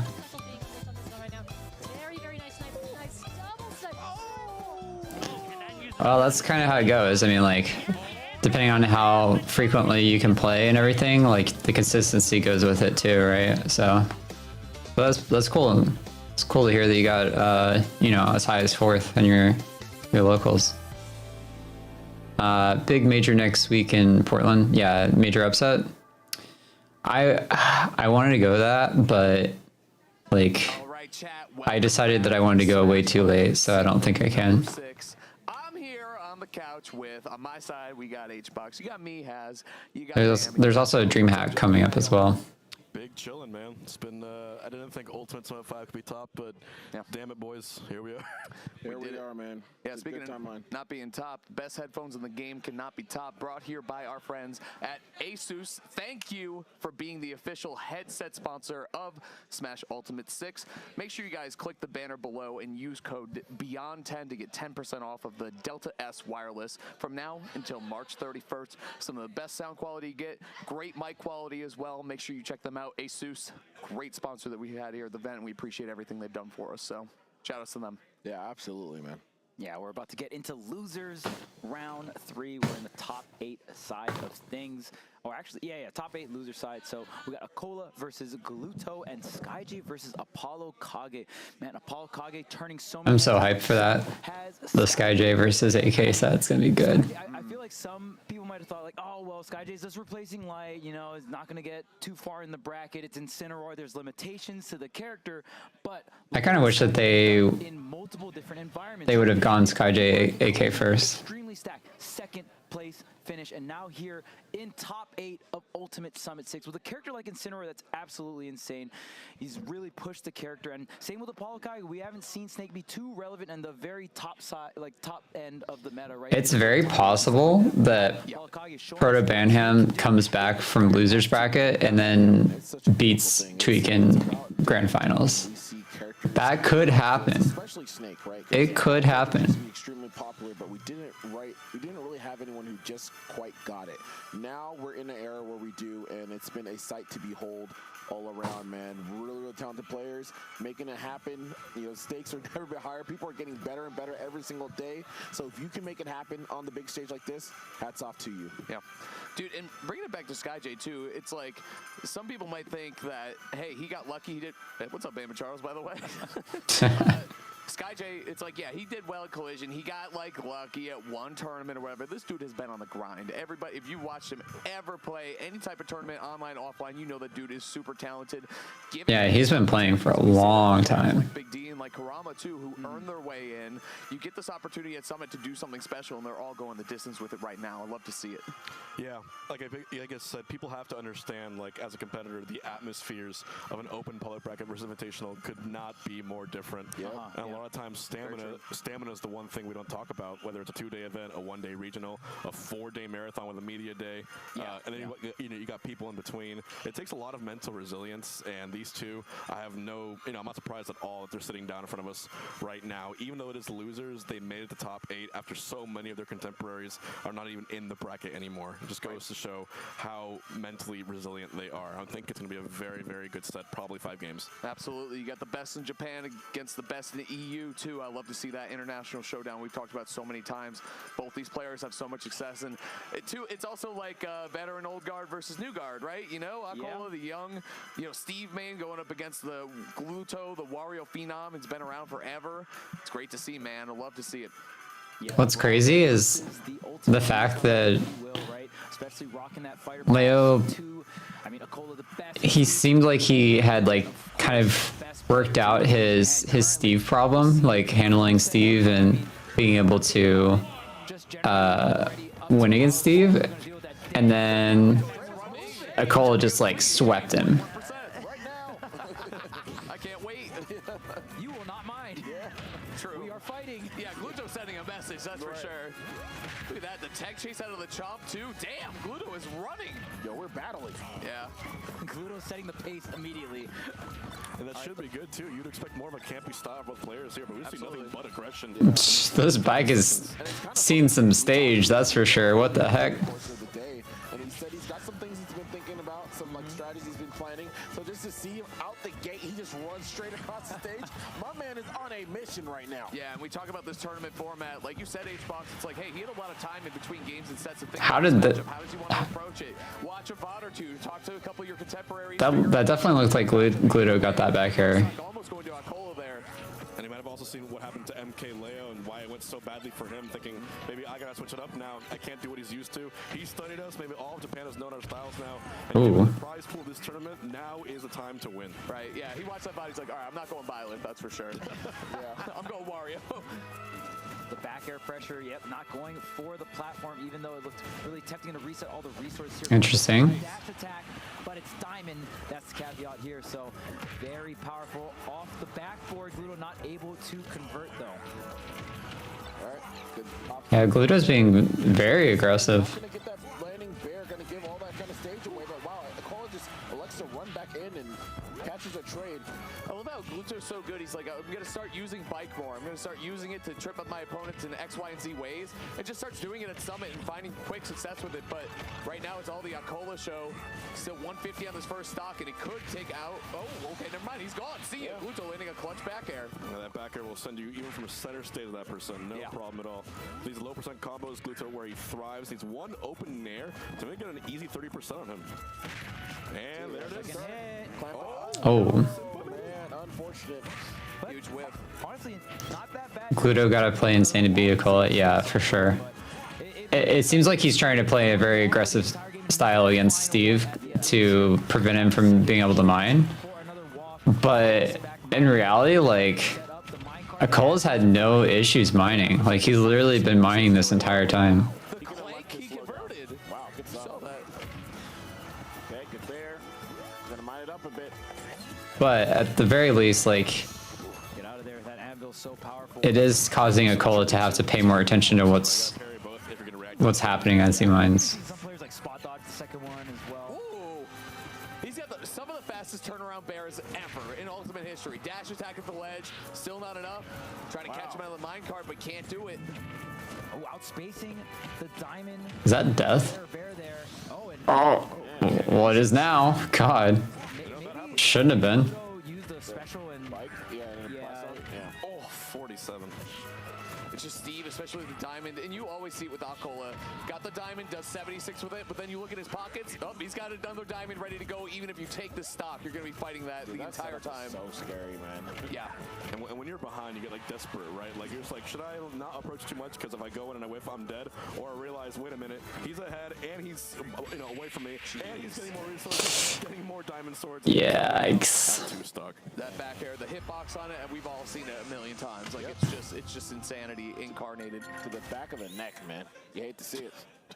It's not fun. It like hits like on Steve's body too, and like a little bit in the front. Like it's just wild how good that hitbox is with Diamond. So either way though, Akola, very solid game one here. Well, he tried an aggressive style. Let's see if he changes. Akola is great. This is awesome. This is awesome. I'm playing Minecraft. I'm getting resources. I'm going to my crafting table. And Gluto has looked stressed all tournament. I mean, he's had so many Game 5 last hits that he's used to climb through this. And as Wario 2, it usually means you need to hit a clutch waft, probably from behind as well, which has certainly been the case all day today. And we talk about tournament stamina. How long can you do that for? Gluto's been doing it for years. He's ready to go, but damn, does he have anything left in the tank for Akola? Well, that's a start, that's for sure. I think it's the first time I saw him use buy all set. Really important versus this character, actually. Okay, it's the forward air. Yeah, hitting the spot dodges with the down tilt, but not enough. No bike. Okay, makes it back with the up B. That was clutch. Gluto's getting these openings, but they're just doesn't get the reset. That's actually kind of funny. Okay, we're good. Like, extra stage, so let me grab you. Not gonna get any tech chase or anything, but still moving slowly but surely to the left side of the stage. I don't think he's gonna jump right back out. I don't think he has the materials for an anvil either, so something to keep. Oh, there he does. Okay, good. Yeah, he does. Couldn't see it. One more. The catch, the bear. We're going high. With high recovery. No, not gonna give it to him. Oh, survivability with this character is so impressive. I mean, the character is by no means light, right? Nice. Or heavy, I mean. Right. Definitely light character, floaty. I mean, but you have all the iron. It's Oh. really how you use that iron. Bro, I love how he points it out after stocks too. It feels rude. I don't know what it is. You know what I mean? Just be pointing at the ground. Only 62% here on Gluto. Yeah, this is a really good stock. Really good lead. You might have realized like aggro wasn't exactly the way. Maybe slight aggro, but still hold it back a little bit. Yeah, exactly. He's pressuring Akola enough that the diamond's not online yet, right? And we're already into the second stock. Looking good. The gold is there. He's still maintaining that kind of distance, right? That little close mid-range. You see him jumping up here. Now he's getting the reel back a little bit, but Waft is out. Oh, it was a good try. Unfortunate. That's two for two so far, and the Waft's not landing. You know what I mean? Or 0 for 2, I guess is a better way to say it. I I think the craziest thing is how well Gluttony's been without landing wafts. Like, obviously, you know, that's always going to be That was scary. condition, but he has done so much work Oh my god. alternative win conditions for himself, and that's really where he's found consistency. This is much closer than I was a second ago. Another diamond here. Oh. Well, it's basically even now. It's even now. Oh my god. Ooh, gets the high recovery, but traps, gets the forward smash. Yeah, that was a little too aggressive on the recovery. Swing and put him over the fence, basically. A little home run swing there. Yeah, man, hit him with the mod sword, dude. It's Hey, crazy. you got Japan winning the World Baseball Classic, trying to take down a Summit 2 here. Yeah, such. Take it all. Back air again. Damn, just when Gluto had the lead, maybe it took 30 seconds for it to be completely in the opposite direction. Aquila, knowing that Gluto might be a little flustered now here, using it to his advantage, throwing up bike, putting his Okay. trap in there, that fire down smash nearly connecting too. Yeah. Oh man, it's Still living. stock here. Perfect DI though. Aquila, critical situation. Yeah, just getting that back. Pushing out Gluto. I'm telling you, he looks a little gassed. No fun. A lot of fun. A little too much fun. Double two stock. Yeah. I'm pretty sure. And Damn. Gluto took the first stock this game too, so it's just like he's just having a hard time. Clap clinks with Anvil. Leading the first place and then holding on to it. I don't know, honestly. So good at controlling. I wouldn't even say controlling, but completely. I thought it might have been the blocks in combination with it, but I'm not sure. I kind of missed that part. Game, Gluto was able to take the first stock. But once the diamond came online, it was a whole nother ball game, right? And that diamond back here, I think, killed around 90, 95 from center stage. Huge, yeah. My On goodness. a character as heavy as Wario, that is that's tough. A little bit of rage goes a long way too. Rage and the diamond on top of each other, it's just ridiculous. Yeah. I think it's always rough for Wario, man, when you have to do these characters because it's like you have such strong hitboxes, but also, I mean, they're way more disjointed than his. That's Oh my god. Wow. Are we building? I thought I was going to kill for a second. I did too. My God. I thought he might spike too, and then I was like, he got sent off to the side. I'm like, that still might be strong enough. It's just that insane. I think one of the worst feelings is getting hit with that minecart and getting like caught in it and then getting a pickaxe to the face as soon as you mash out. It's just like you don't get any reprieve. Smash, Gluto waited it out and then just got a big punish, but either way, Aquila again taking the stock lead here. Yeah, I like how minecart is Wario's bike. If it was heavier, faster, hit it harder, and it was a command grab all at the same time. It costs $6. You get a lot of advantages for it that way. And one iron. Exactly. There you go. Exactly. Yeah, it doesn't have a cooldown either. Imagine that. This isn't looking too good for Gluto. Well, so we can tell, I don't know if you guys saw Gluto in the player cam, but it's looking rough for him right now. Mm-hmm. Trying to figure this out. And this is loser's reminder, guys. This is if Gluto loses here, it's his run will end at 7th place. Wow. Oh my god. Was there no weapon? Nothing. He had nothing. He punched him in the mouth. Dumped him in the face. My god. OD. Yeah, you're drifting right now. You just try to kick some lava. Just looking almost like curtains. I'm saying Very ill-advised. many of these, but against an opponent as formidable as Aquila, playing this perfect neutral with perfect resources, gold, diamond, wood, iron. Okay. It's a Home Depot out here. Gotta try something now. Gluto, maybe a big waft, maybe something. The last hope for France is here. Yeah, Cole is looking very comfortable in this matchup. Yeah, you have to play perfect for a stock and then find the waft setup for the other, right? And it's going to be Gluto's main win condition. The waft is online, but so is the waft. What? Huh? Wait, we're gonna have a Proto versus a Cola matchup next. From the winners from this. I think that's just gonna about be it right there, boys. Does he have waft still? No, he just missed it. Sorry, I was looking down. Oh, good. Oh man, and yeah, I mean, That's kind of silly to have two Japanese players like literally travel across the country, across the globe to Definitely. just end up playing each other. Mr. Clutch, Mr. No. I mean, it's, it's our job. We gotta do it, right? It's our job. It is our job. He Yeah, can mount the boom. hit him with the Looney Tunes. That's a wrap, bro. The comeback just That's all, vanished. vanished at the sight of the anvil, dropping in disadvantages. Yeah. One of the I tried, hardest things. France. I tried. I feel like Mutace would have had a better matchup against Sakola, but I don't know. Akola and Gluto, man. I mean, Akola was just playing lights out for sure. That is ridiculously strong to 3-0 Gluto at this point in the bracket. You talk about bracket stamina. This kid's ready. Like we said, pretty sure he's smiling underneath that mask. We can't see his face, but I'm pretty sure he's feeling about himself and his play. As he's Just working evil through the bracket. smile. Even though he's in losers, he's still got to be feeling pretty good. He looked like he was smiling with his eyes, man. Like, That's what I'm saying, you know yeah. when you can see like the light in some, they're just excited to be there. Yeah, So it's like, yeah, man, true. this is great. Like, not a single worry, and that was exemplified in his gameplay because He was probably stoic the entire time, honestly. he was swinging for the fences towards the end too. Did not care at all. Yeah, Gluto looking at the player cam, looking a little frustrated after. You really wanted to see the mute Akola rematch? Yeah, that would have been nice. Yeah, I mean that second game there was a bit of momentum shift on that first stock, but just couldn't really close it out here. Bro, that air dodge was so good, by the way. Like just cutting right through it, the perfect line. Here's the missed then forward drop smash. it. Yeah. Yeah. That forward smash is really, really hard to hit because you cannot buffer it. If you buffer it, you get that You jab get the too. jab, yeah. Yeah, The so timing it's is tight there because the window one or to two get jab frames, too I is believe, yeah. really, big. really tough. Man, Gluto out just like that. I feel like he started like games 1 and 2 with a lot of good aggression, almost like a 0 to death. But my God, Akola's adaptation at the very end there, and we just saw exactly All right. what happens. He got a little too flustered. It's the hype match time. Hype match time. I'm ready for it. It's like the walls are closing in at that point. There's only so much you can do. Yeah. Akola now guaranteed 5th along with his Japanese countryman Proto Bonham. One of those two players will get 5th Now place. that is unfortunate. That's a tough roll. I mean, you get down, there's only so many players left in the competition. True. Eventually, It is what it you're is. going to have a head-to-head with your own compatriots. But what are the odds? Either Right, way, that's right, Stella. Stella's only interested in food. She does Stella, not girl, care what's about up, girl? pets. Like I, you I, reach fed, out, I fed her some roast beef, and she followed me for an hour yesterday. It was she's great. dude, Oh she's my the gosh. smartest dog on the planet. Wait, someone said food? I'm out. Food. Yo, she's like, get these clown casters out of here. Yeah, she's on the hunt for Yeah, sure. she But is. either way, gonna be getting into our next set here. Oh my God! This one, SkyJ versus AK. This one's wild too. You wouldn't think that there would be only one Mexican player left in top 8, let alone for it to be SkyJ. Wow, that is One for the SkyJ run. But that's the universe. Yeah.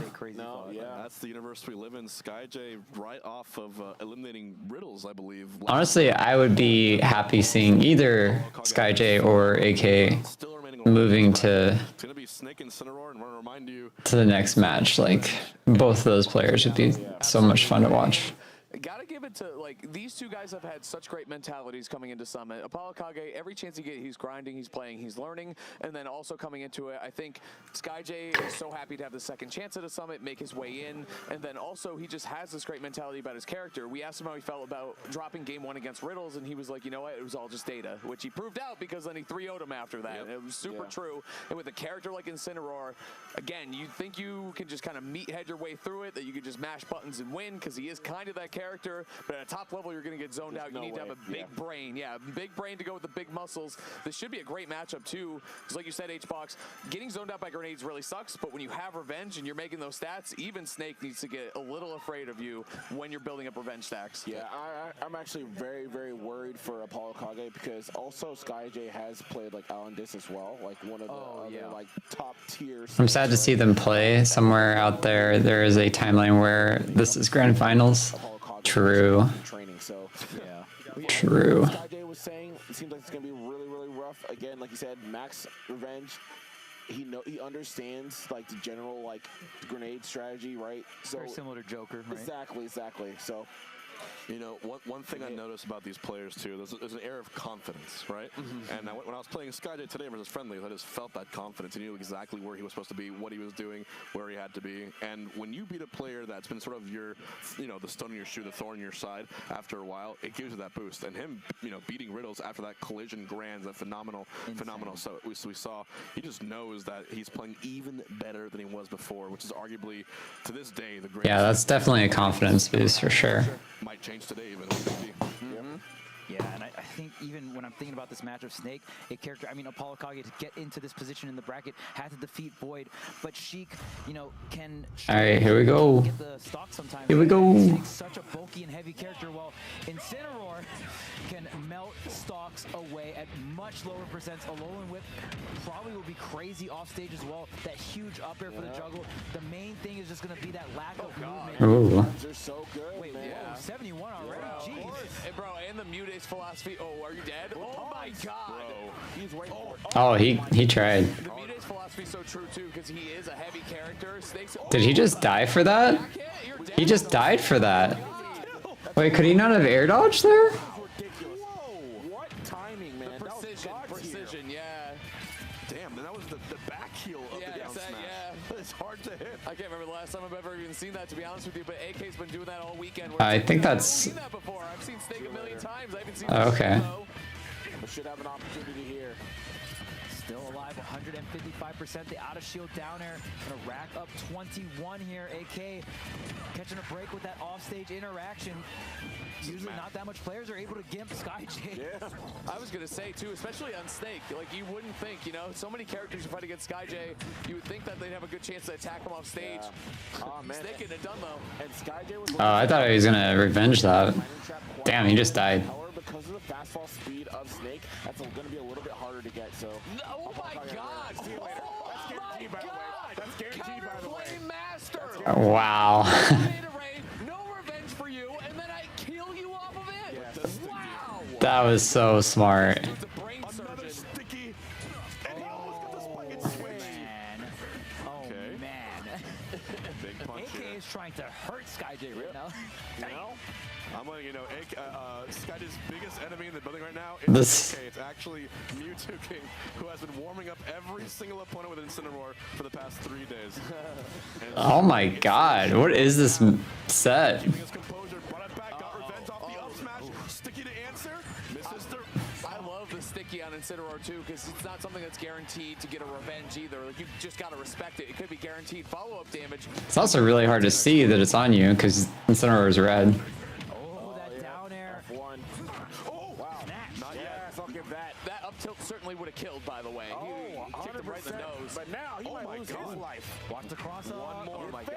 One more back here. Checkmate situation. What? Oh. I don't know what happened. I love how they're both laughing about it. First, your Cypher, you're next. And AK's like, no, you got it. You got it.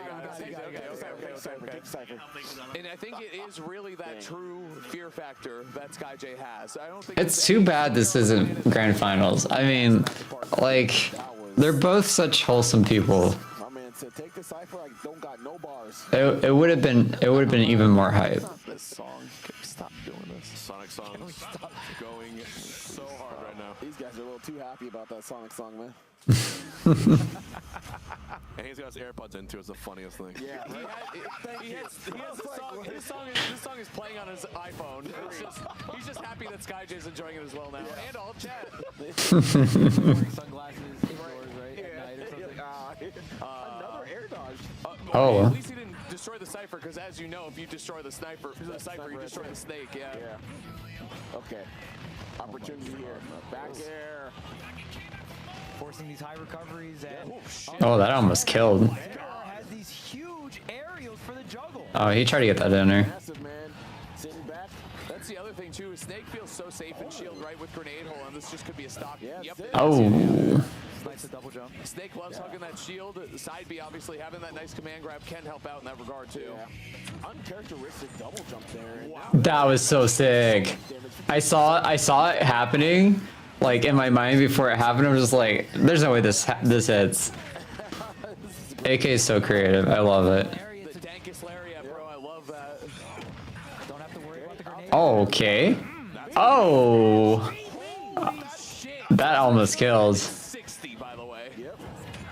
Yeah, see, he tries again to go for the air landing trap, but it's not working. That was a good recovery. Snake, but we'll take that. He did do that. Yeah. I would have gone for the punch there. I think so too, but you know what? Just the raw F tilt. Cleans it up. Lean into the professional, fellas. Right. That's true. Ooh. Mewtwo King. Where's Mars? What? Oh, no, I'm grabbing you. I'm taking your revenge and your life. You can't go to the Wow, this is already last stock. What the heck? These stocks are flying. All right, last stock. Both these players just back and forth in this game number 2 here. Paul Kage wanting to, even things up 1-1. So close in percent, and it's just so hard to tell which way this match can go. There's the revenge. Ooh. Oh, he's waiting. Oh, he jumps too far back for it. Had the right idea, of course, but Apollo Kage just one step ahead. Right now, SkyJ looking for maybe a latent up air. He misses it. Oh my Okay. He tried to get him with that C4 for sure.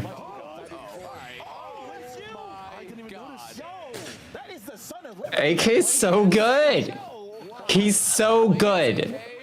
You think you know where the C4 is and it's just gone. Like you just because he makes you look at so much shit. Yeah, no, truly, it's just. I can't. He's just so good. And all of a sudden it's just C4. Holy shit. Yeah, and the thing about Battlefield 2, when you put the C4 on the top platform and both of you guys go down to the floor, the camera pans and you can't see what's on the top platform. You're right. Sneaky stuff. I think it was in Brawl where like the color of the C4 was like exactly the same as it was FD with one of the stages, but you legit could not see it. It was a pure comic or snake. Taking advantage of all environments. This is such a fun set to watch. I'm just like literally smiling like the entire time. Here's the hoping for a game 5. For real though.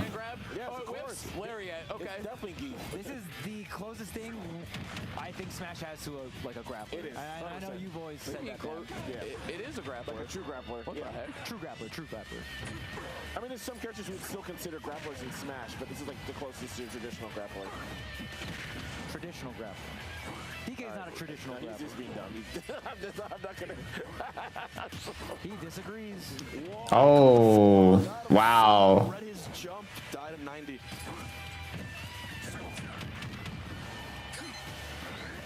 What do you do in that situation? I guess like he would have been fine if he didn't jump, right? Nice.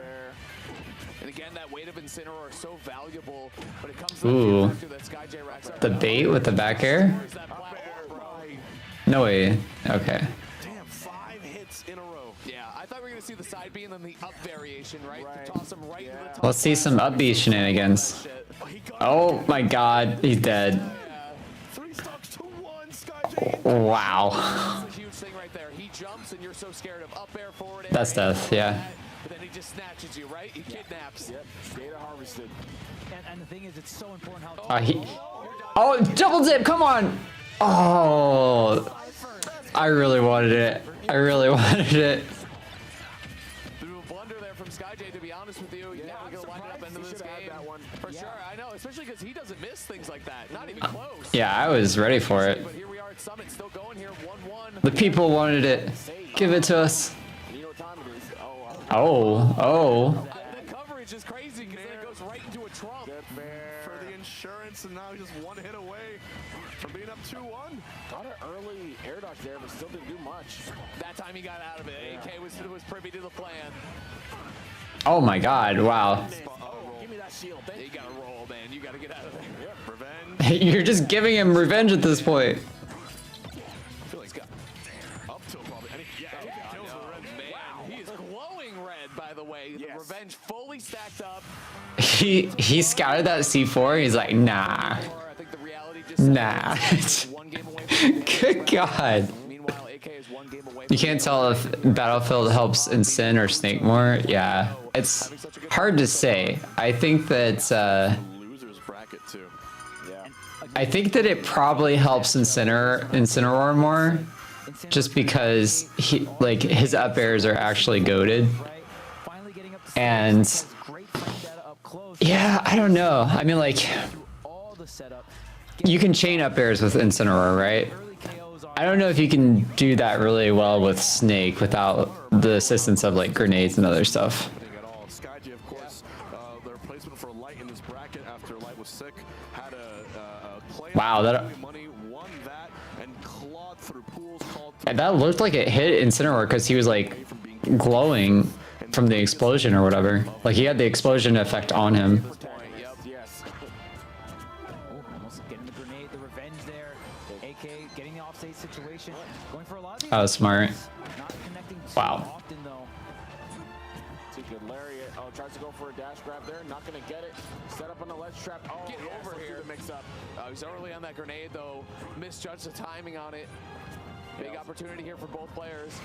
Oh, the C4? Are you serious? Oh, he wasn't counting? Come on. 30 seconds, 30 seconds. His own C4. Unfortunate stuff there for AK, big time. Sometimes it be your own. Uh-huh. Oh, down tilt. Almost getting that 2-frame there. One of the best moves in the game. Nice wait. The follow-ups afterwards, it hurts. God, he just spikes you like a football with that down throw. Like he doesn't even care about this C4 right here. This all came off of that C4 explosion too. Look at this. He's up the hole, got that stock, and now he's got 94 on top of it. But Oh, he tried. He was trying to go for that cross up back here. man, good stuff by AK. Yep. Good opportunity here. Revenge. Not gonna Oh, you got sticky. That means a setup here. Oh, it's on Snake though. He's on him. Switch. Let's switch back to Incineroar. Okay. He just got both the grenade and C4 and another grenade and another. What the? Holy shit! 175 is crazy though, yeah. Good God. Point for SkyJ on Hollow Bastion 2 blast zones here. Not quite as large as you would expect. Man, Sky. Oh, I thought an air up tilt was coming, man. Yeah. SkyJ, can you close this one out? AK really wanting to get to a game 5 situation, but you're taking it. Trying to jump. No way. No way. It's over? This is over? Holy shit. He was ready for it, dude. He almost did that to him last game too, actually. So good stuff.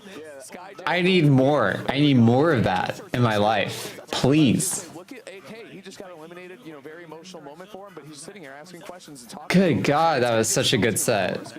That was like best set A ton of props, absolutely. in the entire bracket. Like even better than the Riddles SkyJ set. He showed up and played so well this whole Holy shit, SkyJ's on a tear. In chess a lot of the time too, after a hype game, they discuss like, well, what could I have done there? I always thought it's a really, really cool thing. They want, they want each other to be the best player possible. I see, Cody Schwab do it in Melee as well. So I roll, and you didn't cover the roll. So then I do like jab and dash back the roll. Yeah.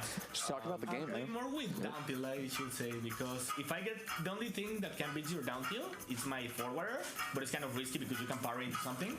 And if I try to dash and air, it's any other option, your down tilt is just way too strong for me. Damn, I'm learning too. The knowledge, I'm saying, for real, for real. Like, and just hold his face more, or like should play around Incineroar boss range. That is a side B, but I do not know how to actually you could like close that gap because my boss range is bigger than your range. So you could actually ask that to Alan this, like to be honest. Because he plays really good around me. Yeah, because like this is my first time. So ask Alan this. Yeah, so, see what we were talking about earlier, right? Alan this definitely a key proponent for SkyJ. I felt really confident going into this and for good reason. Alan this is a very incredible snake. There you go, man. Super wholesome. Love it. You love to see it. You love to see it. Never is, of course. Like Jalen Hurts said, you either win or you lose. Or you win or you lose. You either win or you learn. That's the one you want. Oh my God. You win or you learn. Those are your two real options. And AK really embodying that philosophy. And we learn, baby. GG's. Yep, absolutely, man. Let's go. Thanks a lot. Yeah, 5th place so far, and we're going for more. Yeah, I love it. I love it, man. So you got a couple obstacles left in your bracket. Let's go, SkyJ. Throughout the rest of your run here. What, sorry? Who do you have coming up next in your bracket? Who are you excited to play against? Okay, Kurama. Yeah, it's gonna be a tough one because on Pulse he actually defeated me. Right. But I think I took the notes I need to. Like obviously the matchup is still like really hard. That was such a sick sticky. But so far I think I'm playing really good. And on Pulse I was playing good, but like not this level. So yeah, you're definitely playing a higher level. I think I have a really good shot against him. Yeah. Think you're heating up a little bit? I can't wait to see it. Can't wait to see it. I know obviously you said you play Alan Dis and like, All right, who we see next? I think we actually see Tweak versus Big D next. Like, Alandis obviously has more experience in this matchup. That's the reason he really knows how to play against my range, because Incineroar has a little bit more boss range that Snake has, besides the Snake dash attack. But Alandis is just so good at playing at that range that I know, like, Apollo Cage options could have done. But that's the reason I was able to expect anything and react to everything. So that gave me actually, like, the victory, the Alandis experience, and also, like, Apollo Cage doesn't know a thing about, like, top level Incineroar, so that play a really good paper for me there. SkyJ, where do you put Incineroar right now? Like on your personal list, top 40, top 30, top 50? I don't know if it's top something. I will say it's mid tier, because his speed is really something, and he, like, even if his bad matchups are not that bad like others, I don't know, Game & Watch DK for example, Incineroar can do really good against a lot of top tiers, high tiers or meta characters, but he's not, like, actually winning. He just, like, does cool. It's -1, -0.5, but he doesn't go, like, really good. Yeah. That's, like, in my opinion, like the mid tier you have to play. Yeah, and something you said about him a lot is you think he's a good tournament character, though. So in terms of tier list placement and being a good tournament character, because he is so scary, because he can kill people so early, and revenge, I think, like, the human element of the character is so interesting, right? So yeah. Like, the fear factor it goes, and like how Incineroar is played, I think it plays a really important one on like every matchup, because you're not only playing against the character, you're playing against the person, and if you know the person is already afraid of you, you're using the human factor, the fear factor, because in paper Incineroar loses a lot of matchups, but in human level he can win that just because you are so afraid of the side B that you get into another options, and if you're afraid of those other options, you are eating the side B. That's right. Yeah. It's so undervalued for sure. Man. Yeah, really such a good mix-up. Matchups, there's a SkyJ matchups I think are pretty different at this point, man. You are a beast. Good luck on the rest of your run. Good stuff, SkyJ. Good stuff. Always good to hear from you, dude. Thanks. So smart, man. Like we said, you just got to study. You heard him. What are you saying to AK? All the specifics of that one matchup. That dude is a walking encyclopedia on Incineroar matchup stuff. So good stuff to SkyJ. For sure. Yeah. Well, are we going to the other side of losers or to winners? I'm not sure. Production, what do we got coming up? Are we doing a break? Pretty sure it's Tweak versus Big D. Those quarters. So it's going to be the other side, which was, what did we just see? Oh my God. Proto Acola. Oh, Japanese, Japan team kill. Yep. Oh my. And, Really? We're going to do that first? I'm not too certain of their matchup history in Japan, but the way they're playing right now, Proto just got off a really super close loss to Tweak. A lot of probably stress during that set. Acola, of course, seems to be cruising through this losers bracket. Momentum-wise, I give it to Acola, but Proto's a summit champ for a reason. He probably was more used to this environment. Oh yeah, for sure. And man, that set with Tweak was so close. It's crazy. I think Proto has been playing phenomenal, but I mean, it's hard to gauge too, because Proto hasn't been as active as Acola in terms of tournaments. So we'll see. I mean, it's going to be a tough one. It's going to be a tough one for sure. But you guys are going to have to wait just a little bit until we get into that set. We're going to cut it to a quick break. We'll be right back. See ya. I'm also curious to see, like, if Proto, like, if he takes his time like he does with like Tweak and other players. You have no clue about the Min Steve versus matchup. Yeah, I feel like it would go to Min, but you never know. I can't say I've seen much of that matchup myself either, especially not from like a top level player like Proto Banham. So that'll be interesting to see for sure.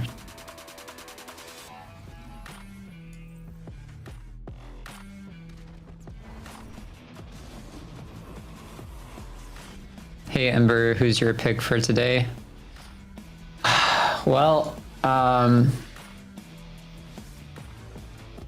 so my previous pick was like, my top three was Tweak, Proto Banham, and I think I said AK, but AK's out now, so now it's got to be SkyJ, which, that's fine too. I know that I'm underrating Acola. Like he's definitely very, very, very good. But that's just who I would prefer to see. Is top 8 tomorrow? No, it's today. Like we're literally going through top 8. So yeah. I a bunch of good matchups have already happened. Well, going to losers. If you took even a second, oh, that's a 9 to 10 matchup. This is the start of something new. But yeah, if I had to pick between the three, I would have to say Tweak. I could see Tweak winning this at this point. After seeing how he played against Proto Bamham, like it was very tight, but like he definitely had the will to win. And I'm not sure if Proto Bamham has the will to like take him down again and go into a bracket reset, and then take him down another time. Like that's a lot of mental fortitude.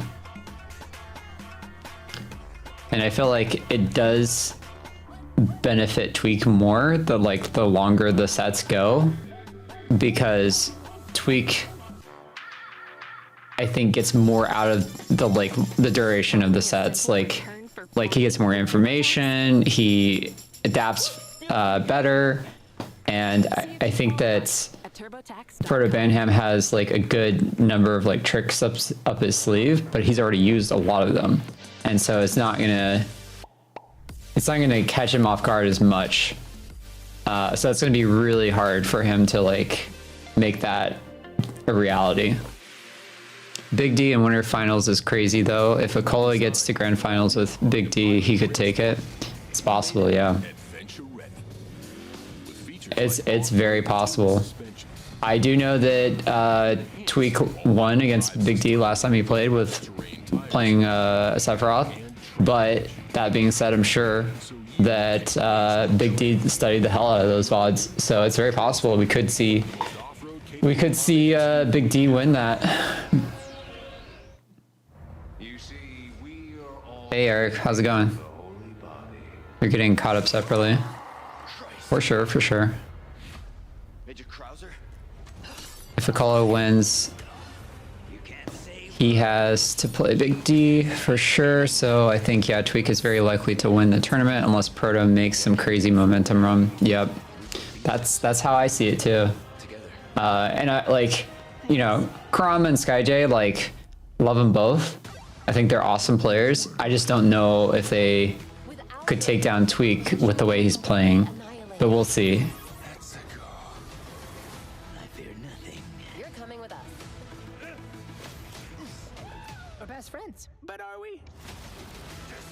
Your Gemin decided to watch in the meantime. Sounds good.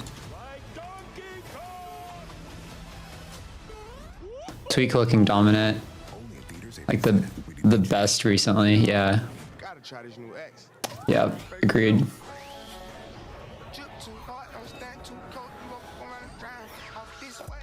And it's just also just like the answers, like, you know, in terms of like the matchups that are left and the players that are left. I think Tweak has the best shot out of those.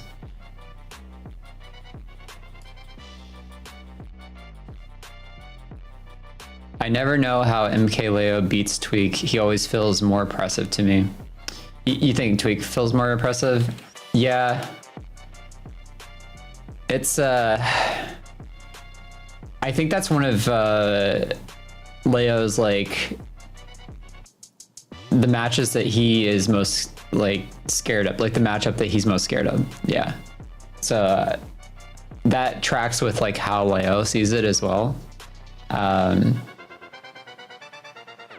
But it really depends on like how Tweak is playing in general, because sometimes he can be really oppressive and sometimes he can be really patient too. So Leo is my personal favorite player, so this downfall hurts. Yeah, you hate to see it. I would have liked to see a little bit more Leo in this bracket, but you know, we also got a lot of great content and a lot of great players to see, so it's cool to see that too. Yeah, what's going on with the stutters? Is that just me? Seems like it's okay now. Patience done right is oppressive too. You're right. It really is though. Leo always struggles with Steve's. It's true. Like I felt like he had an answer for a bit, but then yeah, this set against Akola just didn't work out. Like on paper, Byleth beats Steve, but yeah, it's in reality like not the case, it seems. Welcome back, everybody, and welcome to what is the final leg of this historic tournament. We're here at I thought after he got rid of Akola at Ludwig's, he would be set for Steve from now on, but evidently not. Yeah, I know. So that's what I thought too. Now we whittled it down to what, 5? Maybe he just forgot. Maybe he got too comfortable with his Steve impression. Dismantle Apollo Kage. This guy wasn't even supposed to be here. Right? I still think that that'd be the hypest reality if SkyJ won. Like that would be so cool. You could ask for, right? Like, you know, him just being able to show up here. Obviously, we wish the best and a speedy recovery for Light, who was unable to attend. But SkyJ definitely stepping in and filling those shoes. I mean, he's about right where you would. Light is definitely missed. One of my favorite players to watch as well. So definitely kind of carrying that torch well. Placement and hype level. I like how Light plays against Steve's the most. Like he has a way to that matchup that I think is just like unmatched. Very clean at that, as you can see here. Checking the bracket, only 2 competitors. Steve is simply too strong. That's gonna be Tweak and Big D, the only unsponsored player on the map. I want SkyJ to win at least losers bracket. Yeah, that'd be dope. I'd like to see that. I mean, SkyJ beat Riddles, so anything is possible. It's true. You're not wrong. I mean, the cards are setting up in that you know, that way. Also in the invitational formats, we'll see how he functions here. I mean, everybody's I feel like okay, out of the two, between Proto Banham and Akola, who do you think would be a harder matchup for SkyJ? I kind of feel like it would be Akola. But that's hard to say too, because Minmin's so good. I don't know. What do you guys think? Definitely Proto? Minmin? Yeah. I think you're probably right. They've got a couple of past exchanges between each other, right? I think there was like a 1st to 10 where Banham came out on top, but last time in tournament, I believe it was Akola who found victory. So definitely, you know, again, 2 of the best in Japan meeting on American soil, guaranteed to be another banger. A little bit of the Fighter Pass 2 action we got going on here too. To the hottest contenders. Crazy how she invalidates more characters than Steve. It is. It's just that like Gemp, the recovery Gemps, they're too good. In terms of playstyle, I feel like Akola's going to be able to mine a good amount of resources here just because of the nature of Minmin. True. Thank God more people don't play her. I mean, I never question Proto's character choices. You know what don't say that because then it'll happen. Method to the madness. It only says up B, but it's all good. And both characters are well equipped for sure. I mean, he pilots both of them at such a high level. Oof. But I mean, you know, Akola coming in, I mean, he dismantled Gluto, man, like that right there. Oh my God. Jesus. Getting knocked off the stage into the blast zone with authority. Proto bringing that back and taking the first stock. I love that. Clearly, this is an easy matchup for Minmin. God. One of the only characters in the game that can actually edgeguard Steve, it seems. Also, what the heck? The Megawatt completely destroys the entire wall in one hit, one nair. That's insane. Wow. Oh, he was reading for the jump. Yeah, even if you delay your normal get up against the Megawatt, the Dragon Arm comes through. Good God, he's farming this man. That secondary arm coming out from Proto. We saw the Megawatt nair to just dismantle the bots. Oh, I think you're in a minecart into the ram, put you out of the minecart. So well executed in this second stock. And just the tracing, the way he followed Akola and kept the pressure on. Beautiful stuff from Banham. I just can't believe he was stuck at that right ledge for so long. It feels like Bantam just eventually will get you totally locked down between the Ram Proto Batman. Ram and maybe even pop it off with the Dragon Arm. So you can see him here just letting the Ram go. That run up grab, very kind of audacious. But he knows Oh my God. fully charged smash. Bantam takes game 1. No sheesh needed.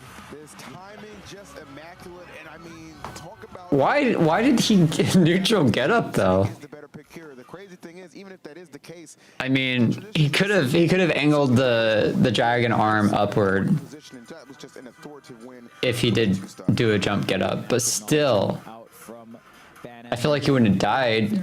I hope.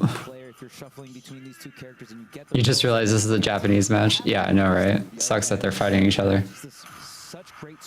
I don't know how Proto is at #1 in Japan. It's because he hasn't been going to as many tournaments. That's why. Does he just not go to tournaments? Yeah, pretty much. Like, he goes to some, but not a lot. As far as I know, maybe it's just more just like worldwide tournaments. There was a Japanese major that he wasn't at. I remember that. Alright, game number 2, sticking with the Min. Wow. Yeah, right there. That's crazy. Dude, I'm saying like Min can deal with the wall so well. She can jump over it and shoot over it, and then also can destroy them very quickly. Megawatt neutral air very strong at deleting the blocks. Oh my God, and going underneath too. I'm telling you, she deals with the wall pretty damn well. I gotta say. Yeah. The reason Proto feels comfortable enough to roll it twice in a row. Oh wow, that would have been a crazy pickup. Oh my God.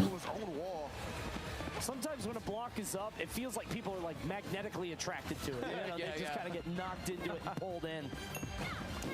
Has the diamond on deck. And look at the way that Akola is like just very gently short hopping over that stuff when it goes under the block. Can't even call him bad because this MF be winning with Lucina. It's true. But I don't think he needs to use Lucina when you got this well of a winning matchup against Steve. 128 trying to chase him down. Like, I doubt if he lost this match that he would switch to Lucina. I really doubt it. That's death. Okay. Great angle. Not a question. I mean, hold up. Akola is winning this match. He's not even trying to mine. Nah, we're scrapping. He's got such a strong lead. I mean, this is the perfect response to that game 1. He's like, yo, just kill me. I want those materials back. Did we really just go from a 3-stock to another 3-stock? Like, is this happening? There we go. Maybe 2 mats is a treat, sure. Okay. Finally earns himself some resources. We're gonna get rid of the table just to make sure a little bit more go down. There you go. And just one of the diamond. Min definitely more fun to watch than Steve, like 100%. I agree. You could just disengage against Min, run away, get your materials back. That's why he just wanted to make the most of that stock. He knew it was gonna pop on the next good hit. Just get some damage in and keep going. Kick loops have to be the stupidest combo in the game after like Kazuya. Yeah. It's pretty silly. Well, it's not. I mean, the Min-Min's fine. I'm just saying, do you think he swaps? Well, like, No, he's not swapping. Saying, like, we go next here. I mean, this is a textbook example of why There's no way he would swap. has adjusted well to the matchup and settled in. It is interesting though, Cody, because he didn't take a lot of time with this counter pick, which we have seen. Wow, that arm actually went over the wall because he started it from the top. That's actually interesting. Put Min in the Min.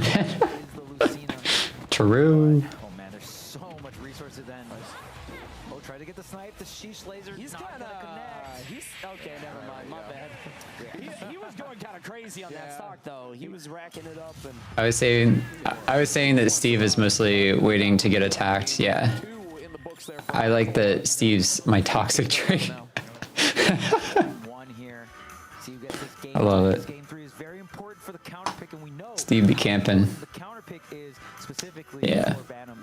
That is Steve. First game, obviously, the first step to success. So wherever he elects to go right now, obviously will favor either the Lucina or Mimic. I definitely think the Lucy might make an appearance. Cole's mask is like half his face and his hair covers the other half. That's his that's his like camouflage, you know, like keeps him incognito. No one knows what he's thinking, what he's doing, what his next move is. But like he has it refined to a diamond. You know what I mean? This is platinum Lucina, but at the same time you kind of know what to expect. Meanwhile, Min always has that goofy shit, right? True. So that's the strength of his lineup. Yeah, and the thing I'll say about that too is that he does play her very differently. We heard Tweet come up here after he lost to the Lucina. He said, "I need to figure this out still," which is like, are we saying that in 2023 about someone's Lucina? Yeah, he's stuck Min. Right. He's just, again, we've always said about Proto, he is so different. Banham here on his counter pick. We are staying with the Min. Smaller stage though, able to cover more of it with the arms. Can't run away quite as much with Steve. Good idea here from Banham. All right, full faith in the Min. I like that, man. I mean, you know, you kind of think it is going to be the Lucy. That's really smart to use the arms over the top of the wall. Like that seems kind of broken to me, honestly. Perfect DLC for anybody looking for some real broken shit. Textbook definition. Yeah. What's interesting to me is how Banham is using the arm by throwing it over a wall and then fast falling. And then Exactly. slowly drop on top of Steve's head, maybe flatten it out even more. And we keep seeing him just excellent with that. Lands on it like a platform. It's a square. Oh, big damage here, and I think it's so. This first stock is so important against Steve because you can snow. We've seen so many Steve games. Part of Banham loves his dash attacks. The first stock, like how did the pacing of the match go, and it's so important in terms of snowball. And Who sent a call to losers? Who was it? Let me check. Oh, it was Big D. Big D sent him into losers. Some defensive option, but yeah. Nicola not giving it up, and Banham not getting punished for it. You can see it again. There's that fast fall. And I like and it's interesting because Nicola's putting in a spot where Banham would have to fast fall onto the platform. But Banham is kind of threading the needle to get in there just to provide a threat. Ooh, that was a meaty megawatt. Not entirely. I thought we'd see the neutral air from the megawatt for sure. Yeah, that blast off the top. He's definitely doing that on purpose. So if he builds the wall in such a way, Banham can't really do the fast fall with the arm because he might land on the platform, puts him in a bad spot. It looks intentional with the way that he's spacing it. Very interesting. Oh, nice. This time shooting. Definitely an interesting adaptation. That was an ugly shot. The first one. This is definitely looking better than the second game, though. These are two of the strongest characters in the game, but we don't see this matchup a ton. It almost feels like they haven't played this matchup. Like, I don't know how much these two have played against each other. Okay, yeah. We did a different approach. Wow, this is interesting. Like these are the pilots for those characters. So very telling who's able to come out on top. One apiece. The pressure continues. I felt like that was a bait. Like he was waiting for him to do the fast fall. Arms move. How many down airs is he gonna do? For real. Do it. I'm in disadvantage. Send it. Send it. I want the floor. And when you get one of those dive kicks and you have a bad disadvantage state, bro, it's hard to not do it, to be honest with you. It really is. But either way, Proto gone now, actually. Banham off the top. Akol had played that stock beautifully. Whoever wins the second game will take the set. Think so? I could see it. Such a great job, but Akola really holding the second stock down. I mean, it really does come down to like adaptation at this point. It does feel like this is a disadvantage for Steve, though.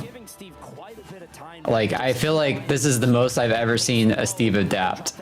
You know what I mean? Yeah, Banham just kind of getting dunked on here. Yeah, to your point, Coney, you cannot allow Akola to have this many resources, right? Like, it's already such an uphill battle, and it just continues to get worse. Just swinging with all the diamond hits, pressure with the anvil. Where do you go from here? The answer might just be down if he gets his way. Oh, God. Oh, my God. That took a long time. No resources here. I mean, it's got diamond and gold, but no block. No way. Wow. Not care, bro. Yeah, exactly. Dude is rich. Yeah, he wants dirt and stone, right? Wait, is Min if you cut her arms off? Got expensive taste. What? What is Min? Oh, I see. You're asking a question. I don't know. Like Min would just be dash attacks and down airs at that point. Back air just clinked with the megawatt. Yep. Silly game. Well, it actually clinked with the anvil, and then I think he tried to put something out, but it didn't. It probably was back air. Yeah. This is interesting because Proto, I don't know about you guys, but when I was watching him, I was like, damn, he kind of looks unstoppable. Yeah. And then Greek barely slipped by him, barely by a hair on a monkey's tail. Just Yeah, I'm sure it did. But it clinked with the anvil first, though, right? I think that's why the megawatt won. Exactly. That's true. It's almost like a faded match, to be honest with you.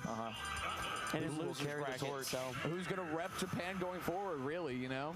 Who's it gonna be? Ultimate Summit 6. So many storylines unfolding here as we come into the tail end of it. I love it, man. Let's give this a shot. Okay.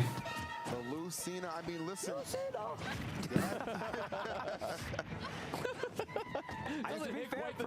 I'm really surprised that he went Lucina. Squad strike. It's true. Yeah.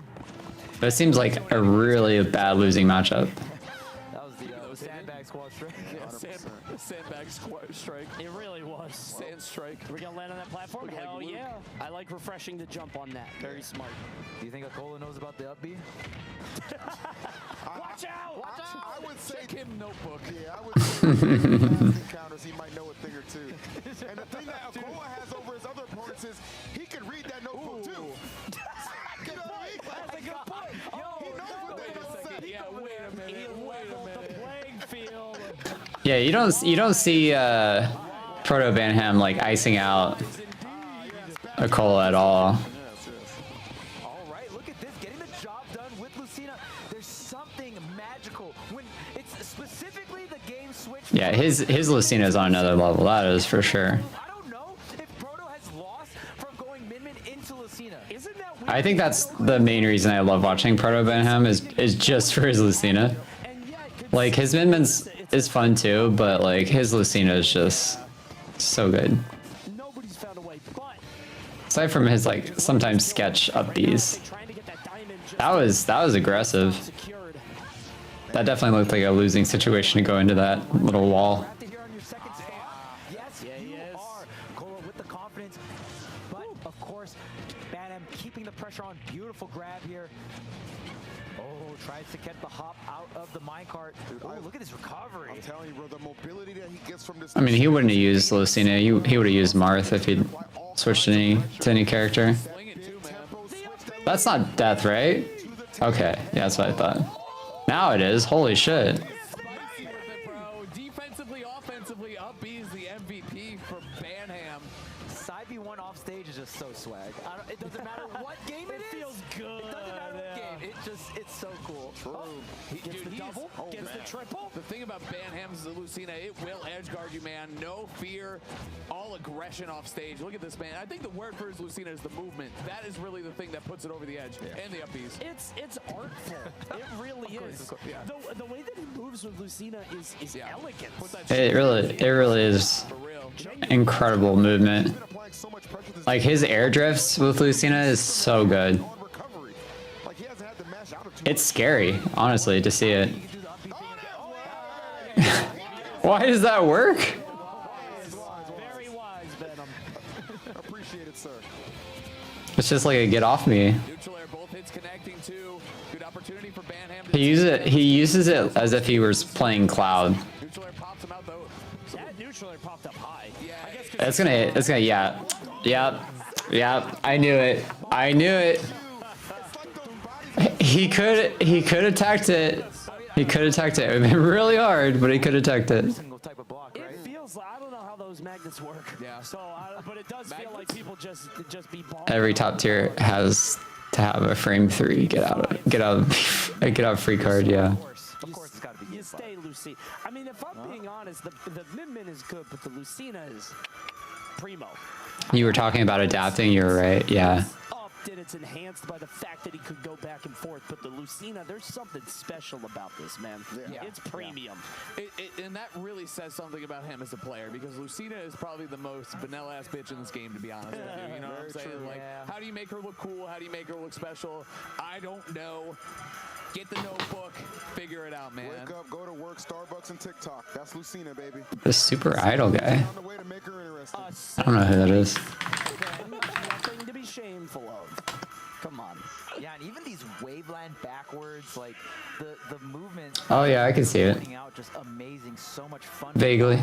When Banham gets a hit, the offstage massacre begins, man. It is just either a lot of damage or you just get the stock. And of course, the Lucina sticking with it, but its final destination, it's gonna be here on Akola's counter pick. Interesting too, because I mean, we talked about the Steve discourse recently. This is game 5. It doesn't feel like it, but it is. Sticking through it against Banham, going with the Steve to close it out. Game 5, gentlemen, let's go. All right, let's get it. I mean, final destination appropriate for the final match of this set. It has been very promising appearance for the Lucina, but a little bit of a rocky start in this first 30 seconds. Diamond already online here, or not online, but has been gathered on the table. Yeah. Of course, we're gonna tech away, tech in. Oh wow, just I mean, you could argue that he went FD because the platforms allow him to create like a little house that makes it harder to get into to fight Steve. But yeah, it's hard to say. This is how it gets out of control against Akola, is that he keeps Diamond in the back pocket, you kill him, and then he has access to the strongest, probably the strongest character in the game, honestly, when Steve has the Diamond ready to go. You can see he doesn't even care. He's just like it's still a really terrible option because of the fact that he gets all that iron. Is not really forcing his hand. I mean, he's trying to swing at him, but Akola is just controlling the pace beautifully. 65%. Maybe he just forgot to ban. Akola's not even at 100. Or no, wait, he actually picked this stage. And the one thing we kind of gave credit to, doing a good job avoiding the minecart, but not on that exchange. Down to his I think Akola's gonna win this. leading an opportunity to defend that Summit Championship, getting away from Proto. And Kola looking unstoppable. And we've seen people dismantle the Min before, you know, kind of run that character over, but the Lucina like this, I mean, 3 stocks to 1, it's a little bit... Not even that it's just easy to play with blocks on FT, yeah. We're trying to get rid of that table. That's a shame, I wanted to see more Proto. I know, me too. What we always talk about, Lucina doesn't have that cheese X factor, right? She's kind of bland milk toast. I mean, the edge guarding is that's all you got. Much, yeah, that's a rinse and repeat for the most part, and you got to get multiple reps. It's not just one. That's a good point. Landing Dare is great for Lucina to land on Plats over the Steve. Yeah. 4 times in a row, and that's a little bit tougher. If he gets Akola off stage, we might see some magic, but you got to get there first too, which is going to be tricky. Falling up air though, good movement here from Banham. He really is fighting back super strong now. With everything we've seen out of Banham throughout this tournament, kind of hard to count him out just yet. He's Yeah, this would actually be a great win for Big D if Akola does win this.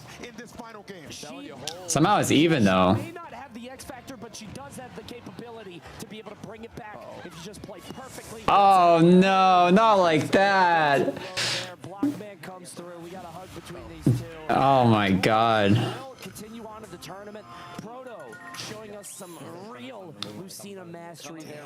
I thought Akola was shorter than Proto Banham, but because like in my mind like Akola is like super young, but he's actually taller than him. It was so clean right there, 40%, and then just Kola comes down, a couple hits off stage, the blocks to kind of supplement for a solid edge guard, and before you know it, hugs all around because Kola continues on in the tournament. You got to earn all of those hits on Lucina, every single one. Yeah, like for that comeback there, Proto got the, flip 4 coins. They both look timid. Yeah. Stage was rough. Very amazing job from Akola, setting multiple blocks up.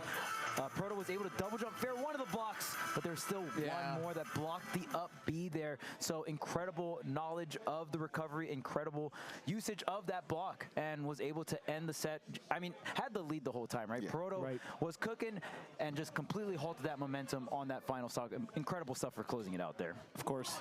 I will say at the very least, you know, with Proto's elimination there, Leo does still hold the only distinction of multiple back-to-back Summit champions. So okay. At least he's got that right. He's the only one to do it back-to-back. So Proto came close, but that game 5 a little too much. But we saw this Min, right, really unleashed in game number 1. Had a lot of hope, man. The battle of DLC would swing the way of Min on that one, but it wouldn't. Yeah, I think this is probably best for the best outcome for Tweak and for Big D, right? You know, I love it too because you have the tried and true counter picker versus like the I'm gonna pick the best character in the game and I'm gonna win with him too. So you get to see a lot of great matchups across different stages, character specialists through and through. Yeah, and I feel like the reason why the Banham Lucina is just You really want to see Akola versus SkyJ? Lucina, it's because either on Battlefield, I mean, it could happen. Platforms, I think Banham is very comfortable on. It's very, very possible. When the Lucina's SkyJ just has to beat the wall that is Kurama. playing that game 5 so well, and it was on Final Destination. I just love the character, just the. This was so good. You know what I mean? Because like Tweak plays Diddy and Sephiroth, and you know they're different, but they're not this different. It's like I don't know. Min is the hottest wings you've ever eaten, and Lucina is just a glass of 2% milk. It's just like, all right, let's get the you know, the base pH up a little bit. This is where I still had hope right there. That back end. Yeah, that was it, man. But That was so good. Not last too long. Look at that, man. Didn't even have the full diamond tools or anything, dude. He went with the base kit. He should have air dodged. He should have air dodged. Basic starter kit. I think he would have lived at least. So there we go. That's going to do it for our first 5th place match. Cola is going to continue on. However, on the other side, this is. Sorry about that. Looks like my internet went out for a hot second. One stock apiece now. Don't sleep, man. Dead even fragile. I mean, 20% lead, but that's nothing in this matchup here. Kurama getting the grab. He set up some more. Oh, I love that weight. I love that weight. So smart. The patience from Kurama. Tries to get the reset. Back up. Flood's crazy because it knocks him higher in the air, and it just makes it harder for him to land, or at least pushes him to corner. Oh, is that? That's not it. Okay. 100% on the SkyJ. Ooh, oh my gosh, that down tilt. Maximum range on that. Oh, that should do it. Wrap it up. That dare, just catching them mid-height like that is so strong, dude. And crazy knockback there. Especially if your hurt box is that big. That's Incineroar's, if you're trying to land, which is, you know, not something he's particularly good at. It's easy to just get under the guy. Like Incineroar's down air is not built to get back down. I wonder how Mario likes retreating short hop cape to turn around in Sonora.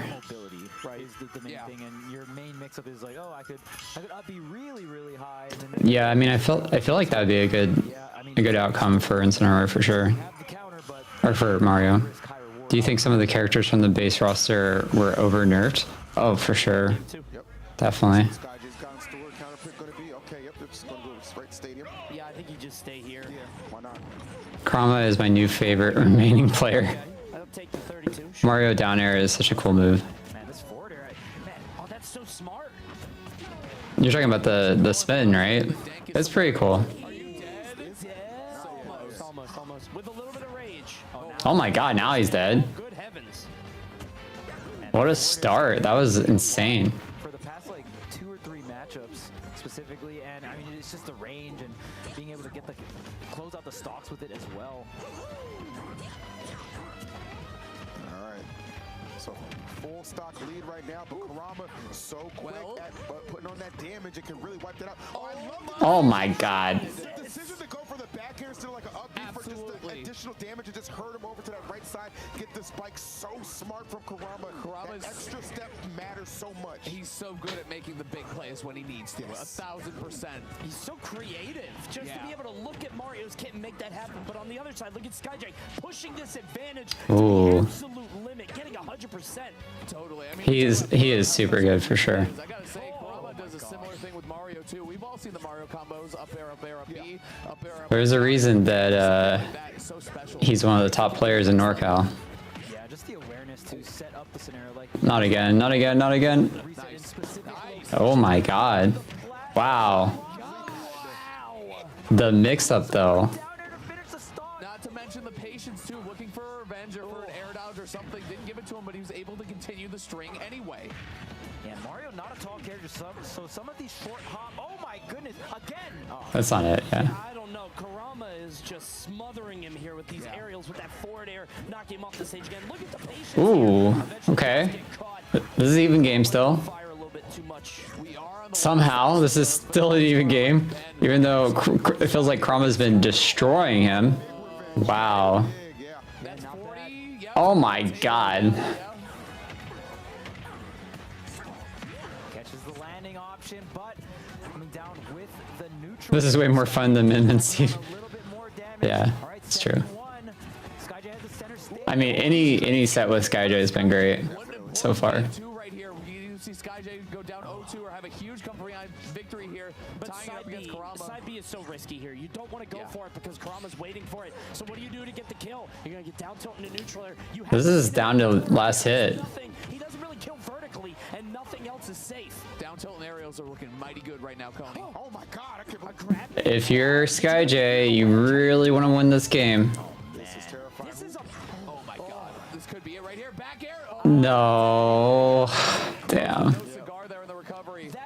I was trying to say, like, he really wanted to win that game because that would help, like, set the precedent for the set, but because, like, coming back from that deficit of, like, basically being bodied, like, that's really demoralizing if you're like winning that set and then like you lose still. Thank God I'm not a top player, because I know if I was in Cineroar, I would just throw out of fair. Yeah. Many of us would have died multiple times in that last hit scenario. Making a little further in this tournament, starting to fade. Tough matchup to overcome. I was gonna say maybe less space, but that's not even good. Like you can't, you don't want to get totally run down by Mario, right? Not like Hollow Bastion or something. Right. This might be as good as it gets. I don't know. I think so, Coney. I mean, we had SkyJ up here talking about. SkyJ needs more momentum to take him to the reverse 3-0. Such a natural X factor with his fear factor. Let's hope. I'd like to see more. Now here we go. Oh god. But here comes the Oh. Oh no. Oh my god. It killed. Yeah, such an important lead here, and just really feels like the go-to for SkyJ are some. Oh my god, he tried to end him. Trying to use the range of that move to command the neutral, but it's just not enough. I mean, Karama has to get around way. Oh, that's death. Moves and Incineroar forward air. Yeah. To get in on a lot of other matches. That's the scariest thing you have to deal with. You're good. Oh my god. Okay, he's living. He's living. He's living. He's living. He's dead. And we haven't even had to see any of that, right? Like, Damn. it's just. I guess you're right, Eric. Oh no. You gotta go for these big plays if you're SkyJ. Yeah. All right, we have to bonk. Best we can do. Mario flow's so nice. It's true. He's got a good moveset. Okay. This is an even game. Yet again. Holy shit. Yeah, 0%, no problem. The mentality on this guy is insane. I'll revenge one up B hit. Yeah, what? And you'll coin. Yeah. Take my money. All right, bro. Okay, but here comes Karama fanning SkyJ. Oh god. No. Surviving there, no rage on Karama gonna help a ton here. But Oh, you just gave him rage. What have you done? Now you die. Oh no, that's it. That's it. Damn. I love the idea. Yeah, me too. But that really sends a message about how that match was going. You know what I mean? Well, kudos to Karama. Yeah, I know. Well, That was a great set. you said, Coney, the stage choices are tough because like too much space is bad. Sorry we missed part of the first game. Kind of sucks. I think my internet can only take so much like continuous live streaming, so I might need to figure that out. Manchos, Kurama taking that down a very formidable opponent. Of course, but what a run for Sky J. Sky J. Good job, Sky J. Good run, SkyJ. Good run. I mean, listen, brother, you easily outperformed a lot of people's expectations, man. Given what people see, Both the people I enjoy most watching are out now. Feels bad. attitude, despite how much of a disadvantage you are at, man. Like that's a really uncommon trait. That's really cool, dude. Yeah, like even if I already lose, like I think I got way better at the matchup. It was just a couple details on the first and second game. I got killed like in real That's definitely true. It's part of the thing. So yeah, I'm feeling really good with this. It's my it's the last summit. I did a great performance. Yes. Well, I'm pretty sure I did a great performance. Yes. I'm pretty sure you did too. I would say so. Like I really love being part of this, and even if it's the end of my run, I'm really rooting for the event to end in the best way possible. Dude.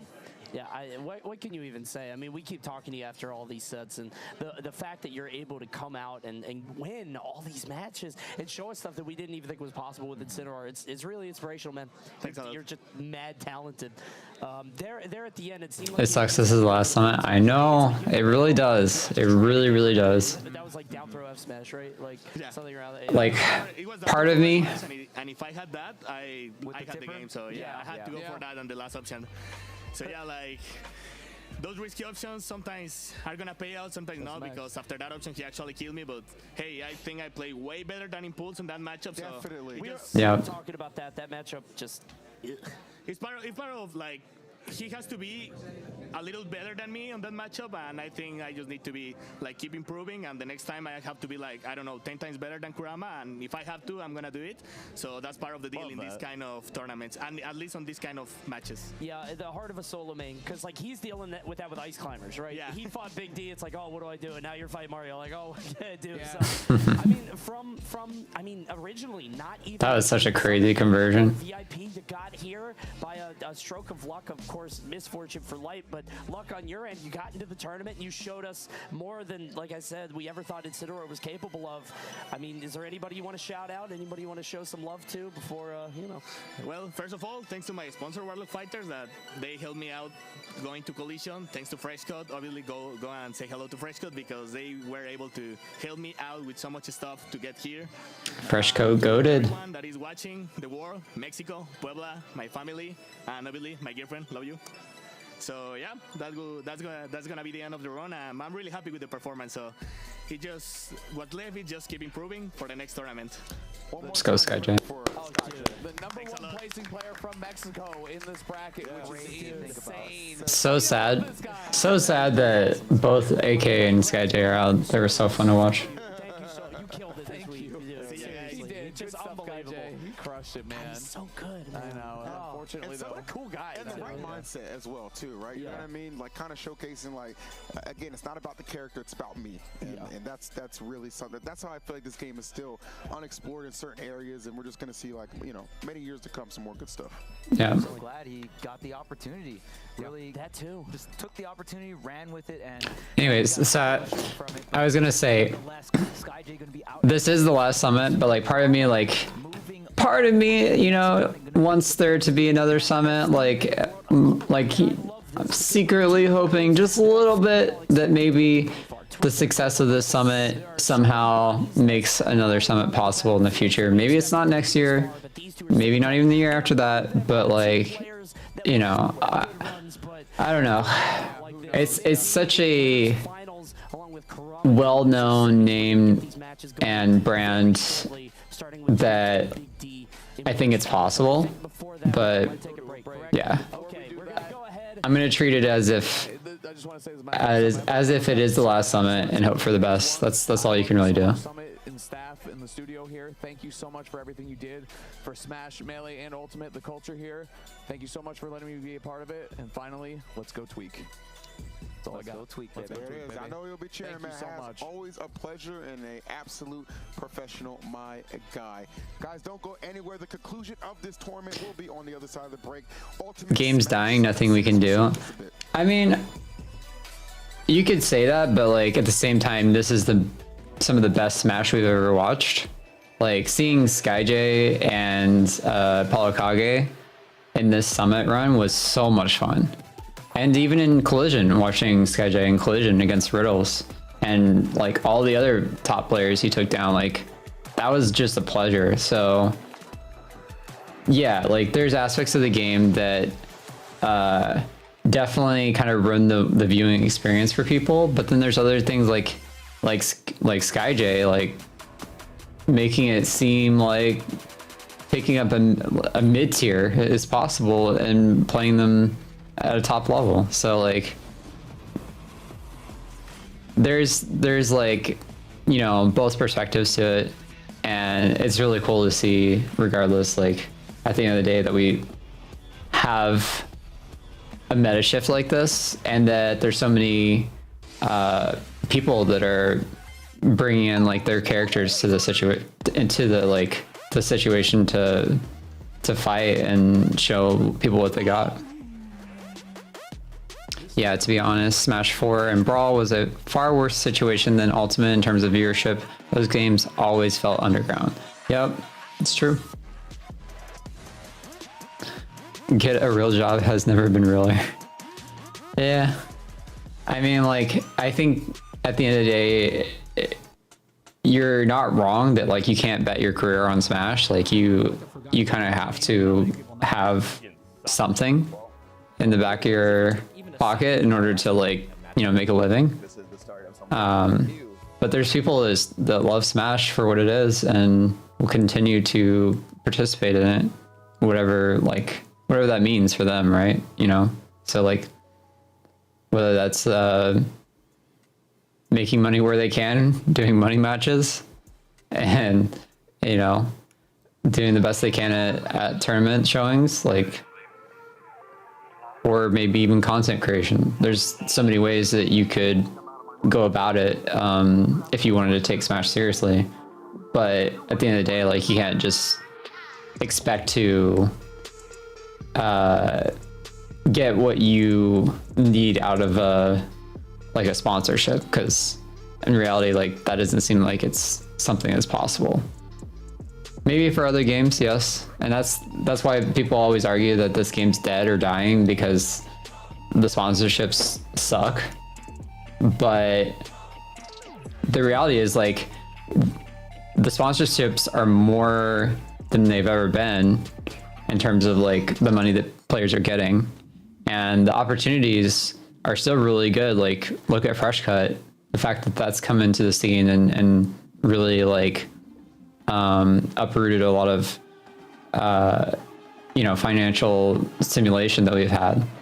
So there's still the possibility for that to continue and for us to have a bigger community. So at the end of the day, I'm just trying to say, like, yeah, there's things that can be really, really crappy about the community, but there's also things that are really cool too. And it's always interesting to see like where it's going and how it is like how it evolves over the years. So.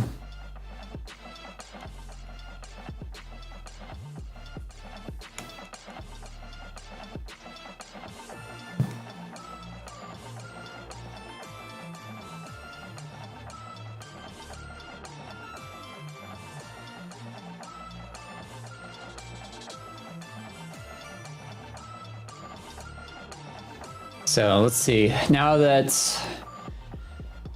SkyJ and Apollo Kage are out, it's Kurama versus Akola. That seems like a pretty rough matchup for Kurama.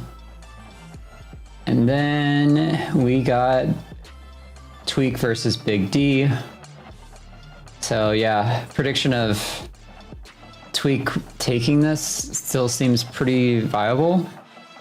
I think that's still a reasonable outcome.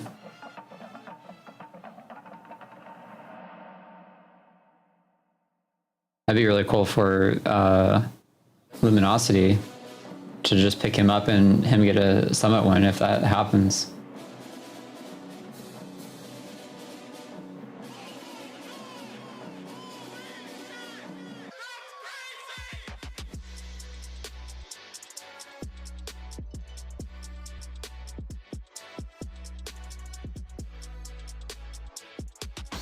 Didn't Kurama beat Akola before, or did I imagine it? Let's see. Kurama beat maybe in pools. Let me check.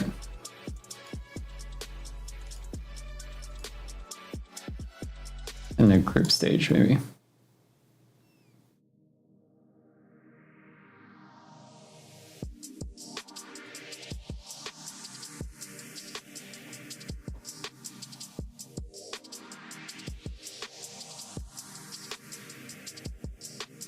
It was a while ago when they played, but I forgot.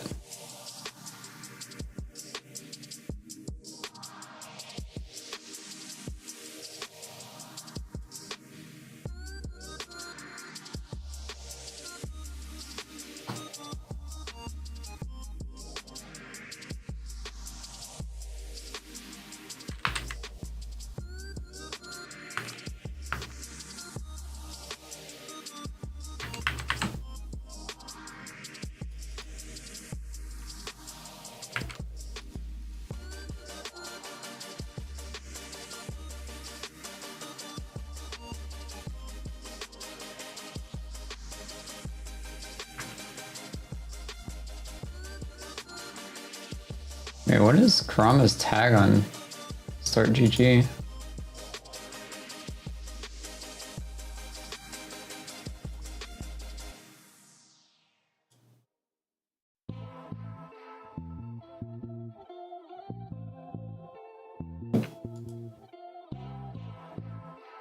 There we go. Yeah, I'm trying to find out right now.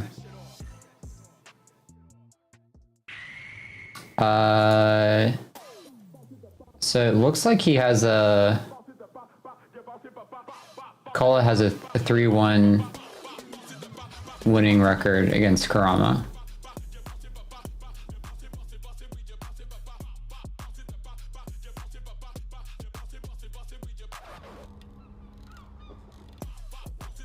That was for this bracket. And then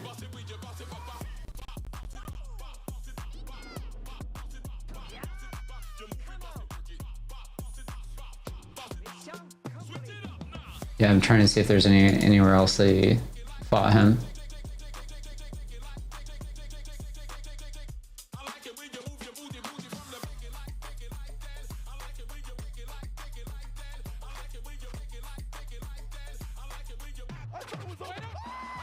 You need to be here. This is insane. I guess that's it. One win means a chance. It's true. Battle of BC5 in his back, and we're with my man Dirk. He's gonna talk about it. Dirk, go ahead and tell us about Battle of BC, man. Yeah, super excited for Battle of BC to be back, coming May 19 to 21. The tournament's coming up insane, and just want to let everyone know that regular registration closes tomorrow, so save some money. We're not greedy TOs. We want to save you money, so if you're planning to come, register ASAP. Feels like everyone's going to be there. Samuel, who's going to be at Battle BC5? Well, the two people in winners finals are both going to be at Battle BC5, and also Yoshidora, his first time in North America. I've heard a couple of other people who are unannounced might be coming. Stay tuned. April 14th, we might have a big announcement.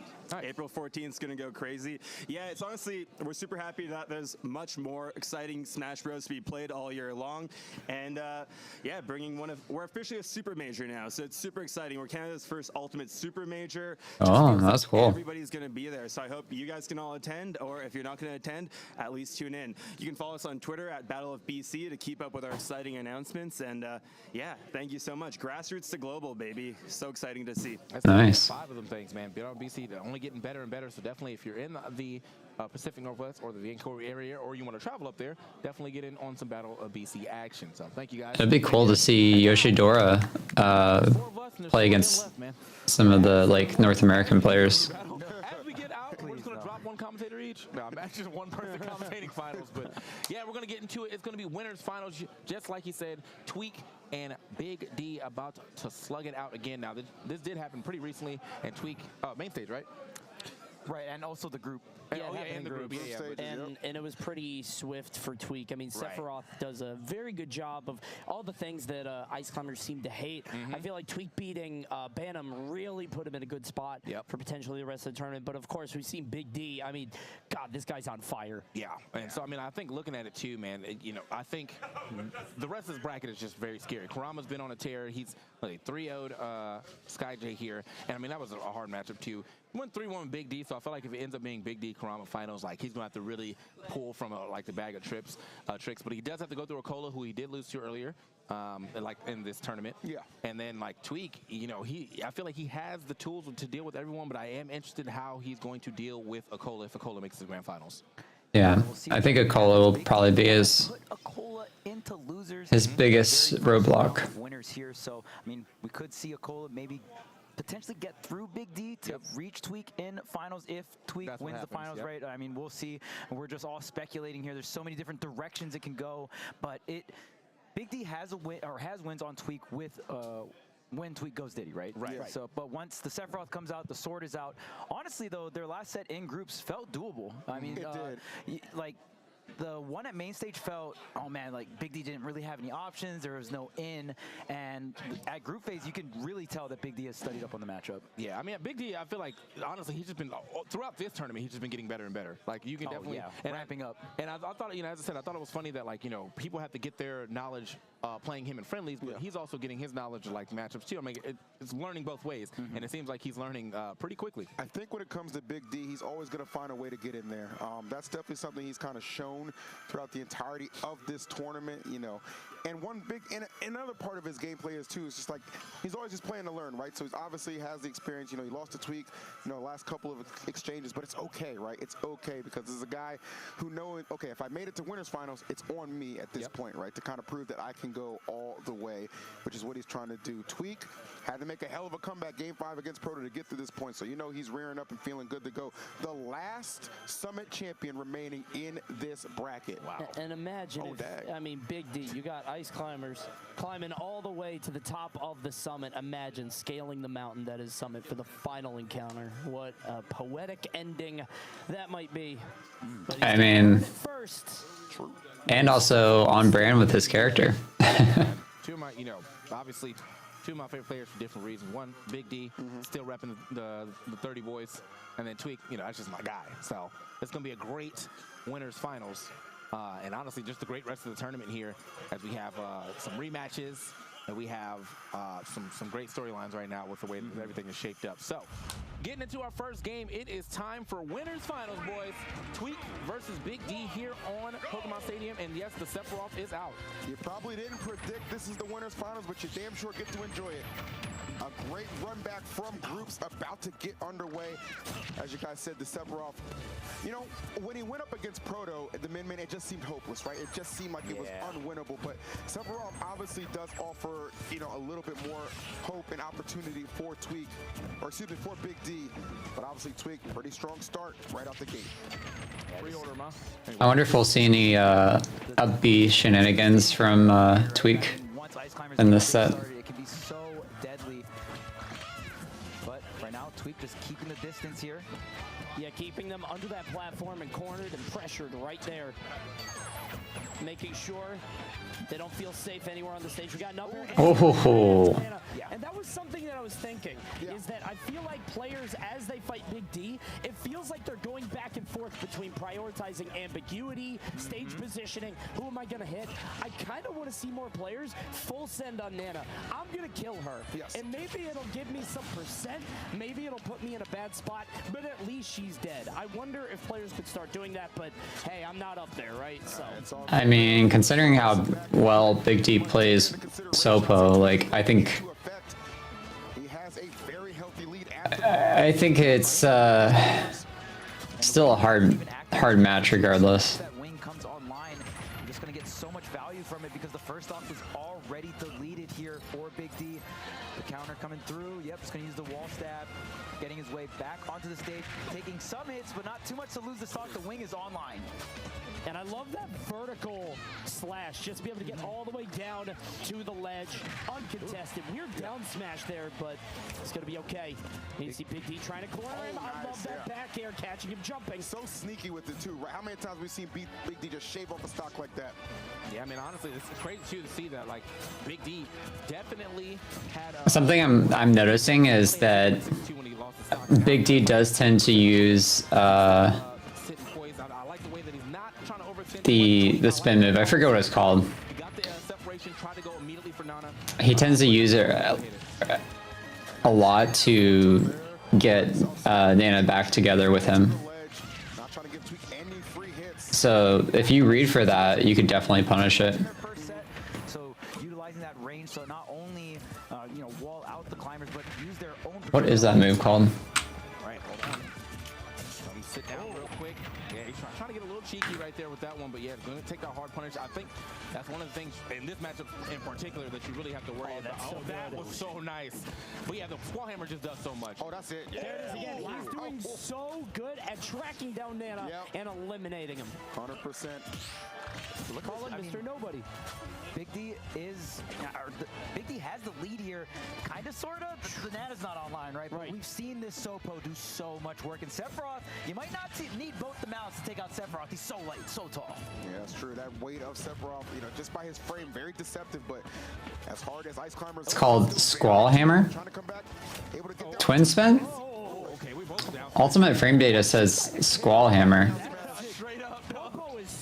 But twin spin, I like that better. I'll be honest. There we go. Yeah, Tweak picking that one up, down tilt into the forward air.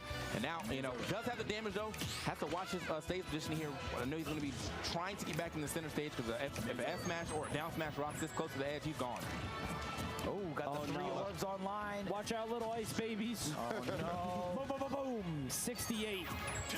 Oh, tries to get the up smash. Oh, man. Not gonna grab, though. Get me out. I'm out of here, bro. Get me out. True. Oh, I mean, you know what, man?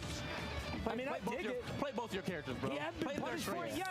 Oh my god, that was a little skittle for a shield. Out of that shield. Getting pretty low. Oh, nice. Turtle strike right now. Maybe full attention to Nana. Yes, this is. The cameraman forgot.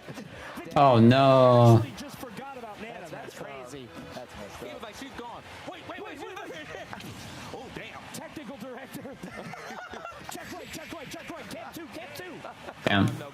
That was just the first game. It felt like we watched like 2 games already. The real question that Big D has to answer is how to get in and stay in.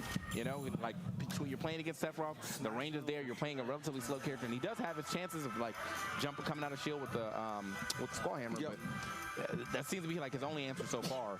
And Tweak has been playing perfectly around all the other like shenanigans that Ice Climbers have. Ice Block's not hitting, Blizzard's not hitting. So he's got some big questions to answer. Big D got some big questions like TK. Yeah, this is real boring. I'll check back in after this. Sephiroth, extremely tall, extremely light. We've seen Big D get that corner situation against. They'll probably heat up in a minute. Corner, falling back air and a rising back air can shield poke. There's a lot of different setups that can get this early KO. But the big question is, Big D's got to slowly make his way up and push Tweak into the corner, and Tweak's just not letting it happen. Right. The only way he wins this is if he gets a really good desync. Yeah, I mean, not just one, right? Like, he's got to get multiple. Trying to go up 2. Oh, let's see. Already got some good pressure mounting. Oh, nice. Able to angle just above the counter. Okay. Yeah, Tweak is cornered, and he keeps using that to get out, and sometimes he'll get punished, sometimes he doesn't. But I think that having this limited space is really going to help Big D. What are we going to do to Nana? Okay. Just do everything we can. Yeah, that up smash into that. Yeah, that's huge. Oh, it's still. Oh my god, okay. That time, yeah, I think the first time he hit that forward smash, Tweak got behind him, so, hey, it happens to me too, man. I definitely throw my forward smash the long way.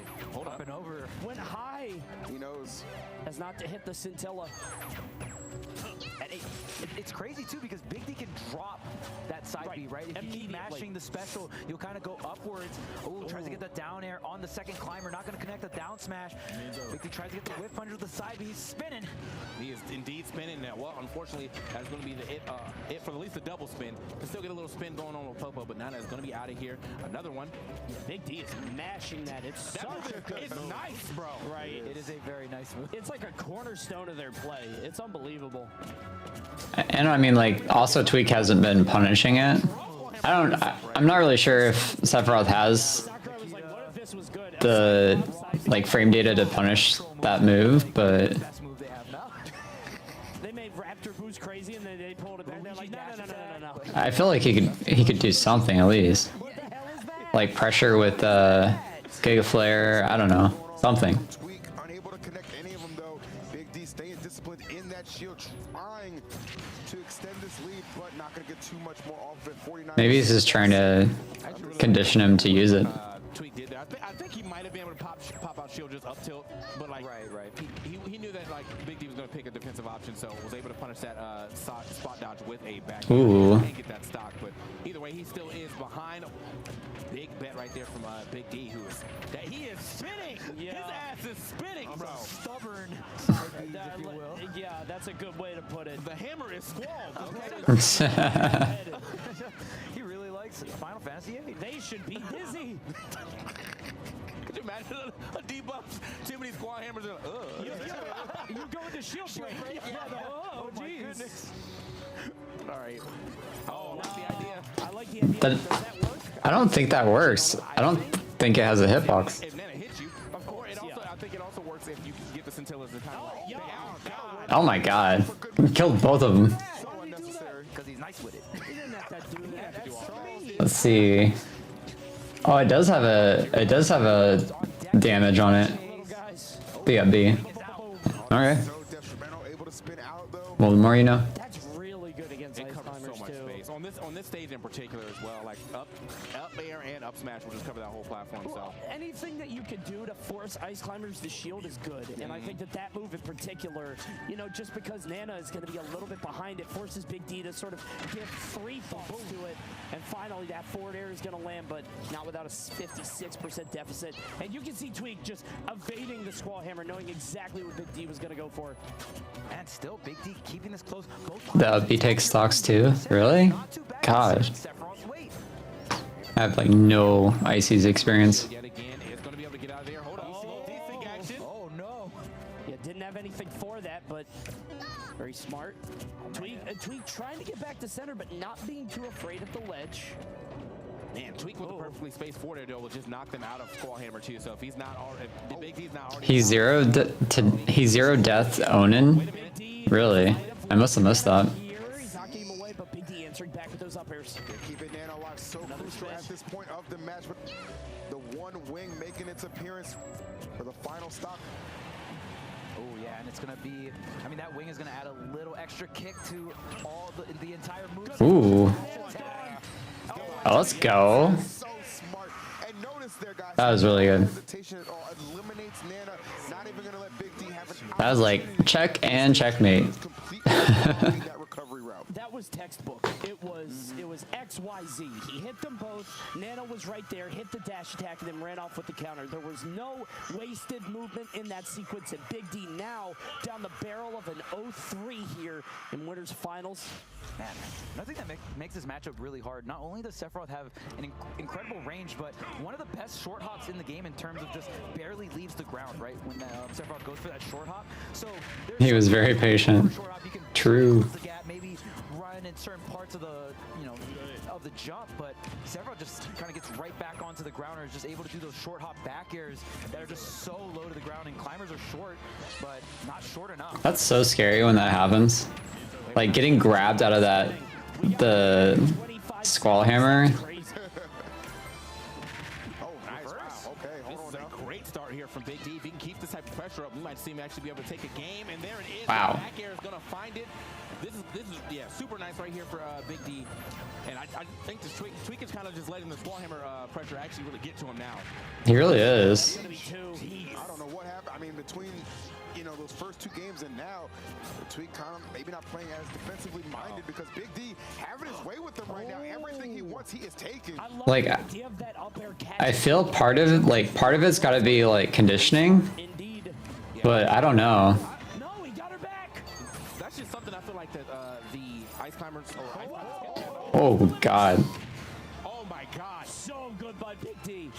All right, he's back. The presence of mind to go for that and still have an out. He's still at a plan B. I mean, this could be the last game, so like, if it was conditioning, he should be like capitalizing on it this game. It's like 7 up airs. Right. So, you know, it's always a good option to go for, and if they stay on the ground, they just get grabbed. Back air, not quite enough, but next one will definitely do it. Tweak's got to get out of this corner, but I don't think he get up B again. I think he knows that. Okay, never mind. He's out of there, bro. My bad. Does it so confidently, man. I feel like it's just like a natural. Oh, he should have held it. Back killed?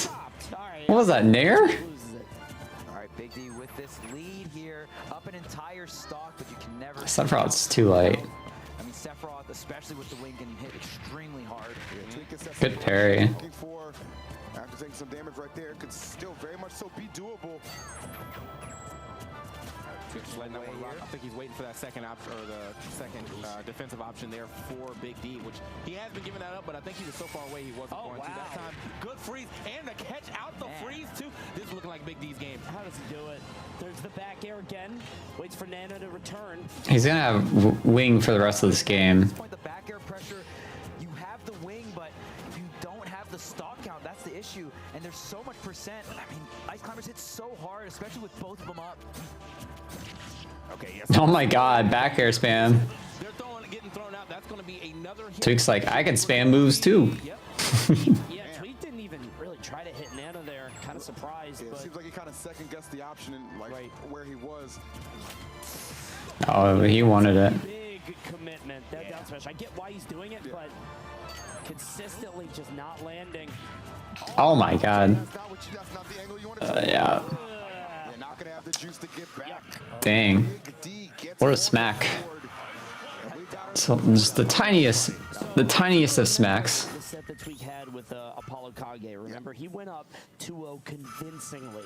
And then things just started slowly. I mean, he was jumping into grenades. He was getting hit all the time. He was just really letting Apollo Kage control the pace. And I'm getting shades of that here, where Big D is really just locking him down with these squall hammers, putting him at the ledge. And we're going to a different stage, opening it up a bit. We'll see if Tweak can close this out now, or if we're going to a game 5. Yeah, a lot more real estate, like you said, right? Hollow Bastion, you got that single platform in the center, but just the smaller stage, so have a lot more movement, a lot more room, and we've seen the main wing. This is good momentum. Yeah, it definitely would be. Would be good momentum for Big D if he can keep this up. He's been doing really good at reading a lot of Tweak's options. Dang, the counter might have been it there, but Tweak going extremely low for that edge guard. Fantastic recovery. Ooh.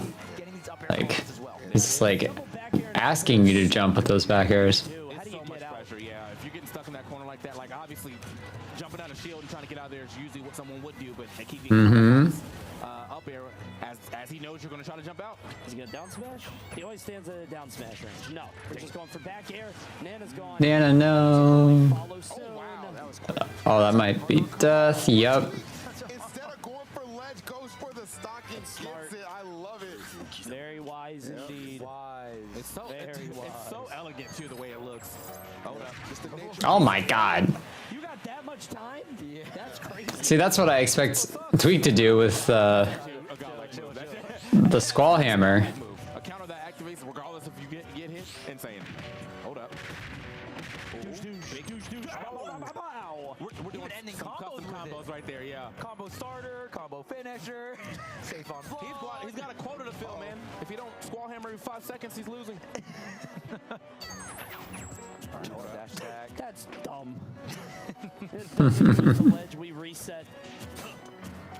That shield is not going to last forever. Yeah, Big D forced to go into the parry, closing the gap, but the wing is online here for Tweak.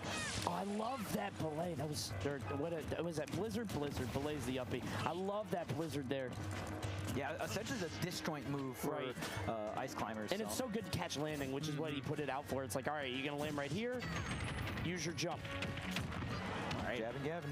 Jabbing Gavin is back in the building, but how much is it going to help him? Jabby Gabby. Jump him off the sledge. Variants. Jabby Gabby, hell yeah. That's my guy. 2 stocks apiece here. Man, I gotta say, it is so impressive that Big D is making this look. Back, why isn't this over yet? It's getting close. I mean, The matchup is so bad. And winning. Yeah, such a tough matchup, but you can just see the discipline, right? And just kind of having to be one step ahead of Tweak in a lot of these scramble situations and continuing to hold the lead. Game 5 is so close. Nana going out for. But this might be a. Oh. The sacrifice. This is the different version of Titanic where Jack actually lives. Yeah. You know? Give me that door. Give me that. There's not enough room for both of They us. could have both lived. That's not true. I think it was like scientifically proven they couldn't. You saw that, right? Yeah. It got like measured or something. Right. They could have been lounging on that. Anyway. Man, this is 122. so close. James Cameron has declined comment. Oh, where was the up air? This Sopo is absolute insanity. Tweak unable to put it away. Seal the deal just until that point. Gonna have that Okay, this is still doable. to help out with that. 1 stock to go. Tweak can get into grands right now, or Big D can force this 5th game. Something's got to give. Okay, hold on. He's doing some work. He's snapping. Yeah, Big D. This Nana's taking quite a bit of damage here. That's going to be a punish. Got Tweak trying to get himself down, but Big D just marking him. Where do you think you're going? Another back air, though. Here, Gavin actually put a lot of damage here already on. Damn. Nice for Tweak. Tweak has been untouched. Nana. She's there, bro. Bro, I thought we were Sopo action, but Nana's so These back airs are doing work. crazy. Oh. There's no wing on Sephiroth either. Right. And honestly, Oh my god. if he gets the right. I think Tweak's got this. Okay, he's okay.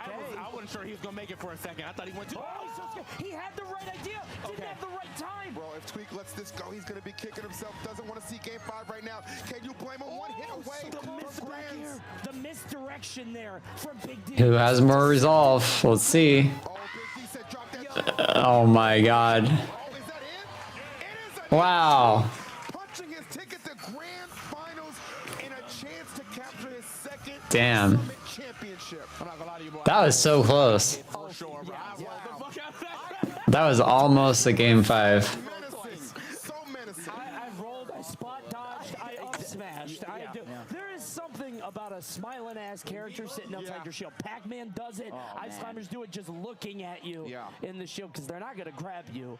They're just waiting for you to roll or do something. Yeah, I probably would have pressed the button there too. That was intense. Big D. I mean, talk about one of the toughest matchups you could go up against, and he made it so competitive down to the wire. That was so close, my stomach tickled. He's certainly not out of this tournament. We'll see you later in losers finals. Yeah, so What a sensation that is. next match, but yeah, I mean, still put up a good fight, and as you said, was making that look very doable. I thought we almost could have got a game 5. I'm not sure exactly how. Big D is in grands anyways. Maybe just kind of throw him off stage for presentation. He was definitely looking for the kill shot. I don't think so. So strong from Tweak as well. What's interesting? Did he beat Akola, didn't he? Center, it's like You're right. so if he does throw me with Sopo, Unless Karama wins. might have been going through his head. Yeah. Just a thought. Hit up throw, just, I don't know. You are right on that one. We may see a Big D in grand finals. Immediately hitting that clean back air for the W, but 100%. yeah, no, Big D. I mean, this third That game. angle, yeah, it was just so dirty. Yuck. Yeah, that down tilt's so good. I look at the bait there, the fade in, the fade out. Both players' movements so crisp. And This you try to a press smiling character. I hate those smilers. Well done to Tweak defeating Big D, but Big D really made him work for it. And Big D's gonna drop down in the losers. Yeah, I mean that's the trend, right? Match in losers semifinals. Tweak definitely Again, as we've said, has like the best setup to win this. Like he would have to actively like throw to lose this summit, I think, at this point. But there's always the potential for upsets to happen, so I guess we'll see what happens in losers. He's carrying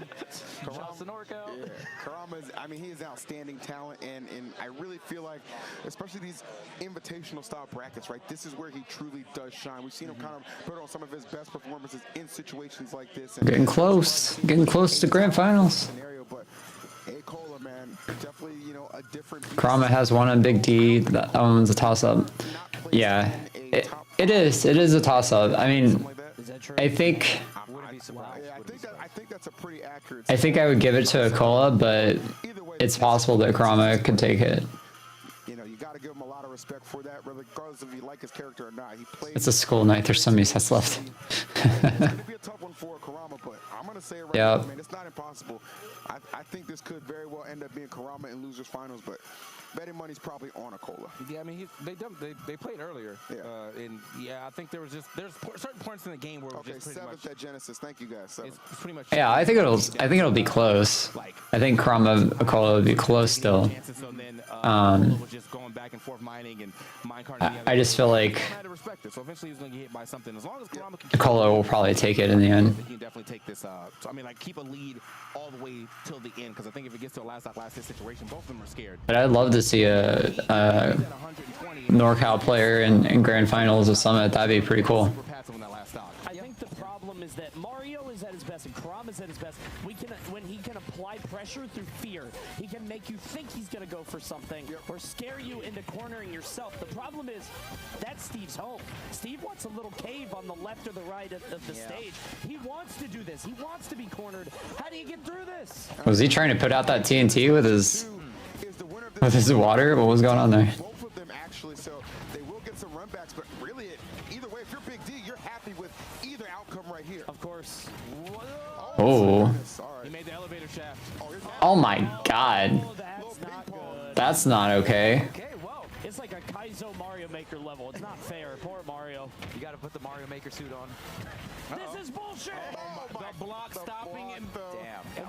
I hate that. That's one of the things that bothers me the most is like getting stuck on the blocks. That block was still there though. These blocks stay in forever. So that just messed up his combo. He wasn't able to get the dash up air because he ran straight into the block. So rough. Yeah, and the thing about Karama doing some chemistry. True. against the TNT and that first couple of walls with the fireball. He's like, water beats fire, right? A ton of stone and iron, and the thing about stone and iron, they're blocks that have more health, so you just have to hit them more to get through. So Akola essentially set up for the entire game now, material-wise. Of course. Karama is giving Akola too much space.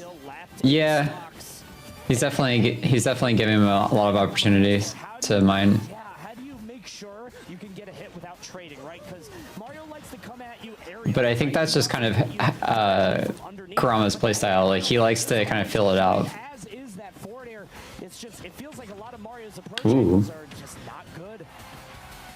Yeah, and then what do you get from them as well, especially with so many things to kind of halt the offense. Oh, the block messing it up again. Like, there's much more variables with Steve. Of course. Yeah, that block has continued to be super intrusive. He's still living. I guess. I'm shocked. Okay, there you go. Nice back here. And this is exactly the thing I was hoping that he was going to avoid. Because, yeah, being this far behind, even if he's able to get the second stock, he's probably going to be way more damaged than this, unless he can find himself a solid opening right now, which he's looking for. But the blocks are just stopping him. Akola is playing this beautifully. He's definitely playing to Mario's weaknesses. Look at the air dodge out, just not getting chained into those, putting down some blocks, but he's always running away. He's always under those platforms, getting some resources. Got his diamond now, so he's set for life. Oh, yeah. Ready to make some investments, but Didn't Karama 3-0 Akola before? Yeah. I think so. Oh my God. Oh, man. He actually put Mario in the kennel. He put him in the kennel. Put him in the kennel with that, bro. absolutely run over in that first game. I don't know. Cola showed up a little bit. Cola's kind of mean, Bro, he's been building. He's been building. Oh wait, it wasn't 3-0. It was 3-1. 3-1. Sorry. Yeah, it's still off. Try the other one. Turn his mic on, production. Production. No, he's gone, though. Turn it on. Nope. It's off. Oh. Do you think it's a challenge when you play Steve? Yeah, I mean, it's definitely hard. So we moved on. Anyway, dang. He put Mario in that doghouse on the right. Mario's a lot like a dog, you know that? What? Yeah. So Cola though. Ultimate's a game all about, you know, trying to approach in a smart way. Very good builder. AKA, you know, not approaching. So Steve definitely excels at that, but I was really hoping he hit that F smash though, like just because like the bounce house is so funny. The bounce house, that's a good one. Is so funny. Yeah. All right. Solid game. Tweak could call a finals is danger. Gotta be feeling real good, but Karama, no quit in him. Made it all the way to this tournament. Yeah, I mean, Akola could win, but I feel like Tweak could take it with how he's playing. Gonna be a difficult one. Let's see what game 2 has in store. All right, here we go. A lot more space here, which, I mean, Town and City, you got the platforms. We saw how he used it against other players like Mutace, right? But it's only... Are you saying that you... I see what you're saying. I thought you were talking about... Man, it's just Akola's so tricky with the fact that like, all right, looks like I'm running away, and then he just slides in there with an up tilt. Big damage off. I see what you're saying. I thought you're asking if it's a challenge to play against Steve, not to play Steve. And yeah, like the straight hit game. it's definitely probably not as easy as it looks to do a lot of like the nil cancel combos that he has, and a lot of the setups. Like that stuff isn't as easy as it looks. I can tell you that. But that being said, there is aspects of the game that is very much easier for Steve versus other characters. Like recoveries, you have to worry about way less when it comes to Steve. Up smash, not going to be enough, but the next one, if he does find it, will be. Unfortunately, I know that feels bad, though, Karama. Like, he gets the up smash, and you're like, damn, dude, you were so close to blast zone, but not past it. I thought Steve was like, what's going on? Maybe? No. There's not going to be enough. And you can't go up there. A lot of players, you'll like kind of shark under him and track their movement and go for that downer. Not Steve. Can't get up there. Ooh. Anvil is just so dangerous. Oh no. He's dead. Damn. To be the main focal point of getting that stock. It was all leading to that down smash. And yet again, Akola with a commanding lead. Yeah, and we talk about these. I was hoping he'd get upbeat into the blocks, honestly. It would be funny. I feel like Akola does that as well. I mean, obviously he's the best Steve, you gotta do that. But the amount of tools he has is just It's so funny when he fireballs the TNT. It is. It's like that should explode, right?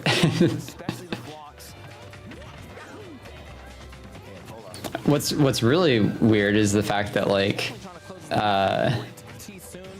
Steve can detonate it with fire, but Mario can't? Like what? Akola just has a lot of ways out. Let's see. No platform there and can't even get the uppers. Watch for the Jake smash. Man, you don't have the Jake. Karama loves to do back air spot dodge. He loves that. move that has great range and does a lot of damage. Mario don't really got that. Not that. The tools are definitely not built for dealing with Steve, and it's being shown. Lava a lot more potent than a fireball. That's true. You're not wrong. Oh my god, he died for that. That's not okay. Put on the builder hat or something. We got to demolish these walls. Maybe forward air. I mean, it's probably your strongest aerial, but More dense. even have that much range. Steve's fire is hotter. blocks as well. Big D even mentioned sometimes he would throw misspaced forward airs on the blocks to get Beta Cola to do the forward smash or the dash attack on the other side of the wall. I don't know if I'm willing to just drop raw forward airs on the blocks. That's Yeah.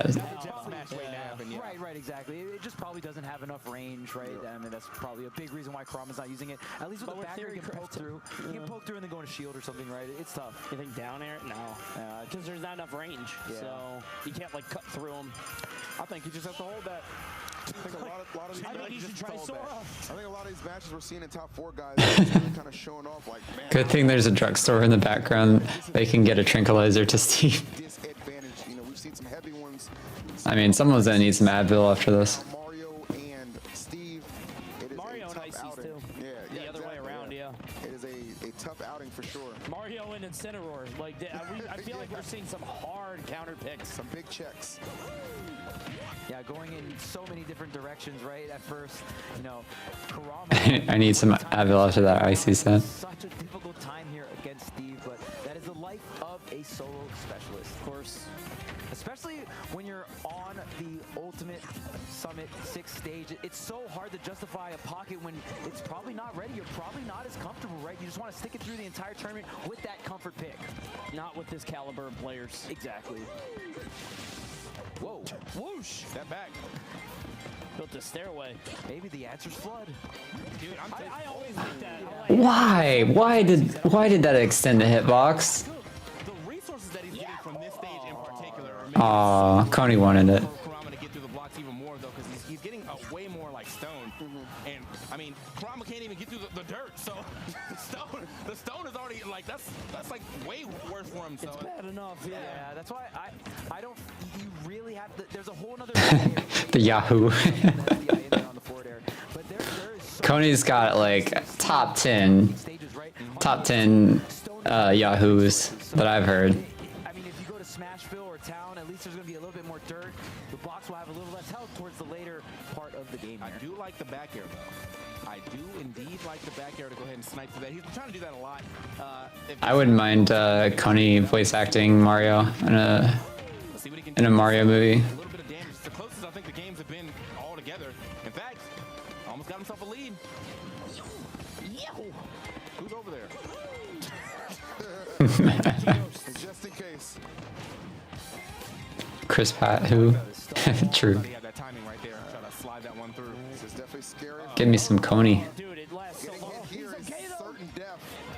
Yeah, breaks pretty far away, but I'm surprised that like I don't really see a Cola miss those too often. Yeah. So. Oh, you don't miss those. Man. Don't do it.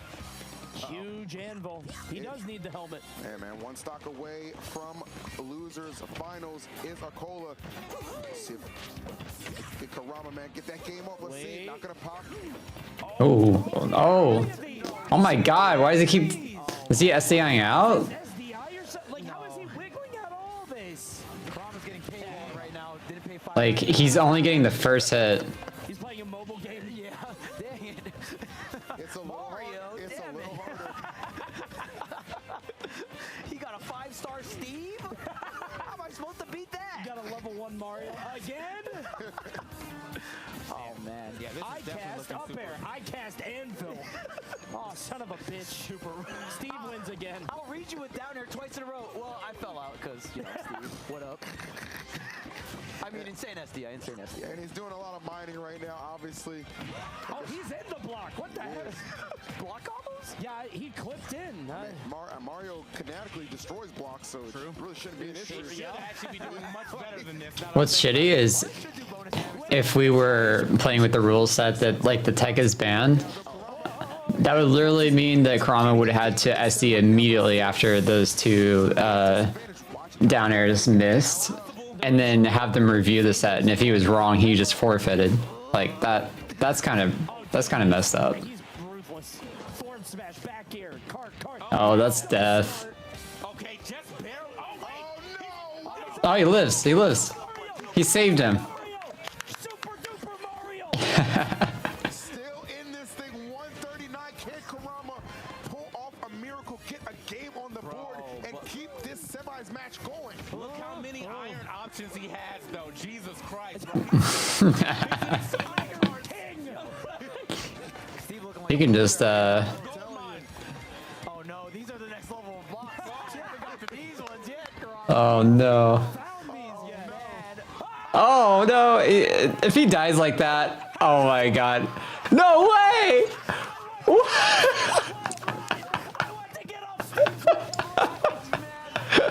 No way. I really thought it was over for Kurama, and then he fucking takes it.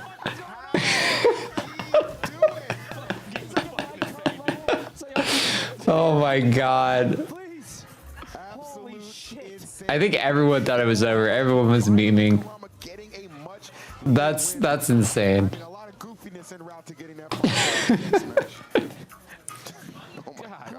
Just insert circus music. That was definitely a clown fiesta the last 10 seconds. The rule sets are pretty dumb, but it's expected since we haven't really seen the tech done in bracket. Yeah, I mean, it only takes one like really bad experience for that to change. You're right, but yeah, it's the ambiguity of it is what bothers a lot of people, I think. I'm an Okola fan, but that was nice. Yeah, it was nice.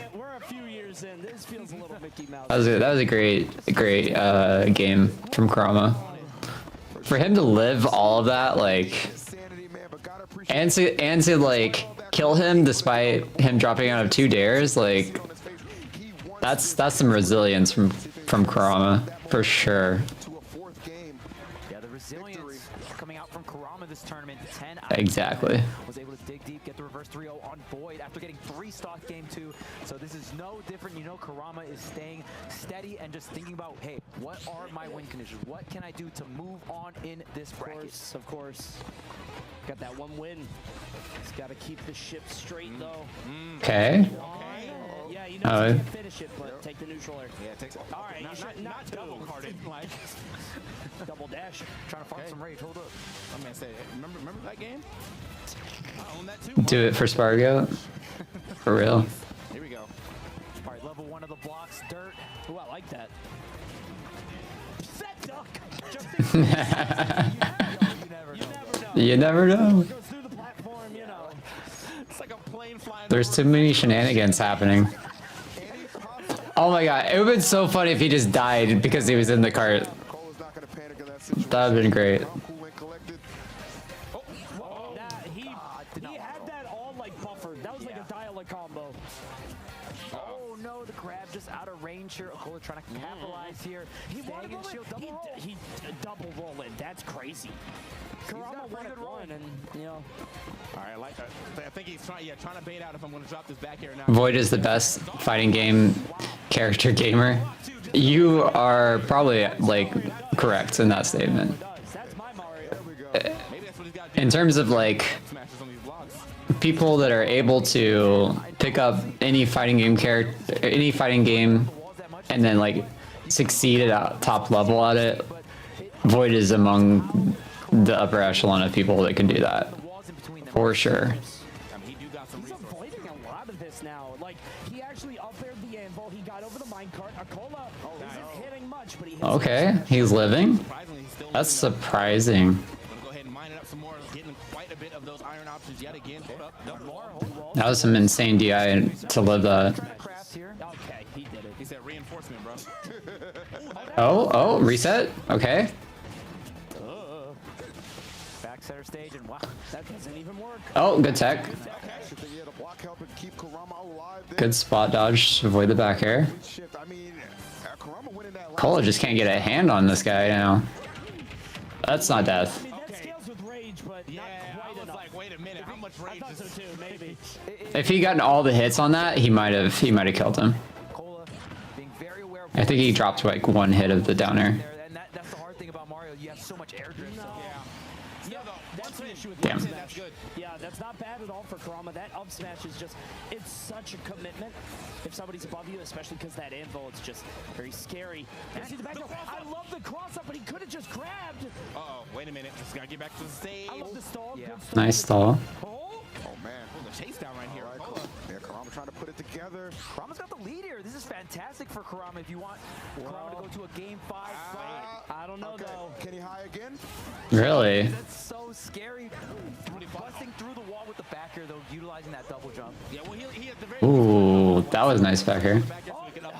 He got the air dodge and tried to finish it, but I got to credit Cole. He's been living for an incredibly long time. Of course. Even through this back there, he's going to survive. Great DI. Not Nice. no resources though. So even Yep. at him. Damn. Oh no. no resources. Just grab him. Just grab him. Okay. He really locked in his head. I can kill with up tilt now, and that's all he went for. But That was a risky down air. This is a good start. Yeah, he's gonna swing his way. Obviously, got to swing his way back. I mean, Steve's such a good like breakout of combos. Out Keep the oh, you cheeky little percent advantage. Don't get too greedy. Wait a minute. Okay. That's not death, is it? Is it? Okay, okay. He's not going to send us into game 5 just yet. Okay. He's gonna live yet again. Wait a minute. Okay. Well, Oh, the damn. go ahead and hit him right there. Or the magma. Dude, this is absolute insanity. Waits for the tech, but tech. Uh-oh. You can do that. I totally forgot you can do that good stuff. I didn't know you could do that either. Cola definitely loves dropping those down smashes too. So definitely something he can. He's got so much iron right now. Cola's game. He's got some. I love that dash check. That was such good spacing by Akola. He's winning the game back now. No. Okay. He's living. Down, yeah, 127 to 102. Oh, he built the L. Oh no.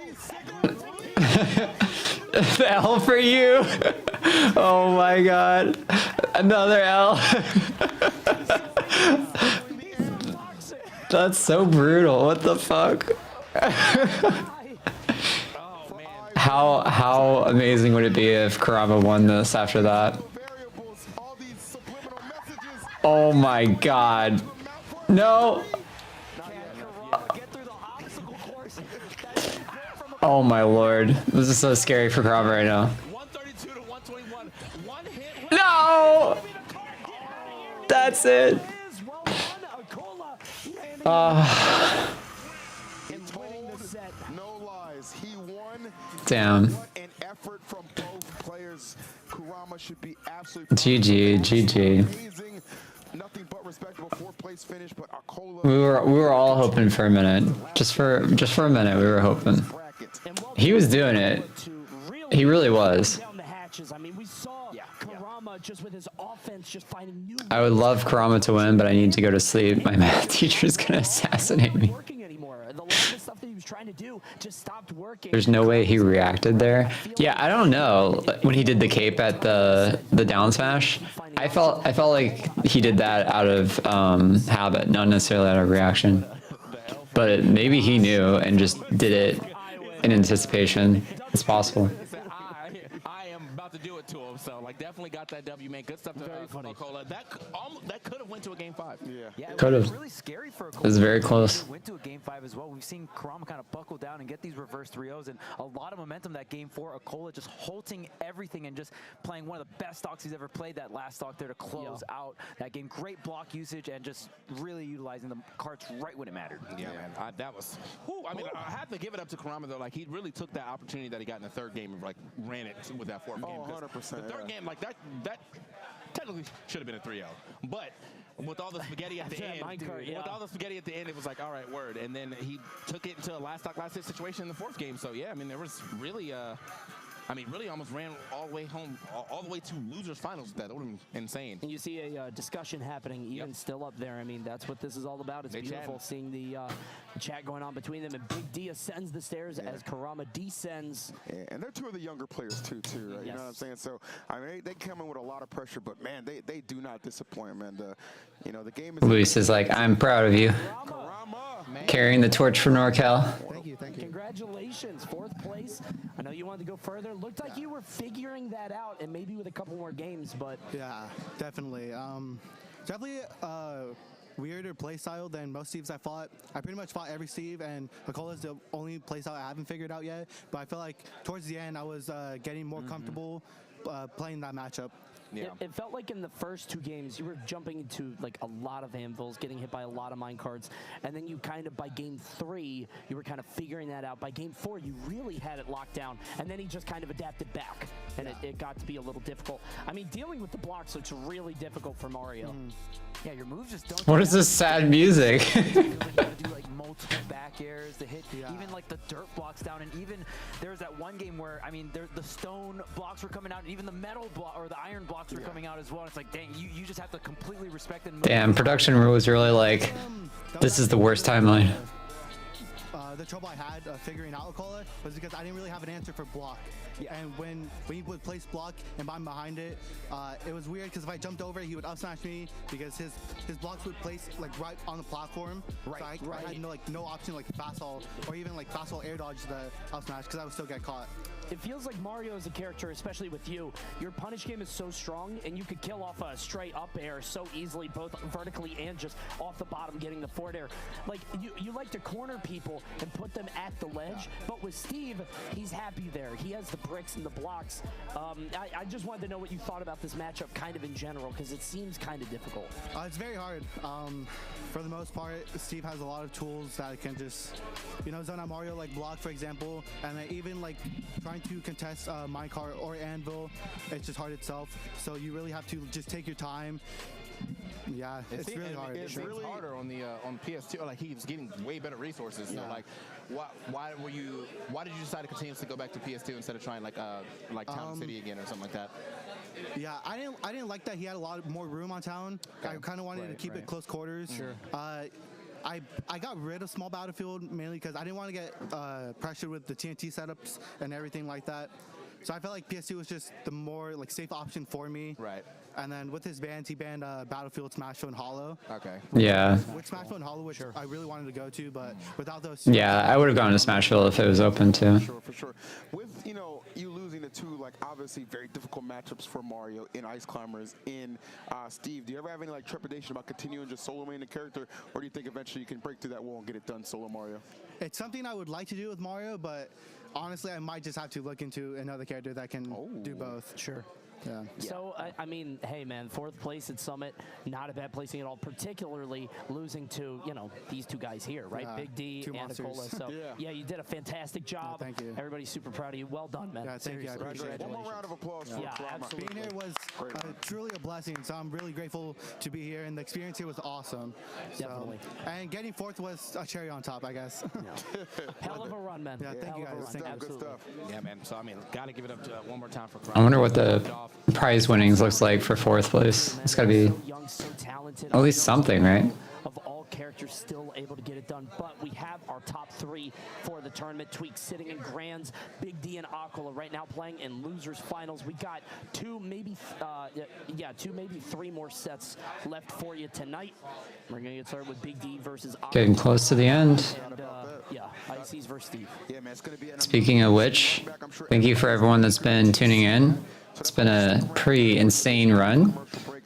Happy to have all of you join in and, spend the Summit watch party with me. If you're new here and it's first time watching, feel free to subscribe if you want to see more fun Smash content. I'll do other watch parties in the future, along with my own gameplay and just hanging out with chat and stuff like that. So definitely subscribe if you want to see more of that.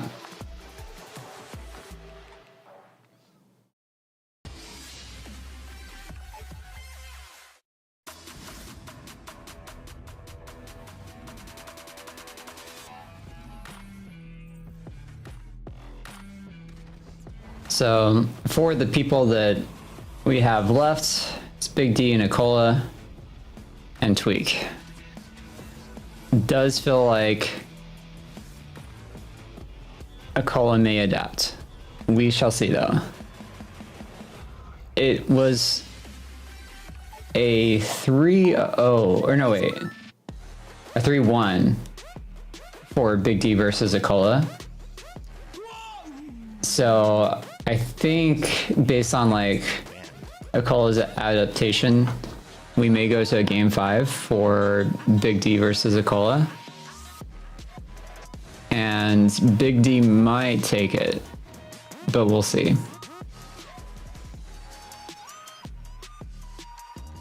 I feel like either way, I think Tweak would win.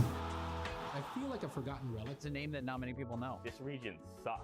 Well, going to losers. If you took even a second, oh, that's a 90-10 matchup. This is the start of something new.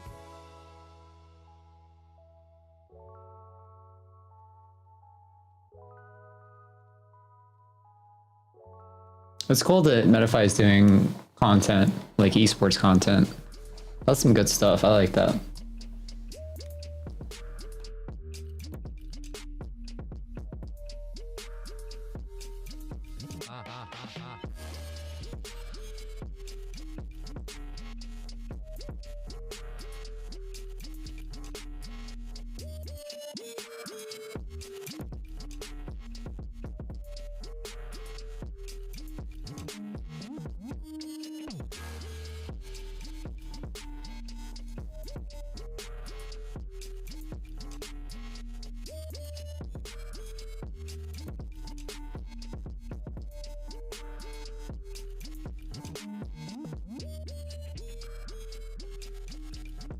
It's kind of crazy how like how far Big D has gotten into the bracket.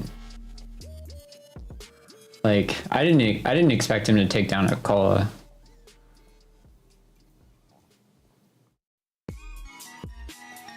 That was definitely a surprise to me.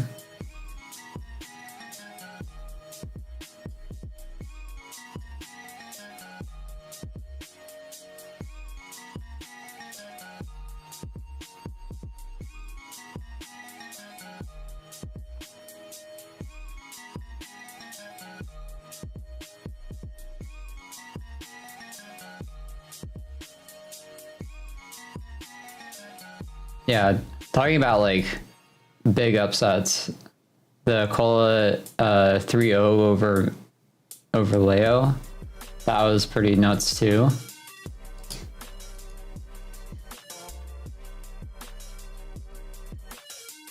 What else was pretty crazy?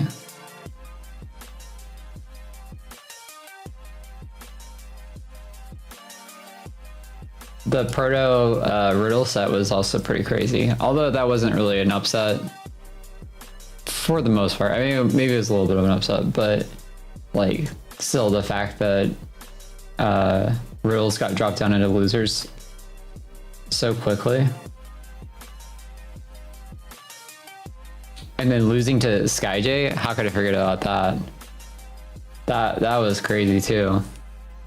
And then the Void Spargo upset. Damn. There's been a lot of upsets this whole tournament actually.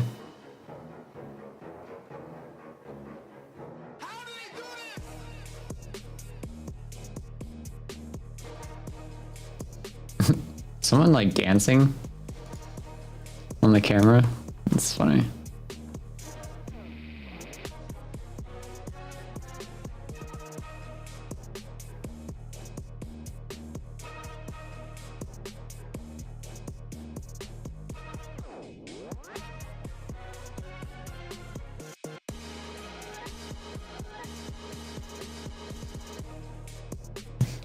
Also worth mentioning, if you don't really follow people on YouTube too much and you'd rather know when I'm streaming through a platform like Twitter, I have a Twitter, so feel free to go follow my Twitter account.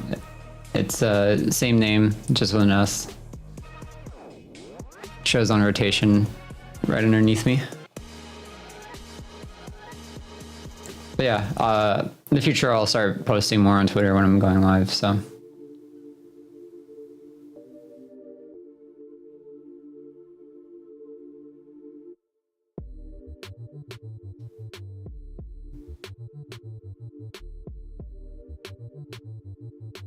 Production's been pretty clean with it with the music. I will give it up.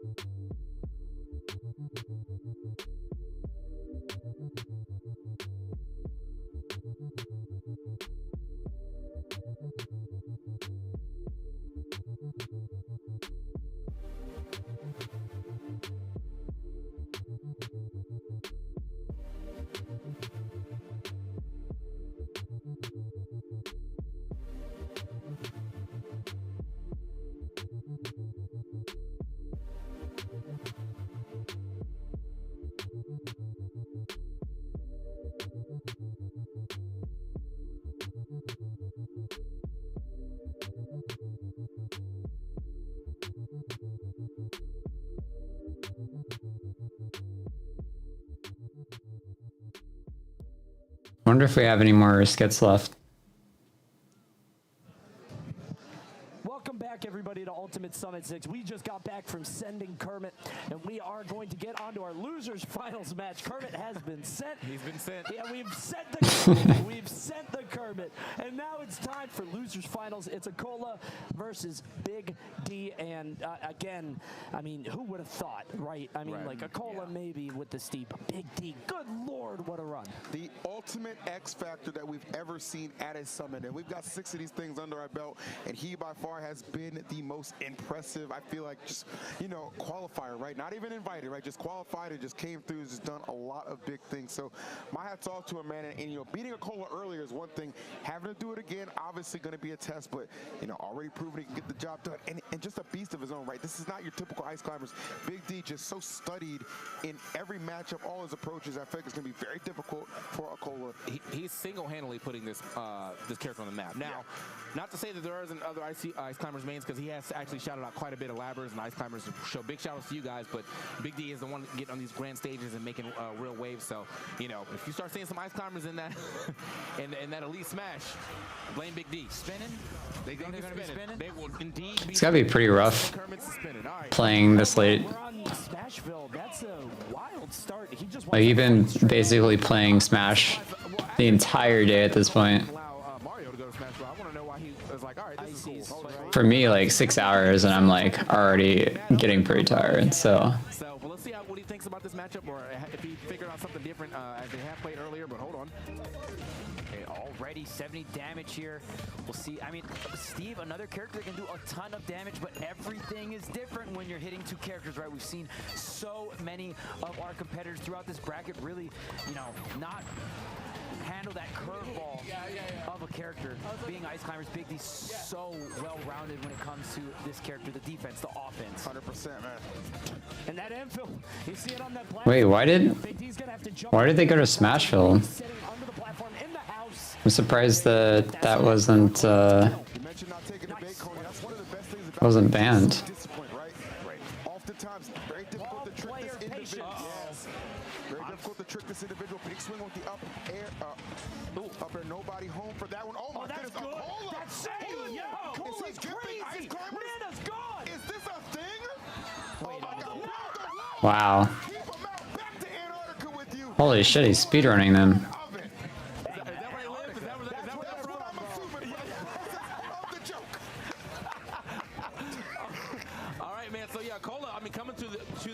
Second set between them, like with a way different strategy, and it's working out. My man is building walls on him, camping Nana, doing it all. Wow, another one. Okay, mine carting back to the center here. Akola has such a great lead. Trapping, but not getting that much damage. We usually see Big D get about 60, 70 damage here. Approaching, spinning on him. I'm always nervous he's going to fall off, because if you fall off there, you go into free fall. That's fair. But you know he's so close. It's actually like I don't know, I feel like it's not talked about, the skill to be able to get right there. I know it's silly, but seriously, he's right on the edge. Oh, okay. Good conversion. This is almost, he almost brought this back. Double up air, but instead trying to go ahead and finish that off with an up smash. Just need a little more with the back air. Still not going to be enough, actually. 135 here onto Akola. God, she read. Future sight activated for that stock kill. That was absolutely insane. And I don't even know exactly, bro. How do you even recompose yourself after that? Big D just told me he understands Japanese. That's what I saw. That's what I saw. He was reading the book too. The sacred text, the ancient tome. Oh, man. Handed down from Banham. Esoteric text. Up B, up B, up B. Oh, man. That's my shit. Well, he might understand the text, but he's got to understand he's in a lot of trouble right now, too. Solo climber against all this control that Akola does currently have.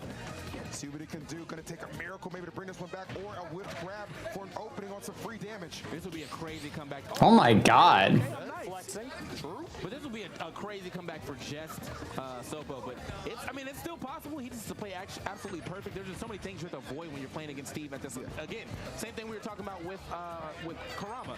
Like, he's at that point where it's like, all right, I can just play this back and forth QTE until something hits. If he can beat Mario, he can beat Sopo is a really shitty Mario. Might force him to go high. It's not even gonna matter. Yeah. Damn. That is going to be. Everybody's laughing. Whoa, died and you're laughing. Bro. Melee thinks that's so funny. Gimmer and Fish are rolling on the floor right now. So funny. Crazy. The block man takeover. All right. Yeah, Walls of Pain has a very different meaning in Ultimate. Yeah, very true. Dang, I'll give it up. That was a good one. That, I mean, true. You know what? I know, and that one was off the top of the dome. Thanks, man. All right. Getting into it, our next game. Gonna run it right back. Okay. Well, I like this stage definitely for resources. You know, you're not gonna give him the really good. Oh my god, why does that reach so high? Either way, it still really just depends on how Big D can play this because Cola's coming to this with some new fire. Yeah. He said, I'm trying to win. Starting off game one with the victory. Big D was the player that put Akola into the loser's bracket. Akola fighting his way through the loser's bracket, earning the run back here with Big D. Didn't look too experienced, honestly, in the matchup. Was, you know, and Big D was also just playing it phenomenal, but this time. Oh my god. Big D is like. Oh no. He's been conditioned into Squall Hammer into the next set. That's a toughie for sure. I think he needs to chill with that a bit. TikTok or something. I don't know what the hell's going on with that one. We riding dirty. Invading Smashville and malls all across America. Get my good side, honey. All right. So, I mean, either way, Akola, again, he's just come to this second set with a different game plan, and it is executed perfectly. Okay. We're getting up there, but not quite enough. Still under 100, but like, I don't know. The hard commit on the smash attacks makes it hard. Goodbye. Wow. I mean, and This is going very quick. utilized too much in their previous encounter. So that's a little new. That's a little new tech right now. Yeah, I don't know how Big D gets around that, if I'm honest. If you're that far. Is that what the Forbidden Tech said? No, maybe. All of pain. Proto's book. Yeah. B plus up. Sometimes it's just that simple. A big lead has been built right now for Akola. Hey, Akola, man, one of the few people I see actually punishing that. Did Akola learn this matchup in like an hour or something? I was wondering, what's happening? Yeah, because it feels like Akola was ready for this, right? Like, Yeah. He's definitely learned something or talked to somebody. Or was he sandbagging to like change his bracket? It's crazy. Now it's like, oh God. God damn, all that sheer pressure, only one stock to make something happen. I mean, it just seems pretty much so hopeless in this game too, man. Akola on the doorstep of going up 2 games to number. Big D, no quit in him. Still swinging and still fighting. Gonna put it down to a final stock situation. That was a beautiful, like, little situation they found himself in. Instead of like hit. Oh, What? Okay then. I mean, maybe side B would have been better to magnet. Maybe he wasn't gonna get. Oh my god. Like, I think it pulls a little farther. So yeah. He hasn't hit many of those. We haven't seen many footstool bears, at least not in the sets that I've seen. But finally pops one out on Big D there, and now it's 2-0. Big D gets one more shot here. Man, and I mean, maybe Big. This is going by quick. Running out of fuel, right? We're getting towards the end. It's getting a little late here, and that's the thing about these tournaments. You know, Yeah. we talked about it up here a little earlier, right? I mean, I was just saying that like it'd be so hard to be playing at your best at this point. Breath like, oh man, like, you know, 2 times I've proven I can get past Big D. Has yet to face Akola at this tournament. and I think the last time Akola and Tweak faced off, it was Akola that got the victory, if I'm not mistaken. So that's going to be very, very telling. But don't want to count Big D out just yet. But he's going to have to win 3 very grueling games in a row to get another shot at Tweak and Grand Finals to see if he can get there. Not the greatest of starts, clearing some space right now. Down smash to separate the climbers. We are seeing so much new stuff coming out from Akola. Someone talked to him. Someone gave him the tricks. Oh, yeah. Wow. Jesus. Bro, he definitely got on an international phone call, bro. Jeez. I know that phone call was expensive as hell, but it was worth it. It's working. He's going to be able to afford to build. Don't worry about that. He was like if I call you, you have to let me win Summit. He's like, I have the tips. I have the tips. So I mean, Tweak, I hope he's watching because this is definitely a new form of Akola that he's going to have to try to run through. Of course, you know when he gets there, because I feel like as of right now, it's looking a little inevitable for Big D. Yeah, it does. Hold up. As I said, Okay. that would have been that was a Twitter clip. The ending, He was right there. Even still, I mean, that's a lot of damage racked up out of nowhere. Hasn't quite found the kill yet, though. Like, I want to see more of that, not the squall hammer non-stop. Through and just riding it all the way to center stage as Akola tries to dash Okay. the block, but the back air from Big D is going to seal out that. Big D got some gas back. Not too bad here for Big D. Oh well. Oh, okay. Good get up attack. This was enough to block. So I mean, if it was a little further out, that Nana was gone. But luckily, She might be going anyway. Yeah. Let's see if Big D can get the save right now. Oh, the block's going to be running interference, but smart, going high enough and quick enough to avoid. Nana's hurt right now. Akola is winning. We could actually lose. It's possible. More importantly, we could actually see Diddy Kong. True. I'd be down for some more Diddy Kong. Although, it would be cool to see Sephiroth in Grand Finals as well. Like, how many Grand Finals can you say you've seen a Sephiroth? I don't even know if I can name any. I can't think of any. You saw the fact that he knew he wasn't going to die to that TNT too. Like he ate that hit. He's at 141 now. All right, well, he's going to be gone now. So. Knowledge. Yeah. Oh, not enough. Not fast enough. Platform That's tech an up chase. air. Oh, no, he doesn't get it. Yeah, it's such a big deal too, right? Because just rising up air, you get so much out of it. As ice climbers here, potentially final tournament stop for Big D, unless he's able to close this one out to bring us to a. Did you see that up air like completely destroy that block? He tried to like block to get his jump back. He's actually ahead now by quite a bit after those up airs. What's the punish? Nothing. What? Oh my god. What a combo to actually get back into the lead though. 103 now to the 94. All right, Big D. Just gonna go ahead and wait that one out real quick. And now, pretty much. Oh no! I don't even understand how that just happened. So earlier the forward smash didn't connect. Later the up smash didn't. What a terrible way to lose. Slow-mo on that up smash for sure. I need to see how that missed. I'm gonna need a slow-mo. Interesting. You got your wish. HDR is afoot. Calm down. They nerfed his up smash? Damn. All right, well, Akola, well done. Making his way to guaranteed second place. You can see how much it means to him coming all the way to America, getting second. But it's not over. So they'll probably show it again in the replays, but he got carded. Akola does have to win 2 sets, but if he keeps playing, And gosh, he's got a good shot. yeah, we'll have to see it in the replay. I said Akola in this bracket, as Charles alluded to. You know, Tweak lost the last time they faced off, so you know of all the matches, you know. Haven't seen Akola play in a while since this event. Happy's back, at least before Steve gets banned.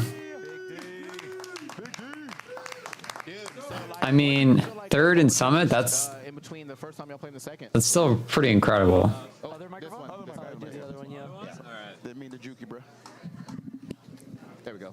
I think he was just like kind of ready. He was like more ready for my range. One thing that changed the matchup is he changes the stages. So Smashville, it's thought to be a bad Steve stage because, you know, it's close. The materials you get are worse, you know, weaker walls. But I think my strategy is just using a bunch of full hops. Kind of got hurt by the middle platforms. But really, he was just ready. He was giving me respect. He wasn't like pressing the bad buttons because he was really shaking the first set. And I think just from that, like, because last time he blew me up in Genesis, and I think the first time he was like, all right, Big D, easy, next set. And this time I think, yeah, he respected me a bit more. It seemed like something changed. We didn't know if it was coaching, if it was like, if he got a call or something. But that wall, we didn't see that the first set. No. But. No, he went right to the wall. Right.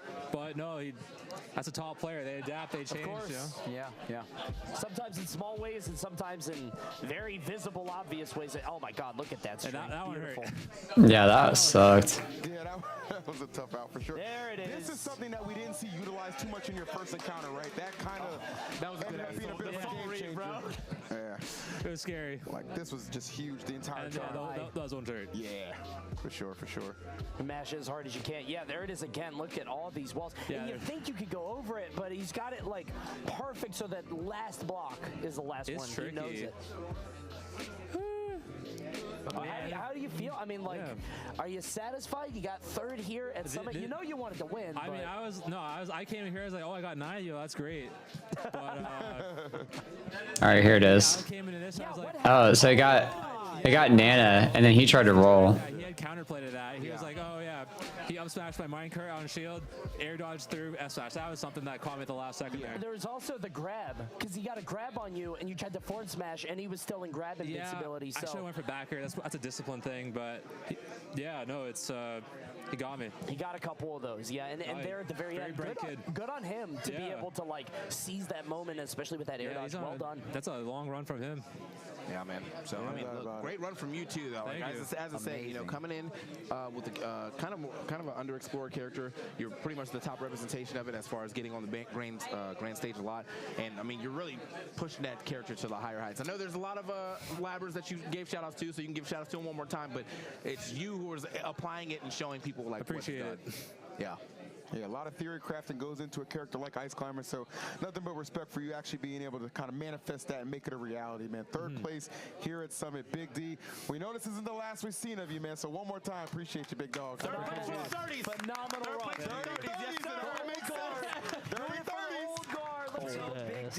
While I'm up here, I got to shout out Muta King. That guy literally like prepped me for hours versus Sephiroth. Literally gave me coaching the whole time. You know, I want to watch sets. Like, yo, Big D, what are you doing? Watch the sets. We got to practice. Good times are later. You know, practice right now. Sure. And if somebody else wants to get some training from Muta King, where could they find him? Huge shouts. He's actually been like an amazing coach in the last I felt so much better versus Tweak after his coaching. It's insane. Definitely. Well, it's on Metafy. On Metafy.com, you can get all kinds of training. Are you on Metafy? I'm not on Metafy. Okay, he's not trying to teach anybody. Sorry. I feel that. Yeah, Mewtwo King, really well known Yeah, no, thank you very much. for being like a really great coach. Back home and yeah, He's coached so many people, including Spargo, even before by the way. whatever. People here are amazing. Everyone's professional. This has been truly an unforgettable experience. Love it. Well done. Glad you got to be a part of the last one, brother. Real talk. Thank you very much. I think we will see some Diddy Kong. All right, Grands is upon us. 16 players entered these hallowed halls for the last time today. And Whoa. Whoa. Oh my God, they're so hollow. I got a little trippy there. I know it's been like, how many hours? 10 hours? But dang, that's... Showing us one last trick. So 60 players entered these hallowed halls for the last time today. We've come to the final set, potentially, of the final Ultimate Summit, the final summit ever here. It is going to be Tweak versus Akola. And, oh man, what a journey to get here. Yeah, not an easy one by any means. And Tweak, you know, really breaking that sponsorship curse that we've always, you know, kind of alluded to sometimes, you know, gets picked up by Luminosity and then just goes on an absolute tear. And one more time, needs one more set to claim his second Summit Championship. Obviously, Akola going to be perhaps his toughest challenge. I still have Tweak for it. This bracket thus far will be a first-time face-off between the two. Very excited to see if Tweak can get the job done. You know the Diddy's coming out. Yeah. I feel like the Seth might come out instead of the Diddy. Diddy does have some tricks. I mean, when you go over the wall, you can throw the banana down. It's some kind of intangible projectile. You're coming down with the nair and stuff like that. But How about you, John? You think that Akola's going to win?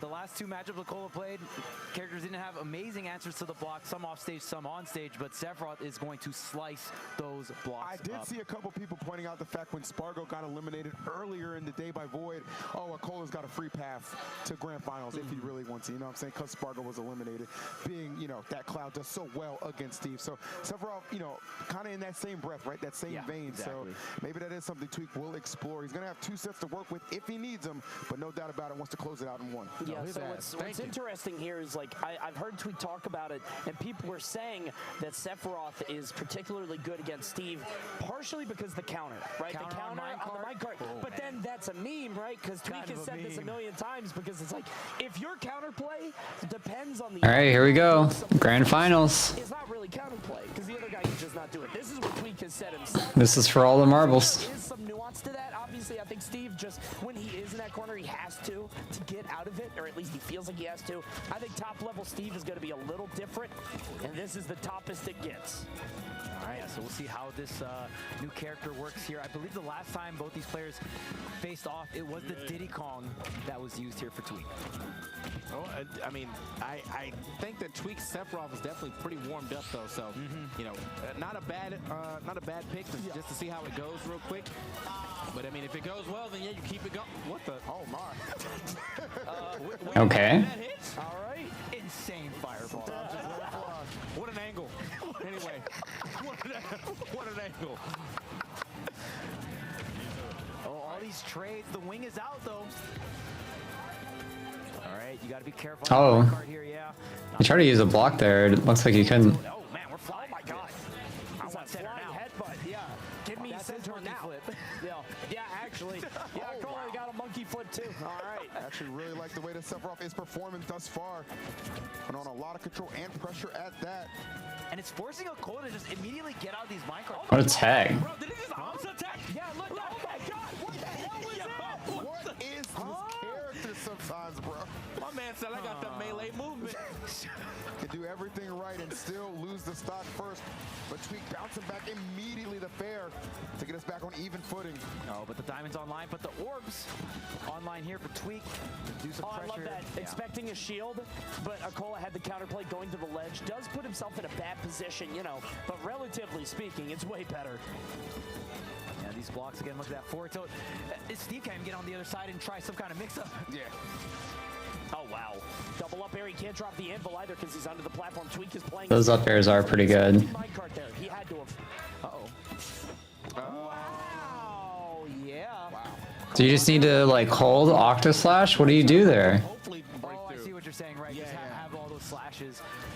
Yeah, I think he got a little, I don't know, over eager to get back up, but huge counterplay there from Okola. Well done. Absolutely. Catching Tweak sleeping at the wheel, maybe also, a little bit. Also, like the fact that he didn't get caught by the little checkmate, you know, being back thrown at the edge, and if you're holding in, you just hold that back air and die. So, and if holding out, got away very far away from there. Wait.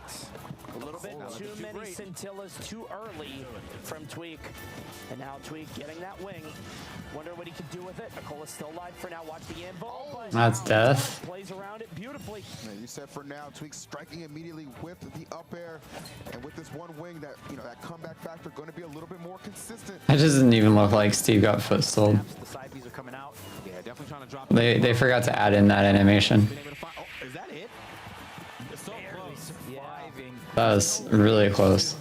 With rage, that for sure would have been it. Right. Yeah. You can see he's like, you know, now that I've hit that and it's been so close, I'm just going to go for it again. Starting to swing a lot more bears here. He is looking for it. Tweak, trying to get out the corner, managed to find it. Okay. Oh, wait. But we're going to hit the block. He's okay. Okay. Keep it alive. Yo, wait, that's some tech. Oh my god, he just stole that game. He just stole that game. Let's go, Tweak. He took that one away. You can see Don't worry about the water cap.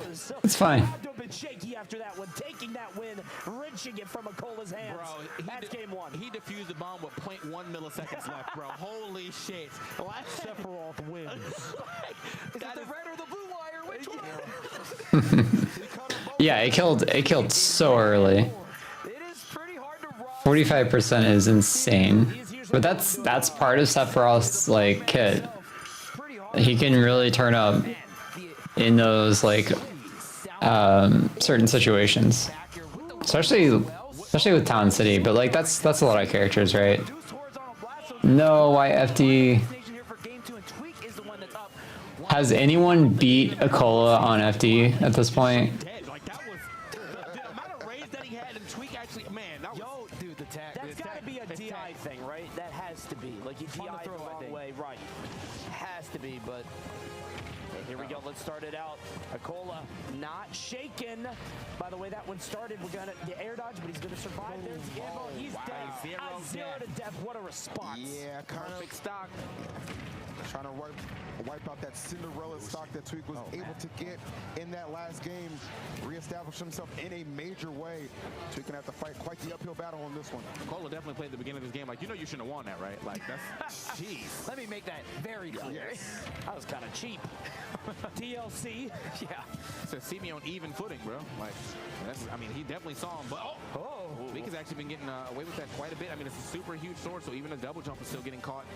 Okay. From Akola. It's crazy too because you would never see Diddy Kong do something like that. I mean, maybe an air dare. I mean, those are essentially the main situations. But other than that, Sephiroth just gonna have that crazy. Tweak has been keeping him in disadvantage. 60% on. Finally gets back into neutral. Oh wow. 50%. Cola's still surviving and. Ooh. Okay. This might be death. Here against Tweak Sephiroth, 180. Yeah, the ability to just be able to hold on to this. He's not letting this guy land at all. 181 still. That 0 to death didn't matter now. In the arsenal could get rid of it, so now the comeback tour begins. See if he can find some answers right now. Trying to pressure Cola on the right side. He's getting a lot of it. Yeah, he was so hurt. Like that. That 0 to death basically just like woke Tweak up. He was like, oh no. You know, even with losing that stock in a perfect stock situation, Tweak has definitely clawed his way back in here. A 17% difference, even less now. Get off of me. That's such a good option against Steve. He did the thing. He did it. He did it. All right, but no wing. I mean, Akola took so much damage. Jeez. From the wing earlier that, I mean, you kind of just drained it out here. Gets the air dodge, but doesn't get the sweet spot for the up tilt there. Blade dash. Whoa, gotta watch it. That's death. Wow. What happened here? Tweak got 0 to death, and then he didn't get hit for the entire second You wouldn't know it by the way this thing has started to unfold. My goodness, Tweak to Sephiroth really becoming the answer. That almost killed. Still living though, 99% is going to have to find his way back on the stage. Okay. Akola has definitely been looking for that. Oh, he missed the fairy. He fast fell accidentally. The way this game is going, Tweak just making it look preordained, like it's fate or something. He's just rocking through these stocks, but Akola only one big hit away from getting rid of Sephiroth here. Let's see what he can do. And now that Tweak has conditioned with the counter, hey, you have to drop out of your minecart.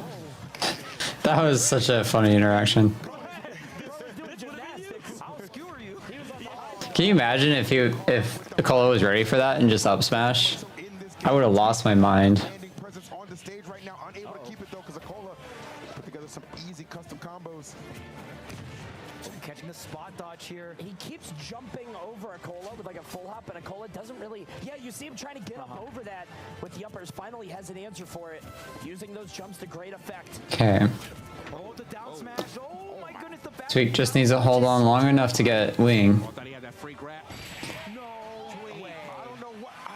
I mean, was he trying to parry? He tried to jump. What? He got stuck there. Would that have broken shield if he fully charged? I mean, he could keep charging it I'm after. not too sure. Yeah, that's Like, a you tough spot just to be shield in. there, right? Yeah. That move is so serious. Which panic option do you want to do? You can jump, you can spot dodge, roll away. Even the startup of your roll can get hit. God. Maybe I can't believe that's how he lost that game. There was a block behind Steve. After playing so well that second and third stock. By Akola, just letting that one rip, taking that game away. It looked like he was so far behind, even after the 0 to death. But now we're on game 3. Damn, he really did let that shit fly. I mean, they've now both stolen games from each other. Yeah. I mean, they both stole a game from each other, so. Considering he ate that 0 to death at the beginning, so no reason to lose any faith or confidence in this character. Seth absolutely proven he can get the job done. Oh, actually, it does hit as well. Akola going to look for more resources instead of going for some more walls or mining. And Akola's really locking down the ledge now. Yep. Tweak isn't getting around him nearly as much. Tweak was able to sort of evade him, just kind of jump over, but Akola is doing a way better job of actually tracking him. Very scary back air right there, too, man. If Tweak didn't space that right, he was dying to that anvil for sure, that high up, but didn't manage to find it. Akola still marking him, though. Looking for that Tweak, starting to cut through a decent amount of these options. Got a slight lead here. Great roll to center. Ooh, the minecart. Yeah, interrupting. Nice, okay, gets the fair. Let's see what we can do here. Oh, just narrely missed. Oh my god. Their block is so sometimes unintentionally disruptive. Yeah. But the wing is still online here. Goes for the down tilt. Great stall. Cole rolling onto stage still. That was scary. Both of all the pressure and the parry, the forward smash. Starting to track The range on that F smash is just not okay. Okay, off the wall. Doesn't actually get the tech, but yeah, it's getting way away from there. Tried to surprise him with that third jump, but Akola well and ready for it. And oh man, look at this. There's the For like how small that little sword is. Man, doing it. There's another diamond. Doing such a good job of like kind of throwing the aerials that he actually needs out. You know, great pokes with the forward air. Yeah. You know, getting out away from Akola with the neutral air, and then finding those stops with the back air as well. Akola on the other side of things, though, obviously has the damage added up. Ooh, that's kind of nice. Picks up his sleeves, so he's trying to figure out what he can do with this. Verse up air does hit over. Well, he just needs to land one big solid hit. Sephiroth's so light. Oh no. You gotta be careful about rolls against Steve, that's for sure. Right, very smart by Akola, covering pretty much everything. Just see, oh, that's gonna hit, yeah, right? I like that dash attack. Yeah, he can't follow up. And maybe, I don't know if that was intentional by Akola, but that looks really smart going under the stage saying, you can't chase me down here. Let's give him a little bit of a reprieve on that one. Gonna drop the anvil. Tweak going high though.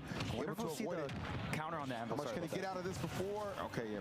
Definitely like the fact he tried to end that because he knew he was going to get hit, so he tried to end that with a very strong move. Ooh, damn. Yes, and you notice he had been a little bit more lenient with how often he kind of put that out there. Mamma mia. For real. Guard in a very clutch situation. Yeah, there's so many big, hard-hitting moves that Cole has available, right? Wha- Spot dodge. Wow. Didn't even look like he spot dodged. What a great spot dodge, though, to get through that, knowing that he was going to break his shield. So smart by Akola.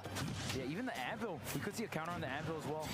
Oh my god, that's death? In such a bad position. Even still, Akola, this might be curtains. Look at the resources. Look at he's got no gold, no diamond. Oh. I don't know. He's looking, man, fishing for something. Big Wait a minute. It's Steve. He does have diamond tools, though, and that might be all he needs. It is Steve. He is okay, hold up. Get off me with the neutral area. It's Steve, you know, he can definitely rob some games as well. Oh, that was lucky. We've seen both of these players, I mean, just have crazy comebacks so far for both their victories here. See how this game 3 ends. Akola on the back foot here. Ooh. Landing the forward tilt is not enough. It didn't get the sweep. Giga Flash! Okay, he lived. Connie. Crazy. All right, it's over. That was so scary. Steve, look out! Look out, Steve! Send destruction. Chaos blast. Yeah, you're a huge Final Fantasy fan, huh? That's what they call it. Yeah, that's in the game. For sure. Yeah. Tweak one game away from Dang. becoming the Summit 6 champion, bro. And doing it with the Sephiroth of all things. So much faith he has in this character. So much back and forth we've seen over the years. But right now, when he's needed the character to show up the most, is not disappointing. You thought he was about to lose that one? Yeah, and Tweak and Sephiroth. Well, I don't know. It felt like Tweak was feeling pretty confident there, so like I could see him going for reads in that like last hit scenario. So Has done so much, maybe even more work than the Diddy Kong, honestly. Honestly, I'm not filling out the Tweak apology form. I will fill out the Sephiroth apology form if he pulls this off. okay, he used the cross slashes that time to break the blocks, which is good. That was me. And I had to believe, well, maybe not this game. Well, never mind, he's trash, bro. He's trash. Go Diddy, go Diddy, go Diddy. Just immediately die. Go Diddy, go Diddy, go Diddy. Swap. Oh, using the block to reset resources here. And man, what a strong opening, and look at where we're at. We're back on Final Destination here. Game 4. Cola trying to bring this to a Game 5 situation. And also from Oh my god. grand final reset. I was ready for the back air. Representing Steve, representing Japan. Yes, absolutely. Akola doing yet another good job. Listen to this Well, song. actually, I have to say, Tweak is doing another good job of not letting this game escape too much until just right then. As soon as I say it, oh, that? He's okay, good. He's I'm tapping stopping barely. Oh man, yeah, I gotta give it up to Akola. Good guy. He's building a wall. In this fourth game, so crucial to him. And he is showing up in a major way. Tweak, nice dodge on the end. I heard the footstool sound effect. Minecart, that back air is so imposing. Low covering resources. So much space, and here we go. Yep, low resources and pushes him off the table. Says no diamond. Oh, that's death. Spot dodges are on deck. He's like, I know you like that down smash. I'm moving. He's so good with that because you can't shield it. It's gonna break. You were pointing out some other spot dodges in other Okay. Akola getting very creative with the spot dodges here. Oh, wait, they're kind of getting punished for it. Yeah, now. Tweak's doing the same thing. Tweak's ready for that spot dodge on that one, hitting on the second beat. Ooh, nice. Oh, no air dodge here. Oh, he went for it. Big down air, yeah. I mean, it wouldn't have killed him. It definitely wouldn't have killed him. It would have just sent him out. This might be a lot. Yeah, 51. That's tough. That's a tough out. Honestly, not that bad for Steve. Ooh, that was close. That was nasty. Yeah, he would. I think that would have straight up killed. Yeah. Wing coming soon. If he had nil blocked into up smash, that would have been game. Oh wow. Okay. When Tweak went over him. Up tilt. Hold up. Oh, what a scramble. Finding the distance. Can Tweak do this? Can he win the tournament? One more stock. Giving Tweak some more advantages in situations like that. One stock to go to close it. But can Akola make it interesting? How is he doing that? Oh, is that it? Yes, it is. He is gone. Yeah. Right out the carton into the black. All right, we're going to game 5. How is he so good at that spot dodge consistently? Buddy If Tweak definitely holds it. Nah. If Tweak held it for half Coney's losing his mind. I don't know if he's dead. Oh, yeah. Giga Flare, Giga Flare into forward smash Sure, with wing, alright, you're ultra dead. Yeah, I don't know. Do you think if he doesn't win this game, he tries the Diddy Kong for the next set? Or I just don't think so. I don't think so. Was it really that bad with the Diddy Kong? I just think the Sephiroth is great. I think the Seph he's is doing cooking good right now. Yeah. It's kind of proven success at the moment. You don't want to really mess with that. I think he's going to rock with this one, but here we go. Game 5 of the first set. And guys, let's remember, if Akola does win this match, he gets a second set. Another one. Yeah, because he knocks Tweak down to the losers, and then it is the true finals. True finals. That's my boy Chuck. Yeah, Chuck Dash. Chuck Nasty is How many long lines have you had? For game 5? Wait till after grands. This is actually a really good stage for Tweak. Tweak's able to bring this one home. Not trying to see a second set, so going to do his damnedest to close it out right now. Let's see if he's got enough juice in the tank. Yeah, you got all the Tweak talks here, a lot of Tweak's boys here. So I'm gonna start thinking, Cola, you know, he's definitely, I feel like he's Japan's hero as well, man. He's come over here and definitely popped off in quite a few tournaments. Still really showing And he's so impressive. Yeah. Like the fact that we've seen people able to beat the Steve, and we've seen his adaptation in order to sort of counter that. Just very impressive Steve play here. Man, are we going to get a returning champion, or are we going to crown a new one here at Ultimate Summit 6? Could be Akola, it could be Tweak. Tweak having the Ultimate Summit 3 victory, has that trophy back at his place, but you already know Akola wants one too. Of course. Gonna land next to him. You can see Akola really opting for that diamond, gonna try to save that. All right, he was getting his stock. Yeah, I mean the parry, but Sephiroth so far away doesn't even matter. Akola. Who's gonna take this first stock? Oh, that anvil like slowed him down so much. Tweak in a bad spot. Wing is still online though. TNT up and over. Oh, nice. Good grab. Wow. I think he's fine. Oh, he lived though. All right, yeah, he lived. Somehow not challenged at all. Really trying not to go to. Yeah, you can see the little game. Oh, wow, he got the grab from so far. What a catch. That is just He went fishing, and he definitely caught a fish. in game 5. Really looking for this reset. The all-powerful fishing pole, outranging Sephiroth's That sword. sword is. Right? Ooh. See that little juke right there? Nice. Little stop and you go action. Well done from Tweak. I wonder if he tried to parry or missed it, or if he tried to jump out, one or the other, but he definitely ate that back air. So now even footing yet again here in the 5th game. And notice Akola has not gotten a diamond. Like, he has the diamond, but he keeps trying to build it, and Tweak keeps poking at him. No, you're not. Yeah, the pressure from Tweak has been really good this whole set. Yeah, surprised he's not like trying to remake it right now, but he's still willing to fight with these wood tools. Oh, bait. I love that bait. Just use the diamond as a bait. Steven's just so fast. Ooh, all these trades kind of in favor of Akola, honestly, just because, I mean, Akola can just destroy Sephiroth. It's such early percents. Another He just got immediately another diamond. The heck? still not crafting it. Ooh, tried to drop off with the aerial there. Oh, no, he just got it. Yeah, he just got one, yeah. Like, he crafted the diamond and immediately mined another diamond. We're gonna try to catch it. This guy needs to get a lotto ticket. Yeah, I mean, he definitely had him all the way down. I thought we were going to see like a smash, or like a F smash or up smash or something like that, but Tweak, so good. You know, on his last. Oh, my man is all, he's so good at like making sure he doesn't like DI in right there to get hit by that back air. Slash. Whoa, that was scary. I like that Akola putting that there, so you end up landing on the blocks instead of grabbing the ledge there. Could have set up some kind of forward smash. The dash attack, Tweak is taking a bunch of damage. The wing is online, forced to go for the high recovery. Tries to slip up, but the anvil. His parries are so good. He's Damn. consistently able to parry. All right, we're in the reset. Going into true finals now. One more best of 5. This is we'll decide the champion. This is exactly what Tweak did not want, but everything Akola was hoping for gets past the Sephiroth, honestly, in dominating fashion in that 5th game. So going into this with a lot of hype, momentum, and confidence, Tweak gonna have to rebound big time. Yeah. Big reset right there from Akola. Tweak on that last one. I feel like Akola's defense has like straight up shot up. That man he is parrying everything. He's not getting hit by the same stuff you saw him getting hit in game 1. The spot dodges. Yeah, the spot dodges. He's still been getting hit by a decent amount of back airs, but like he's also trying to parry a decent amount of those back airs, and he has been successful at doing it. So here we are into set 2, game 1 on to Smashville. Let's see what we get this time around. Is Akola going to go ahead and take this thing right now, or is Tweak going to finally figure out what he needs to do to shut this thing down?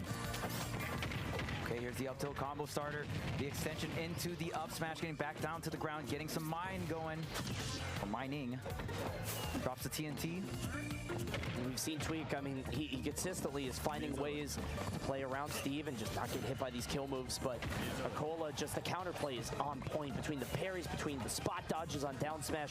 That's gotta be punishable. Tweak, if he did land the hit, he would have won the game, the set, and the whole tournament. But Akola just snatching it away from him. Yeah, it's been so many games, so close, right? And both these players extremely clutch as well. I mean, both players have won games where... Oh my god, what is that reach? Parry has been everything for Akola, right? Brutal. It is not easy for Oh, okay. Oh, the reverse. The reversal. Not expecting to get that kill at all, but he made it work. He lined him up all the way on that. Yeah, the anvil, I mean, just really maneuvering around it, did not get hit. And was Oh, he's got the fear. The reverse charged up B and then sinks the back. When Sephiroth gets grabbed not gonna have wing while they're holding shield on platform, that's when you know they got the fear in them. He had all the time, but That's when Sephiroth plays his best. my card will do it. There he goes. Zooming in real quick, man. Such a crazy burst option. Gotta get that stock off of Tweak and let's go. Chipping away here, the orb's online. Wow, that was really good. I like that. Okay, yeah. Good anticipation on the I like part that on of both Tweak. sides, honestly. Yeah. Akola for building that and putting that shield down. That was very smart. It's top level play. Yeah, but if he had air dodge, I think Tweak would have hit him too. So yeah, definitely a very good play right there from both sides. Tweak now with a slight lead here, pushing him a little farther out. Triple poke. We'll fake out. Oh, that almost worked. Ooh, reverse up air. What's the landing option? There's still iron available here for Akola. Big punish on that down smash. The wing is still not online, but the diamond is. You gotta be careful if you Tweak. You can see Tweak just taking the neutral air if he can't get anything else. If Akola's staying behind him, he's like, all right, well, let me just reset the situation. I don't want to be close. Definitely like he thought about it for a second. He's like, can I try to go for a back air? No, no, just go ahead and neutral air. Good tech roll. He has to be in a certain distance. Oh. Not enough still. Down tilt. Oh my god. These down tilts, right? These down tilts coming out a lot in these phases. That was really clean. Perfect way to close out the stock and Tweak.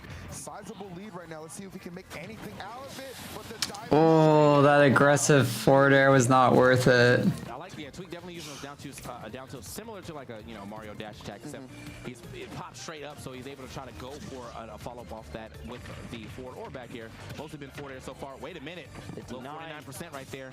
Back on monkey flip. Let me back. Flip. Wow, Oh shit. A couple hits, tries to get the forward air, gonna get a neutral air. Okay, frame traps there. Look at this trading. They're actually just slugging it out. Has to get out of there, though. Yeah, that F smash, has a lot of shield stunning on top. Oh my god. That was so close. Seldomly seen, but when it hits, He nearly skewered that, Steve. Hard to get that sweet spot. Yeah. But you see the difference, right? There's that one time that was like 120, 130. Wasn't even plunging the sword into Steve and taking that Nicely done. Lets it go. I mean, we see Tweak go for that option a lot of times. Seldomly does it hit, but in that instance, clutch time, Tweak able to. That's definitely a commanding way to start the first game into the reset. We have going on in grand final set 2. Yeah, quick to the draw is Tweak with that down air. And man, we've seen so much pressure coming out from Tweak, and I love the forward airs, the back airs off stage, really, again, just forcing Akola off those minecarts so early. That's how he's able to get those scenarios, and then even showing Akola, I can edge guard you low on stage, you gotta watch it. Oh, hell no, they hit Tweak's theme song. Wait a minute. Wait a minute. It's dumbass music. It's a little goofy. He's a big banjo guy. He's a big, what's the word? Rare. No, the word, the scrimblow. Oh, he's a scrimblow guy, yeah. But also a rare guy, yeah. Taking some big blows right now. You saw Steve putting it together. Got a return in kind. Okay, these side Bs, these forward tilts, gonna be the main grounded option here for Tweak. Yeah, Akola forced to the ledge there because of the orb. All right. Gold online here. He's looking for a way to open him up, and there it is. He found it. Good. Definitely just doubled that damage super quickly, but it's funny because I think this extra space might help out Tweak a little bit because he has more space to land. If you notice, he's using every jump to try to get down. Akola doesn't really have a way to get up there at these percents to like chase him down. He just wants to catch him on landing, but now Tweak could go to the platform. But of course, that might be a bait. There's another parry from Akola. He's able to survive trying to get the forward air. But what a reverse! That wasn't good. Looking a little too hungry right there, and Akola said, I'm going to make you pay for it. You know, has been looking quite a bit for that. I mean, the back throw is still good, even if you throw somebody off stage, but I know he wants that energy eye so he can back air it as well. But yeah, this time around, chased this a little too hard. You look tired. Yeah. It's definitely getting towards the end of the night for me. Been streaming for about 11 hours at this point, so. But yeah, I'm happy to share. Happy to have you guys here with me to join in for the whole summit bracket. It's been a good time.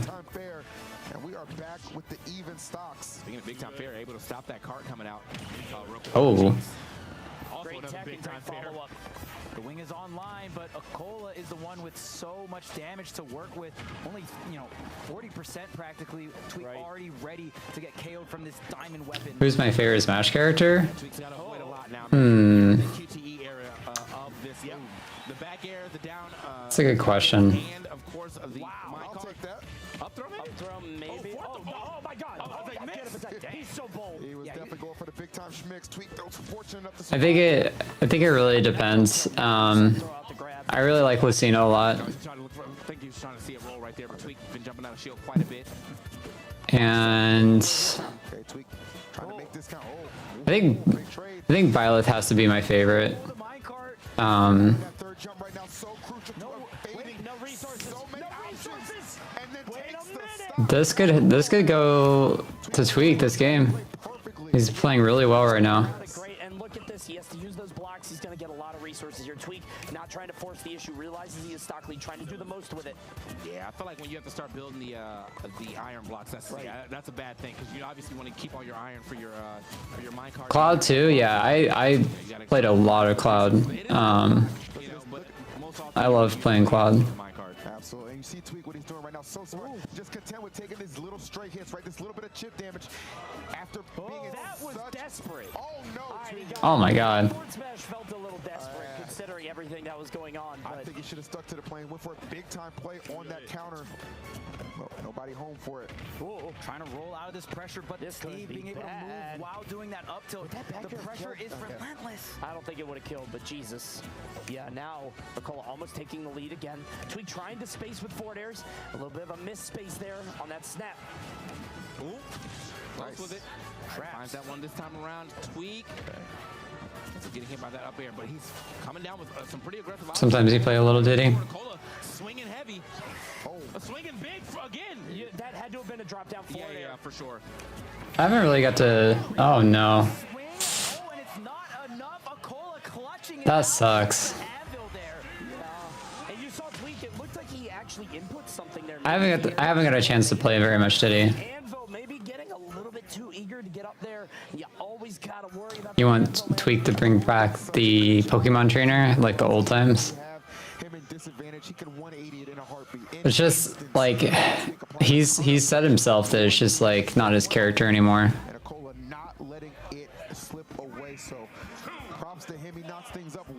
It would be cool to see though. That killed at like 75. I know. I mean, granted, Akola had a lot of rage. Tweak had the opportunity to go up 2-0, but Akola clutching it out here, and I mean, even their first set felt very back and forth as well. Right. Nothing really developing just yet in this game. I mean, obviously, you know, if Akola is able to find himself a straight up tilt, leads into a lot. Tweak having to kind of play the long game. Doesn't have too many combos like that. Might be able to Yeah, if I had to like call out some of my favorite characters in Smash, it'd be Byleth, Lucina, Wolf, Cloud, Samus, Incineroar. Just a little something right there. That's my like top of mind characters. Going for a very bold up air. Tweak trying to read maybe a double jump, but yeah, like you said, very safe. Yeah, I mean, it's definitely a very slow developing neutral here, so understandably so. I mean, we're here in Grand Finals. You don't want to take too many Grand Final set 2, 1-1. You don't want to take too many chances. Dude, he's talking about chances. Tweak took a big one with that, but you don't want to charge it because it's risky. But like he's getting, I don't know how he dodges. It's the dodges, man. It's the dodges. At some point, you kind of gotta risk it and make the call out, right? Yeah, he's like straight up. Cash it in, right? Like, Yeah, Wolf is my current like go-to main. all these little animals don't realize they just saw the destruction. I play Wolf and Lucina in bracket. Oh no. Just like that, Akola able to slip through. Cola's like 2 for 0 in the reset on those downers. Okay, back air action. Nobody home for that one though. Chop, chop, chop. Again? Oh no! You could hear someone in the background. Oh no! But yeah, he was definitely too low for the blocks. You can see it from the little, you know. There's rules. There are rules. There's only so many places you can build. Oh man! Oh my god, why did that? Yeah, that's bad. Sephiroth couldn't even finish his statement. You know, skip the cutscene. Skip the cutscene. Yeah. Cut and brawl mid-sentence, not exactly polite, but certainly effective. Tweak with a lot of work to Come on, Tweak, you got this. You can bring this back. We've seen them both do it. I mean, in all of these games, right? What is this, game 8? Yeah. If I'm not mistaken, like we've seen them steal it back and forth. He can definitely do it, but being a whole stock down, not gonna be particularly good. Yeah, at this point, you can definitely take your time, but there's a side B. Negative on hit here. It's going to take a bit of damage, but returning the favor is Tweak, trading back and forth now, getting these reverse up airs, pressuring with the neutral, not going to hit the tech. Wow, going for the forward smash, but the sweet spot of the back air. Barely missed that. Tweak. Okay. I like these up airs. Definitely has the damage to get this stock, but so does Akola. I mean, if you have Iron F Smash will do it, and immediately tries it. Right. Okay, good tag. Oh, wow, okay. It's that defensive block. Charles, you kept talking about it. His defense is so good with those blocks just standing right in front of them. Back here, still not enough. Okay. Block out of the way. Oh, you gotta watch the mic right now. You gotta watch out for the anvil. There it is, QTEs every time. Again, the defensive block is not going to be enough, though. Tweak is back in this. So Tweak, I mean, 76 or 80, not the worst position. If he can just If he can just string together a couple of hits. He can make it very rough. Oh my god. I was Not quite. shaking in my boots. Poor Tweak in that situation. Yeah, he has a lot to make up in. Oh my god. Damn. And Tweak looking frustrated. You see him shaking his head, and I mean, now's the time It's seeming likely. to yourself. You got to hammer it down now. Right? Yeah, and you can see him. He's, one more game loss, and he'll have let this summit slip through his fingers. It really does seem like Tweak is Yeah, Sephiroth was looking so clean. missing like he doesn't have as many options to handle the things that Akola's throwing at him. That's facts, brother. That's facts. You can't. It's way harder than it sounds. Yeah, it really is. But I mean, to Tweak's credit, a multi-game. This could be the last game, Doing this for a long time. Situations just like this, we've seen him win tournaments before. So depending on how Tweak plays this. might be his tallest task to date, but no reason to think he can't rise to the occasion. But You gotta dig deep, Tweak. so well, had a hell of a loser's run to get to this point. Had to beat Big D, who dispatched of him in winners, and now taking the first set, off of Tweak, and en route to honestly getting the second one and this title of Summit 6 Ultimate Champion.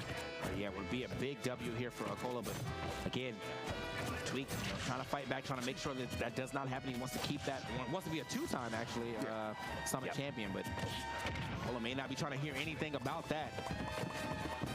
Still pretty even game so far. Very even. Until forward air. Yeah, let's see what happens. Has the diamond, which is going to go to ledge. Has the TNT set up. Yeah, a little easier for him to avoid that with the multi-jump, obviously, but Akola's, again, defense has been insane so far. If Akola wins, I quit watching all tournaments. Yeah, I was going to say, we're playing chicken at the ledge. Yeah, who's going to swing first? A lot of things to dodge right there. Tweak, unfortunately, finds himself down a stock already. So much. I mean, if you do stop watching Ultimate tournaments, you're gonna miss out on some of the great player arcs with like SkyJ and Akola, or not Akola, but AK. Pretty far out. Trying to build up on him real quick. Another ring is also activated. Oh, okay. Could have been a free F smash with Tweak actually getting the back throw there. I hate to say it, but things are looking a little grim right now. For Tweak, gonna need a Nice. Let's go. on cue. Still 91% differential. Yeah, you got to play so close to the chest right now. Oh my god, that was risky. Holy. Was incredibly bold. Yeah, man, if he missed that, that was an easy F smash for the stop. Wait, oh my god. How did we get this much damage? I'm saying, bro, one wing, one chance, one opportunity. Tweak not letting it go to waste. That's death. Steve sliding into the DMs and then That's so crazy. That upbeat does not have enough lag. I will be honest. Like, that upbeat should have the amount of lag that King K. Rool has on his upbeat. That's how I feel. For how good his upbeat is. Look at this, a quick 56 for Akola. That's what Akola kind of feeds off right there. Swinging. No, he is on him. He is not giving Tweak any space. Tweak finally finding a little bit with that F air. Yeah, no breathing room being allowed, but that all right. finally forced him. Gonna close it out. I mean, he's in a better position than last stock, right? He was at 90 last time. Now only 75 after those hits, so a little bit better. Gotta find some positives in what's been a negative game for Tweak thus far. This could happen. Gotta watch out again, man. You know, my man Akola has been known to throw out the jet smash. He's down for it. And there it is, footstool there, he's okay. Oh my goodness, he cannot survive another one though. Tweak has to find this last hurrah somehow, but only gonna find a diamond. Wow. The appropriate pop-up for Akola as he has your Smash Ultimate. There it is. 6 champion, the title staying. Akola is your Summit champion. Excuse me, Akola this time. Kudos to him, man. I mean, a hell of a run, especially from loser's side. Akola defeating Protobanum to get here. Remember, he beat him on the way here. I think knocking Protobanum out in 5th place, but avenged him, taking home the final Ultimate Summit crown, the final Summit crown ever. You can see Watch celebrating for Akola. Well done to this young man. So talented and definitely deserved. Yeah, man. Diamond back here for the Diamond play. Good stuff to Akola. And again, you still see him up there celebrating. I know he's feeling good because, I mean, this is a huge disappointment. his moment. Of course. I know he's won some pretty big tournaments in his time, but this right here, this is Summit 6, potentially the last Summit that we're going to do, or at least Ultimate, for Ultimate. Absolutely. He walked up. You walk away a king. That's what I'm saying. He walked up those steps, a challenger. He walks down a champion. Give it up. Well deserved, well earned. And I love to see everybody gathered around here, paying him his proper due. Hard fought victory. You gotta love it. Such a huge W. The best player. Congrats to Akola though. GG's. It's cool. Like you guys said, through the loser side as well. Yes. Getting upset by Big D in the winner side. He did play really well. But Akola bouncing back. I don't know if this works. One of those work. Let's find out. Test it. I think I can hear it. Okay, I'm sorry again. All good, man. All good. Yeah, first of all, congratulations. Yeah. Great stuff. Great stuff. Just as the tournament was going on, gotta give it up to him, man. That's good stuff. Thank you. As the tournament was going on, I realized that Akola's been getting like way more creative with his blocks. I mean, is that something that he's been practicing on his off time, and does he feel like it's really benefiting his gameplay right now? トーナメントの最初に比べてすごいどんどんコーラ君の動きのクリエイティビティが上がってると思ったんですけど、その大会の間とかでなんか対策とかなんか積み Yeah, I think Tweak played really well, but he definitely was losing steam at the end of that for sure. 結構落ち着いたように試合することをちょっと意識したら結構なんかレオの試合で結構それがいい感じに感じることができてだからそれを継続していったら今回ちょっと優勝することができたっていうちょっとそれは成功だったんでちょっと自分もこれから Go take a nap, you deserve it. Yeah, I'm gonna eat some dinner and call it a night pretty soon. On a winner's side, he talked with his mental care person, TO in Osaka called Maeda-kun.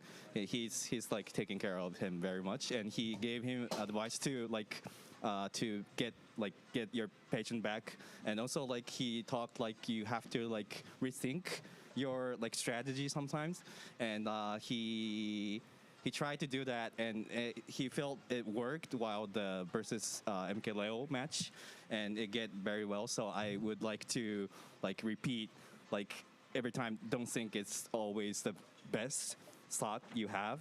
Even if it works, we have to rebuild.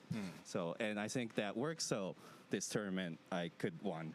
Definitely. So as we were watching you, it felt like you were adapting your playstyle just phenomenally through your opponents. I mean, against Big D, who you lost to earlier, you put up the wall, and then Sopo wasn't able to get around it. Even both climbers weren't able to get around it. And then against Tweak, you were heavily using spot dodge. Are these things that you're going into each match thinking about, or are they things you're just kind of struck with inspiration that you're coming up with on the fly? その勝者側で例えば負けたそのビッグ D 戦とかの対戦中に結構途中でその崖際に壁を縦にやって横 B で帰ってこれなくするものだったりとか、ツイーク戦とかも最初に結構通ってた Look at Riddles and Void back there.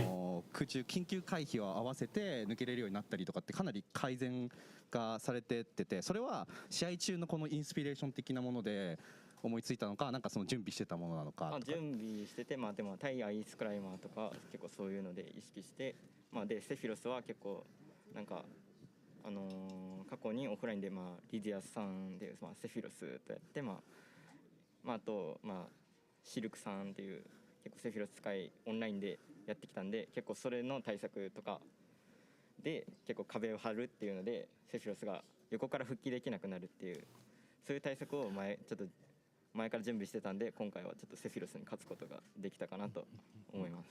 So he prepared after the revenge timing. He made wall works on ice climbers, and especially for Sephiroth, he had experience fighting with offline for resist. He plays a lot of character, not just one character, but he uses Sephiroth, and not just offline on online. Shelf is a really good Sephiroth player, and he noticed that kind of using wall on a ledge guard situation works, and also the aerial timing.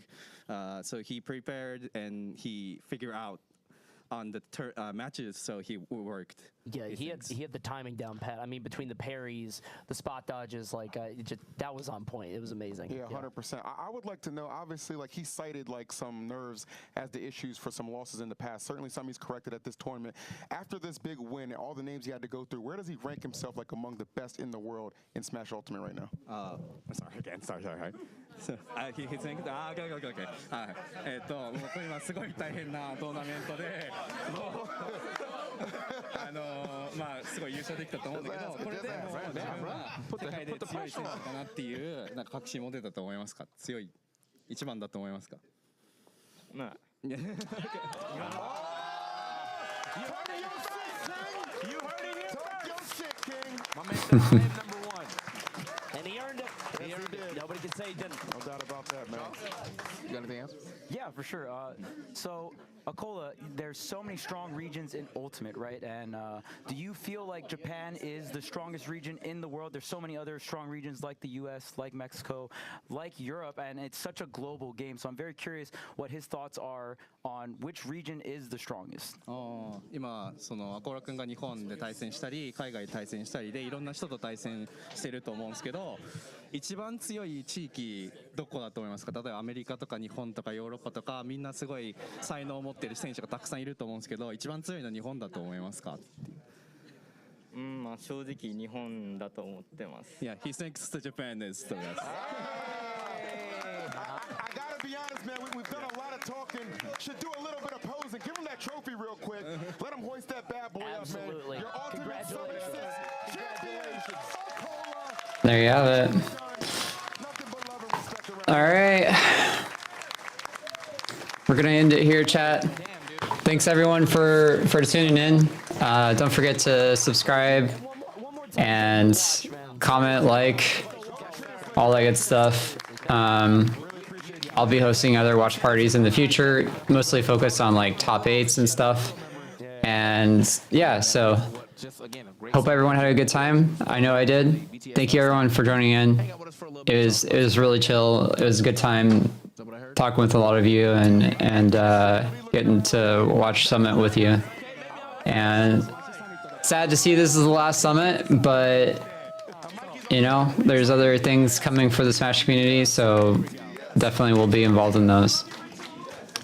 All right, with that said, thank you, everyone. Catch you later. Bye.